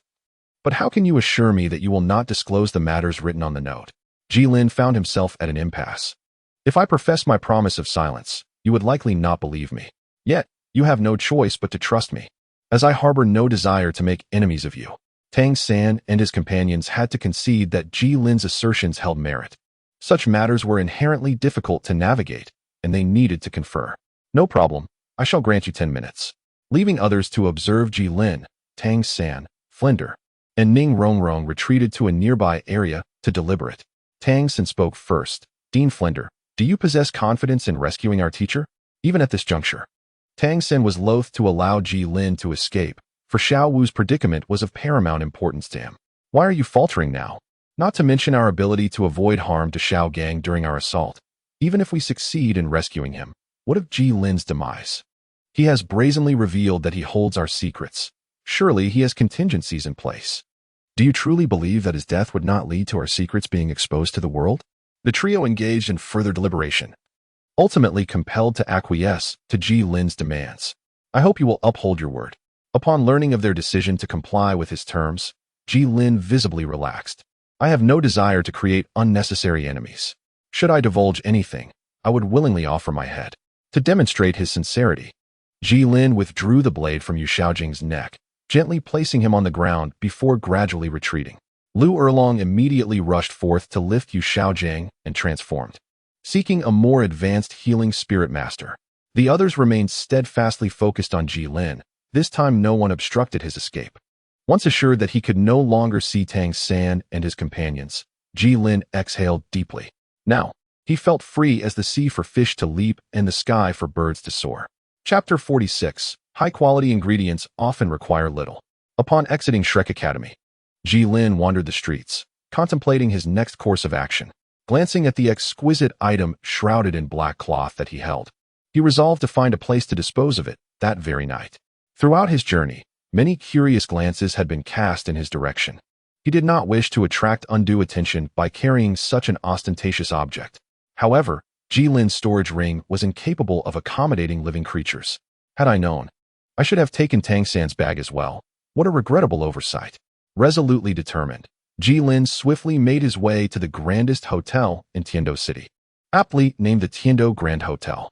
A hotel bearing the name of Tiando naturally commanded a higher standard than others, with a standard suite costing 10 gold soul coins. Though this made Jilin wince, the rarity of the celestial herb compelled him to endure the expense and book a VIP room, parting with a substantial 100 gold soul coins. This establishment certainly reaped profits. Fortunately, meals were complimentary.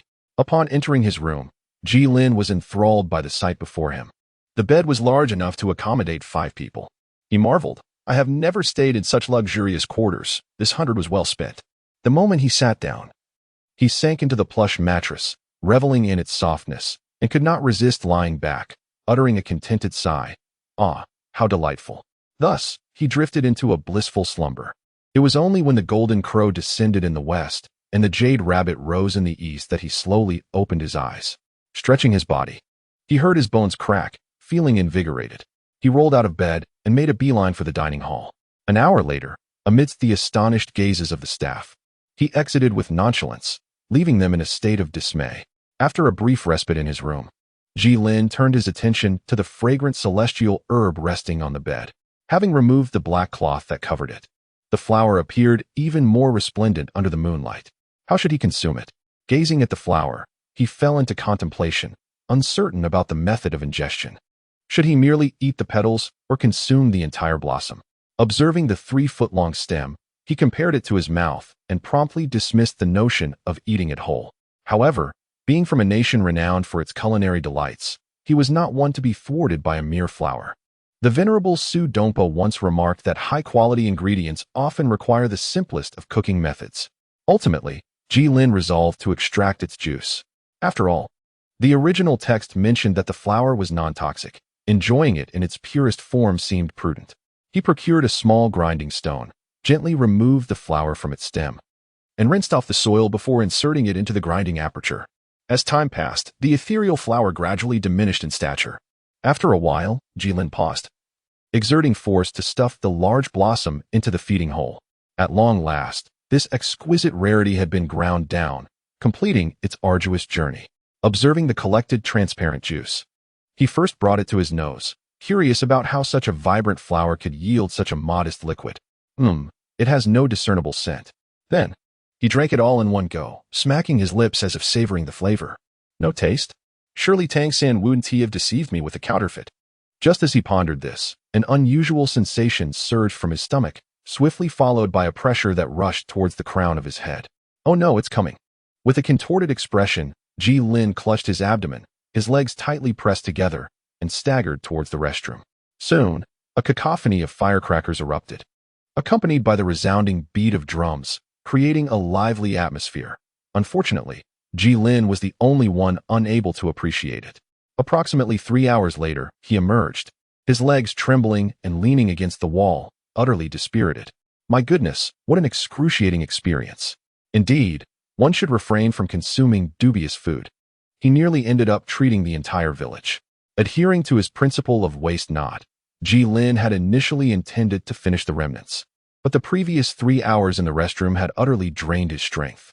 The moment he touched the bed, fatigue washed over him like the tide. Perhaps tomorrow would be a better time to address it. In a daze, Ji Lin closed his eyes and succumbed to slumber. The sun rose as usual the following day.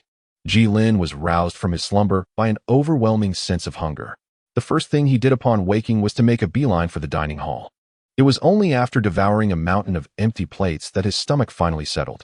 Gazing at the towering stack of dishes before him, Ji Lin was somewhat taken aback.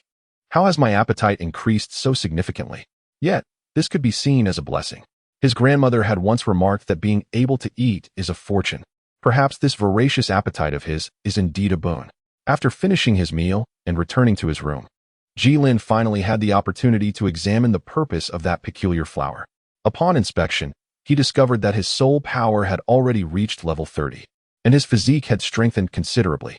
This surge in soul power felt akin to what he had cultivated through rigorous training, bearing no distinction from his prior experiences, which was a relief. After all, many novels assert that such enhancements from external sources lack stability and, if not consolidated timely, could adversely affect future cultivation. However, it seemed that he was an exception. Whether it was due to his uniqueness or a characteristic of this world remained uncertain. Recalling the protagonist group's astonishingly rapid cultivation speed in the latter parts of the original narrative, whether through consuming herbs or directly absorbing soul power, there had been no signs of instability in their foundations. It appeared that soul power was a rather convenient source of energy. It felt somewhat unrefined, lacking the sophistication even of chakra. Truly, one could say that this world, often dubbed the fantasy floor tile, lived up to its reputation. Apart from the soul power, Ji Lin noticed no other remarkable changes. It seemed that the fragrant, ethereal flower had limited utility. Nevertheless, Ji Lin was not disheartened. Although he had not gained abilities akin to Tang San's fire and ice immunity, the mere fact that he could enhance his soul power by 5 levels without even knowing the proper method of consumption was commendable. Had he been diligent in his cultivation, achieving such a 5-level increase without the assistance of old Zhao's gravity would have likely taken him a year, if not more. Now, it was time to contemplate hunting soul beasts to acquire his 3rd soul ring. This presented a conundrum for Ji Lin, as his physical prowess far surpassed that of his fellow soul masters. Each absorption of a soul ring had the potential to set new records within the Douluo world. His first 2 soul rings had been obtained under the protection of formidable allies. Moreover, since Jilin had never unleashed his full strength, he lacked a clear understanding of his own capabilities. Thus, he resolved to seize this opportunity to ascertain his true standing. Chapter 47. The Battle Beneath the Setting Sun. In pursuit of his safety, the sunsetting forest, located not far from the Heaven-Do city and inhabited by a limited number of high-ranking soul beasts, naturally became the chosen locale for Jilin to acquire his 3rd soul ring. This marked Jilin's second venture into the sunsetting forest, and in contrast to his initial experience, he now radiated a sense of composure, for he had become a wielder of soul-guiding devices. Nonetheless, he remained vigilant and meticulous, ensuring that he did not overlook any protective measures, including the scent masking powders. For this expedition, Jilin had set his sights on a target soul beast aged approximately 500 years. Through the comprehensive soul beast compendium provided by his master, he had ascertained that the age of his 2nd soul ring was around 200 years. Jilin believed he could confidently handle a soul beast within the range of 3000 to 4000 years. However, this time, Jilin's aspirations extended beyond merely absorbing a soul ring. He was equally eager to gauge his own strength. Although he estimated his capabilities within the 3000 to 4000 year bracket, the vast array of soul beast species led to considerable variability in their strengths. He had set the standard based on his soul encounter with the Gungjin tiger, which stood as a formidable entity among tiger-type soul beasts, prompting Jilin to cautiously raise his target age. Had it not been for the fact that his golden aura could not envelop his entire body, he might have even considered raising his aim to 8000 years. As for the feasibility of absorption, Jilin acknowledged that, were it not for the unique phenomenon of soul beasts possessing the ability to unleash soul shockwaves, alongside his own uncertainty in defeating a 10,000-year soul beast, he would have aspired to transform his 3rd soul ring into a black one, relishing the opportunity to showcase his prowess before Tang San. However, such thoughts remained mere musings. The first day yielded no rewards, as Jilin had yet to delve deeply into the forest, encountering only soul beasts of 10 or 100 years, which were neither suitable for combat practice nor for soul ring absorption. Since entering the forest, Jilin had maintained an unwavering vigilance toward his surroundings. With his body fortified through 2 enhancements and bolstered by his soul power, he could perceive conditions within a radius of approximately 100 meters. The clarity of his awareness increased with proximity, and within a mere 10 meters, he possessed a comprehensive understanding of his environment. As dusk approached, while Jilin sought a suitable location to establish camp for the night, an unusual sound captured his attention. Pausing his tasks, he gripped his blade firmly in hand. Although he was uncertain of the sound's origin or whether it was directed at him, that did not deter Jilin from treating it as a potential threat. Suddenly, a blade of wind surged toward him with astonishing speed. Even with his preparedness, Jilin barely evaded the attack by rolling aside. This wind blade felt oddly familiar. Jilin murmured to himself. Shortly thereafter, the true entity he sensed emerged, a wolf with slate-gray fur and a face full of mockery, strikingly reminiscent of Feng Xiaoyan's martial spirit, albeit with the latter's distinctive 2 heads. Observing the swift-winged demon wolf before him, approximately 3 meters in length, Jilin deduced its age to be around 2,300 years. With a playful twist of his neck, he smiled and remarked, "Just as I was uncertain of my inference, it seems I shall put it to the test against you." With that, he coated the 7-night starry blade in a layer of golden light and charged toward the demon wolf. The swift-winged demon wolf, not one to back down, unleashed 2 gust blades in retaliation, following closely behind them to meet Jilin head-on. Jilin first executed a sliding kneel to evade the initial gust blade. Then he sprang into the air to avoid the second blade, subsequently using his momentum to strike down upon the head of the magic wolf. Observing this, the Gale magic wolf halted, utilizing all 4 limbs to brace itself, and began to gather energy in its maw, unleashing a series of wind blades directed at Jilin, who was still airborne. Were the gilded armor capable of enveloping his entire being, Jilin would undoubtedly charge forth without hesitation. However, as it stands, the gilding only sufficiently cloaked his arms and blade, compelling him to relinquish that tantalizing notion. Jilin focused intently on the first gust of wind blade. then seized the opportunity to strike upward with great force, shattering it. Utilizing the recoil, he plummeted downward with haste, allowing the remaining wind blades to pass overhead. Upon landing, Jilin charged once more toward the Gale Demon Wolf. The series of missteps had only served to awaken the ferocity of the Gale Demon Wolf, which, no longer launching wind blades, charged directly at Jilin. Witnessing this, Jilin felt a surge of joy rather than concern. The Gale Demon Wolf was renowned for its swiftness and possessed formidable cultivation. Moreover, Jilin lacked any long-range offensive capabilities. If he were to merely evade, it would leave him with little choice but to strategically retreat. The two adversaries soon converged. Jilin was the first to strike with his blade. The Gale Wolf, not a fool, sensed the peril emanating from the weapon and deftly avoided a direct confrontation.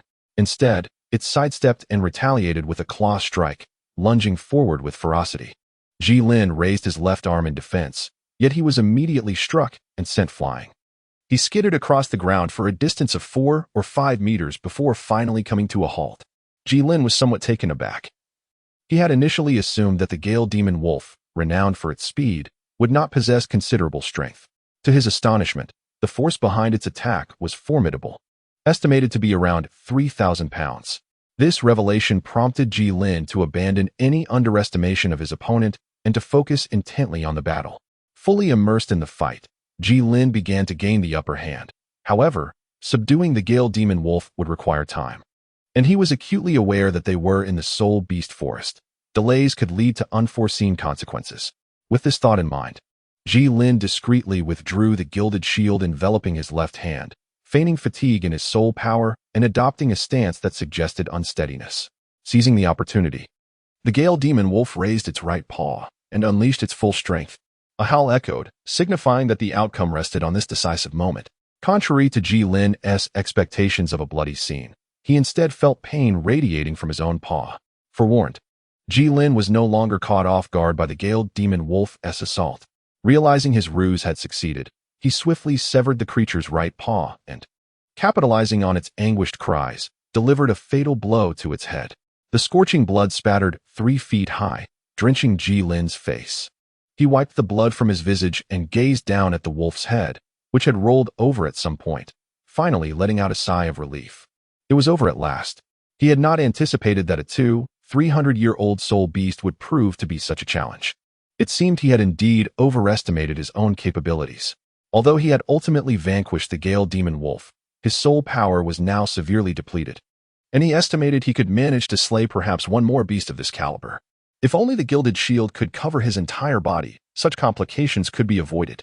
The Gale Demon Wolf had been evading Jilin's blade, just as Jilin had been dodging its claws. His stamina and soul power had been significantly enhanced through 2 soul rings, elevating him to the level of a high-ranking soul master.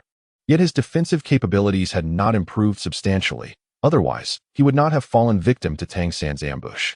As he regarded the orange soul ring that had taken form around him, Jilin pondered whether he should absorb it. Chapter 48. A glimpse of grace beneath the setting sun. In the end, Jilin chose not to absorb the soul ring of the Gale Demon Wolf, deciding instead to wait and see if a higher-level soul beast, perhaps injured, awaited him ahead. The air was thick with the scent of blood, rendering the area unsuitable for an overnight stay. With a lingering glance at the purple 1,000-year soul ring, Jilin turned and ventured deeper into the forest. Shortly after his departure, 2 figures arrived, following the earlier commotion. Gazing at the still dissipating soul ring, the porcupine Douluo addressed the woman beside him. "Young master, it seems we have arrived a moment too late. The battle here has concluded." The exquisitely beautiful Qian Rinxua, with her flowing golden locks, crouched down to examine the severed neck of the Gale Demon Wolf and its dismembered head. A quick assessment of the chaotic surroundings allowed her to ascertain the wolf's age. It appeared to have been a soul master, recently reaching the 40th level, who had come alone to hunt for a soul ring. The porcupine Douluo surveyed the area. Aside from the destruction wrought by the Gale Demon Wolf, only one trail remained, aligning with Qian Rinxua's assessment. Although he typically paid little heed to such circumstances, this time, given its relevance to Qian Rinxua's 7th soul ring, he could not afford to be careless. "Young master, could it be?" began the porcupine Douluo, gesturing with his right hand across his neck. Qian Rinxua pondered briefly before shaking her head. "Never mind, he is merely a soul zone." incapable of posing any threat to us. Moreover, our time is limited. We should not squander it on trivial matters. The porcupine Douluo's intentions were less than sincere. In truth, he would ultimately seek out the matter himself, preferring to avoid extra burdens. With Qian Rinxue's words, he naturally refrained from arguing. Thus, they continued their journey deeper into the woods in search of Qian Rinxue's seventh soul ring. Meanwhile, Ji Lin had climbed a sturdy tree, constructing a platform from branches. Although the temperature did not chill him, he found it difficult to sleep without some covering. He retrieved a thin blanket he had prepared earlier and draped it over himself. Just as Ji Lin was about to drift into slumber, a fleeting glimpse caught his attention, compelling him to sit upright. In the depths of the dark forest, an orange glow had mysteriously ignited. Were there other soul masters present? How audacious to kindle a campfire so boldly. Ji Lin was also contemplating whether to approach them and exchange greetings. However, the individuals capable of igniting a campfire in the Soul Beast Forest at night were either confident in their own abilities or utterly foolish. Regrettably, Ji Lin wished to avoid both scenarios. The former would not only fail to offer protection but might even pose a threat, and Ji Lin had no intention of gambling on human nature. As for the latter, there would be little benefit in joining them. Solitude seemed a preferable option. With this thought, Ji Lin reclined once more, reassured that he could afford to relax tonight. The flickering fire was, in fact, lit by Qian Rinxue. At that moment, Qian Rinxue sat beside the fire, the flames casting a gentle glow upon her strikingly spirited visage, softening her features slightly as she gazed at the elder of the porcupine Douluo across from her, who would soon be called upon for assistance. "This is my duty," she declared. Upon hearing this, Qian Rinxue returned her gaze to the campfire, remaining silent, lost in her thoughts. The porcupine Douluo, accustomed to her demeanor, was not surprised. Ever since he and the serpent spear Douluo had accompanied Qian Rinxue to the Tiando Empire, he had noticed that whenever they found themselves in a quiet environment devoid of outsiders, she would often fixate silently on an object for an extended period. Rather than concern himself with Qian Rinxue's current state, the porcupine Douluo directed his attention to their surroundings. After all, they were not within the safety of the prince's residence, but in the perilous sunset forest. Although he could navigate this territory with impunity, Qian Rinxue had yet to acquire her seventh spirit ring and was still a soul sage. Should any misfortune befall her, the grand offering would likely feel compelled to take his own life in despair. Just as the porcupine Douluo pondered what means he would employ for such an act, a shadow stealthily approached from the darkness. His keen perception, ever vigilant, narrowed his eyes as he stood, sensing that a fish had taken the bait. "I shall be back shortly," he announced. Upon hearing this, Qian Rinxue snapped back to attention. "Be careful," she cautioned. With her approval, the porcupine Douluo ventured into the shadows without hesitation. After a brief commotion, he returned, dragging a ghostly tiger behind him.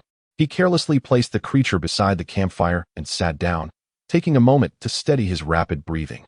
Qian Rinxue scrutinized the unconscious, ghostly tiger on the ground. It appeared to be approximately 50,000 years old, which explained the elder's considerable effort in capturing it. Upon uttering her final words, Qian Rinxue swiftly dispatched her foe. A pitch-black soul ring coalesced around the corpse of the ghostly tiger, yet neither of the two took a moment to acknowledge it. Qian Rinxue's martial soul, an illustrious six-winged angel, bore the divine attributes of holiness, light, and fire, while the ghostly tiger was a soul beast imbued with the properties of the nether and wind. And given its relatively youthful age, Qian Rinxue deemed it unworthy of absorption. The scent of blood gradually thickened in the air, yet they made no effort to relocate. Patiently awaiting the next catch, Ji Lin, maintaining a basic level of vigilance, was roused by the sounds of the previous battle with it. The commotion had been quite formidable. He wondered who had ultimately triumphed. However, with no illumination to be seen, it seemed the situation was rather dire. Although Ji Lin contemplated rushing to the aid of those in peril, he was merely a soul master, lacking even a soul ring, and felt powerless to intervene. Thus, he resolved to dismiss such thoughts, believing that in times of adversity, one ought to focus on self-preservation, and in times of prosperity, to extend help to others, ultimately resigning to the notion of at least aiding in their peaceful repose. He closed his eyes and surrendered to slumber. The dawn of a new day awaited. Ji Lin eagerly arrived at the location where he had heard the sounds the previous night, although uncertain whether the spirit beast had departed. The tranquility of the late night led him to speculate that it might have carried its prey back to its lair. Moreover, Having vanquished several spirit beasts along his journey had bolstered his courage significantly. Thus, he resolved to investigate at the break of dawn. Upon reaching the scene, the sight of the chaotic surroundings and the bloodstains on the ground made it evident to Ji Lin that the individual in question was likely in grave danger. Ji Lin also discovered the dragging traces nearby. Should he venture to investigate? After much contemplation, Ji Lin finally reached a decision. If he were to shy away from this, would that not be a disgrace to his predecessors? Although he resolved to take a look, Ji Lin remained acutely aware of his own safety, ever vigilant of his surroundings. Should anything seem amiss, he would retreat without hesitation. In the vastness of the world, one's life is paramount.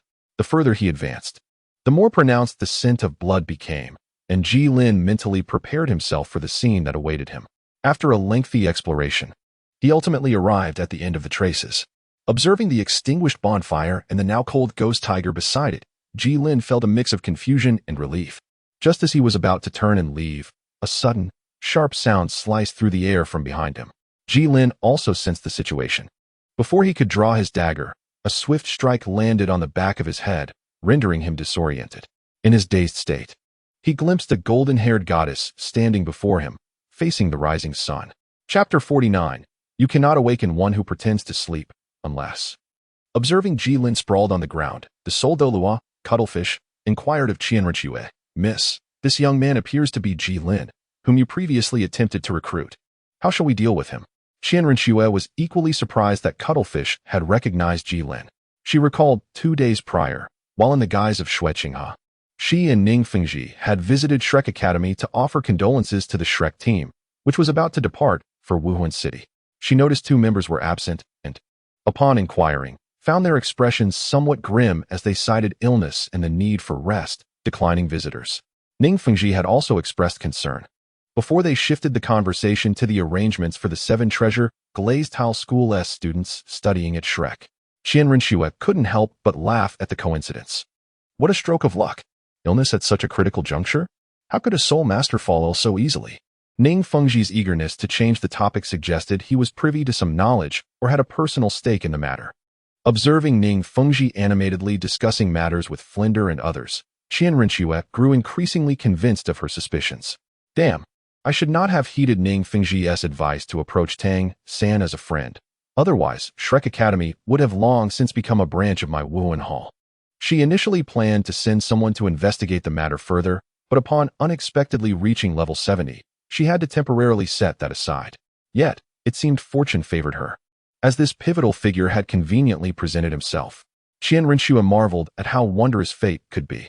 She then commanded Cuttlefish, carry him. I have further inquiries to make. With that, she gracefully strode forward, resuming her quest for soul beasts. As Cuttlefish looked at the unconscious Ji Lin, he inwardly cursed his luck. Obediently hoisting Ji Lin onto his shoulder and making his way toward Qianrenxue. In the depths of the twilight forest, Ji Lin, despite the relatively light grip of the porcupine Douluo, soon regained consciousness amidst the jolting motions.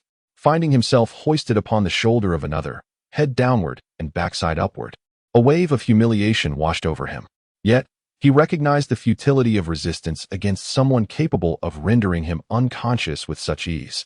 Fortunately, they had neither slain him nor abandoned him to his fate, suggesting that his safety was, for the moment, assured. In this forest, he was confident they could not maintain constant vigilance over him. When they encountered a soul beast, it would present his opportunity to escape. As Ji Lin pondered the most effective means of fleeing, the porcupine Douluo spoke. Young master, after such a long search, why not take a moment to rest?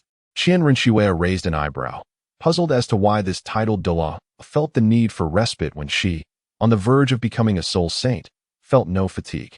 However, upon noticing the porcupine Douluo's gaze directed at Ji Lin, her keen intellect swiftly grasped the underlying reason. Very well, the hour is late. We shall set up camp here. Seeing her acknowledgement, the porcupine Douluo grinned. Excellent. As he withdrew his arms from Ji Lin's legs, his right shoulder dipped slightly. A sense of foreboding surged within Ji Lin as he sensed the shift. Without concern for Ji Lin's thoughts, the porcupine Douluo exerted force, sending Ji Lin hurtling through the air like a projectile. He collided violently with a massive tree, followed by a heavy thud as he fell to the ground.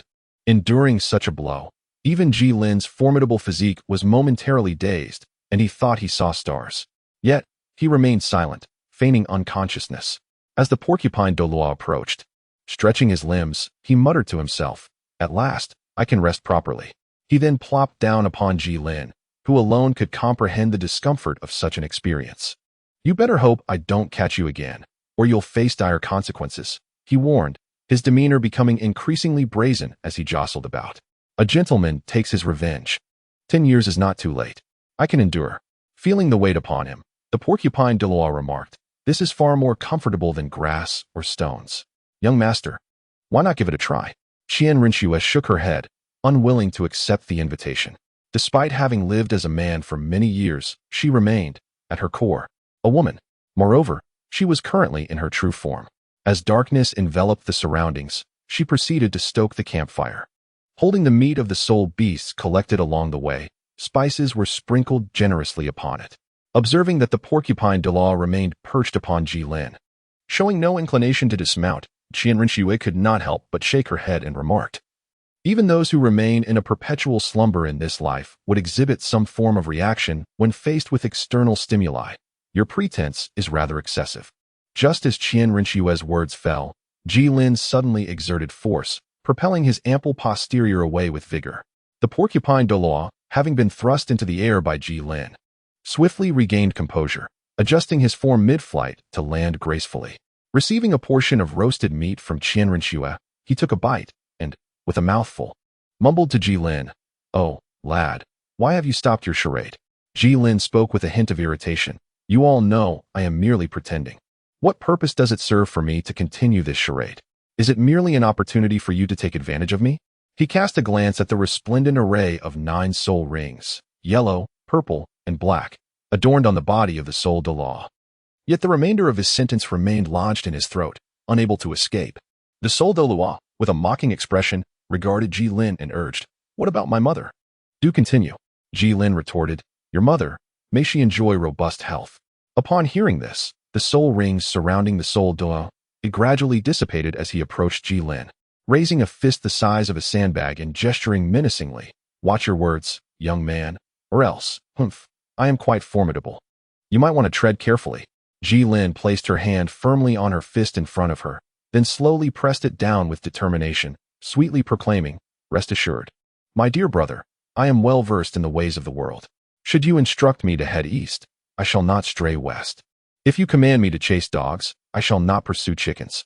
Now, do place that object down, for I am unafraid." Upon hearing her words, the porcupine felt an involuntary shiver run down its spine and hastily shook Jilin's hand away, vigorously wiping it on his clothing. How unfortunate!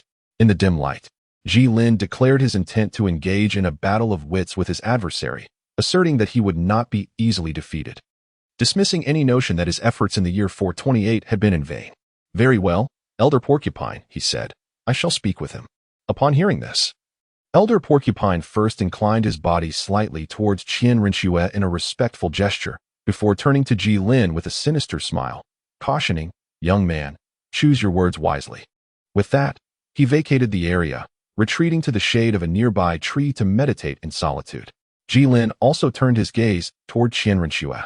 "Esteemed one from the Spirit Hall, what may I do for you?" Chapter 50. The Spirit Hall does not harbor idlers. Qian Rinxue raised an elegant eyebrow. "Oh? What leads you to that conclusion?" The flickering flames cast a more enchanting glow upon her beauty. To speak candidly, the esteemed female figures of Douluo continent are not vastly different in appearance. Rather, their distinct temperaments set them apart. There is the gentle demeanor of Jiangzhu, the vivacity of Xiaowu, the audacity of Huowu, the wisdom of Shui Binger, the quirky nature of Ning Rongrong, and the all-embracing spirit of Zhu Qing. In contrast, Qian Rinxue embodies a divine grace and a valiant spirit that rivals men. Having encountered many stunning women during the Shrek Academy and Soul Master competitions, Jilin had never before encountered someone like Qian Rinxue, yet he did not linger over her striking beauty. A master ranked as a titled Douluo accompanying a young lord is, I believe, a rarity unmatched across the continent, aside from the Spirit Hall. Therefore, what is it that you truly seek from me? At Jilin's response, Qian Rinxue nodded slightly.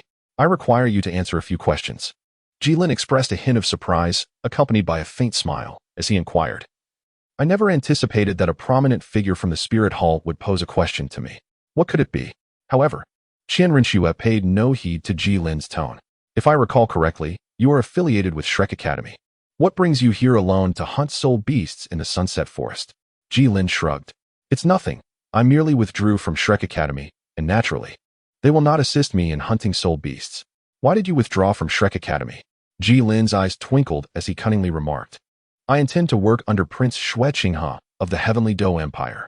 Qian Rinxue was taken aback by Ji Lin's unexpected response, yet it was evidently a fabrication. For she herself was Xue Qinghe. Was this truly the reason? Ji Lin helplessly shrugged his shoulders and remarked, What else can I do? I have already made an agreement with His Highness, the Crown Prince, that once I acquire the Soul Ring, I shall serve under his banner. After all, on the surface, Xue Qinghe would never associate with the Spirit Hall, and you, Qian Rinxue, would certainly not utter such words as to acknowledge your acquaintance with Xue Qinghe to thwart me. Ji Lin now feels an overwhelming urge to laugh heartily at the heavens. What does it matter if you are a level 20 innate, the heir of the Spirit Hall, or the Crown Prince of Tiandou? In the end, you are still powerless against me.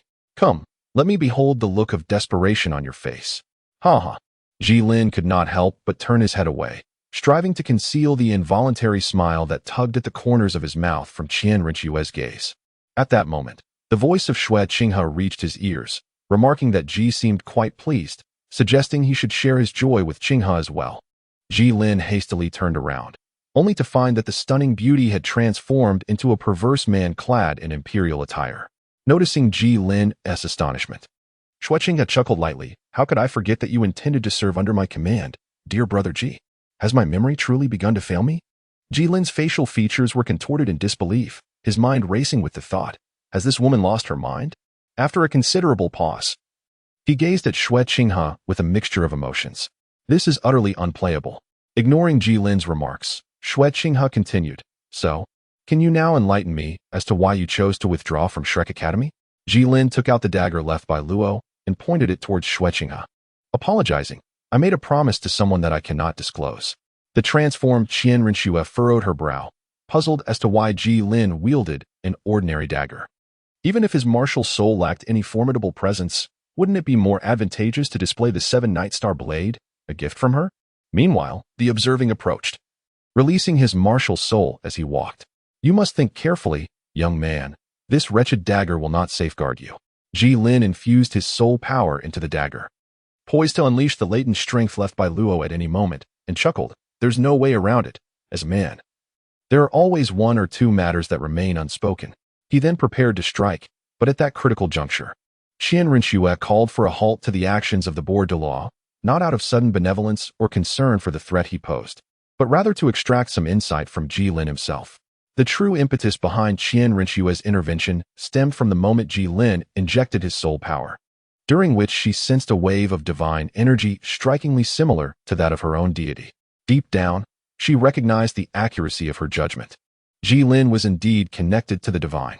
However, this divine energy was remarkably concealed, and had it not been for her prolonged exposure and the significant enhancement of her mental acuity from the skull she had absorbed from the angel set, she would have remained oblivious to it. Qian Rinxue's words proved quite impactful. Although the Douluo was perplexed and somewhat disheartened, he ultimately complied with her directive. Qian Rinxue cast a penetrating gaze at Ji Lin before speaking. Very well, retract your dagger. While it is indeed impressive, I have encountered such weapons before. Observing that they had no intention of attacking him at that moment, Ji Lin exhaled in relief. He was quite pleased to avoid using the dagger. Yet he did not return it to his ring, merely refraining from aiming it at Qian Rinxue and her companion. Qian Rinxue harbored no objections to this. Although she yearned to depart, she was fully aware that Ji Lin had discerned her true identity as Xue Qinghe, coupled with her pride, which refused to yield. She ultimately remarked, If you can divulge your reasons for leaving Shrek, I shall ensure your safe passage. Since you have posed your inquiry with such sincerity, I shall generously enlighten you, Ji Lin replied. They sought to make me cannon fodder, and in exchange for my departure from Shrek, I traded the life of Yu Xiaojiang along with several secrets. What secrets? Ji Lin offered a wry smile, remarking that once a secret is revealed, it ceases to be a secret. Do not inquire further. I have promised them I would keep it confidential. Qian Rinxue felt a flicker of anger. How could this man repeatedly rebuff her? Did he truly believe she would remain unperturbed? You must consider carefully. Although your dagger is indeed extraordinary, I too possess means to counter it. Ji Lin, already inflamed by the previous treatment he endured, felt a surge of indignation as Qian Rinxue confronted him with such audacity. With a weapon in hand, his resolve hardened, and he aimed the dagger at her once more. If you are unwilling to yield, let us engage. Meanwhile, the Soul Douluo, observing the escalating tension, realized the gravity of Ji Lin's weapon. As a member of the high-ranking clergy, he was acutely aware of the divine presence. Witnessing the standoff, a sense of dread gripped him. Should Ji Lin resort to the dagger's lethal capabilities, he would undoubtedly rush in to protect Qian Rinxue, putting himself in peril. Hastily, he conveyed through thought, "Young master, perhaps it would be wise to bring him into the spirit hall and devise a strategy thereafter." Qian Rinxue, taking a moment to contemplate this suggestion, found it quite astute. While she lacked the means to subdue Ji Lin herself, her grandfather certainly could. If she could lure Ji Lin to her grandfather, he would be at her mercy. Since you choose not to speak, I shall not press you further. However, knowing my secret, I cannot simply let you go. Yet, should you join the spirit hall, there remains room for negotiation. The Soul Douluo chimed in, "Young man, the benefits of our spirit hall are quite appealing. We provide not only sustenance and shelter, but also job placements. Assistance in acquiring soul rings is available. And should you prove exceptional, you might even ascend to the rank of high priest, marrying into wealth and beauty, and reaching the pinnacle of soul masters. Do give it some thoughtful consideration." Ji Lin gazed at the stark transformation of the sea dragon Douluo before him, his expression marked by a profound sense of dismay. "Return to me the aloof image of a titled Douluo that you have so carelessly tarnished, you scoundrel." Yet, upon deeper reflection, he considered that joining the spirit hall might not be such a lamentable fate. At the very least, his soul rings would be secured. "Very well. What position shall you bestow upon me?" Upon witnessing this exchange, Qian Rinxue released a sigh of relief, grateful for the opportunity to step down gracefully. "What sort of position do you desire? As long as it is not excessively unreasonable, I can certainly arrange it for you." Ji Lin pondered. "Is there a role that entails minimal duties, generous compensation, proximity to home, elevated status, light responsibilities, and the luxury of waking naturally, while counting wealth to the point of cramping one's hands?" Qian Rinxue furrowed her brows, remarking, "What difference does that make from being a mere slacker?" Ji Lin slightly bowed in greeting. "My humble aspiration is to become a salted fish, so is that possible?" After a considerable pause, Qian Rinxue finally uttered, "The spirit hall does not nurture salted fish." Chapter 51, on the significance of background. "So why should I join you?" Ji Lin approached the campfire, took out his provisions, and began to eat them with water. Qian Rinxue also came over and sat opposite Ji Lin. "It is only in this manner that I can rest assured you will not divulge my secret." Ji Lin wore a bitter expression on his face. "Why must you expose yourself before me? I have no desire to know." Upon hearing this, Qian Rinxue felt somewhat troubled. She had initially intended to reveal the appearance of Xue Qinghe merely to frighten Ji Lin, hoping to elicit the information he possessed. However, to her surprise, Ji Lin produced a weapon imbued with divine power, something she herself did not possess at that moment. "Do not concern yourself. I will not allow you to leave unless you join the spirit hall. Sister, look, even under such pressure, I have not divulged their secrets. Does that not prove my lips are sealed? I assure you, I will not speak as the fourth person did. Is that acceptable?" Observing Qian Rinxue's skeptical gaze, Ji Lin quickly raised 4 fingers. "Truly I swear." Seeing Ji Lin's unwavering stance against joining the spirit hall perplexed Qian Rinxue. Was the spirit hall truly so unappealing that they could not even recruit a soul master? Isn't the spirit hall the most powerful force on the continent? Indeed, it is. Then why do you refuse to join? Is it solely because your trivial dreams cannot be fulfilled? Noting Qian Rinxue's earnest demeanor, Ji Lin sighed. "Sister, I cannot point my finger at you and declare that your spirit hall is villainous, destined for a grim fate." Though he thought this internally, he would never express it aloud. "Yes, I am a person without grand ambitions. I simply wish to live as a leisurely wealthy man." Qian Rinxue countered, "Leisurely? Such naivety. In this world, one must rely on strength and background." She scrutinized Ji Lin with disdain. "You come from a common background. At best, you could defeat a soul sect. If it weren't for that dagger of yours, do you truly believe you are worthy of standing on equal footing with me? Moreover, that dagger must have limitations. Once its divine power is exhausted. Qian Rinxue fixed her gaze on Ji Lin, a smirk forming on her lips. What will you do then? Feeling the intensity of Qian Rinxue's probing gaze, Ji Lin understood he could not falter under pressure. Thus he replied with a smile. How do you know I possess only this dagger? He then produced another identical dagger. Qian Rinxue's expression froze, her brow furrowing. She could not perceive any difference between the two daggers, as she could only sense the divine power when Ji Lin activated it. For a moment, she was unable to discern the truth of Ji Lin's claim. Noticing Qian Rinxue's confusion, Ji Lin seized the opportunity. You see, you cannot do anything to me now. Rather than prolonging this stalemate, why not pretend you never saw me? You put me in a difficult position. Allow me to consider this. Without waiting for Ji Lin's response, Qian Rinxue walked towards the nearby spirit Douluo. Ji Lin also called out to Qian Rinxue, urging her not to take too long. Qian Rinxue quickened her pace. Elder Sichuan, do you have confidence in subduing him? The Sichuan Douluo shook his head and replied. If I hadn't ambushed him earlier, or if he had retracted that dagger into his soul guide, I might have been assured. But as it stands now, I lack that certainty. Qian Rinxue cast a furtive glance at Ji Lin, who was idly whittling a twig with the dagger, feeling quite exasperated. It was indeed challenging to provoke him. The Sichuan Douluo suggested, why don't we simply endure with him? I refuse to believe this lad can maintain such vitality indefinitely. Qian Rinxue shook her head. An ordinary soul master can easily go 2 nights without sleep, let alone him. Moreover, he is not foolish. He wouldn't grant us such an abundance of time. Are we really going to let him go? Qian Rinxue scoffed. Let him go? Absolutely not. Aside from that woman, Qian Rinxue, have never felt so constrained by anyone else. I have stated before, to survive in this world, one must possess a background. I intend to make him understand why the Spirit Hall is the most powerful force on the continent. Casting aside the 50-second twig, Ji Lin watched the 2 whispering conspirators with boredom. Haven't you reached a consensus yet? I've waited long enough. Just as Ji Lin was growing impatient, Qian Rinxue approached with her long strides. Before she could even draw near, Ji Lin eagerly inquired, well, have you reached an agreement? Yes, we can let you go. But you must guarantee not to disclose that Shui Qinghe is a woman. All right, I promise. Additionally, I feel somewhat reluctant to let you return without any conditions. So you must assist me in hunting soul beasts. Rest assured, your soul ring will be taken care of. Ji Lin frowned not because the conditions were excessively harsh, but rather because they were decidedly advantageous to him. He could hardly believe that she would expect him to assist her with a dagger. Although he was indeed going to help her acquire a soul ring, he could easily choose to be idle, allowing the majority of the effort to fall upon that titled Douluo.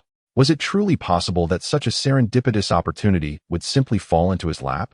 Noticing Ji Lin's wavering resolve, Qian Rinxue seized the moment, asserting that even if he chose to depart now, the vicinity might lack 10,000-year soul beasts. Yet there were still numerous high-level 10,000-year soul beasts present. It was not that she looked down upon him. In his current state, encountering even a single 10,000-year soul beast would be exceedingly challenging. Her words struck a chord with Ji Lin. While the likelihood of encountering a soul beast was uncertain, it was better to be cautious than regretful. Should he indeed cross paths with one, he might very well need to resort to using a dagger. So why would she allow him to take advantage of this situation? It was simply a matter of recognizing his considerable talent and choosing to invest in him. When did a soul master in their 20s come to be considered talented? Nevertheless, I do indeed require their assistance to escape this densely populated area of 10,000-year soul beasts. His face reflected a dawning realization as he responded, Ah, I see now. Very well, I accept. A smile graced Qian Rinxue's face, illuminating her beauty in an extraordinary manner. Ji Lin, feeling overwhelmed, hastily leaped onto a large tree. Upon his departure, the smile faded from Qian Rinxue's face, and she turned to the nearby porcupine, asking, Do I look unattractive when I smile? Meanwhile, Ji Lin, perched in the tree, had regained his composure. What schemes does that woman harbor within her gourd? Is it possible she intends to strike while I am absorbing the soul ring? Indeed, as the saying goes, the most treacherous hearts often reside within the most beautiful women. Once we reach the more accessible hunting grounds for soul beasts, I shall sever ties with them and depart. Ji Lin held the dagger tightly and closed his eyes. In the worship hall of the spirit city, a colossal statue of an angel flickered momentarily. Douluo, seated before the angelic figure, sensed something unusual. Ah, has that young lad encountered Xiao Shui? He possesses an object imbued with divine power. Rising slowly, he mused. This boy is becoming increasingly intriguing. Approaching the entrance of the worship hall, the immense angelic apparition materialized behind him, 9 soul rings, 8 black and 1 red, hovering above and below. Very well, since Xiao Shui has spoken, it is time to stretch my legs. No sooner had he spoken than Douluo transformed into a beam of light, vanishing from sight. Chapter 52. The arrival of Douluo the following day, under a radiant sun. Jilin and his companions were in the forest hunting for Qianrenshua's 7th soul ring. While it was said to be 3 of them, in reality, only the porcupine Douluo was engaged in the task, while Qianrenshue and Jilin stood by, providing support. Their target this time was a holy light Pegasus. Nearly 70,000 years old, a formidable opponent indeed. It is worth noting that even the porcupine Douluo's 9th soul ring is merely 85,000 years old. And given the sacred attributes of the holy light Pegasus, which counteract his poison, it would take some time before the porcupine Douluo could subdue it. On the battlefield, a crimson pufferfish fiercely battled against a winged white horse. I refuse to believe I cannot defeat you. 5th soul skill, blood poison spike. The crimson pufferfish's body contracted sharply before expanding in an instant, unleashing a storm of poisonous spikes towards the holy light Pegasus. Aware that evasion was impossible against such a wide area attack, the holy light Pegasus gathered its energy, its pristine wings shimmering with brilliant light as it channeled power towards its horn. Soon after, a golden energy surged forth, colliding with the approaching poison spikes, generating powerful shockwaves. While the remaining spikes struck around the holy light Pegasus, raising clouds of dust. Damn it, this sacred attribute spirit beast is infuriating. I have activated the true form of my martial soul as a title Douluo, yet I have not been able to subdue it for so long. How vexing. It is known that tidal Douluos among humans are comparable to 100,000-year spirit beasts. Even the tidal Douluo gatekeeper, Douluo, can contend with newly advanced 100,000-year spirit beasts. Not to mention the porcupine Douluo, nearly at level 93. This illustrates the formidable strength of the holy light Pegasus and its counter against the porcupine Douluo. However, regardless of how attributes counter one another, the disparity in their powers remains insurmountable. As time passed, the porcupine Douluo gradually began to suppress the holy light Pegasus. The two engaged in fierce clashes above and below, igniting Jilin's fervor. Since arriving in the Douluo continent, this was the first time Jilin had witnessed such a high-level battle. The visual effects of the light and shadow were breathtaking, and the currents of air he felt on his face, along with the vibrations beneath his feet. This, indeed, was the correct way to experience another world. Observing the astonishment etched on Jilin's face, Qianrenshue could not help but display a sense of triumph. TSK, how shocking indeed. Such a simpleton, she mused. Once again, the holy light Pegasus was repelled by a surge of pufferfish venom, panting as it struggled to regain its composure. Gazing up at the celestial pufferfish, it recognized that it was no match for this formidable foe. Should this impasse continue, its demise was inevitable. Therefore, it was imperative to devise a strategy.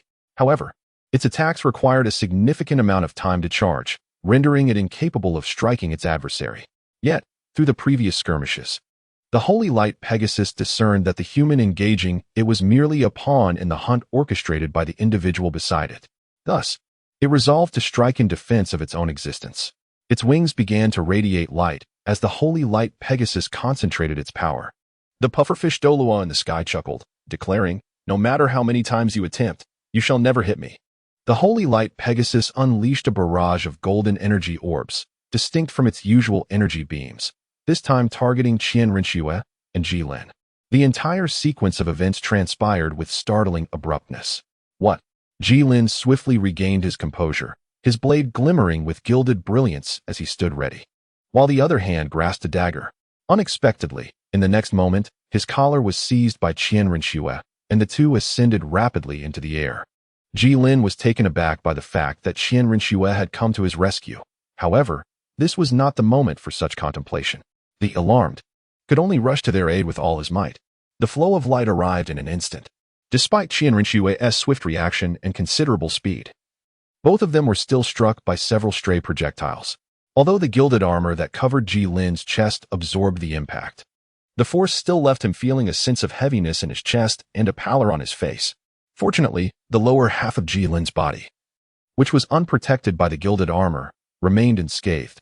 Otherwise, he would have found himself confined to a wheelchair. Isn't it somewhat akin to Tang Sen's Zhuge Divine Crossbow? Yet, does it lack penetrating power? Well, it is indeed a 70,000-year-old soul beast. But having dispersed its strength into so many fragments, it still possesses considerable might. In contrast, Qian Renxue, who was of a higher rank than Ji Lin, wielded the soul skill known as the Void Wing. Although she had been struck more times than Ji Lin, her condition was markedly superior. Meanwhile, the Holy Light Pegasus had already fled the moment the attack was launched, and the had come to their assistance. He approached the two, anxiously inquiring, "Young master, are you all right?" Qian Renxue shook her head in response. "How could I possibly be harmed? However, this fellow may not be so fortunate." As she spoke, she loosened her grip, causing Ji Lin to plummet. The sudden sensation of weightlessness rendered Ji Lin's face even paler. What the hell? Fortunately, Qian Renxue had not flown at a great height, and with the forest floor predominantly consisting of soft earth, Ji Lin emerged with little more than a face covered in mud.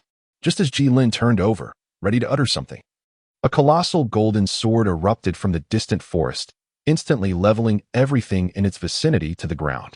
Ji Lin's expression turned grave in response to the sudden upheaval, while Qian Renxue wore an expression of delight.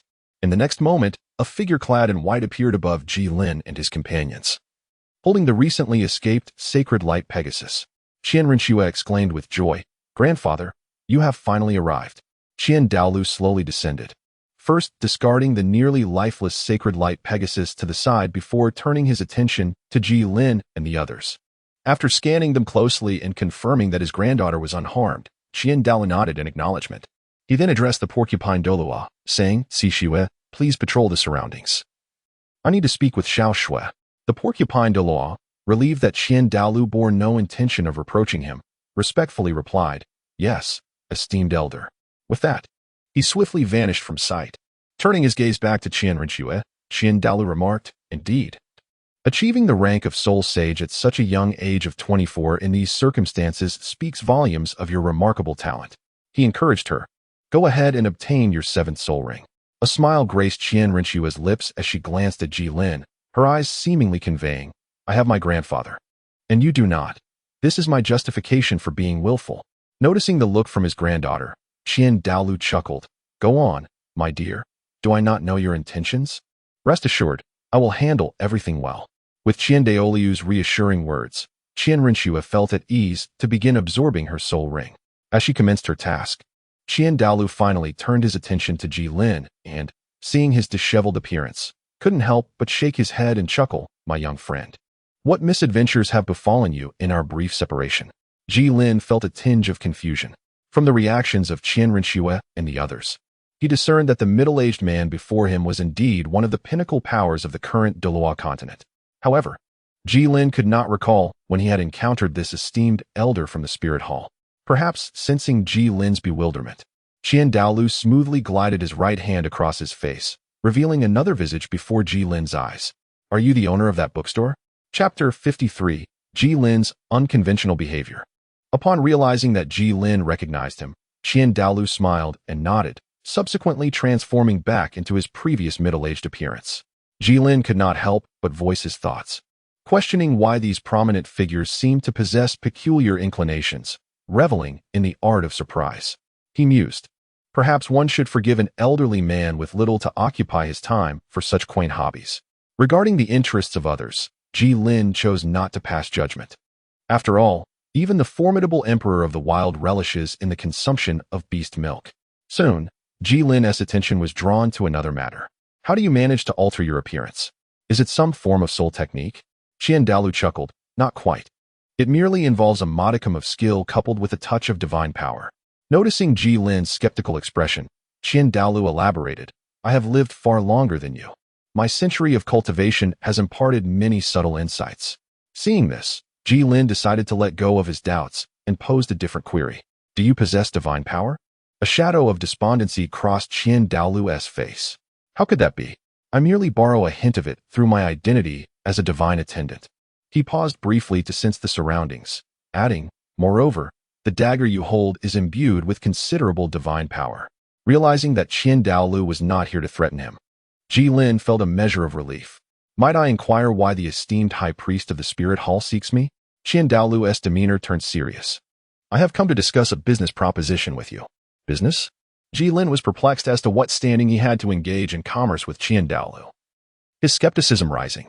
Are you certain you wish to negotiate with me? I am merely a humble soul master, lacking the capital to engage with someone of your stature. Surely, you do not covet this dagger? Observing Ji Lin's protective stance, Qian Daoluo chuckled softly and shook his head. Worry not. While your dagger possesses substantial soul power, its unleashed might is merely equivalent to a full-force strike from one such as myself, a level 99 limit Douluo. It is impressive, yet not something I hold in high regard. Though uncertain of the truth behind Qian Daolu's words, Ji Lin felt somewhat at ease. Then what exactly do you wish to negotiate? Qian Daoluo did not hesitate, stating plainly, I require you to assist the Spirit Hall 3 times in the future. Upon hearing this, Ji Lin's expression mirrored one of incredulity. Do you truly wish to hear what you are asking? For the Spirit Hall to call upon me 3 times? Your institution is vast and powerful. Do you truly lack for my assistance? Qian Daoluo responded with an air of calm. If you do not agree, you shall find it impossible to depart today. While your dagger poses a challenge, it remains merely a challenge. Ji Lin's expression darkened. I cannot believe that you could protect her under the onslaught of a deity. Qian Daoluo bowed his head in contemplation, admitting that he did not possess absolute certainty in his survival. However, he was confident that he would endure, even if I were to perish. Do you think you could evade the grasp of a blood-stabbing hand without a dagger? Ji Lin understood that retreat was not an option at this moment. Otherwise, he would truly be subjected to exploitation. Thus, he smiled and remarked, if I can involve your granddaughter as well, I shall not be at a loss. At that moment, Qian Daoluo furrowed his brow, emanating a formidable pressure that made Ji Lin's heart feel as though it were gripped by an invisible hand. Nevertheless, Ji Lin maintained a semblance of a smile, albeit somewhat rigid. After a considerable pause, Qian Daoluo finally retracted his oppressive aura. I shall take a step back. 2 matters to discuss. Ji Lin's pallor deepened, yet he mustered the strength to remain standing. Observing Qian Daolu's demeanor, it was evident that this was his limit. And Ji Lin dared not push for further concessions. Very well, but if one wishes for the horse to run, one must first provide it with fodder, no? Seeing Ji Lin acquiesce brought a flicker of amusement to Qian Daolu's heart. He had anticipated that this young man might negotiate down to his psychological threshold. After all, youth often falters under pressure. Rest assured, your efforts shall not go unrewarded. With that, Qian Daoluo retrieved an item from his soul guide and presented it to Ji Lin, stating, I believe this should suffice. As Qian Daoluo unveiled the object, Ji Lin's gaze was fixed intently upon it. A soul bone. Indeed, what Qian Daoluo held was a soul bone shimmering with a kaleidoscope of colors. Noticing Ji Lin's expression, Qian Daoluo nodded in satisfaction and added, This was obtained during my travels with 2 late friends, after vanquishing a 10,000-year-old golden fox. I trust it meets your satisfaction? Upon hearing that it was indeed a 10,000-year soul bone, Ji Lin's breathing grew heavier, and the pallor of his face flushed with renewed color as he uncertainly inquired, Is it truly for me? Qian Daoluo dispelled Ji Lin's doubts with a decisive action, tossing the item directly into Ji Lin's hands. Ji Lin clumsily caught the object and complained to the brusque Qian Daoluo, Be gentle. If you break it, can you afford to compensate? Qian Daolu's lips twitched, yet he remained silent. At that moment, Ji Lin curiously examined the soul bone in his hand, which resembled a pair of eyeglass frames, but after a prolonged scrutiny, he could not discern which part it belonged to. What is this bone? It seems rather peculiar. Qian Daoluo replied nonchalantly, It's merely an orbital bone. Oh, the orbital bone. That explains the oddity. I thought it was one of the 6 fundamental soul bones. Suddenly, Ji Lin had a realization. The orbital bone? Indeed, Qian Daoluo nodded. An external soul bone? Qian Daoluo nodded once more, affirming, yes. Ji Lin inhaled sharply, but quickly regained his composure. With such a splendid treasure at hand, why would Qian Daoluo offer it to him instead of keeping it for Qian Renshua? Was there a hidden flaw within this soul bone? Just then, Qian Daolu's voice broke through his thoughts. He explained that since Little Snow had a better and more suitable soul bone set, hastily adding another piece would disrupt the overall effect. After listening to Qian Daolu's elucidation, Ji Lin cast a complex glance at Qian Renshua, who was absorbing her soul ring. He found a deeper resonance with the saying that some are born into Rome, while simultaneously gaining a more profound understanding of the spirit hall the continent's paramount power. Yet, it was precisely this dynamic that afforded Ji Lin the opportunity to acquire the 10,000-year external soul bone from the time-woven fox. As he looked at Douluo, Ji Lin found his demeanor increasingly agreeable. This was no longer the oppressive vampire boss exploiting his employees, but rather the father he had long thought lost. Suddenly, an impulsive thought struck Ji Lin, and he knelt on one knee. In response to Douluo's puzzled gaze, he uttered an unfamiliar phrase. Lin, having drifted for half a lifetime without encountering a worthy lord, if you do not reject me, I wish to pledge myself as your adoptive son. What are you saying? I cannot comprehend, Douluo replied. I wish to be your father, Ji Lin declared. Douluo was left bewildered. Get lost, he retorted, though with a hint of amusement. Ji Lin's compliance was unmistakable. After the jest, Ji Lin showcased several ginsengs from his rings. His expression considerably brightened, and he promptly began to sit cross-legged to absorb the soul bone. As for the dangers involved, Ji Lin harbored no concerns. It was evident that Douluo would not pass this soul bone to him if he intended to harm him, if it were a threat from a soul beast. That notion was even more ludicrous. With a level 99 limit Douluo serving as his protector, even a Titan great ape would be dealt with swiftly. Unlike the previous experience with the Gungjin tiger soul bone, this time-woven fox soul bone was a staggering 10,000 years old. Even though Ji Lin's physical strength and mental fortitude far surpassed his peers, it still posed a considerable challenge for him at this moment. Douluo observed Ji Lin, whose body trembled and perspired profusely, and quietly remarked, if you cannot endure, do not blame me for cleaving your head to reclaim the soul bone. This was, in essence, a test for Ji Lin, an evaluation of whether he was worthy of entering into a transaction with Douluo. Should Ji Lin succeed, it would be a joyous occasion for all. However, if he failed, Douluo would not suffer a loss. At least he would have gained something without relinquishing his own. In truth, Douluo had not fully disclosed the dagger's true power. While it indeed possessed the strength equivalent to a full-force strike from a level 99 limit Douluo, the power it contained was divine, far beyond the capacity of soul power to rival. Even a deity's attendant in the mortal realm would likely fall if faced with it. Thus, while one might emerge with significant gains, Douluo would never incur a loss. After a brief moment, Douluo withdrew his gaze from Ji Lin.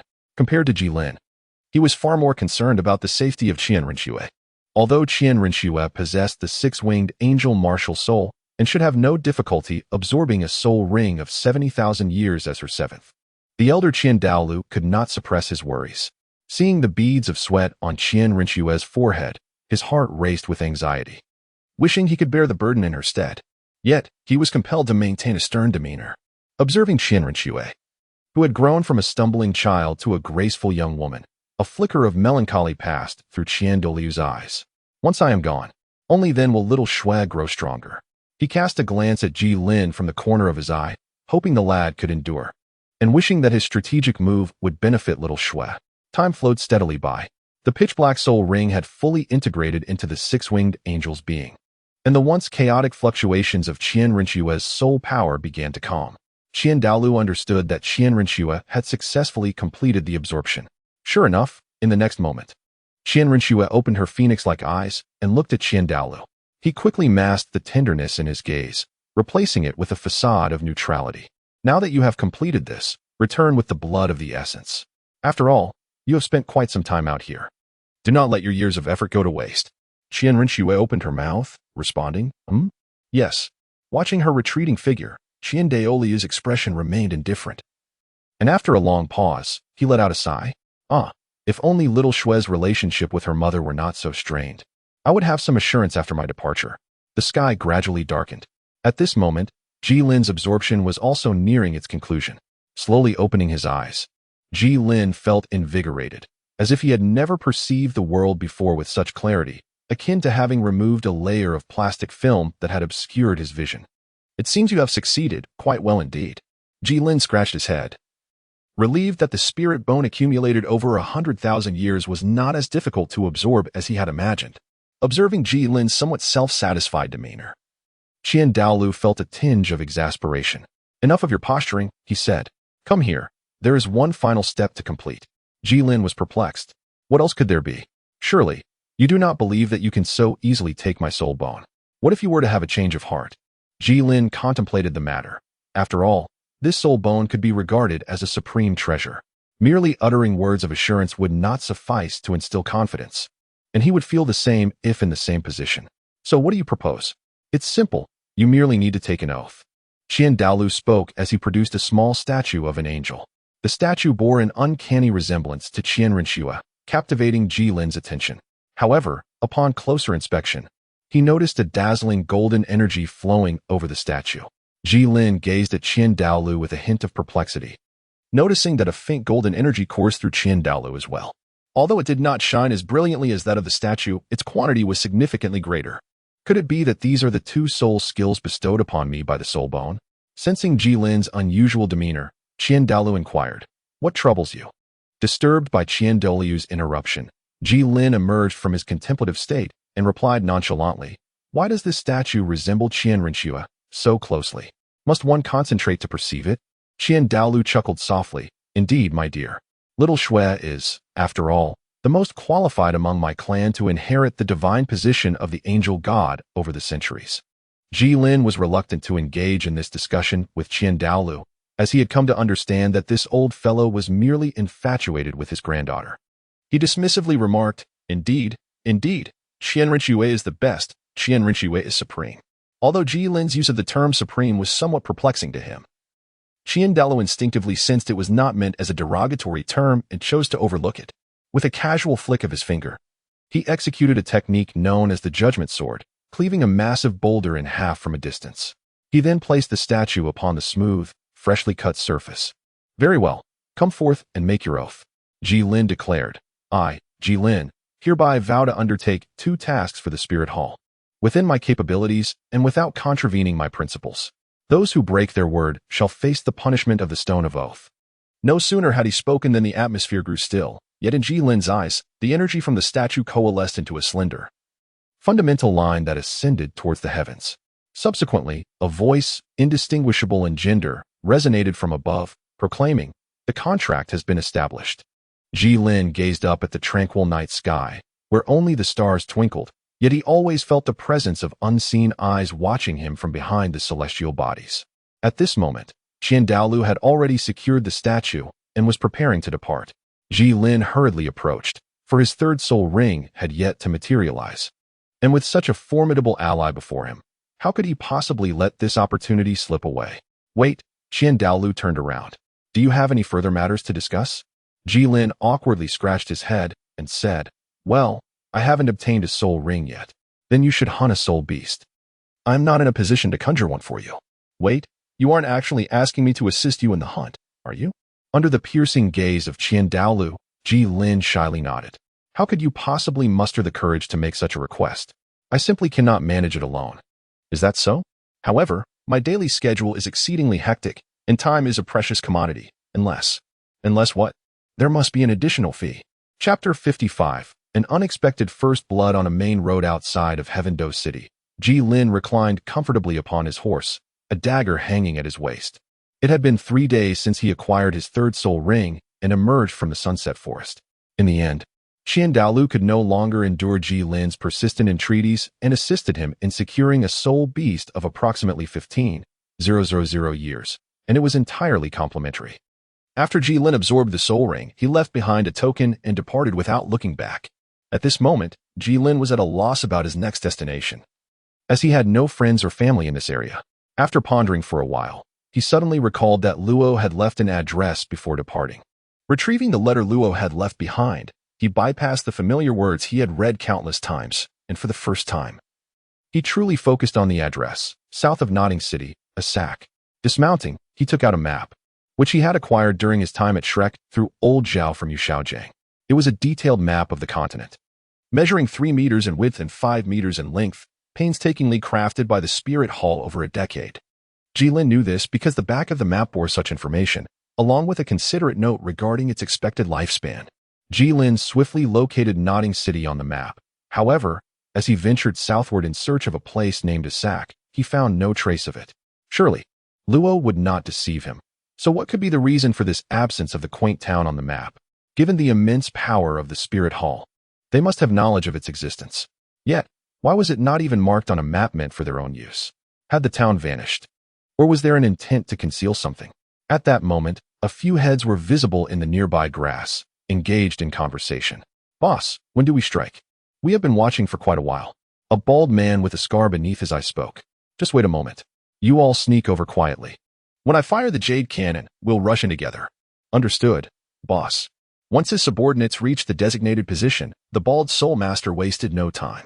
He summoned his spirit, the green water turtle, and 3 soul rings, 1 white, 1 yellow, and 1 purple, emerged. Then, the central yellow soul ring flashed, and a green cannonball hurtled straight towards Jilin. Jilin swiftly stowed the map back into his storage ring, and the 7-night star blade materialized in his hand, shimmering with a golden hue. He swung the blade behind him, effortlessly deflecting the jade cannonball that had been launched in his direction. At that moment, one of his subordinates, witnessing the cannon's discharge, leaped from his concealed position in the grass.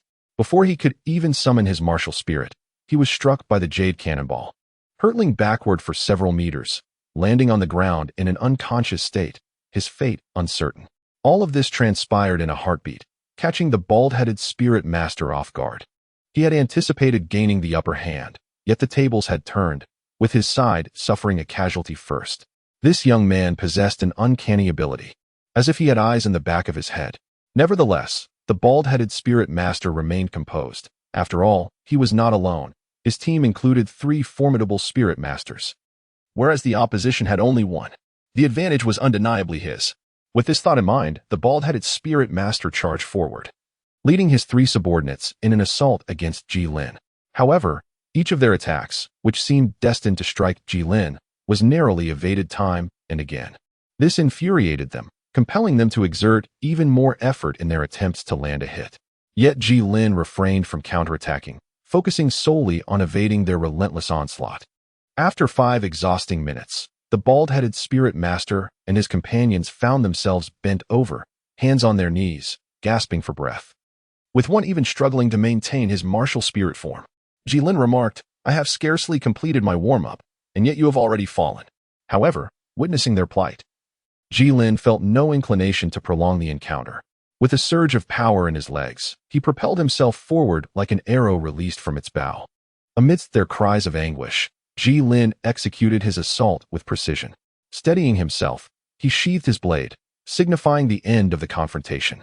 Suddenly, blood erupted from the bald-headed spirit master and his subordinates, who collapsed silently to the ground, stirring up clouds of dust.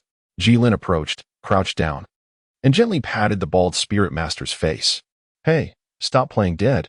I know my limits." Seeing that feigning death was futile, the bald man opened his eyes and, with a voice trembling with suppressed fear, replied, "Whether to kill or to torture, I am at your mercy." Yet, the cold sweat on his brow and the twitching of his lips betrayed the terror that lay within him.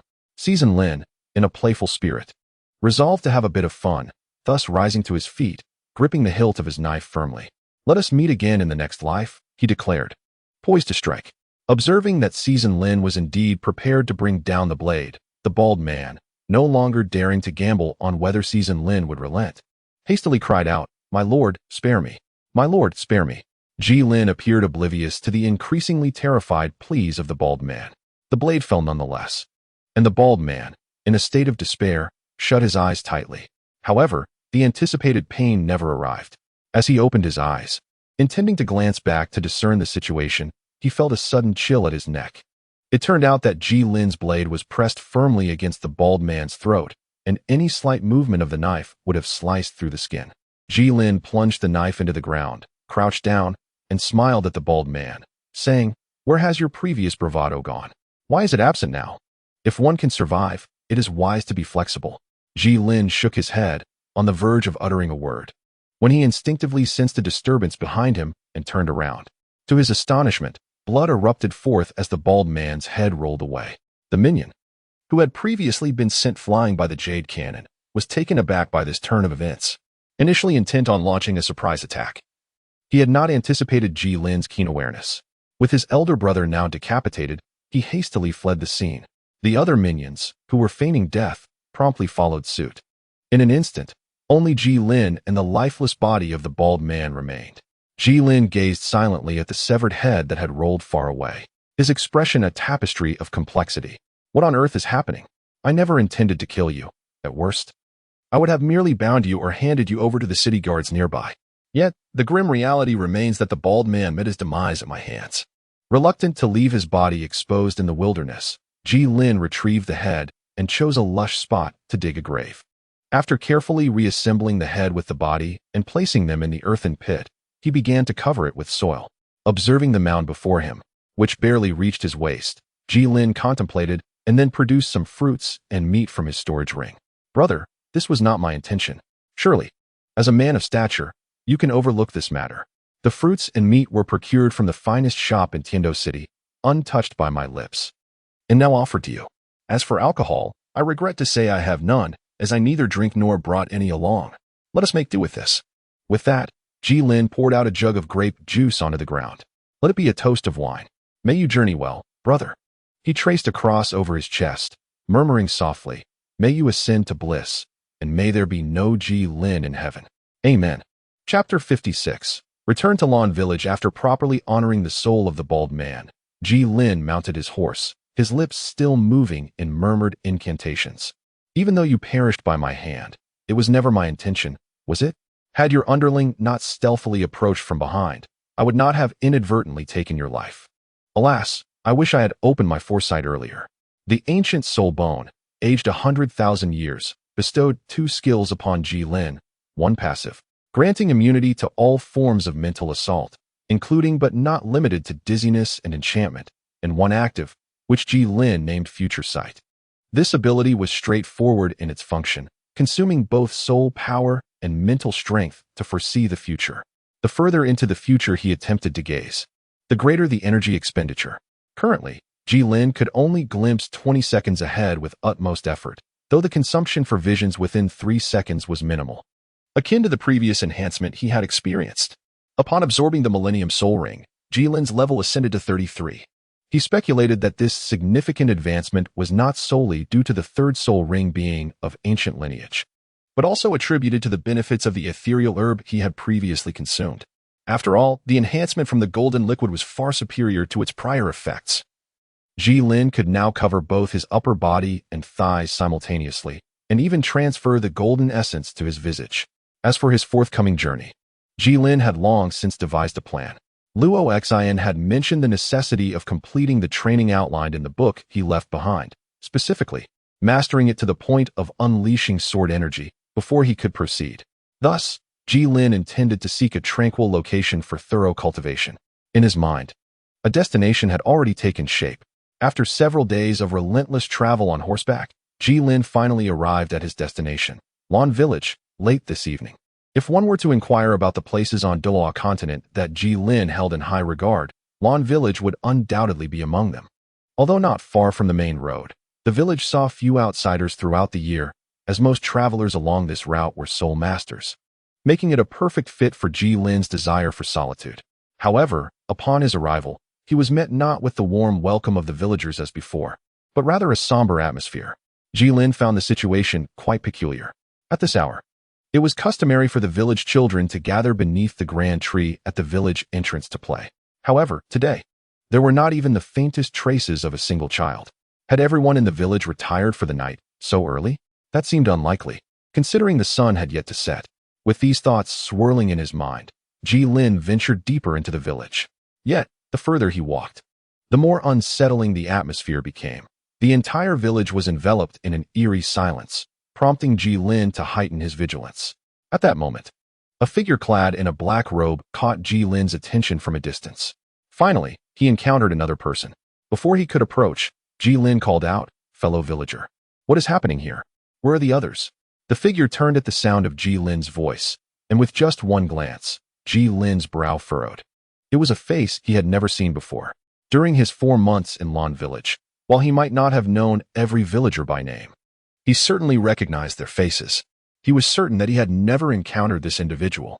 After all, Ji Lin could not recall a man with a scar on his left cheek residing in the village. "Who are you?" Ji Lin inquired. The man smiled. "I have just moved here. My name is Wu Lang.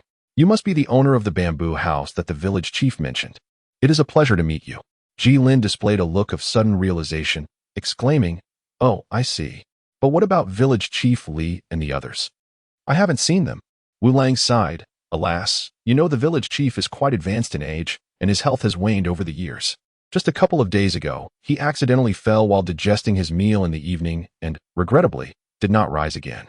Today marks the day of his burial, and everyone is at the cemetery behind the village to bid him farewell. I was just about to head there myself. Upon hearing this, a trace of sorrow crossed Ji Lin's face. How could this happen? When I left, he was in good health. How did he pass away? Wu Lang gently patted Ji Lin's shoulder, offering consolation. Brother, bear your grief. This is a natural part of life. All we can do is ensure he departs with dignity. Indeed, he treated me well in life, and I must pay my respects. I hope they haven't laid the old village chief to rest yet. With that, Ji Lin hurried towards the cemetery.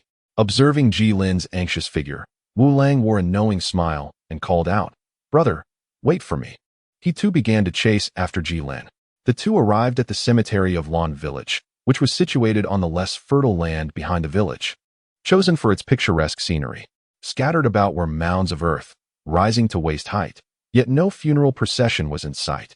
Ji Lin could not help but furrow his brows, directing his gaze towards the breathless Wu Lang behind him. Sensing Ji Lin's confusion, Wu Lang began to elucidate that it was said if another grave were added here, the space would appear rather cramped. Thus, they had resolved to inter the village chief in the newly designated burial ground. As he spoke, he gestured with his right index finger towards a thicket in the distance, and upon seeing Ji Lin indeed look in the direction he indicated, a glint of malice flashed in Wu Lang's eyes. Unbeknownst to Ji Lin, a dagger had materialized in Wu Lang's right hand, which he thrust forward with intent towards Ji Lin's unguarded chest. A resounding thud echoed as the dagger met its mark, but the blade was rendered dull. Realizing the precariousness of the situation, Wu Lang hastily retreated, keeping a wary eye on Ji Lin, who stood motionless, tilting his head with a smile that betrayed no concern. It was then that Wu Lang noticed Ji Lin's palm had inexplicably turned a resplendent gold. Touching the scar on his face, Wu Lang's tone turned somber as he inquired, When did you realize? From the moment you failed to correct the village chief's surname. Wu Lang then comprehended the implication. Indeed, that fellow did not bear the surname Li. Yet, as a newcomer, it was not uncommon for him to misremember the village chief's name. However, had he truly spent a few days in this village, he would have known that the village chief, despite his aged appearance, was still in the vigor of youth. Wu Lang paused for a moment. Then a look of understanding spread across his face as he burst into laughter. Oh, now it makes sense. I thought the texture of that fellow's heart was unlike that of other old men. Ji Lin inquired with a hint of uncertainty. Did you just mention consuming hearts? Upon hearing this, Wu Lang flashed a grin, revealing his glistening white teeth. Naturally, how could I possibly overlook something as delectable as a heart? You may not be aware, but the hearts of children are the most tender, while those of young adults boast the finest flavor and substantial quantity. In contrast, the hearts of the elderly tend to be tougher, more suited for broth. As Wu Lang spoke, Ji Lin's expression grew increasingly grave. Suddenly, a thought struck Ji Lin, and he activated the additional ability of soul vision granted by the bone around his eye socket. Upon activation, the world transformed into shades of gray, with only Wu Lang appearing as a vivid crimson tinged with a hint of black. Ji Lin sensed a surge of brutal malice emanating from him. The world reverted to its colorful state, and Ji Lin articulated slowly to Wu Lang, Did you slay them all? Did you consume their hearts? Wu Lang shrugged nonchalantly. Not quite. While I do feast on hearts, I can't possibly devour them all within just a few days. To ensure the freshness of my sustenance, I have been treating them quite well. Chapter 57. The compassionate wolf. Wu Lang's eyes sparkled as he fixated on Ji Lin. However, the hearts of soul masters are far more delectable than those of ordinary individuals, he remarked, wiping a droplet of saliva from the corner of his mouth. Especially those of your age. As Ji Lin observed the predatory glint in Wu Lang's gaze, he drew the knife from his waist. Let us see if you possess the capability. In response, Wu Lang revealed his martial spirit, the gray wolf, with 5 soul rings, 1 white, 1 yellow, 2 purple, and 1 black, manifesting around him. Wu Lang regarded Ji Lin with curiosity. Where are your soul rings? Are you not planning to showcase them? Ji Lin remained unresponsive, exerting force beneath his feet, and in an instant, he appeared before Wu Lang, delivering a swift strike aimed directly at his neck. Wu Lang was not slow to react. He leaned back slightly, evading Ji Lin's blade. With the initial strike missing its mark, Ji Lin swiftly swung his knife again. To an onlooker, It appeared as though Wu Lang was enveloped in golden streaks of light. Despite Wu Lang's prompt reactions, the relentless barrage of attacks proved impossible to evade entirely. Before long, his body was marred with a myriad of deep cuts, some of which exposed the white bones beneath the flesh. Seizing the opportune moment, Wu Lang unleashed his third soul skill, Shadow Transformation, transforming into a mere shadow, thus escaping the range of Ji Lin's assault. Yet, after only a few steps, he reverted back into his original form. Ji Lin also halted his movements. Was it intentional, or was this soul skill merely limited in its duration? At this moment, Wu Lang was covered in wounds, his garments reduced to mere rags. Yet, his countenance betrayed no sign of panic. Instead, a smile graced his lips, which made Ji Lin feel an unsettling premonition. As expected, the fourth soul skill, Wolf's Blood Transformation. In the next instant, a surge of dark energy enveloped him, and Wu Lang's injuries were instantaneously healed. The tattered remnants of his clothing were sent flying, leaving only a pair of tattered shorts, while his overall aura intensified dramatically, more than doubling in strength. In a moment of bewilderment, Ji Lin found himself frozen in place, unable to suppress his criticism. Those shorts of yours must be akin to the Hulk's. They are remarkably sturdy. Observing Ji Lin's dazed expression, Wu Lang mistakenly believed that he had been awed by his imposing presence. With a sense of self-satisfaction, he proclaimed, "My fourth soul skill enhances all my attributes by 110, and it instantly heals my external wounds. Although it requires a certain proportion of my blood to activate, it is all worth it. Now, let the hunt commence." With a swift movement, Wu Lang appeared at Ji Lin's left side. Second soul skill, Wolf Venom Claw. His sharp hands were enveloped in an irregular black-green luminescence as he lunged toward Ji Lin's left rib. This flurry of attacks was executed in an instant, and Wu Lang could almost envision the sensation of Ji Lin's heart grasped in his palm. However, much to Wu Lang's astonishment, what he had anticipated to be a certain strike was deftly evaded by Ji Lin, who even retaliated with a slash to his hand. In pain, Wu Lang realized he had underestimated this prey and swiftly withdrew, cradling his injured arm while casting a tempestuous gaze at Ji Lin. Blood dripped through his fingers onto the ground. Ji Lin felt a slight headache upon witnessing the situation. Although he had encountered Wu Lang once before, he was still astonished by the latter's remarkably thick skin. Realizing that Ji Lin was not someone easily vanquished, Wu Lang began to grow anxious. The effects of the wolf blood transformation were indeed exceptional, yet they were bound by a time constraint, and he could not utilize it a second time in quick succession. If time elapsed without subduing Ji Lin, he would find himself in grave peril. With this thought in mind, Wu Lang resolved to hold nothing back. His black soul ring shimmered as he unleashed his fifth soul skill, Split Wolf Explosion. Instantly, two identical replicas of Wu Lang materialized on either side of him. This was the essence of his fifth soul skill, Split Wolf Explosion. These two manifestations possessed 60 of the original strength. While they appeared unremarkable, any attack on a clone would result in an immediate explosion. As for the power, Wu Lang had once utilized this very technique to obliterate a Soul King of similar caliber, albeit with an element of surprise. Nevertheless, it was sufficient to illustrate the explosive force. The blast radius was somewhat limited, extending merely 1 meter in circumference.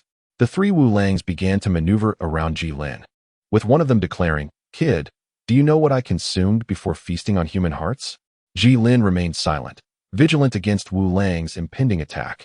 Observing Ji Lin's lack of response, another Wu Lang remarked, "It is the heart of a sheep. Ever since awakening my martial soul, I have harbored an inexplicable obsession with it. Consuming it elevated my entire being. However, after I feasted upon a human heart, the sheep's heart no longer yielded the same effect. Do you know who my first human heart belonged to?" This time, Wu Lang did not afford Ji Lin the opportunity to reply. A third Wu Lang interjected, "It belonged to a noble soul master with a deep-water giant sheep. This fellow had continually bullied me at the Soul Master Academy, looking down upon my humble origins. Yet, in deference to my parents' hopes, I chose to endure. But as he perceived my silence, his torment escalated, and eventually, I could bear it no longer. On a moonless, windy night, I stealthily slipped into his dormitory, standing by his bedside for quite a while before delivering a swift strike that severed his head. As I watched his head roll upon the ground, I suddenly recalled that his martial soul was also a sheep. I pondered how his heart would differ from that of a sheep.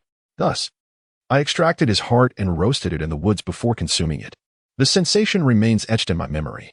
and my soul power surged by 3 levels in that exquisite moment of indulgence. From that day forth, I became enamored with feasting upon human hearts. Not only did it provide unparalleled pleasure, but it also propelled me from a mere level 17 Soul Master to the current level 53 Soul King in just over a decade. Brother, why not give it a try? Upon hearing Wu Lang's invitation, Ji Lin could not help but retort, "Eat your nonsense." To his surprise, Wu Lang lamented, "You arrived a decade too late." Ji Lin had not anticipated Wu Lang's cruelty, and he couldn't help but click his tongue, remarking that this added yet another method to his demise, making it all the more imperative to eliminate him. With that, Ji Lin charged towards Wu Lang, having observed for quite some time that only this particular Wu Lang cast a shadow beneath him.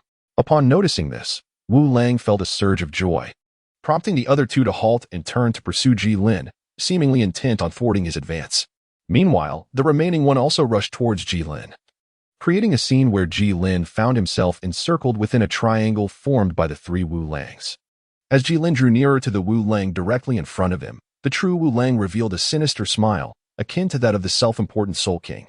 Even though he was aware that Ji Lin would likely strike, Wu Lang and another doppelganger maintained close proximity to Ji Lin, deliberately controlling their pace to appear slightly slower than the one facing Ji Lin, ready to deliver a fierce blow should Ji Lin attempt to flee instead of attacking. Observing the golden hue of the knife in Ji Lin's hand, Wu Lang's grin widened, almost reaching the back of his head. With a swift motion, Ji Lin brandished his golden blade towards Wu Lang, who stood before him. In this critical moment, Ji Lin executed a deft maneuver, plunging the knife into the left rear of Wu Lang's form. The gilded 7-Night Starshine blade was inherently sharp and combined with the momentum and Ji Lin's strength.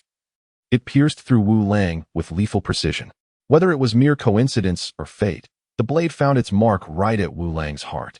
Immediately, he coughed up a mouthful of dark blood, and his vitality waned in an instant, causing his 2 shadowy duplicates to dissipate into nothingness.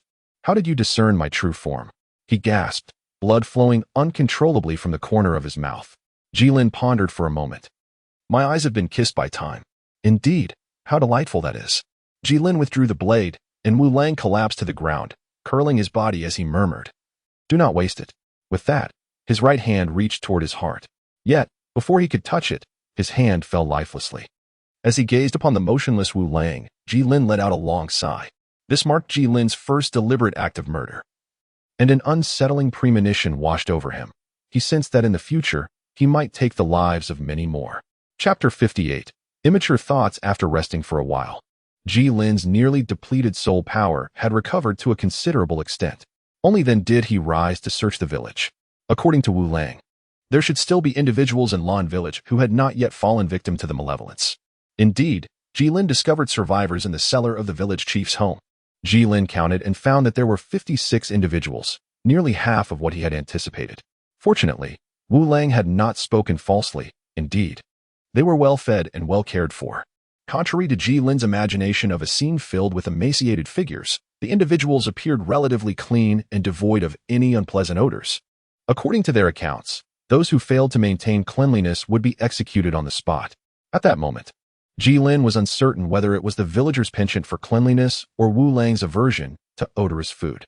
Nevertheless, in light of this misfortune, many individuals appeared somewhat disoriented. Ji Lin expressed understanding regarding this matter.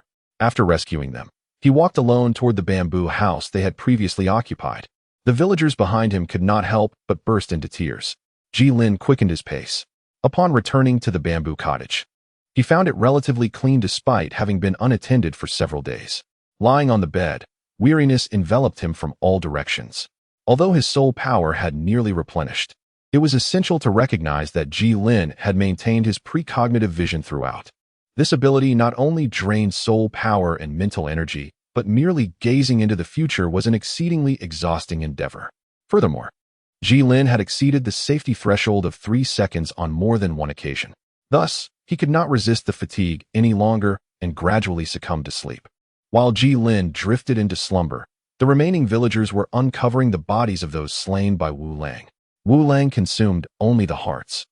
And to prevent the corpses from decaying and affecting his appetite, he consistently brought 2 survivors to dispose of the bodies in secluded locations.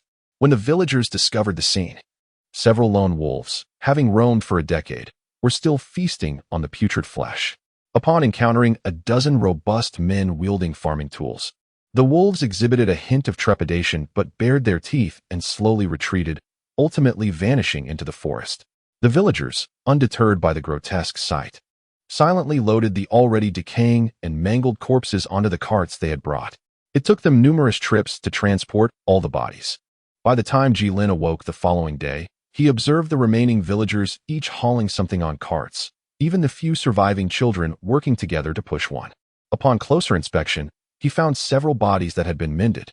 His gaze lingered on the wooden patches filling the voids, particularly at the chests, which, though somewhat incongruous, imparted a sense of tranquility to the corpses. Jilin also beheld young Gui. Although he appeared to be quite aged during his lifetime, he now seemed considerably rejuvenated. Beside young Gui lay his wife and child, the latter being a tall 8-year-old boy that Jilin remembered vividly.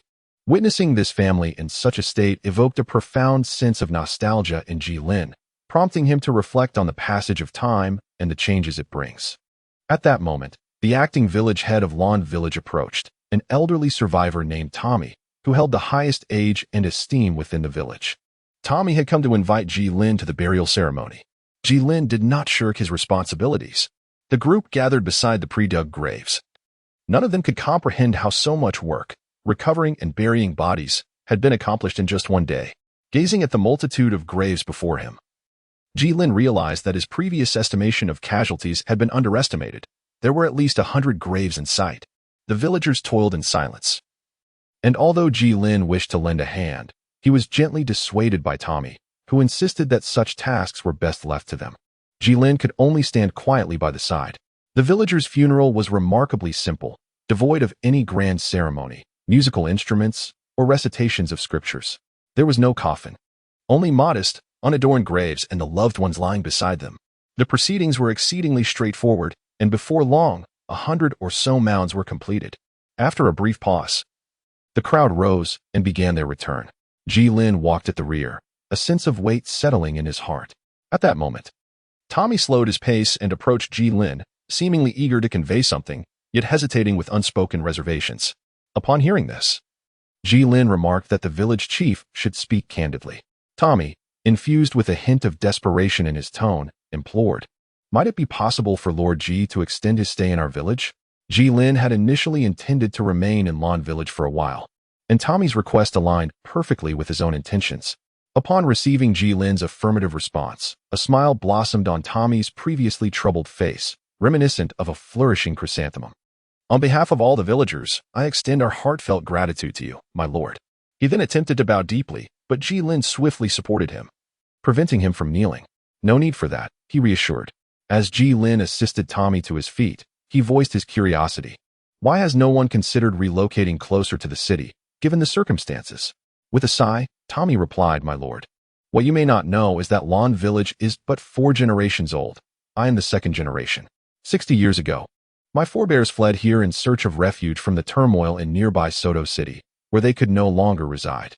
Among them, Yang Gui's grandfather was the organizer, which is why their family has held the position of village chief for generations, and they have always been benevolent leaders. Alas, today, their lineage has come to an end." Jilin inquired, "Is it due to the difficulty of making a living?" "Not entirely. Soto City is the 2nd largest city in the Barak Kingdom, following the capital, Barak City, and it is home to a considerable number of soul masters. To casually provoke one could lead to utter ruin, or in the worst case, a loss of both life and fortune. At times, soul masters even engage in battles in the streets, and ordinary citizens caught in the crossfire suffer greatly." Suddenly, Tommy recalled that the person across from him was indeed a soul master, and recognizing his own dependence on him, he quickly amended his words, stating, "Ultimately, the legacy established by our ancestors is something we, their unworthy descendants, are reluctant to abandon so easily." Jilin could likely surmise the thoughts swirling in old Tommy's mind and chose not to pursue further inquiries. Upon arriving at the village, the two parted ways. Back in the bamboo hut, Jilin couldn't help but reflect on the events of the past few days, recalling Haichuan, whom he had not yet avenged, and Jess, whose fate remained uncertain. The fragility of human life became all too evident. A notion began to take shape in Jilin's mind. Yet he deemed it premature to act on it at this juncture.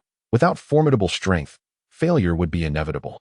Ultimately, he buried this thought deep within his heart, awaiting the day it would once again see the light of day. Chapter 59. The Unknown Master. Thus, Jilin settled in Lan Village, where his basic needs could be easily met. Although the village lay far from the city, it was conveniently adjacent to the official road leading to the Starry Forest. The villagers were not the insular, reclusive type. Otherwise, few would venture to the city to attend the Soul Master Academy. The men of the village regularly organized trips to the city to procure supplies and sell agricultural products, perhaps due to its proximity to the Starry Forest. Lan Village boasted exceptionally fertile land, yielding not only abundant crops, but also produce of remarkable flavor, which constituted the villagers' primary source of income. Having had no prior experience in such matters, Jilin felt a surge of curiosity and resolved to join them on their next expedition. When the villagers learned of his intentions, they found it difficult to refuse, especially since their procurement team was indeed short-handed and concerned about potential dangers along the way. Considering these factors, Tommy consented to Jilin's participation. In hindsight, allowing Jilin to accompany the procurement team proved to be a prudent decision. Their journey was fraught with disturbances from soul beasts and assaults from bandits. "Please, no, don't kill me. I have an elderly parent and young children. What will happen to them if I perish?" pleaded a kneeling bandit. Ignoring the desperate supplications, Jilin swiftly executed him, the headless corpse collapsing into a pool of blood. Observing the blood splattered on his garments, he realized that the outer layer was now unwearable, so he discarded it and donned a fresh one. The others seemed unperturbed by the event, and once Jilin finished changing, they resumed their journey, urging the horses onward. On the carriage, Jilin twirled a makeshift dumbbell, pondering whether he had perhaps been excessively ruthless. Throughout the journey, he had not intended to annihilate all of the bandits. However, an incident occurred when a bandit, who had seemingly surrendered, suddenly attacked and injured one of the crew. Had it not been for Jilin's quick reflexes, that individual might have met a grim fate. On another occasion, they stumbled upon bandits who had just slaughtered a passing merchant caravan and were intent on assaulting Jilin and his companions. Jilin, naturally, would not remain idle. As the saying goes, a woman's attire may have only one occasion, yet it can be donned countless times. This adage applies equally well to the act of killing. Having committed the act once, Jilin swiftly embraced the notion of sending these individuals to their eternal rest. Subsequently, every robber was dispatched without exception, all delivered to the divine. Throughout this process, Jilin discovered that his mood had unexpectedly lightened, and even the flow of his soul energy became markedly smoother. At last, after several days of hurried travel, Soto City loomed on the horizon. Upon witnessing how the villagers disposed of the agricultural products he had brought, Jilin parted ways with them, arranging to meet Tom, the son of the village chief Tommy and the captain of this transport team, at the city gate in 2 days' time. Jilin first arrived at a clothing store, replenishing his wardrobe, and then proceeded to a carpenter's workshop, where he spent 3 gold coins to acquire a considerable number of wooden swords. Exiting the shop, Jilin made his way to the spirit hall. Upon entering the grand lobby, he approached the reception desk and inquired, "I wish to claim my bounty. What must I do?" The receptionist glanced at Jilin, her expression lacking enthusiasm upon realizing he was not particularly handsome. "Please proceed this way. The room at the end is where individuals will verify and dispense the bounty," she replied. Jilin paid little heed to her tone. After all, he was not a gold soul coin, and it was impossible for everyone to find him likable. Following the directions, Jilin arrived at the final room in the left corridor. Inside, a man who appeared to be in his 30s was seated on a central sofa. Noticing Jilin's entrance, he rose and said, "Greetings, I am the verifier, Guhu. May I inquire which bounty you wish to claim?" Jilin presented the bounty notice he had recently torn down at the city gate, which prominently featured Wu Lang. Guhu expressed mild surprise, seemingly not expecting Jilin to seek the bounty for this soul king. "Do you have any proof?" he asked. Jilin shook his head, for he certainly did not possess the habit of carrying a corpse on his journey. "Therefore, we are unable to grant you the bounty." "Might the soul guiding device serve as a form of proof?" Guhu shook his head, expressing uncertainty regarding the ownership of the soul guiding device and its connection to the one offering the reward. "I regret to inform you that, should you be unable to produce direct evidence or lack a sufficiently weighty guarantor, we cannot acknowledge the completion of your task." Jilin remained unperturbed. His confidence in confronting the situation was evident. He retrieved the token, bestowed upon him by Douluo, from within his ring and handed it over. Uncertain if it could serve as a guarantee for me. Guhu accepted the token, his astonishment growing with each passing moment. I found myself at a loss, unsure if I might be permitted to summon the palace master for a consultation. Jilin naturally had no objections. After Gu Lu hurriedly left with the token, Jilin found himself idly gazing about. Curiously, he approached the counter where a few sheets of paper lay, discovering that they were 3 bounty notices. Jilin also encountered 2 familiar faces, Tang San and Xiao Wu, each with a bounty of 1 million gold soul coins. This must be Tang, how he thought. Somewhat taken aback. However, the sum is rather substantial, amounting to a staggering 10 million. The Spirit Hall indeed possesses considerable wealth. While Jilin was perusing the bounty notice, the master of the Spirit Hall in Soto City also laid eyes upon the token. He immediately instructed Gu Hu to take him to meet Jilin. Upon meeting Jilin, the master respectfully returned the token, expressing, "My lord, I was unaware of your esteemed presence. I apologize for the lack of hospitality." Jilin did not anticipate the immense utility of this token. Upon receiving it, he inquired, "Might this token serve as a guarantee for me?" "Certainly," came the reply, as a golden card was produced and respectfully handed to Jilin. "This is the bounty for Wu Lang, totaling 105,000 gold soul coins." Taken aback by the figure, Jilin nonetheless accepted the golden card with gratitude. "Thank you very much. No need for thanks. Your efforts in ridding the people of harm are commendable." With the objective achieved, Jilin found no further reason to linger. Accompanied by the enthusiastic farewell of the hall master, he exited the grand doors of the Spirit Hall.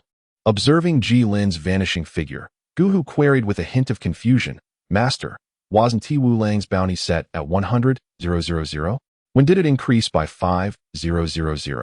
The hall master, with a knowing pat on Guhu's shoulder, responded, "This is precisely why I am the hall master while you serve as my subordinate." With that, he left Guhu standing there in contemplation. "Doesn't that person know your name? What purpose does it serve to curry favor with him?" Guhu shook his head, resolving to dismiss such thoughts and return to his duties. Upon returning to his office, the hall master immediately set pen to paper. "Esteemed Bishop Salas, there has been a sighting of an individual holding a worship token in Soto City, and, sincerely, the hall master of the Soto City Spirit Hall." Chapter 60. 3 years later, a reunion in Stardo 3 years later. The bamboo forest outside had shed numerous old branches, and the newly sprouted bamboo shoots had flourished into many new stalks. The once quiet lawn village had come alive during this period. Jilin allocated 90,000 of the bounty from the Wolf of Wu to the villagers. Under the leadership of the village chief, Tommy, over the course of 3 years, Lawn Village embarked on a significant construction endeavor. The once dilapidated houses have been rejuvenated, and even the village roads have been paved with smooth stones. Lawn Village has attracted numerous newcomers, with its population restored to, and even surpassing, the numbers prior to the arrival of the Wolf of Wu. Following the calamity that befell the village, a demographic shift occurred. Fortunately, the influx of new residents compensated for the loss. Over the past 3 years, the Spirit Hall has annually awakened the latent spirit powers of eligible children. Whether due to the increase in population or other factors, a notable number of individuals in Lawn Village have awakened their spirit powers, with 1 or 2 emerging each year. Though their spirit powers may not be particularly high, it has nonetheless brought joy to Tommy. Boom, boom. The deep, resonant sounds echoed throughout Lawn Village. Yet the villagers remained unperturbed, engaging in lively discussions. "Is it time already?" "Indeed. Do you think Master G will manage to fell that mountain today?" "It should take a few more days. After all, the cutting only began yesterday." "Not necessarily. Master G has already cleared over a dozen mountains this past year. The first took a month, the second 25 days, the third 22 days. By that reckoning, 2 days for this one seems reasonable, doesn't it? If only my child could be as strong as Master G in the future." "Zhao Laosan, it's still daylight. Why are you talking nonsense? You know your son's capabilities, don't you?" "I was merely speaking hypothetically." After approximately 5 minutes, the chatter began to dwindle. Jilin wiped the sweat from his brow, gazing at the considerably lowered mountain peaks, feeling a sense of satisfaction. This must surely be the fastest record. In the past 2 years, Jilin successfully mastered the swordsmanship left behind by Luo, achieving the remarkable feat of cleaving stone with a wooden sword and thereby acquiring the essence of sword energy. However, during that period, both the potency and endurance of his skills were rather lacking. Upon realizing that his lack of proficiency was the root of the issue, Jilin exerted himself diligently in chopping stones. Within a few days, the stones in the village were exhausted, compelling Jilin to shift his focus to the nearby hill. With each deliberate strike, he carved several meters off the height of the hill. When the villagers, driven by curiosity, ascended to inspect the site, they were taken aback by the desolate state of the hilltop. Thus, tales of Jilin's endeavor to fell the mountain began to circulate widely among the community. After a restful break, Jilin rose and returned to his bamboo dwelling, preparing to embark on the quest for his fourth soul ring. His cultivation pace had significantly decelerated.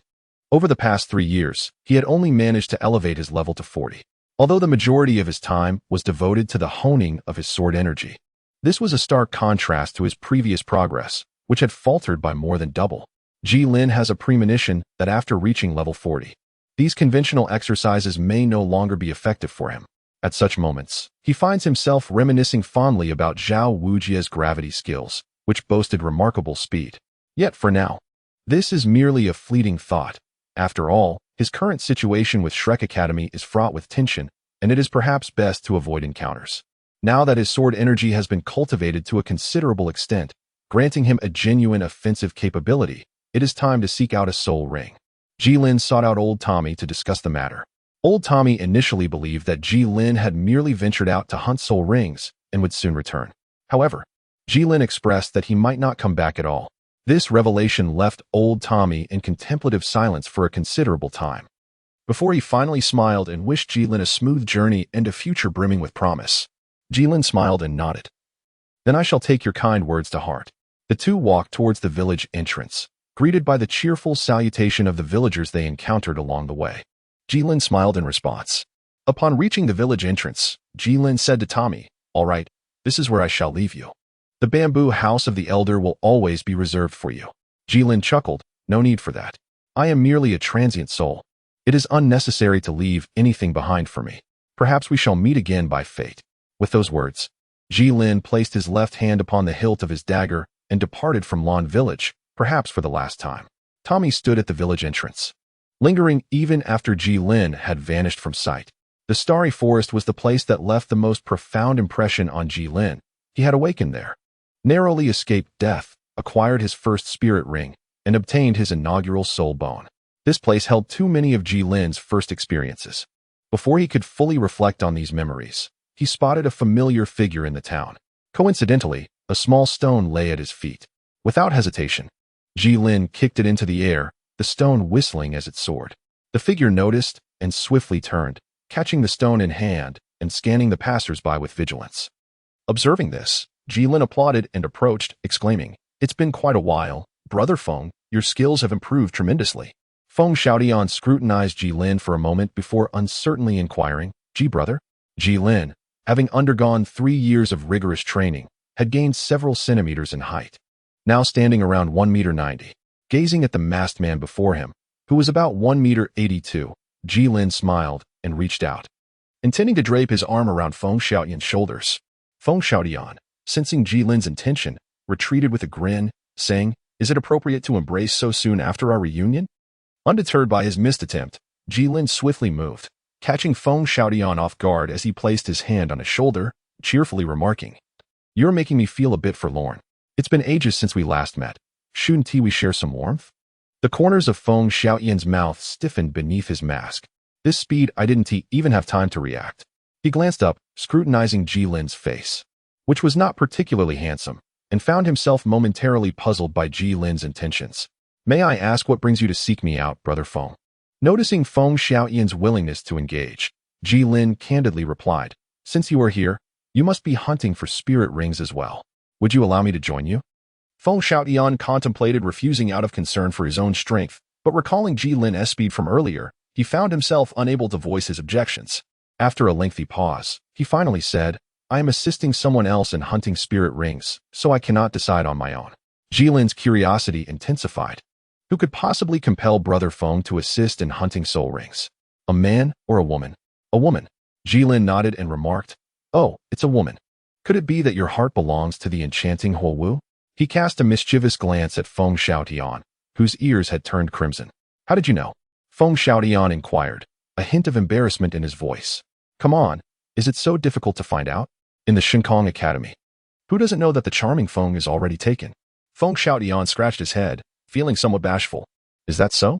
Then please allow me to join you. You've just witnessed my strength, and I ask for no other reward than assistance in hunting a soul ring. Feng Xiaotian hesitantly questioned, what kind of soul ring? Upon hearing the prospect of an opportunity, Ji Lin quickly remarked, it's merely a fourth spirit ring. Feng Xiaotian, taken aback, did not expect Ji Lin to have advanced 2 significant ranks within 3 years, reaching the level of spirit elder. However, upon further reflection, he considered that having this individual on their side could prove advantageous, as an added strength is always welcome.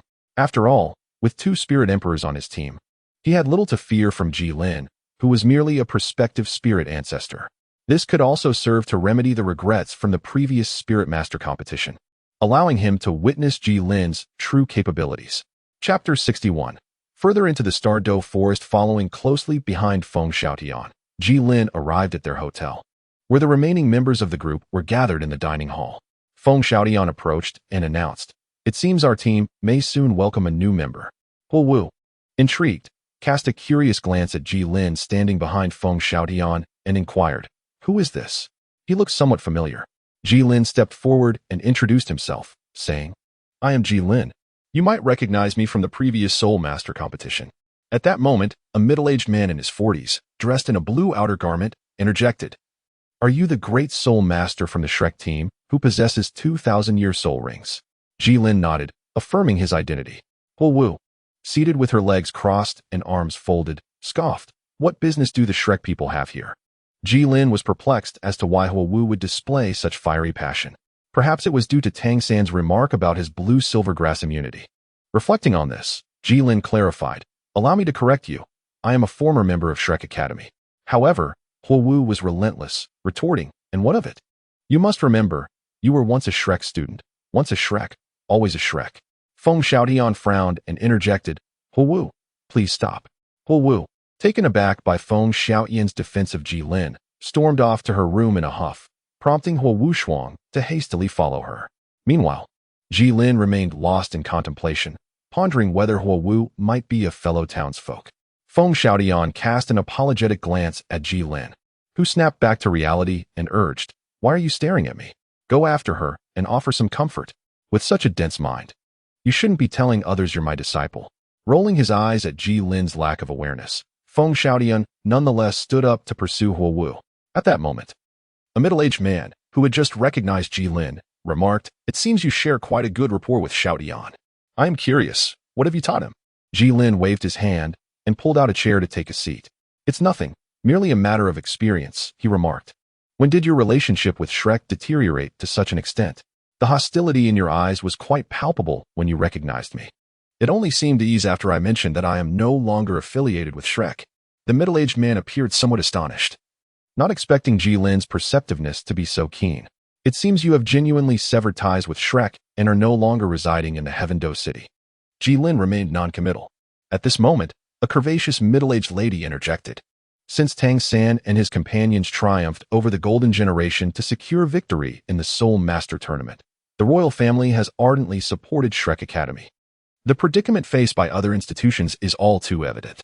Apart from the Elephant Armor and Thunder Academies, which are predominantly composed of disciples from their own sects, our 3 families, including the Royal Academy, have all been significantly impacted. The number of students has dwindled year by year over the past 3 years. And if this trend continues, we may soon find ourselves compelled to shut our doors and cease operations. Upon hearing this, Ji Lin's expression remained unchanged, yet his heart began to rejoice. It truly seemed that fate was on his side. In any case, Feng Xiaotian's words had proven somewhat beneficial, allowing Ji Lin to successfully remain. The following day during the assembly, although Huo Wu still harbored some disdain for Ji Lin, her attitude was undoubtedly much improved compared to the previous day. Ji Lin quietly approached Feng Xiaotian, giving him a thumbs up and whispering, brother, impressive. You managed to wrap it up so swiftly. Upon hearing this, Feng Xiaotian straightened his slightly bent waist, responding, of course. You must realize that as long as a man, well, women. Although Ji Lin could not comprehend the entirety of Feng Xiaotian's words, it did not hinder him from nodding in agreement. Noticing Ji Lin's acknowledgement, Feng Xiaodian became even more animated in his speech, observing the two individuals behind them, who were bowing their heads and engaged in quiet conversation. Huowu called out, "What are you two discussing? We are about to enter the forest. Hurry up and keep pace." This expedition required soul rings for 3 individuals, Huowu, Huowu Shuang, and Jilin. Among them, Huowu and Huowu Shuang each sought a fire-attributed 10,000-year soul beast, while Jilin needed a 4th soul ring. Suddenly, Feng Xiaodian stroked his chin, a hint of uncertainty flickering in his mind. Am I forgetting some crucial information? However, seeing no signs of concern from the others, he buried this doubt deep within. It must be merely my imagination, he mused. Finding soul beasts is inherently a trial of fortune. At times, one might stumble upon the perfect creature upon entering the forest, while at other times, one could traverse the woods repeatedly without success. Regrettably, on this first day, Jilin and his companions did not encounter any suitable soul beasts, though this was hardly surprising. After all, they were in search of 10,000-year soul beasts, and they had only just entered the Douluo forest. Such encounters were not likely to occur so swiftly. As dusk fell, the group sought a place to rest for the night. Fortunately, they were on the outskirts of the Douluo forest, where no formidable soul beasts roamed, and the strength of the group was sufficient to kindle a campfire. Everyone gathered in a circle, patiently awaiting the completion of their roasted meat. Jilin could not help but reflect on the fact that he had spent over 4 years on the Douluo continent, and this was only the second time he found himself in a forest alongside others. To pass the time, the group engaged in light conversation. Ling Feng, the middle-aged beauty, inquired, "Little Lin, what prompted your departure from Shrek Academy?" After 2 days of interaction, Jilin had grown more familiar with them. Although he was accustomed to the nickname Little Lin back on Earth, being addressed in such a manner by the people of Douluo still felt somewhat unusual. However, given that Ling Feng was both a senior in age and rank, he decided to let it be. Jilin pondered for a moment before responding, suggesting that perhaps it was a matter of differing personalities and approaches to life. Furthermore, he noted that the timing of his joining was rather unfortunate. Qingyao, the middle-aged male soul master, became intrigued and urged him to elaborate. Well, for instance, the second motto of Shrek Academy states that those who dare not provoke trouble are but mediocre. However, my personal philosophy has always been if one does not offend me, I shall not offend them. But if one dares to offend me, I shall seek retribution. The audience fell silent, unsure whether to commend his gentle demeanor or to decry his vengeful spirit. Feng Xiaodian awkwardly remarked, "Brother Ji indeed possesses a distinctive character. As for my assertion regarding the inopportune timing of my entry, it is rather straightforward. I am uncertain of the current state of Shrek, but 3 years ago, it revolved around the Shrek 7, led by Tang San. The entire academy operated with them at its core. To access superior resources, joining the Shrek 7 was a commendable path. However, they were quite exclusive. I have come to discern their levels of exclusion. While Shrek was dismissing individuals from Lamba Academy, they simultaneously marginalized newcomers like myself, who had joined Lamba Academy later. Those who had long been affiliated with Lamba Academy conspired with the Shrek 7 to ostracize me. Finally, one day, I slammed my hand on the table and proclaimed, "A true man born between heaven and earth should not languish in the shadows for long," and with resolute determination, I departed from Shrek. Jilin observed the actions of those around him, particularly the enigmatic Huowu, who was suspected to be the fiery general. However, he discerned no hidden motives. Could it be that I am overthinking? Let me put her to the test. Come, sample the exquisite imperial liquor from the Douluo Empire that I procured in Soto City, delivered by the Tiando Royal Caravan, priced at 180 per cup. Unfortunately, Huowu maintained an unremarkable expression. Feng Xiaodian took a sip, savoring the flavor. Is this what one expects from a drink costing 180? Could it be that I was referring to copper coins? Oh, now it makes sense. Chapter 62, Soul Bones. Jilin and Feng Xiaodian perched on a branch, diligently searching for a suitable soul beast. This marked the 3rd day since their entrance into the Douluo forest. Brother Feng, I believe I have discovered a soul beast that perfectly meets Huowu's requirements. A 12,000-year-old flame mane lion. What do you think? Ever since absorbing that external soul bone, Jilin's vision and spiritual power had significantly enhanced. Although not comparable to Tang San's extraordinary increase in spiritual strength from the fusion of the spirit-gathering skull and the purple extreme magic eyes, Jilin had nonetheless achieved a considerable improvement. with 2 purple and 1 black soul rings, along with the nourishment from a century-old soul bone. Ji Lin's spiritual power had coalesced into a silvery liquid, palpable whenever he calmed his mind. Upon hearing Ji Lin's words, Feng Xiaotian fell into contemplation. 12,000 years. Is that perhaps too high for Huowu? After all, this is a 10,000-year soul ring. What if she is unable to absorb it? Noticing Feng Xiaotian's hesitation, Ji Lin reassured him. Are you perhaps worrying too much? Anyone who has cultivated to the level of a soul king is not without merit. You should have more faith in your girlfriend. Moreover, it is ultimately her choice to absorb the soul ring. Without waiting for a response, Ji Lin leapt down. Intending to speak with Huowu, Feng Xiaotian pondered Ji Lin's advice. Indeed, Huowu's talent was exceptional, or else his parents would not have endorsed his pursuit of her. Furthermore, a 12,000-year beast was merely 1,000 years more than the common 5th soul ring, and he himself had absorbed a 13,000-year one. Resolving his doubts, Feng Xiaotian also made his way towards the campsite. In terms of explosive speed, Ji Lin undoubtedly surpassed Feng Xiaotian, yet over a long distance, Feng Xiaotian, with his wind element martial spirit, held the advantage. While continuous bursts of speed were feasible, it was unnecessary outside of combat. Before long, Feng Xiaotian caught up with Ji Lin, and together they returned to the camp to inform the others of the flame main lion's discovery.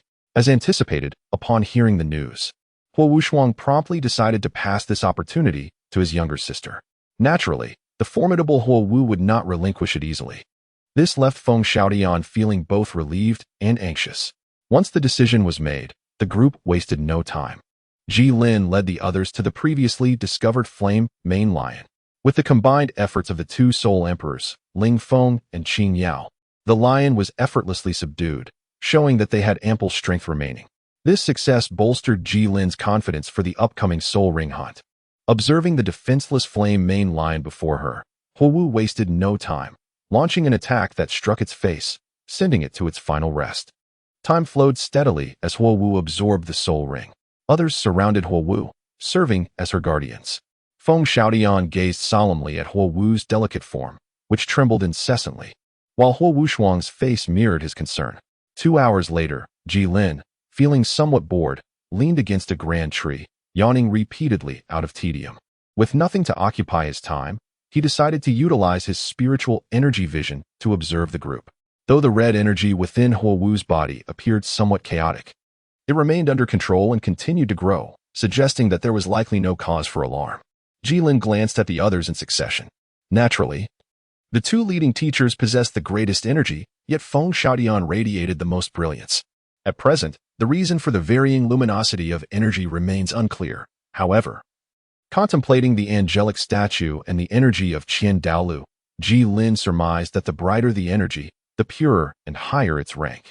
Upon catching sight of a corpse nearby, Ji Lin was slightly taken aback, then unsheathed his knife and approached.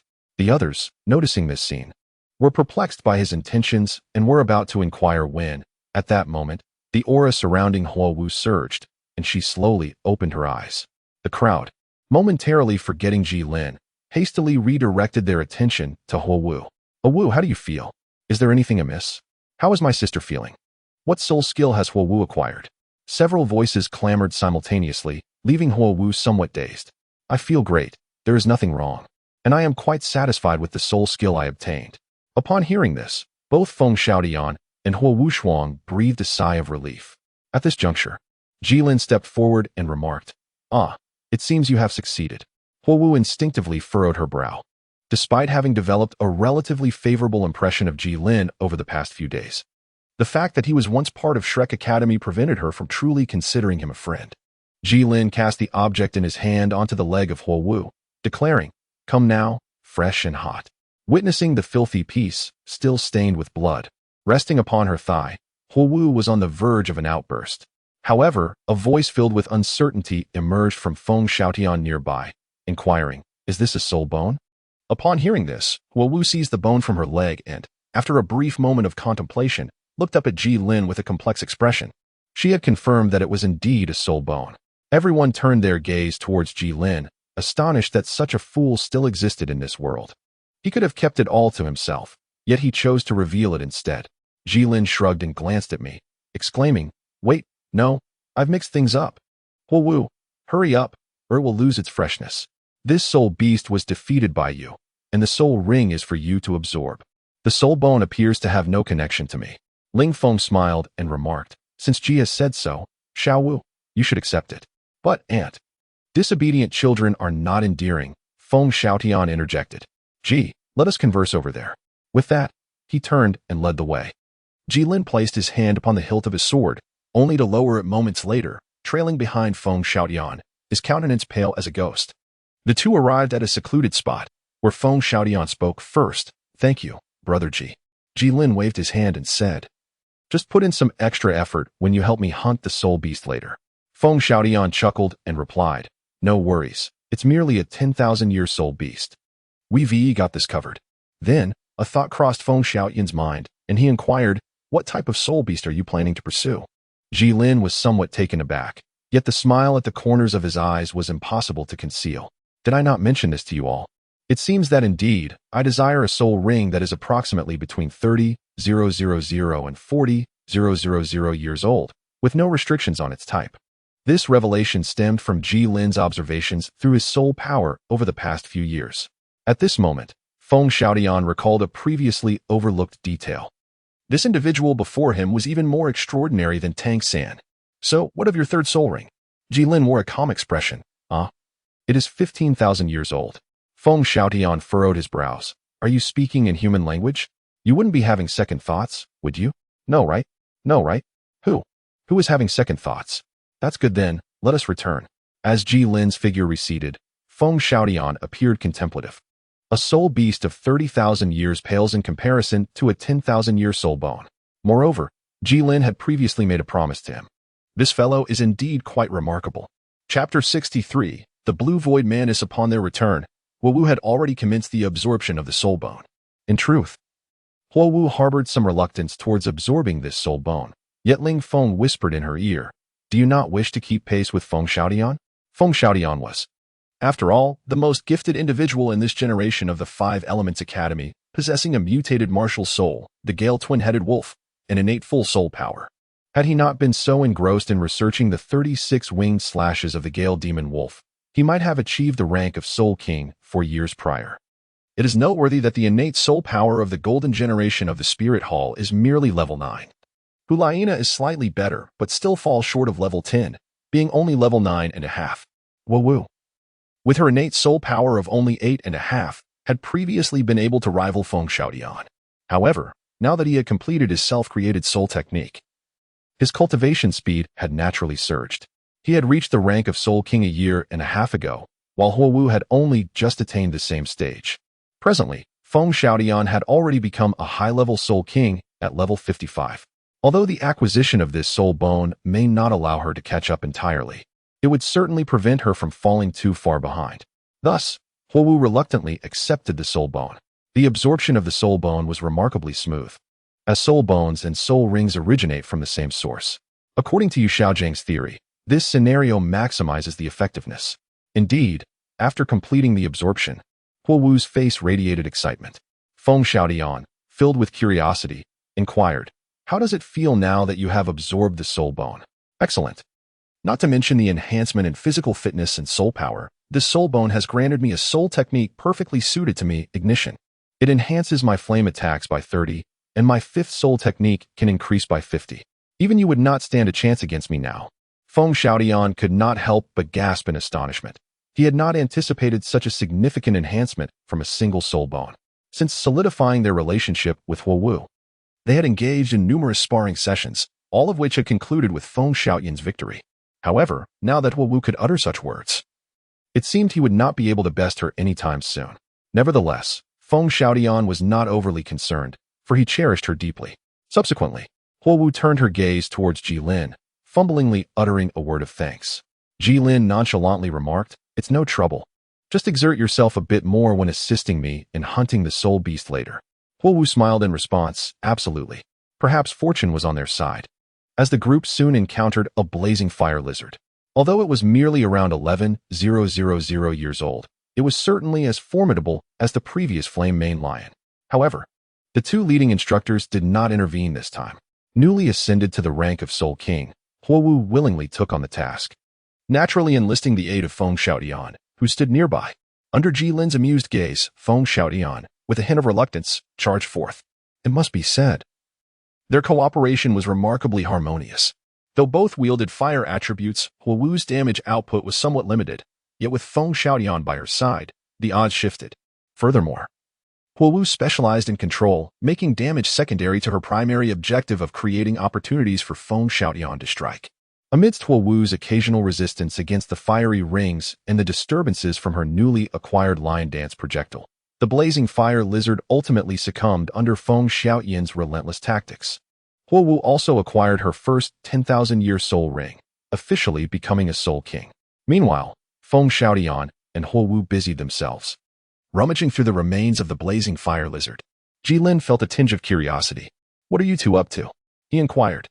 "We are searching to see if there are any more soul bones," came the reply. "What incredible luck to find 2 soul bones in succession," Jilin remarked, as he deactivated his spirit vision. Upon hearing this, the 2 companions relinquished their hopes of discovering another soul bone. Huowu Shuang shared a similar sentiment, harboring little expectation. Now, their sole task was to find a suitable spirit ring for Jilin before returning home. However, the process of absorbing the spirit rings and soul bones had consumed considerable time for Huowu and Huowu Shuang, and the moon now graced the treetops. All gathered once more around the campfire. Ling Feng spoke up. "Little Lin, would you be interested in joining my Blaze Academy? You seem to lack a destination at the moment." "No, thank you, Aunt Ling. I have grown accustomed to my freedom. I plan to wander the continent while I am still young and spirited. One day, I shall seek a place to retire, and at that time, I will pay you a visit." "Do not feign ignorance then," Jilin replied with a light-hearted jest. Ling Feng chuckled in response. "Rest assured, I shall save a place for you." Just as Jilin was about to say more, his gaze sharpened. Qing Yao and Feng Xiaotian also sensed the slight disturbance in the wind. Their vigilance heightened as they perceived an approaching presence. With their backs to the campfire, everyone scanned their surroundings cautiously. "Where is Huowu Shuang?"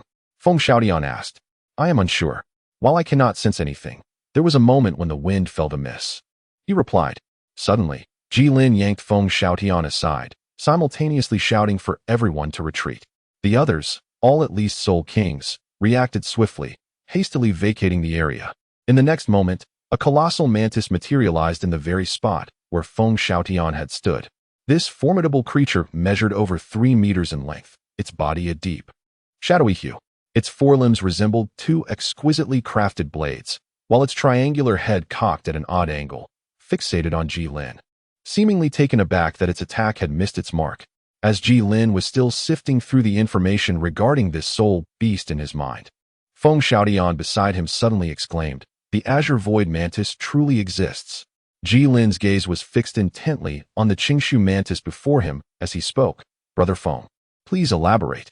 I have also encountered records left by my ancestors at home, which mention that a forebear of mine, who shares my dual-headed demon wolf martial soul, discovered a Qingshu mantis measuring over 7 meters in length while seeking a 9th spirit ring. Initially intending to subdue it, he ultimately found himself outmatched, fortunately. With the assistance of his companions, he narrowly escaped demise and later named the creature the Qingshu mantis. Everyone, exercise caution. For my ancestor warned that this spirit beast possesses not only formidable offensive capabilities, but also a unique spatial ability."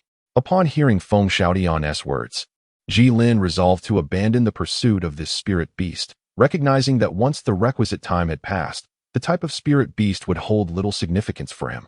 It was not worth provoking a formidable adversary. Thus, he was the first to retreat, and the others, noticing Jilin's movements, followed suit, cautiously backing away from the mantis. However, while Jilin sought to depart, the Qingshu mantis had no intention of allowing their escape. In an instant, the Qingshu mantis vanished from the sight of the group. Jilin shouted, "Disperse." Everyone complied without hesitation. The Qingshu mantis reappeared before the crowd, and upon realizing yet again that it had struck nothing, it furiously swept its forelimbs, causing the tree, which 4 people struggled to embrace, to topple to the ground as effortlessly as a hot knife slicing through butter. Jilin twisted his neck, unsheathed his sword, and it appeared that this fellow had no intention of allowing us to depart. Huowu snorted coldly, declaring that it was time to show him who the true prey was. Chapter 64. The Ambush in the Firelight Through the Lens of Soul Power. Ji Lin discerned that the soul power within the Qingsu mantis was not particularly formidable. Based on his prior observations of other soul beasts, it seemed to possess only a little over 30,000 years of age. However, in terms of luminosity, it was the brightest soul beast he had encountered. Huo Wu took the initiative, 6 lion dance projectiles, each with a diameter of 50 centimeters, swirling around her. Under her command, they shot forth like arrows, hurtling directly towards the Qingsu mantis. In response to the approaching fireballs, the Qingsu mantis merely swung its blade. The lion dance projectiles were sliced in half and subsequently exploded, engulfing the mantis in flames. Yet, no one dared to lower their guard. A soul beast capable of besting a quasi-titled Douluo could not be so easily dispatched. Indeed, in the next moment, the Qingsu mantis reappeared behind Huo Wu, its sharp forelimbs reflecting the fiery explosion as they sliced through the air. Huo Wu's head was sent flying in shock, blood spraying from her neck. Witnessing this scene, Ji Lin shouted urgently, "Huo Wu, move forward, get away from there." Instinctively obeying Ji Lin's command, Huo Wu narrowly evaded as the mantis's scythe grazed her neck, severing a few strands of hair. The mantis, puzzled by its failed attack, tilted its triangular head, its crimson eyes fixated on Ji Lin. Despite its low intelligence, akin to that of a 5 or 6-year-old child, it recognized that this was the individual who had repeatedly anticipated its actions. Seeing the mantis's attention drawn to him, Ji Lin felt a twinge of concern but remained untroubled, for the goddess of time stood behind him. In a certain sense, he was the most suitable candidate to distract the mantis, as his foresight allowed him to relay information to others, albeit at the cost of precious time. While he had succeeded this time, who could guarantee continued success? If anyone were to perish, the likelihood of surviving the Qingsu mantis's onslaught would diminish drastically. Once more, the Qingsu mantis vanished from sight. Observing this, Ji Lin did not linger but began to move around the vicinity. At the same time, he communicated telepathically with Huo Wu and the others. "Wait a moment. I will find a way to hold it off. When the time comes, do not mind me. Unleash your most powerful attacks." Meanwhile, the Azure Void Mantis had inexplicably appeared before Ji Lin, raising its scythe and striking downwards. However, Ji Lin had already foreseen this moment through his future vision, and to ensure absolute certainty in his response, he deliberately extended his reaction time beyond the 3-second safety zone. He met the blade with his own. Although the gilded armor could not entirely withstand the razor-sharp limbs of the mantis, the 7-Night Starlight blade, crafted by the esteemed Master Lu Gao to resist attacks of the Soul Emperor level, proved its worth. Although the gilding was cleaved through, the blade successfully mitigated the diminished force of the strike. The attack was parried. The emotional mantis appeared momentarily dazed, yet Ji Lin showed no mercy. He swiftly clamped its forelimbs under his arm. At that moment, the assaults from others also arrived. Observing that the Azure Void Mantis had not vanished, Huo Wushuang exclaimed with excitement that it seemed this creature could not utilize its spatial abilities while ensnared, signaling victory. However, Ling Feng's face bore a hint of worry. For Ji Lin might also be struck. Feng Xiaodian remarked that since this was his suggestion, he must have devised a means to protect himself. One could only hope so. Just a second before the onslaught, Ji Lin felt an emptiness beneath his arm. The attack succeeded, and his figure vanished amidst the flames. The fire, bolstered by the wind, sealed the blaze. The combined might of 3 fires and 2 winds was certainly not a mere sum of 5. All eyes were fixed intently upon the spectacle. Suddenly, the Azure Void Mantis reappeared before them, appearing unscathed. Huo Wu and the others instinctively grew wary, yet the mantis paid them no heed, tilting its head instead to observe the area engulfed in flames, seemingly checking if Ji Lin still lived. As both sides awaited the outcome, several Azure Energy blades hurtled towards the mantis, the first soul skill of Feng Xiaodian, Wind Blade Array. However, the emotional mantis feigned relaxation, yet did not overlook the approaching projectiles. With a single stroke, it dispersed the wind blades. Distracted by Feng Xiaodian's intervention, the Azure Void Mantis shifted its focus from Ji Lin to Feng Xiaodian, vanishing once more. Feng Xiaodian did not remain passive. He immediately unleashed his second soul skill, Twin Wolves Manifest, separating himself from the main group. Huo Wu frowned, questioning why he opted for the second soul skill. While Twin Wolves Manifest could significantly enhance speed, surely the more suitable choice at that moment would have been the flight-enabled Gale Wings. Ling Feng too was puzzled. Perhaps there was a profound meaning concealed that eluded their understanding. The Azure Void Mantis, however, did not ponder such intricacies. It reappeared before Feng Xiaotian and struck with its blade. Despite his swift reflexes and the wind generated by the wolf heads accompanying his second soul skill, Feng Xiaotian still sustained a gash on his left arm. Xiaotian. As the wind shifted, Feng Xiaotian found himself wounded, and Huowu was immensely anxious. Yet, she understood that rushing to his aid at that moment would not only be futile, but might also hinder him further.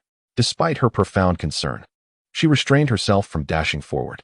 After successfully landing a blow, the Qingshu mantis did not become overzealous. It vanished once more. Clutching his injury, Feng Xiaotian grappled with the tenacity of his adversary. Ignoring the pain, he surged towards the flickering flames. You better be alive. Another spurt of blood erupted, this time from his right thigh, causing him to kneel just a few meters from the blaze. Xiaotian. Huowu could no longer contain herself, ready to rush forward, when Ling Feng swiftly rendered her unconscious.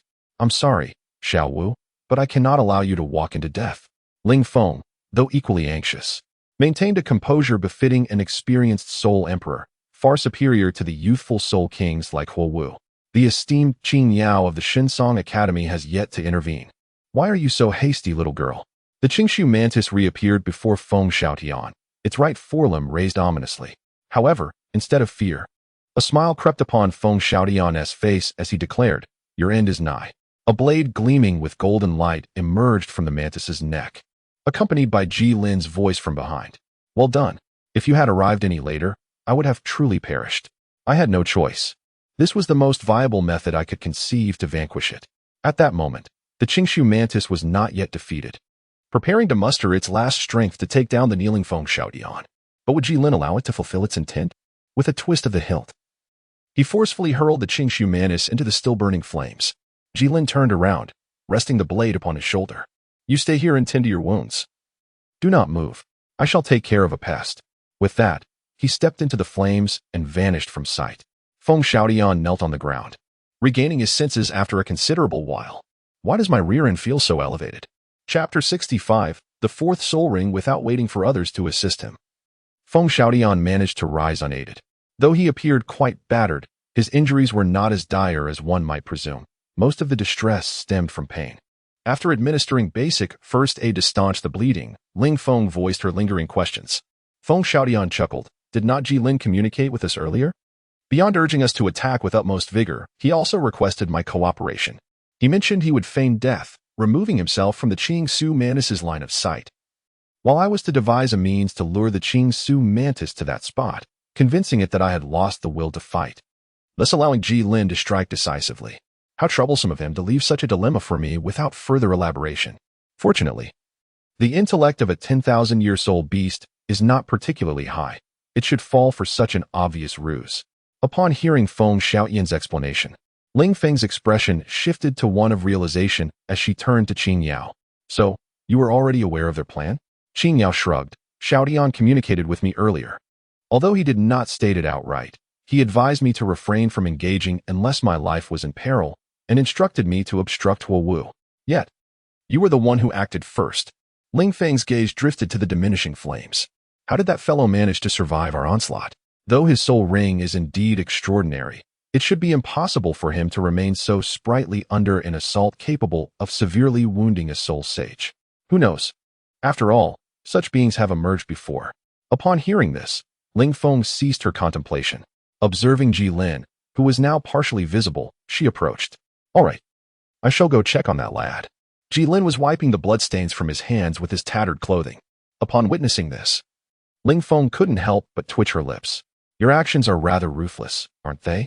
If it weren't for the remarkably distinctive forelimbs, I would hardly recognize this as the Qingshu mantis. There was no choice. This creature had caused me considerable suffering, enduring flames for far too long. Thus I was compelled to act with severity. Ling Feng nodded in understanding, yet remarked, that may be true, but could you please don some proper attire first? While your skills are commendable, they still fall short of my expectations. How awkward. Ji Lin concealed the critical points and rushed towards the nearby thicket with the swiftness of a fleeting breeze. Ling Feng shook her head, realizing that youth often clings to pride. She then approached the utterly disfigured Qingsu mantis, pondering whether such brutal dismemberment was truly motivated by mere vengeance. At that moment, Ji Lin had changed his attire behind a grand tree. Engaging in such actions for the first time filled him with an overwhelming sense of anxiety. He was so consumed by the moment that he barely noticed his own state of undress. Evidently, his composure still needed refinement. Just as Ling Feng concluded her assessment, Ji Lin returned. Feng Xiaotian and the others, drawn by curiosity, gazed at the once recognizable Qing Su mantis, and an involuntary smirk crept across Feng Xiaotian's masked visage. Ji, what unspeakable acts have you committed in our absence? As Ji Lin approached Feng Xiaotian with measured steps, the curious gazes of the onlookers fell upon him. Gradually, Ji Lin raised his right hand and playfully slapped Feng Xiaotian on the backside, saying, "Come to my room tonight.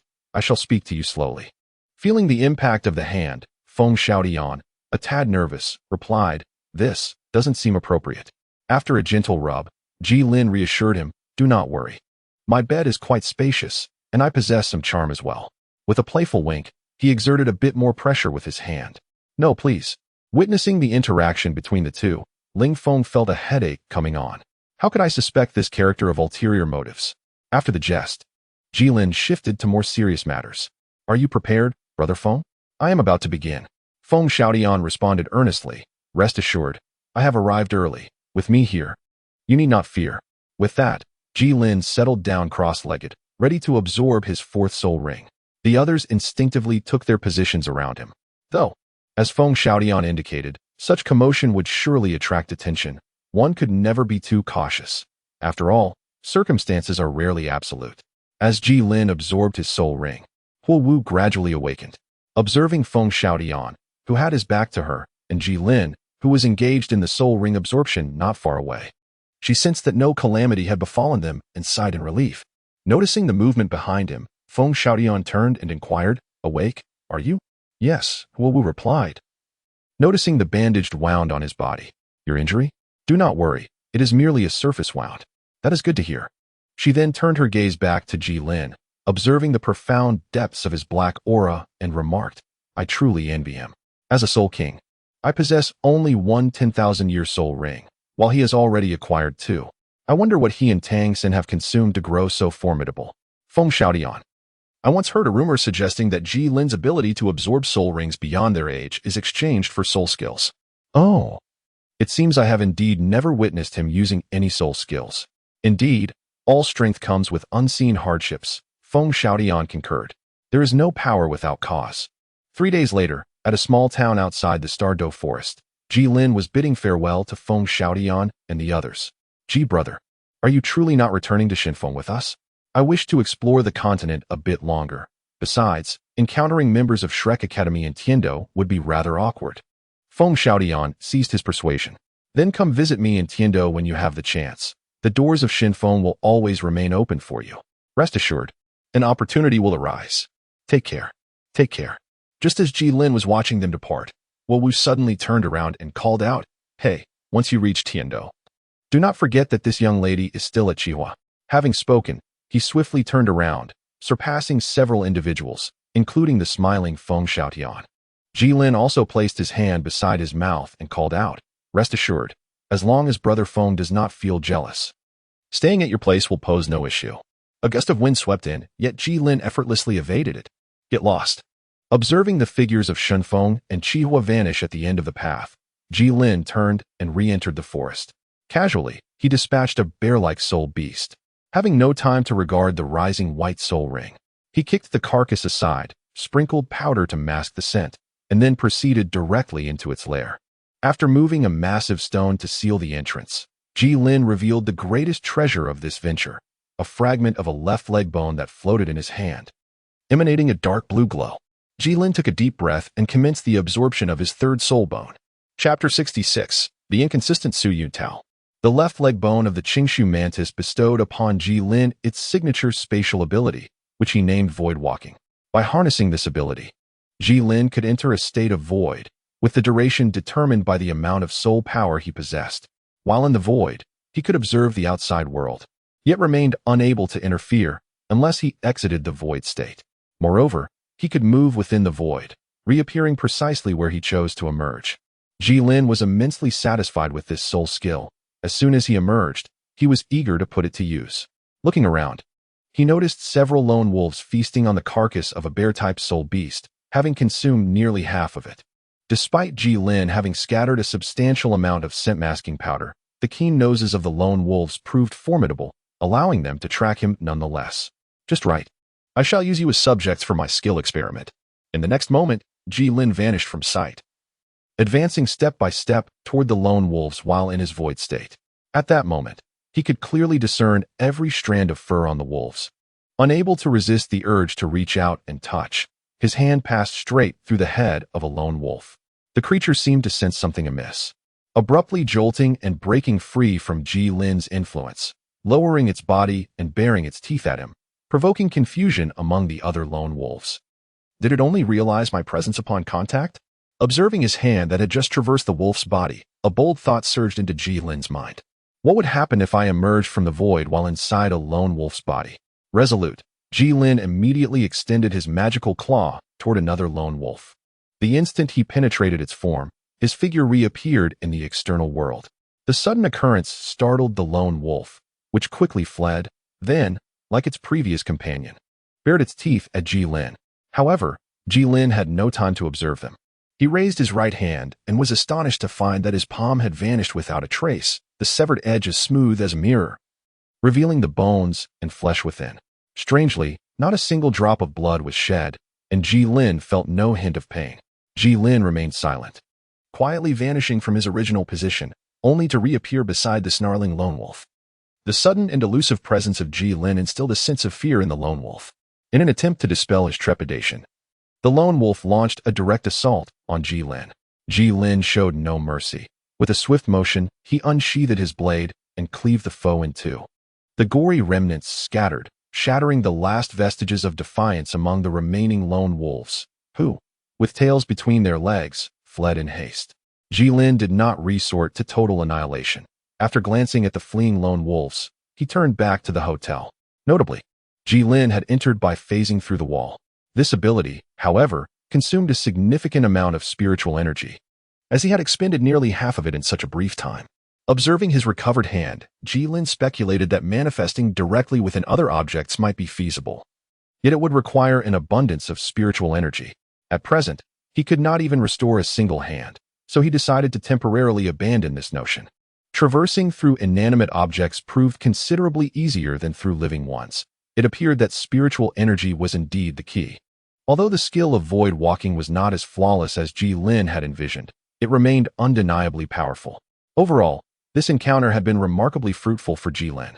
Not only had he advanced to level 43 and acquired a left leg bone, but more importantly, his gilded aura now enveloped his entire body.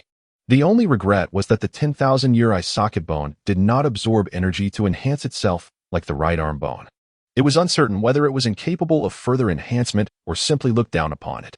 Fortunately, being an external soul bone, it would still grow stronger alongside Ji Lin without requiring energy absorption. The next step was to seek out a sacked town, as mentioned by Luo. 7 days later, Ji Lin arrived in Nodding City, weary from travel. After witnessing the grandeur and prosperity of Heaven-Do City, he now sensed a touch of earthly warmth in Nodding City. Since he was in Nodding City, he could not overlook the lone wolf soul master, Su Yuntao.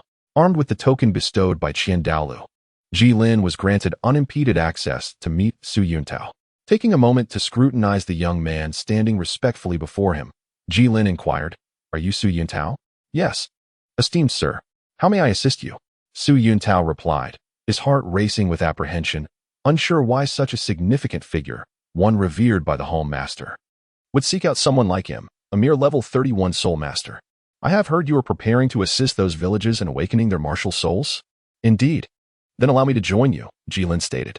Su Yuntao felt compelled to comply, and thus the two embarked on a journey to benefit the common folk. Over the next few days, they aided several children in various villages to awaken their martial souls. Regrettably, none possessed any spiritual power. This left Ji Lin perplexed. Why did Su Yuntao believe that Tang San's innate full spiritual power was inferior to a good martial soul? Was it due to his secondary spiritual power? "Su, what would you do if you discovered a child with innate full spiritual power?" Ji Lin asked. Su Yuntao, unsure of the reason behind the inquiry or what was expected of him, responded according to the rules of the hall. "I would certainly invite him to join the spirit hall, and even if he declined, I would persistently persuade him until he acquiesced. And how did you let Tang San slip away? Tang San. Who is that? Ji Lin frowned. He was referring to Tang San, the renowned blue-silver grass spirit master who had shown brilliantly in this year's Soul Master competition. Such news had eluded those of us from small towns, as we seldom paid attention to such matters. However, I do recall that several years ago, a child with innate soul power emerged from Holy Soul Village, bearing the blue-silver grass as his spirit. What was his innate soul power again? Was it full innate soul power? How could that be? If he truly possessed full innate soul power, I would have long since knelt to beg him to join the spirit hall. For introducing someone with full innate soul power rewards a substantial bounty. Yet, his spirit is indeed blue-silver grass. What of it? There are no stipulations regarding the type of spirit. Even a blue-silver grass with full innate soul power could still garner rewards. Observing Su Yuntao's seemingly sincere expression, Ji Lin sensed that the situation was rather intricate. Perhaps I misremembered. As the two conversed, Holy Soul Village had arrived. Old Jack had long been waiting at the village entrance with the children, and upon seeing Su Yuntao, he hurried over. Honorable Master Su Yuntao, it is a pleasure to see you once more. Su Yuntao waved his hand dismissively. Old villager, we are familiar enough. There is no need for such formality. Old Jack turned to Ji Lin and inquired, who is this esteemed individual? Before Su Yuntao could introduce him, Ji Lin interjected. I am here to assist Master Su in awakening the spirits. Then thank you, Master, Old Jack replied, grateful for the additional help in the awakening process. With 7 or 8 children already awakened, none had yet manifested soul power, and disappointment was etched across Old Jack's face. As Ji Lin approached, he initiated a conversation.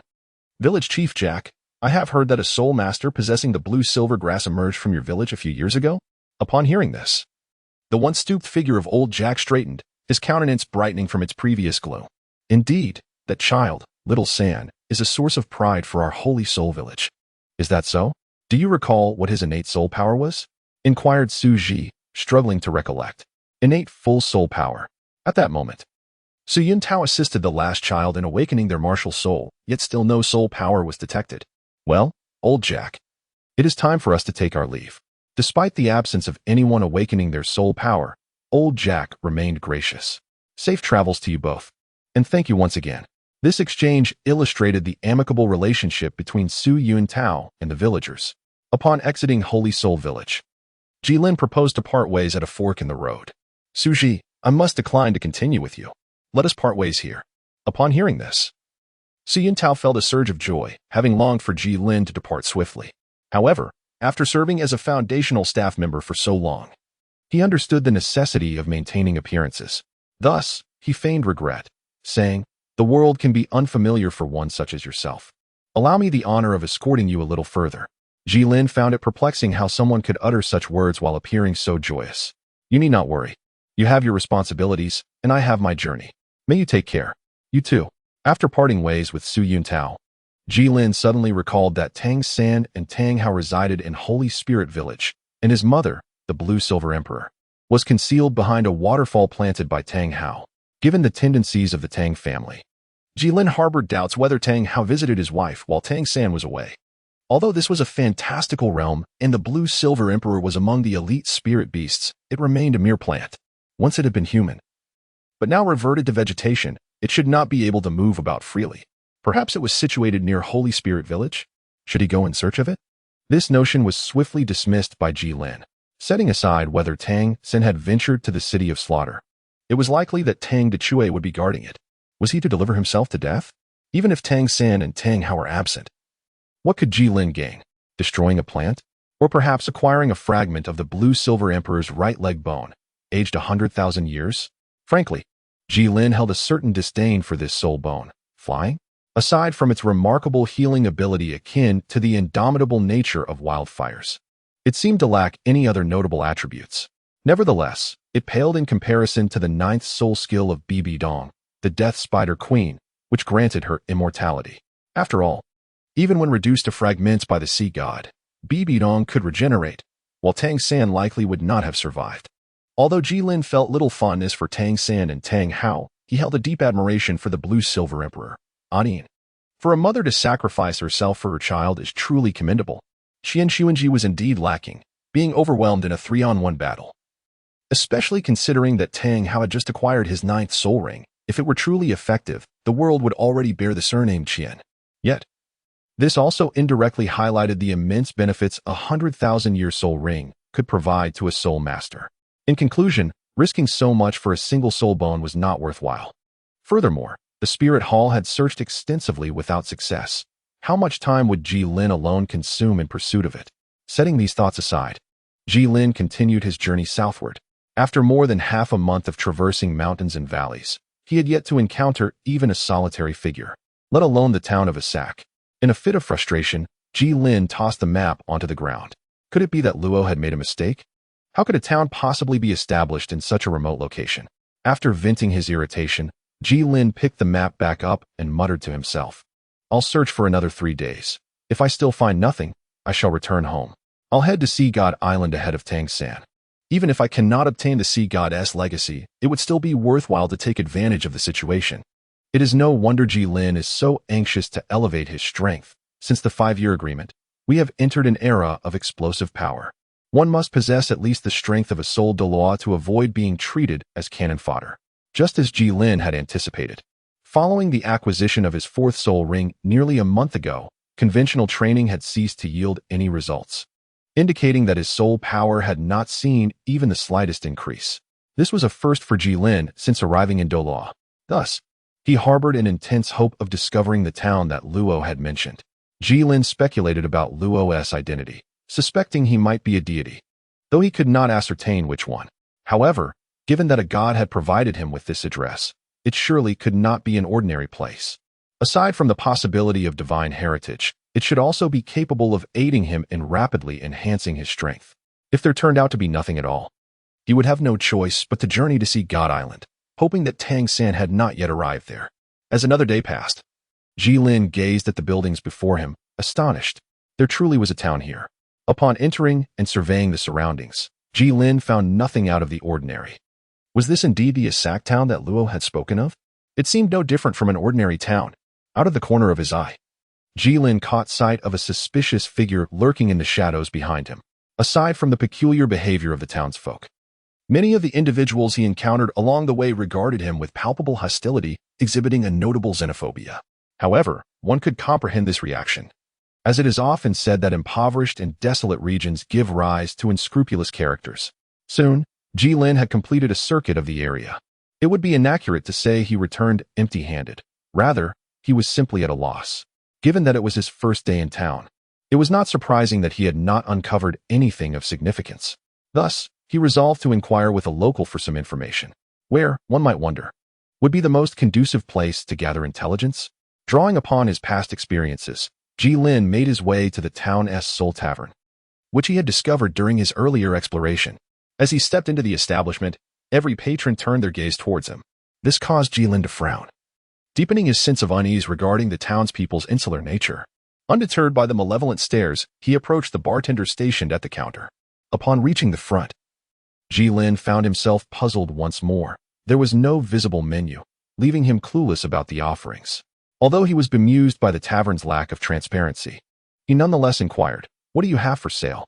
The bartender responded with a cryptic smile, "I have only one type of beverage, but I cannot say whether it will suit your taste." Ji Lin turned to observe the patrons within the establishment, noticing that each individual was savoring their drink with great delight, as if it were an exquisite delicacy rarely encountered. However, what struck him as peculiar was that everyone occupied seats against the wall, and no 2 people shared a table. Ji Lin, intrigued, decided to sample a drink. Upon hearing his request, the bartender promptly produced a large glass from beneath the counter. This was the establishment's signature concoction, the Bloody Mary.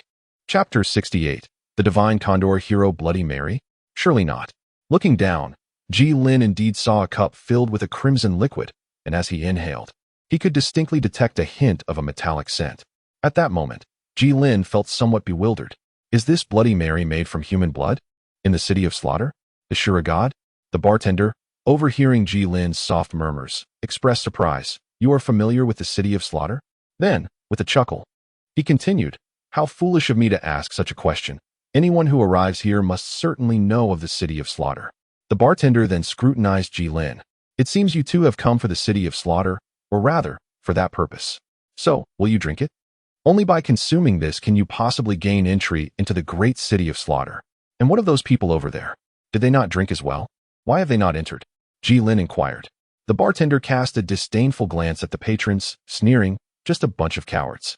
They yearn for the taste of blood, yet lack the courage to enter and indulge fully, settling instead for a weekly drink here. Then why do they not simply kill and take the blood here? Jilin pressed on.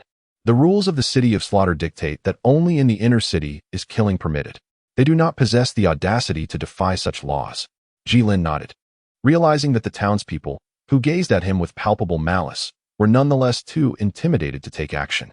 Leaning against the bar, he smiled and mused.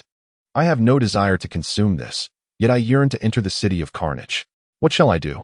At that moment, the other patrons in the tavern leaped to their feet in excitement, while the bartender coldly remarked, those who defy the rules of the city of carnage shall receive no protection. All the customers summoned their martial spirits and charged towards Jilin. However, these opponents were merely soul sovereigns, lacking in any formidable prowess, and Jilin felt little inclination to engage them. The man at the forefront was just about to reach Jilin when he suddenly collapsed, clutching his wound. As Jilin shook the blood from his blade, a crescent-shaped sword aura surged forth, severing one individual in half before continuing its relentless advance toward the remaining assailants. Although the prepared patrons managed to evade the attack, the residual force struck the ground, creating a cloud of dust. Amidst the swirling haze, anguished cries and splatters of blood echoed intermittently. As the dust settled, only Jilin remained standing, while the others lay sprawled across the floor and tables, the crimson liquid saturating the entire surface. Jilin sheathed his knife and returned to the bartender, whose face was ashen. You still haven't answered my question. Am I allowed to enter? Can I go in? The bartender maintained a stern expression and, after a prolonged silence, finally managed to utter a single word. Yes. Jilin made a gesture, and the bartender, somewhat reluctant, activated a mechanism hidden beneath the counter. With a series of mechanical sounds, the entire bar split in two, revealing a pitch-black opening. Why not do this earlier? Was it really necessary to complicate matters? Truly. As Jilin stepped inside, the bar slowly closed once more. The bartender dragged the corpses into the kitchen and casually retrieved several new tables and chairs. By the time he returned, the blood that had once stained the floor had vanished. Shortly after arranging the new furniture and returning to the bar, fresh patrons arrived at the tavern. A Bloody Mary, please. One Bloody Mary, please. Each guest occupied their own table, sipping their drinks, lost in their thoughts. As time passed, Jilin had been walking for 10 minutes. Despite the impenetrable darkness of the tunnel, he could still sense that he was descending. At that moment, a cold, mocking voice echoed from an unknown source. Welcome to the city of slaughter, the infernal capital, a realm rife with carnage. Here, you can acquire anything your heart desires, at the cost of your very life. Hee. Jilin felt somewhat speechless. Such words struck him as rather antiquated. Surely, one would not address every newcomer to the city of carnage in this manner. How utterly uninspired. It would be far more fitting to conjure lines of greater sophistication. For instance, O wayward lamb, you are about to step into the capital of hell, a realm steeped in bloodshed. Thus, make your choice. Will you retreat in cowardice, bearing the shame of the timid, or will you embrace your inner warrior, forging your glory through slaughter and sculpting your destiny with the very essence of death? So, choose wisely. Very well. I shall grant you an opportunity. You have 3 minutes to articulate your thoughts. After several minutes of waiting, the voice remained silent. Within the shadowy confines of an unknown chamber in the city of carnage, a towering figure concealed upon a throne could not help but twitch at the corners of his mouth. Where on earth did such a peculiar individual come from? Truly, a rarity seldom seen in a century. After a few more minutes of walking, Jilin found himself in a vast clearing. A resplendent violet moon hung high above, illuminating the entire expanse. A striking red and black gate, towering at least 100 meters, stood prominently before him.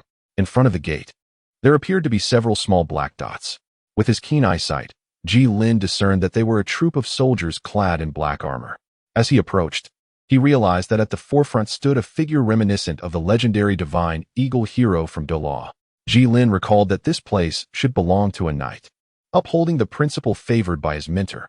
Asking questions whenever in doubt, Jilin inquired, "Where's your horse?" Upon his utterance, the previously quiet soldiers became even more silent. Instinctively taking a few steps back, Scott's forehead bore several furrows. He remarked, "You are the only one in the pasture bold enough to tease me to my face. I shall demonstrate that even with just one arm and no steed beneath me, I am still capable of combat." With that, he grasped the 2-meter-long lance beside him with his remaining left hand and thrust it directly towards Jilin. Jilin felt a sense of helplessness. He could not comprehend why such excitement arose from mere curiosity. Without drawing his weapon, he enveloped his right fist in a layer of gold and struck at the oncoming spear. With a resounding thud, the two collided. A tremendous force surged forth, causing Scott to lose his grip on the spear. The weapon spun through the air before embedding itself in a nearby rock. Jilin retrieved the gilded object, shook it in his hand, and inquired, "Shall we continue?" Scott gazed at his left hand, which still trembled incessantly, pondering whether he had become obsolete in the face of such formidable newcomers. After a prolonged silence, he finally uttered, "Please, proceed inside." As the grand door gradually closed, Scott approached the rock, preparing to draw his weapon. However, upon attempting to pull it out, he found it immovable. Taking a deep breath, he shifted his weight, exerting tremendous force with his left hand, veins bulging from his neck, before finally freeing the gun. Upon closer inspection, he noticed the barrel was indented by several centimeters. Ever since losing his right arm a year prior, he had diligently strengthened his left arm, and with the gun being half the length it once was, it had been meticulously crafted as a solid iron weapon to achieve ultimate lethality. Observing the tightly shut doors, Scott couldn't help but mutter, "Could it be a ghost?" Chapter 69. A grand event awaits. Upon entering the gates. Jilin toyed with the skull token presented by a soldier, intricately engraved with the number 9527. This numeral, how shall I put it, carries a certain significance. At that moment, an ethereal figure cloaked in black gauze approached him, the envoy of the King of Carnage. "Welcome to the city of Carnage, 9527. I am the emissary of the King of Carnage and your guide. For the next 24 hours, I shall remain by your side, elucidating all that the city of Carnage has to offer. During this period, you shall be under the protection of the King of Carnage, a privilege bestowed upon newcomers in this city." Jilin assessed the young girl before him, noting her modest cultivation, likely at the level of a high-ranking soul master. He nodded slightly to her, expressing his gratitude. With that, the two set off together. The girl dutifully assumed the role of a guide, though Jilin did not inquire. She proceeded to explain, "The city of Slaughter is divided into two parts, the inner and outer cities. We are currently in the outer city." The streets of the outer city were notably desolate, with few souls to be seen along the expansive thoroughfare. The buildings appeared remarkably dilapidated and ancient. Occasionally, they encountered individuals who seemed utterly dispirited, their frames emaciated to the point of resembling mere skin stretched over bones. Upon catching sight of Jilin, a flicker of light seemed to ignite in their eyes, yet the moment they glanced at the girl beside him, that glimmer faded into a palpable shadow. Jilin naturally observed the changes in those around him and remarked to the young lady, "It seems they fear you." The girl cast a disdainful glance and replied, "Of course, those lingering in the outer city, who offer 2 cups of Bloody Mary each month, are bound to be afraid of me." "Oh, does the city of Slaughter require a monthly tribute of human blood?" Jilin inquired. The girl fixed him with a penetrating gaze, and even through the veil, he could sense the coldness in her eyes. 9527, please mind your language, she admonished, adopting a tone tinged with reverence. "That is known as Bloody Mary, the most sacred offering in the city of Slaughter." Seeing that the young lady had succumbed to her fervor, Jilin deemed it unwise to engage in a debate with an irrational fanatic, recognizing it as both a waste of time and folly. All right, Bloody Mary, Bloody Mary. Now, can you enlighten me?" Disregarding Jilin's feigned interest, the girl responded only after he had acquiesced to remain in the city of Slaughter. "One must pay a certain price. Alternatively, one can participate in the Hell's Arena. A single participation grants a year's stay, and this can be accumulated. But how do you ascertain whether someone has fulfilled one of these conditions?" "I doubt everyone would be so honest," Jilin queried. In response, the girl excitedly gestured towards the tallest edifice in the city of Slaughter. No deception can escape the gaze of the great king of Slaughter. As if to preempt further questions from Jilin, she continued, "The great king of Slaughter will issue a decree, at which point the enforcement squad will come to demand the Bloody Mary. Do not entertain thoughts of resistance. The enforcement squad includes titled Douluos capable of employing soul techniques." The latter part of her statement was directed squarely at Jilin. Jilin shrugged, indicating that he had no intention of opposing the law enforcement team. At that moment, the two passed by a food distribution point. Jilin approached with a sense of concern and, Upon glancing at the young girl, expressed his disappointment. Is this what you offer to deceive us? Jilin reached for a hardened loaf of bread, bringing it to his nose for a whiff, only to be met with a faintly unpleasant odor. Upon breaking it apart, he discovered it was entirely moldy. Glancing at the water, Jilin rubbed his eyes several times to ascertain that it was not a case of floaters, but rather that mosquitoes were indeed buzzing within. The young girl let out a cold huff, remarking that the city of slaughter was no charitable institution. Such refuse was all that these people deserved. Of course, if one sought more delectable offerings, a journey to the inner city was an option. Setting the bread aside, Jilin, curious, inquired whether food was supplied in unlimited quantities. Certainly not, came the reply. While it is free, it is not without limits. There is a fixed amount available each day, and once it is gone, one must resort to taking it by force. Jilin quietly committed this information to memory. He could abstain from consuming that blood-soaked Mary for a lifetime. Yet he could not forego a single meal. Departing from the food supply point, the two resumed their journey, and before long, a low, doorless wall appeared before them. The girl remarked that beyond this barrier lay the inner city, the very heart of the city of slaughter. Without further elaboration from her, Jilin grasped the distinction between the inner and outer cities. The streets behind the wall were pristine and orderly, and the architecture was exquisitely crafted. With numerous individuals traversing the thoroughfares, their gazes chillingly indifferent. Above them, the violet moon radiated a bluish-purple luminescence, draping the inner city in an ethereal veil.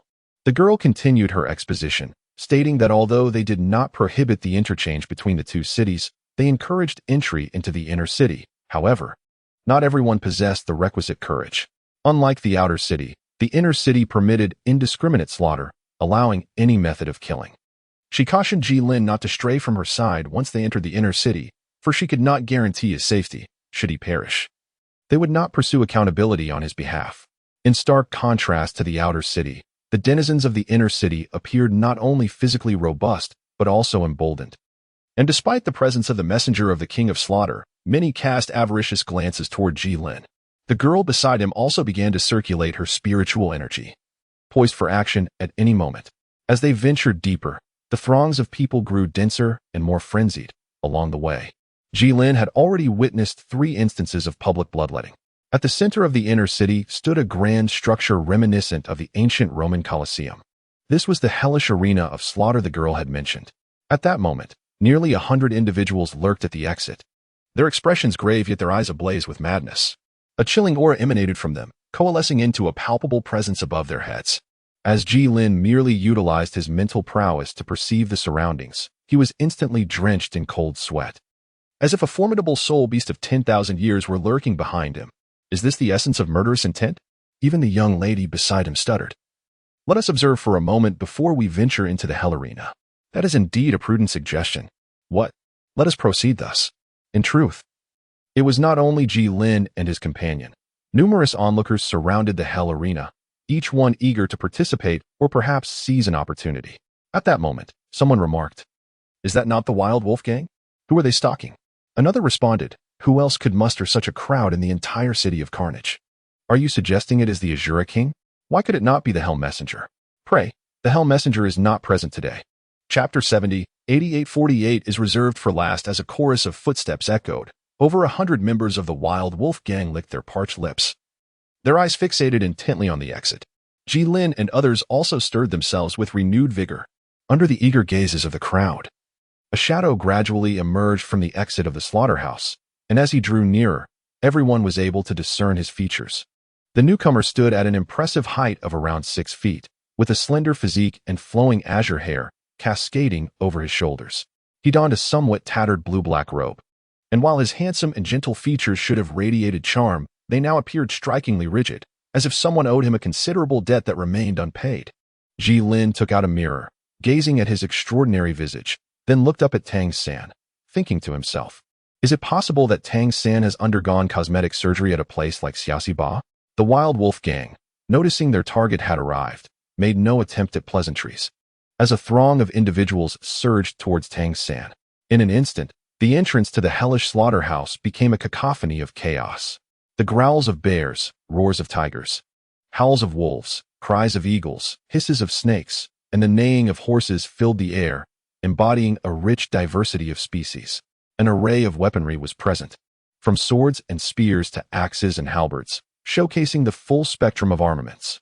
In stark contrast, Tang San merely gripped a massive hammer, towering over him, and charged alone into the sea of adversaries. Suddenly, he hurled the hammer in an unusual manner. Upon release, the Haotian hammer spun violently, toppling several individuals in the second wave. Meanwhile, Tang San's hands, unbeknownst to him, had filled with hidden weapons, which he dispatched with remarkable speed. Retrieving the returning Haotian hammer with finesse, employing the Tang Sect's technique of chasing the moon, pursuing the stars. The foremost attackers fell one after another to his hidden projectiles. Even as Tang San felled over 10 foes in mere moments, it failed to dampen the morale of the Wild Wolf Gang, who continued to charge relentlessly at Jilin. With a mighty leap, Tang San delivered a devastating blow amidst the throng. It was akin to a wolf among a flock of sheep, unleashing a relentless slaughter. However, even the weakest of sheep, when gathered in numbers, could confront a ferocious wolf. After forcefully dispatching over 90 foes, Tang San himself bore numerous injuries. Leaning on the Haotian hammer, he panted heavily, surveying the remaining members of the Wild Wolf Gang. Though their resolve was wavering, surrendering was not an option they could accept. In the blood-soaked city of Slaughter, such a large-scale ambush was a rare occurrence, and the ferocity of this confrontation was unprecedented. "Spare me, and I promise never to provoke you again. I beg you, have mercy." The Haotian hammer, drenched in remnants of flesh, ignored the pleas, descending with a heavy thud. The impact sent a spray of white, semi-solid matter flying.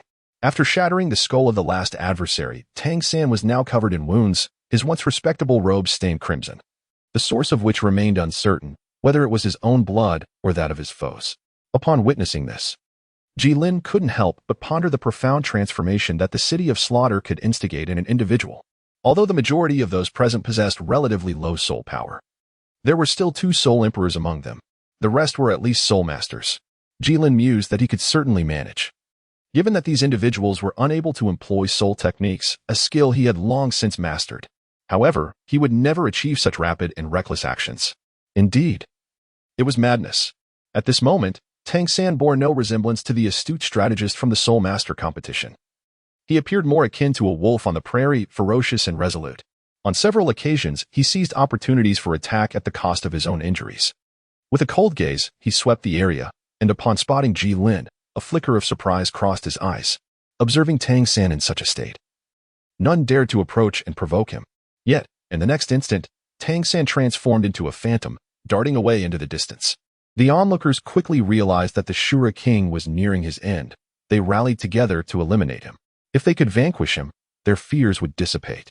If even the Shura King could be defeated, what of the Hell Messenger? Ah, how exhilarating. Except for Jilin and the girl. Everyone else pursued the direction in which Tang San had fled. The city of Slaughter had always revered violence, and the girl was no exception. Gazing dreamily at the now invisible Tang San, even as Jilin waved his hand multiple times in front of her, he failed to draw her back to reality. As Jilin contemplated whether to leave her behind and enter the Hell Slaughter arena alone, the girl spoke up. "Truly, the Shura King is magnificent. Even his fleeing posture is so dashing." Observing the infatuated girl before him, Jilin retorted, "You are merely enamored by his looks. How base of you." The girl shot him a disdainful glance, declaring, "At least the Shura King is far more handsome than your ordinary visage." Her words struck Jilin like a piercing arrow, causing him to clutch his chest and stagger back a few steps. Seeing Jilin's reaction, the girl nodded in satisfaction and stated, "Well, I have provided an overview of the situation here. Do you have any further inquiries?" Jilin raised the skeletal token in his hand and inquired about a matter of great concern to him. "What significance does this number hold? For instance, does it indicate that I am the 527th person to arrive here?" "No," the girl replied. "It is merely a designation. Here, whenever someone perishes, their designation is subsequently passed on to the next newcomer." Upon hearing her response, Jilin nodded thoughtfully and then gestured towards the nearby hellish arena of slaughter. "May I enter to have a look?" "Yes, but to gain entry, you must offer a Bloody Mary," she replied. "Do you have one?" Jilin gestured towards the lifeless bodies sprawled haphazardly in the distance, noting that several individuals were already at work there. "Isn't this convenient?" he remarked, eagerly retrieving a container and hastening towards the scene. The young girl smacked her forehead, having forgotten about this particular detail, and promptly set off in pursuit of Jilin. Jilin discovered an intriguing phenomenon. A large pool of blood that had been visible before had now vanished without a trace. The others, however, seemed unfazed, preoccupied with drawing blood from the fresh corpses before them. Jilin was also emulating the surroundings, perhaps influenced by the grim atmosphere of the City of Carnage. The remnants of blood in these corpses were remarkably easy to extract. A mere incision on an artery would release a small stream of blood, though the quantity was rather touching. After considerable effort, Jilin managed to collect approximately 1 liter of blood. Judging by the size of the cups in the City of Carnage, this would amount to about 4 cups. See, isn't this sufficient? He remarked with a tone of pride. The young girl rolled her eyes at his exuberance, but chose to remain silent. Thus, the two of them entered the hellish arena of slaughter. The seating in the hellish arena was quite intriguing, arranged in a series of tiered steps. They casually chose a seat. Interestingly, all the spectators sat obediently, resorting to verbal assaults rather than physical confrontations. Noticing Jilin's perplexity, the girl elucidated that within the hellish arena, aside from the fighting stage below, any form of violence was strictly prohibited. Even brawling was forbidden, with violators facing the personal judgment of the King of Slaughter. 3512, 621, 250, 1234, 6481, 520, 1314, 9494, 9898, and 8848, please step onto the stage. Simultaneously, the 10 entrances to the arena opened, and an individual emerged from each. The battle then commenced. Ultimately, it was the contender numbered 8848 who stood victorious, eliciting an eruption of cheers from the audience. Positioned upon the stage, 8848 reveled in the glory of triumph. While the fervor for slaughter surged intensely within his mind, Jilin could distinctly perceive a subtle crimson energy emerging from beneath the ground, ascending into the being known as 8848, which subsequently appeared even more exhilarated. Jilin was uncertain of what it was, yet it seemed to be something undesirable. However, one must conduct experiments to uncover the truth. Jilin rose to his feet, stretching his limbs, which filled me with excitement. Where can I register? The young girl was somewhat taken aback, not expecting Jilin to participate. Allow me to remind you that if you choose to partake now, it will be regarded as an automatic forfeiture of protection. I understand. After observing Jilin for some time, the girl shook her head, preparing to depart. One last question. Have you ever heard of the term Isak? No. Oh. Chapter 71. Opponents using crossbows. Perhaps the absence of Tang San and Hulaina was the reason. Shortly after Jilin completed his registration, the announcement was made that the competition was about to commence. Contestants numbered 4568 to 9527, please step forward. Standing in the contestants' passage, Jilin took a deep breath to steady himself. After all, there would soon be a fight to the death. The stone gate before him slowly opened, and Jilin stepped into the arena, a coliseum with a diameter of 100 meters.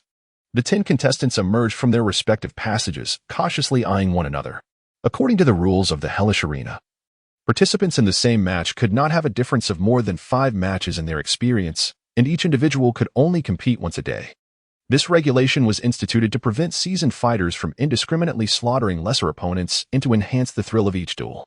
After all, when there is but a glimmer of hope, life forms unleash a powerful instinct for survival. Among the 10, Jilin noticed that 2 were particularly tense, evidently newcomers like himself, while the others appeared more at ease, clearly seasoned players. The closing of the gate behind them signified the commencement of the brutal elimination round. One must choose the right fruit to squeeze. This is an obvious truth. Although it may deplete some energy, claiming a life can significantly boost one's courage and morale, enabling one to perform at their peak, perhaps even beyond. Thus, the 7 veterans charged towards Jilin and the other 2 newcomers, intending to treat them as mere appetizers. 3 individuals raced toward Jilin, while the remaining 4 formed pairs to confront the last 2 contestants. As the 3 approached, Jilin inhaled deeply and brandished his weapon. The foremost combatant, a soul master wielding an eagle martial spirit, surged ahead, though unable to utilize soul skills. The enhancement of his martial spirit granted his iron claws the power to shatter stone. The clash between Jilin's blade and the opponent's claws resonated with the sound of metal colliding. Yet, how could the strength of the soul master, an eagle spirit wielder, rival that of Jilin, who had dedicated himself to the mastery of physical prowess? In a mere exchange, the eagle soul master was sent hurtling backward by Jilin's strike. At that moment, 2 other soul masters arrived on the scene. One, wielding a mountain-splitting knife spirit, launched a horizontal slash at Jilin. Jilin leaped into the air, evading the attack with a graceful twist, his blade shimmering with a golden sheen as he redirected the momentum to slash at the final opponent, the powerful Bear Soul Master. Confident in his own robust physique and considerable strength, the Bear Soul Master gathered his soul power, crossing his arms in a bid to withstand Jilin's onslaught. However, he underestimated the might of the golden-enhanced blade. A flash of gold sliced through the air, and suddenly, two hands lay severed on the ground. Seizing the advantage, Jilin swiftly released and then grasped the blade once more, transforming his grip in an instant from reverse to standard. Delivering an upward slash that cleaved the Bear Master in two, entrails spilled onto the earth, a sight that would typically evoke horror. Yet Jilin felt an exhilarating thrill rise within him. It had been far too long since he experienced such unrestrained satisfaction. His gaze then shifted to the remaining two adversaries, and with a playful lick of his lips, he beckoned, "Shall you bring me further delight?" The two soul masters exchanged glances, undaunted, and charged toward Jilin. One high and one low, Jilin gathered his strength in silence, and then, with a sudden flourish, he unleashed a blade, sending a fierce wave of sword energy that struck the unsuspecting eagle down. Simultaneously, Jilin propelled himself forward with remarkable speed, reaching the mountain cleaver before his opponent could recover from the shock of the attack. In one swift motion, he severed the man's head from his shoulders. Another arc of sword energy followed, cleaving the descending eagle in two. The audience was left in utter astonishment, with one voice rising above the rest, exclaiming, "Soul bone! That lad possesses a soul bone!" Instantly, a myriad of greedy gazes from the sparse crowd fixated upon Jilin. The spectacle not only bewildered the onlookers, but also captivated the other soul masters present. After dispatching the eagle and the mountain cleaver, Jilin, still unsatisfied, turned his attention to the remaining 5 soul masters, one of whom had already fallen. Without the need for words, the 5 united in their assault against Jilin. A wave of sword energy, far more potent than before, surged forth, with Jilin following closely behind. None dared to test the might of the sword energy, opting instead to evade. The formation of the 5 was thus shattered, allowing Jilin to seize the opportunity to eliminate the one furthest from the group, dispatching him with a single encounter. In this manner, employing sword energy as his path and isolating his foes, Jilin soon found himself facing only one adversary. At this moment, the last remaining opponent spoke. "A person like you should be coveted by every faction. Why have you come to the city of slaughter?" Jilin retorted. "Why do you think I would be so popular? It goes without saying that a soul king with a soul bone would receive respect wherever he goes, wouldn't he? But why did you choose to enter the city of slaughter? If it weren't for the inability to survive outside, who would willingly step into this wretched place? It seems you have quite a few tales to tell. Are you intrigued? Do share, if you will." Following this, the Soul Master recounted his experiences of being oppressed by nobility and how, after becoming a Soul Master, he was pursued by powerful factions. Jilin stroked his chin, savoring the tale he had just heard. It was a fortuitous opportunity. The Soul Master drew a crossbow from the small of his back and aimed it directly at Jilin. The bolt was poised to strike Jilin's face. Yet he appeared oblivious, offering no response whatsoever.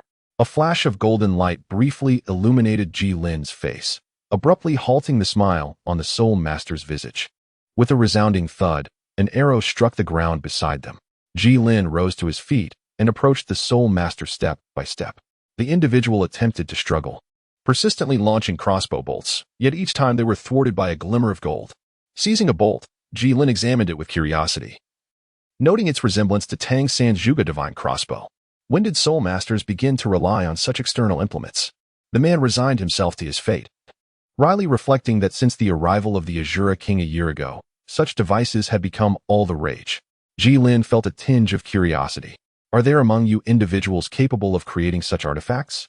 In the city of slaughter, with its population nearing 10,000, there must surely exist some skilled artisans. Jilin nodded, acknowledging the lesson. Grant me a swift resolution.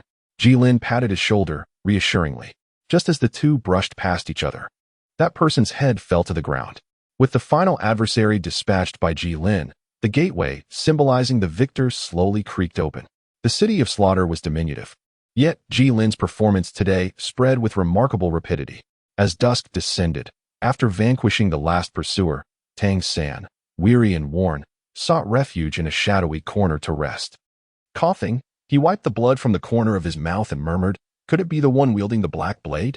Meanwhile, the Hell Messenger, Hulaina, had also heard of Ji Lin's exploits, delicately sipping from her drink, her eyes glistening with a hint of red. A newcomer possessing a soul bone? How increasingly intriguing.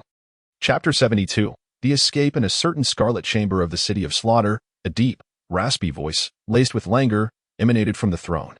I hear another promising newcomer has arrived today? The voluptuous chief steward, standing beside, responded, Indeed.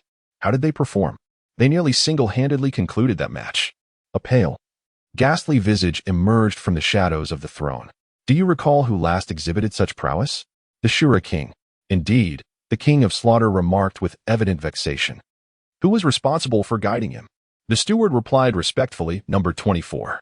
Bring her to me. With that, the face retreated into darkness. Soon, the girl who had led Ji Lin arrived in the chamber, kneeling on one knee, her tone betraying an unmistakable excitement. I serve the illustrious King of Slaughter. Relate to me all that transpired between you and 9527. Upon hearing of Ji Lin's remarkable feats, the girl had not anticipated such strength from him, nor that he would capture the attention of the King of Slaughter. A flicker of jealousy stirred within her, yet she concealed it well. She recounted in detail her conversations with Ji Lin to the king. After absorbing the girl's account, the King of Slaughter pondered Ji Lin's origins. Not one of those two killing gods. He could be worthwhile. If not, we shall eliminate him. We cannot afford another domain of killing gods. Resolute, the king addressed the girl with a detached tone, You may leave. As the girl rose and turned to exit, she suddenly recalled something. He did inquire about a rather peculiar matter. What matter? Have you heard the Termisac? The girl felt a rush of vertigo as her delicate neck was seized, lifting her off the ground. Did he truly ask that? Gasping for air, she managed to reply, Why yes. Is that so?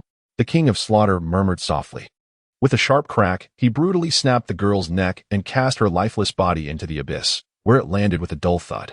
Why did 9527 know the name Asak? In this era, it should have been forgotten. Suddenly, a figure entered, the Chief of Internal Affairs. Noticing the absence of the 24th, he neither inquired nor expressed any surprise. After all, this was not the first occurrence. What orders does the King of Slaughter have? Issue a blood-red warrant for the elimination of 9527. I shall exceptionally bestow upon him the title of the God of Slaughter. Without a moment's hesitation, the chief immediately turned and set forth to execute the king's command. Returning to his throne, the King of Slaughter summoned forth a goblet filled with crimson blood, which effortlessly floated into his grasp. He downed the sanguine concoction in one swift motion, feeling a fleeting sense of calm wash over him. Yet, it was not sufficient. This was precarious. Although my forces and I could not act recklessly, lest that formidable being intervene, I realized there were two capable enforcers readily available. The arrival of Ji Lin had stirred the undercurrents within the city of Slaughter. At this moment, Ji Lin remained oblivious to the impending storm. A few minutes earlier, after exiting the hellish arena, he made his way directly to the food supply point, a sizable building, one of 3 such establishments in the inner city. The doors were tightly shut, and the structure lacked windows, exuding an air of profound mystery. A considerable number of people had already gathered at the entrance. As noon approached, the gates swung open, prompting a frenzied rush from the crowd. When throngs of people converged, chaos was inevitable. In a lawful society, one might expect order. But this was the city of Slaughter, a place where murder was celebrated. After several lives were lost, all managed to gain entry into the supply point. There existed an unwritten rule in the city of Slaughter. Once inside the supply point, violence was strictly prohibited, not out of fear, but to ensure one could secure sustenance. Those who left empty-handed would find no mercy from those who had feasted well at other supply points. Indeed, as that girl had remarked, the food in the inner city was akin to that found in the heavens, while the outer city's provisions were relegated to the depths below. Ji Lin seized a piece of pork knuckle and began to savor it, relishing the delightful flavor. As he indulged, he discreetly utilized his ring to collect a modest amount of food. Although he yearned to take more, he was acutely aware that such an action would surely incite the wrath of the crowd. Thus, he contented himself with a day's worth of provisions. For while the soul guide device could store items, time within it flowed just as it did outside, rendering stale food unappealing. Despite only taking what he needed, Ji Lin possessed a considerable appetite, and the sight of him accumulating over 50 portions drew disapproving glances from others, though none dared to intervene. After satisfying his hunger, Ji Lin exited the supply point, only to find the gazes of passers-by subtly directed towards the token at his waist, which heightened his sense of caution. Are you 9,527? A gaunt man emerged, brandishing an iron rod pointed directly at Ji Lin. A keen observer recognized the man and exclaimed, "Isn't that 2,580? 2,580? The one with 45 victories? The second only to the Hell Messenger and the Azure King?" Indeed, it was he. Who would have thought he would take action as well? Is this not obvious? That is the title of the god of killing, able to traverse the killing city at will. Who would not be enticed? Listening to the surrounding discourse, Ji Lin understood that this man was intent on confronting him. He immediately assumed a defensive posture, acknowledging the gravity of facing a soul saint. 2,580 licked his lips, clearly convinced that Ji Lin was indeed 9527. Once I eliminate you, the title of God of Killing shall be mine. And I will no longer have to contend with those two oddities. Ji Lin chuckled coldly, declaring that taking his life would not be an easy feat. Neither side possessed the upper hand. With 2,580 unable to utilize soul skills, the advantage remained elusive. Thus, Ji Lin chose to remain steadfast in the face of uncertainty, quietly observing his surroundings. The others held their breath, ready to seize the opportunity as the proverbial fisherman. Suddenly, Ji Lin made his move, prompting 2580 to brace himself. With astonishing speed, Ji Lin dashed towards a nearby alleyway, having discerned the optimal route through careful observation and foresight. "Run away," he exclaimed. A phrase that left the crowd momentarily taken aback, as none had anticipated Ji Lin's decision to retreat without a fight. Though the meaning of his words eluded them, it was evident that this was a provocation directed at his pursuers. Chapter 73. Let us exchange rings. 9527 is here. Come quickly. Let us go. The title of God of Slaughter is within reach. The blood-red bounty on the King of Slaughter spread rapidly throughout the city of Carnage. Almost everyone joined in the pursuit of Ji Lin, as this was the closest they had ever been to the God of Slaughter. Pursuers closed in from all directions, and if viewed from above, Ji Lin appeared to be a fish trapped in a net. Hearing the footsteps drawing nearer, Ji Lin swiftly turned into a side alley. Behind him, 2580 and a hunched figure followed close behind. The man's nose was disproportionately large, and his protruding tongue suggested a lack of intelligence as he sniffed the ground. 3654, what's the situation? Where is he? 3654 lifted his head and pointed toward the alley Ji Lin had entered, asserting, "There?" Upon hearing 3654's direction, 2580 grinned, exclaiming, "Fortune is indeed on my side. I never expected him to run into the encirclement. He has walked right into our trap." As he spoke, he affectionately patted 3654 on the head, adding, "Your keen nose has proven invaluable today. I'll reward you with 10 Bloody Marys when we return." "Thank you, Master. Thank you, Master." 3654 bowed repeatedly, provoking a hearty laugh from 2580. Unbeknownst to 2580, a glimmer of unknown brilliance shone in the eyes of 3654. However, before the two could venture further into the alley, two additional groups arrived, suggesting that there were others among them with talents akin to that of 3654. The three factions stared at each other, each waiting for the other to make a move. After a moment of silence, 2580 remarked, "Staying here without action is not beneficial. If someone else gets there first, we will suffer a great loss. Shall we join forces?" The leaders of the other two factions were equally aware that engaging in confrontation at this moment would be unwise, and thus they acquiesced. However, as they made their way through the alley, they unexpectedly collided with another team, each party staring at the other in bewilderment. The encirclement gradually tightened, with an increasing number of individuals arriving, none anticipating that Ji Lin could so stealthily elude the pursuit of such a large contingent.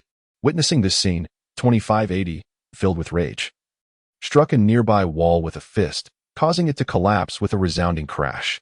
A hapless soul perched upon the wall had no time to react and tumbled down. Enraged, he wasted no time in retaliating. 2580, are you out of your mind? Can't you see I'm still up here? Are you blind? 2580, with a scowl, brandished his iron staff. Are you courting death? The other, undeterred, summoned a multitude of fine needles, their dark hue indicating they were laced with poison. If you doubt me, let us clash. You shall see whether I pierce you or not. Though the words were fierce, both knew that engaging in a fight would only serve to benefit others. In an unknown room within the outer city, Ji Lin took a sip from the soul-guiding device to steady his nerves.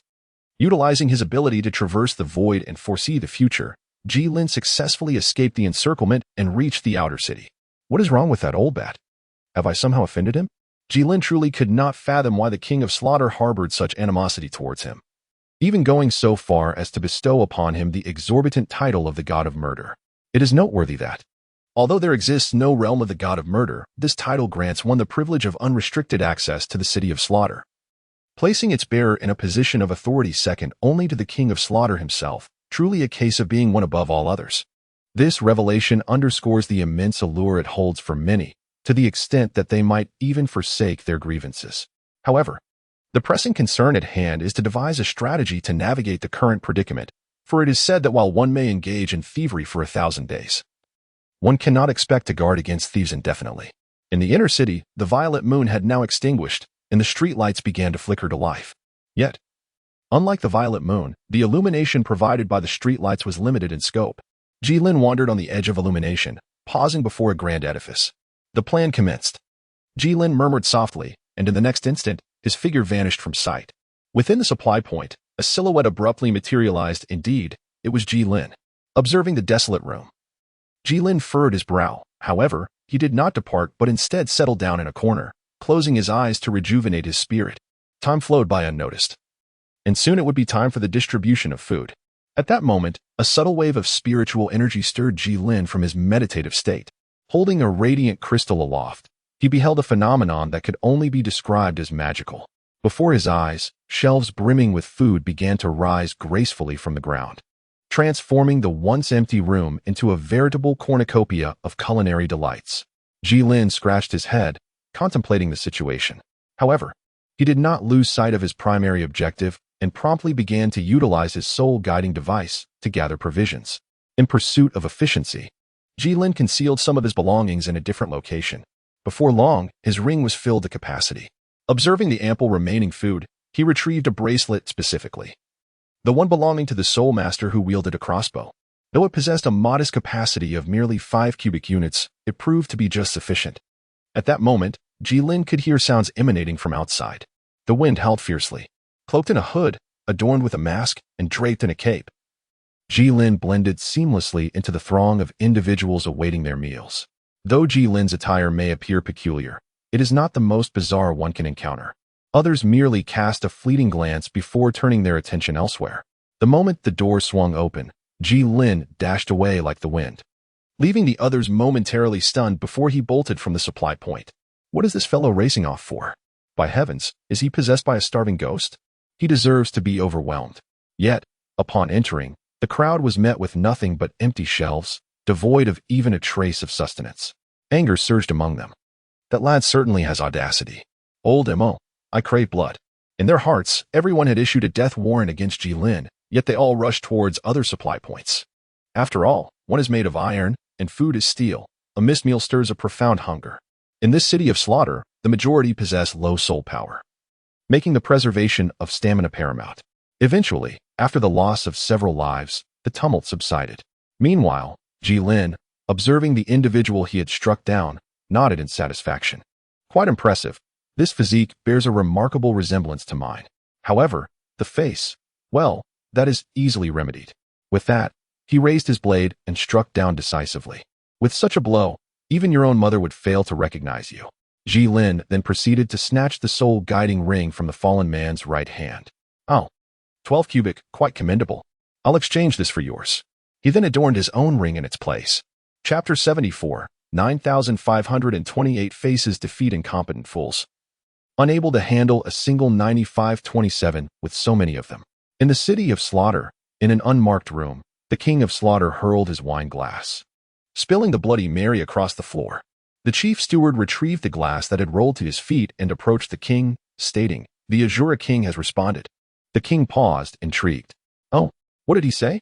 "He requests that you arrange his matches swiftly, allowing him to complete 100 contests, after which he will eliminate 9527. And what of the Hell Messenger?" "The same condition applies." The king of slaughter pondered deeply. While this would introduce 2 additional domains of slaughter, having 2 more would not pose a significant issue. Although it does heighten the threat against me, eliminating the knowledgeable 9527 is worth any risk. Furthermore, these 2 hail from the rival sects of Haotian and the Spirit Hall. Perhaps they will turn against each other once outside. With this clarity, the king's spirits lifted considerably. He procured another Bloody Mary from an unknown source, savoring a sip to calm his thoughts. Inform them that I have acquiesced and urged them to act swiftly. Understood.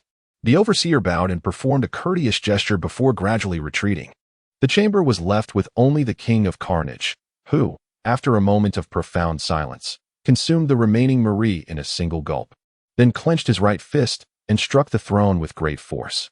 After all the plotting and sacrifices made, there could be no room for error. Hey, have you discovered 9,527? If I had, would I even bother to tell you? Are you courting death? Just you? Damn it. While everyone was fervently searching for Jilin, each was driven by their own interests, lacking a unified purpose. Frustration often led to impulsive confrontations, causing many to mistakenly attribute the chaos to Jilin. A thorough investigation would yield only futility. With a crack, he snapped the neck of the final pursuer and remarked, "These people are far too hyper, aren't they? Out at this late hour searching for me, truly absurd." Observing the numerous energy orbs near the supply point, Jilin was somewhat astonished. Were these individuals truly this quick to react? Alas, Jilin appeared at the supply point, surveying the surrounding provisions with a sense of pride, exclaiming, "I can walk through walls, how about that?" Yet, a troubling premonition stirred within him. This time, Jilin did not charge ahead alone, but stood in the forefront alongside several companions. Suddenly, the seven-star blade materialized in Jilin's grasp, channeling his energy. He unleashed a flurry of sword strikes, catching everyone off guard. The closest individuals to Jilin fell swiftly, their defeat echoing in the northwest. The sword's energy stirred a cloud of dust, and Jilin quickly retreated. As the haze dissipated, the others entered the supply point, only to be greeted by a pristine room. "Damn it, this guy dares to act this way," Jilin muttered. 9527, just wait until I catch you. With no other options, everyone had no choice but to head to another supply point in search of sustenance. Jilin stealthily followed behind them, ascending to the rooftop, where indeed an abundance of food was stored. The King of Slaughter was remarkably swift. I had scarcely employed this tactic for 2 days, and he had already resolved it. Just as Jilin contemplated his subsequent strategies, a glint of cold light surged toward the back of his head. He swiftly turned his head to evade it, only to find Tang San standing before him. To his astonishment, even the Azura King had taken an interest in my life. It was truly a surprise. Tang San raised an eyebrow, seemingly failing to recognize me. It was understandable. My transformation was indeed quite significant. The Haotian hammer was pointed directly at Jilin. "You, a despicable scoundrel who resorts to thievery and incites slaughter, deserve to be eradicated by all." Tang San's words left Jilin dumbfounded. Was his earlier ambush not also despicable? And why did he omit mentioning his own conduct? At that moment, a massive foxtail swept through the air. Jilin executed a mid-air flip to evade it. The assailant was strikingly tall, with a figure that boasted both elegance and allure, exuding a majestic presence. Her enchanting eyes, complemented by a petite nose and ruby lips, were even more captivating than the legendary Daji. To Jilin's surprise, even the emissary of hell had arrived. What merit did I possess to warrant such attention from both? Enough with the pleasantries, Hulaina said coldly, her voice contrasting sharply with her delicate appearance. "We are here to take your life."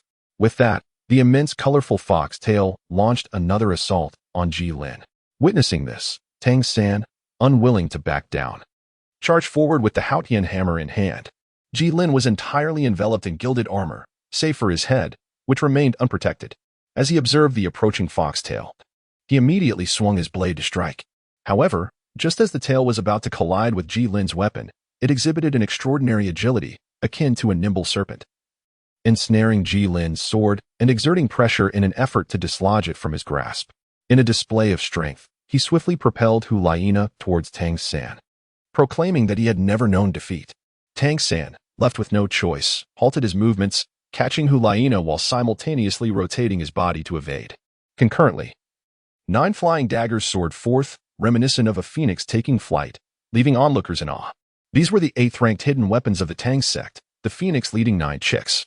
Confronting Tang San's formidable technique that had once annihilated a soul saint and 2 soul emperors in an instant, Jilin decisively embedded his sword into the beam of the roof, then spread his arms wide with a grin.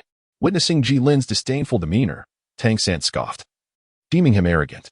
In the next moment, a crisp sound resonated as 8 daggers simultaneously targeted Jilin's chest, back, kidneys, and both sides of his neck. even reaching towards Ji Lin's younger brother and other sensitive areas. Ji Lin commented that it was quite ostentatious, however, with a swift motion. He raised his hand and pinched the ninth flying knife aimed at his forehead between his index and middle fingers, rendering it ineffective. Tang San's face fluctuated between shades of blue and white, the words of arrogance still echoing in his ears. Ji Lin gently shook his head, his right hand tapping a flying knife against the palm of his left hand, exhibiting a peculiar yet intricate skill. With a sudden motion, he hurled the knife. Its trajectory lacking the mysterious intricacies one might expect, yet it possessed a swiftness that was markedly enhanced. Tang San's eyes, imbued with a hint of violet, narrowed as he raised the Haotian hammer to deflect the incoming knife. The collision of blade and hammer resonated with a sharp clang, the knife embedding itself into the beam above. While Tang San was jolted back 2 steps, it was of little concern. Tang San's gaze turned icy.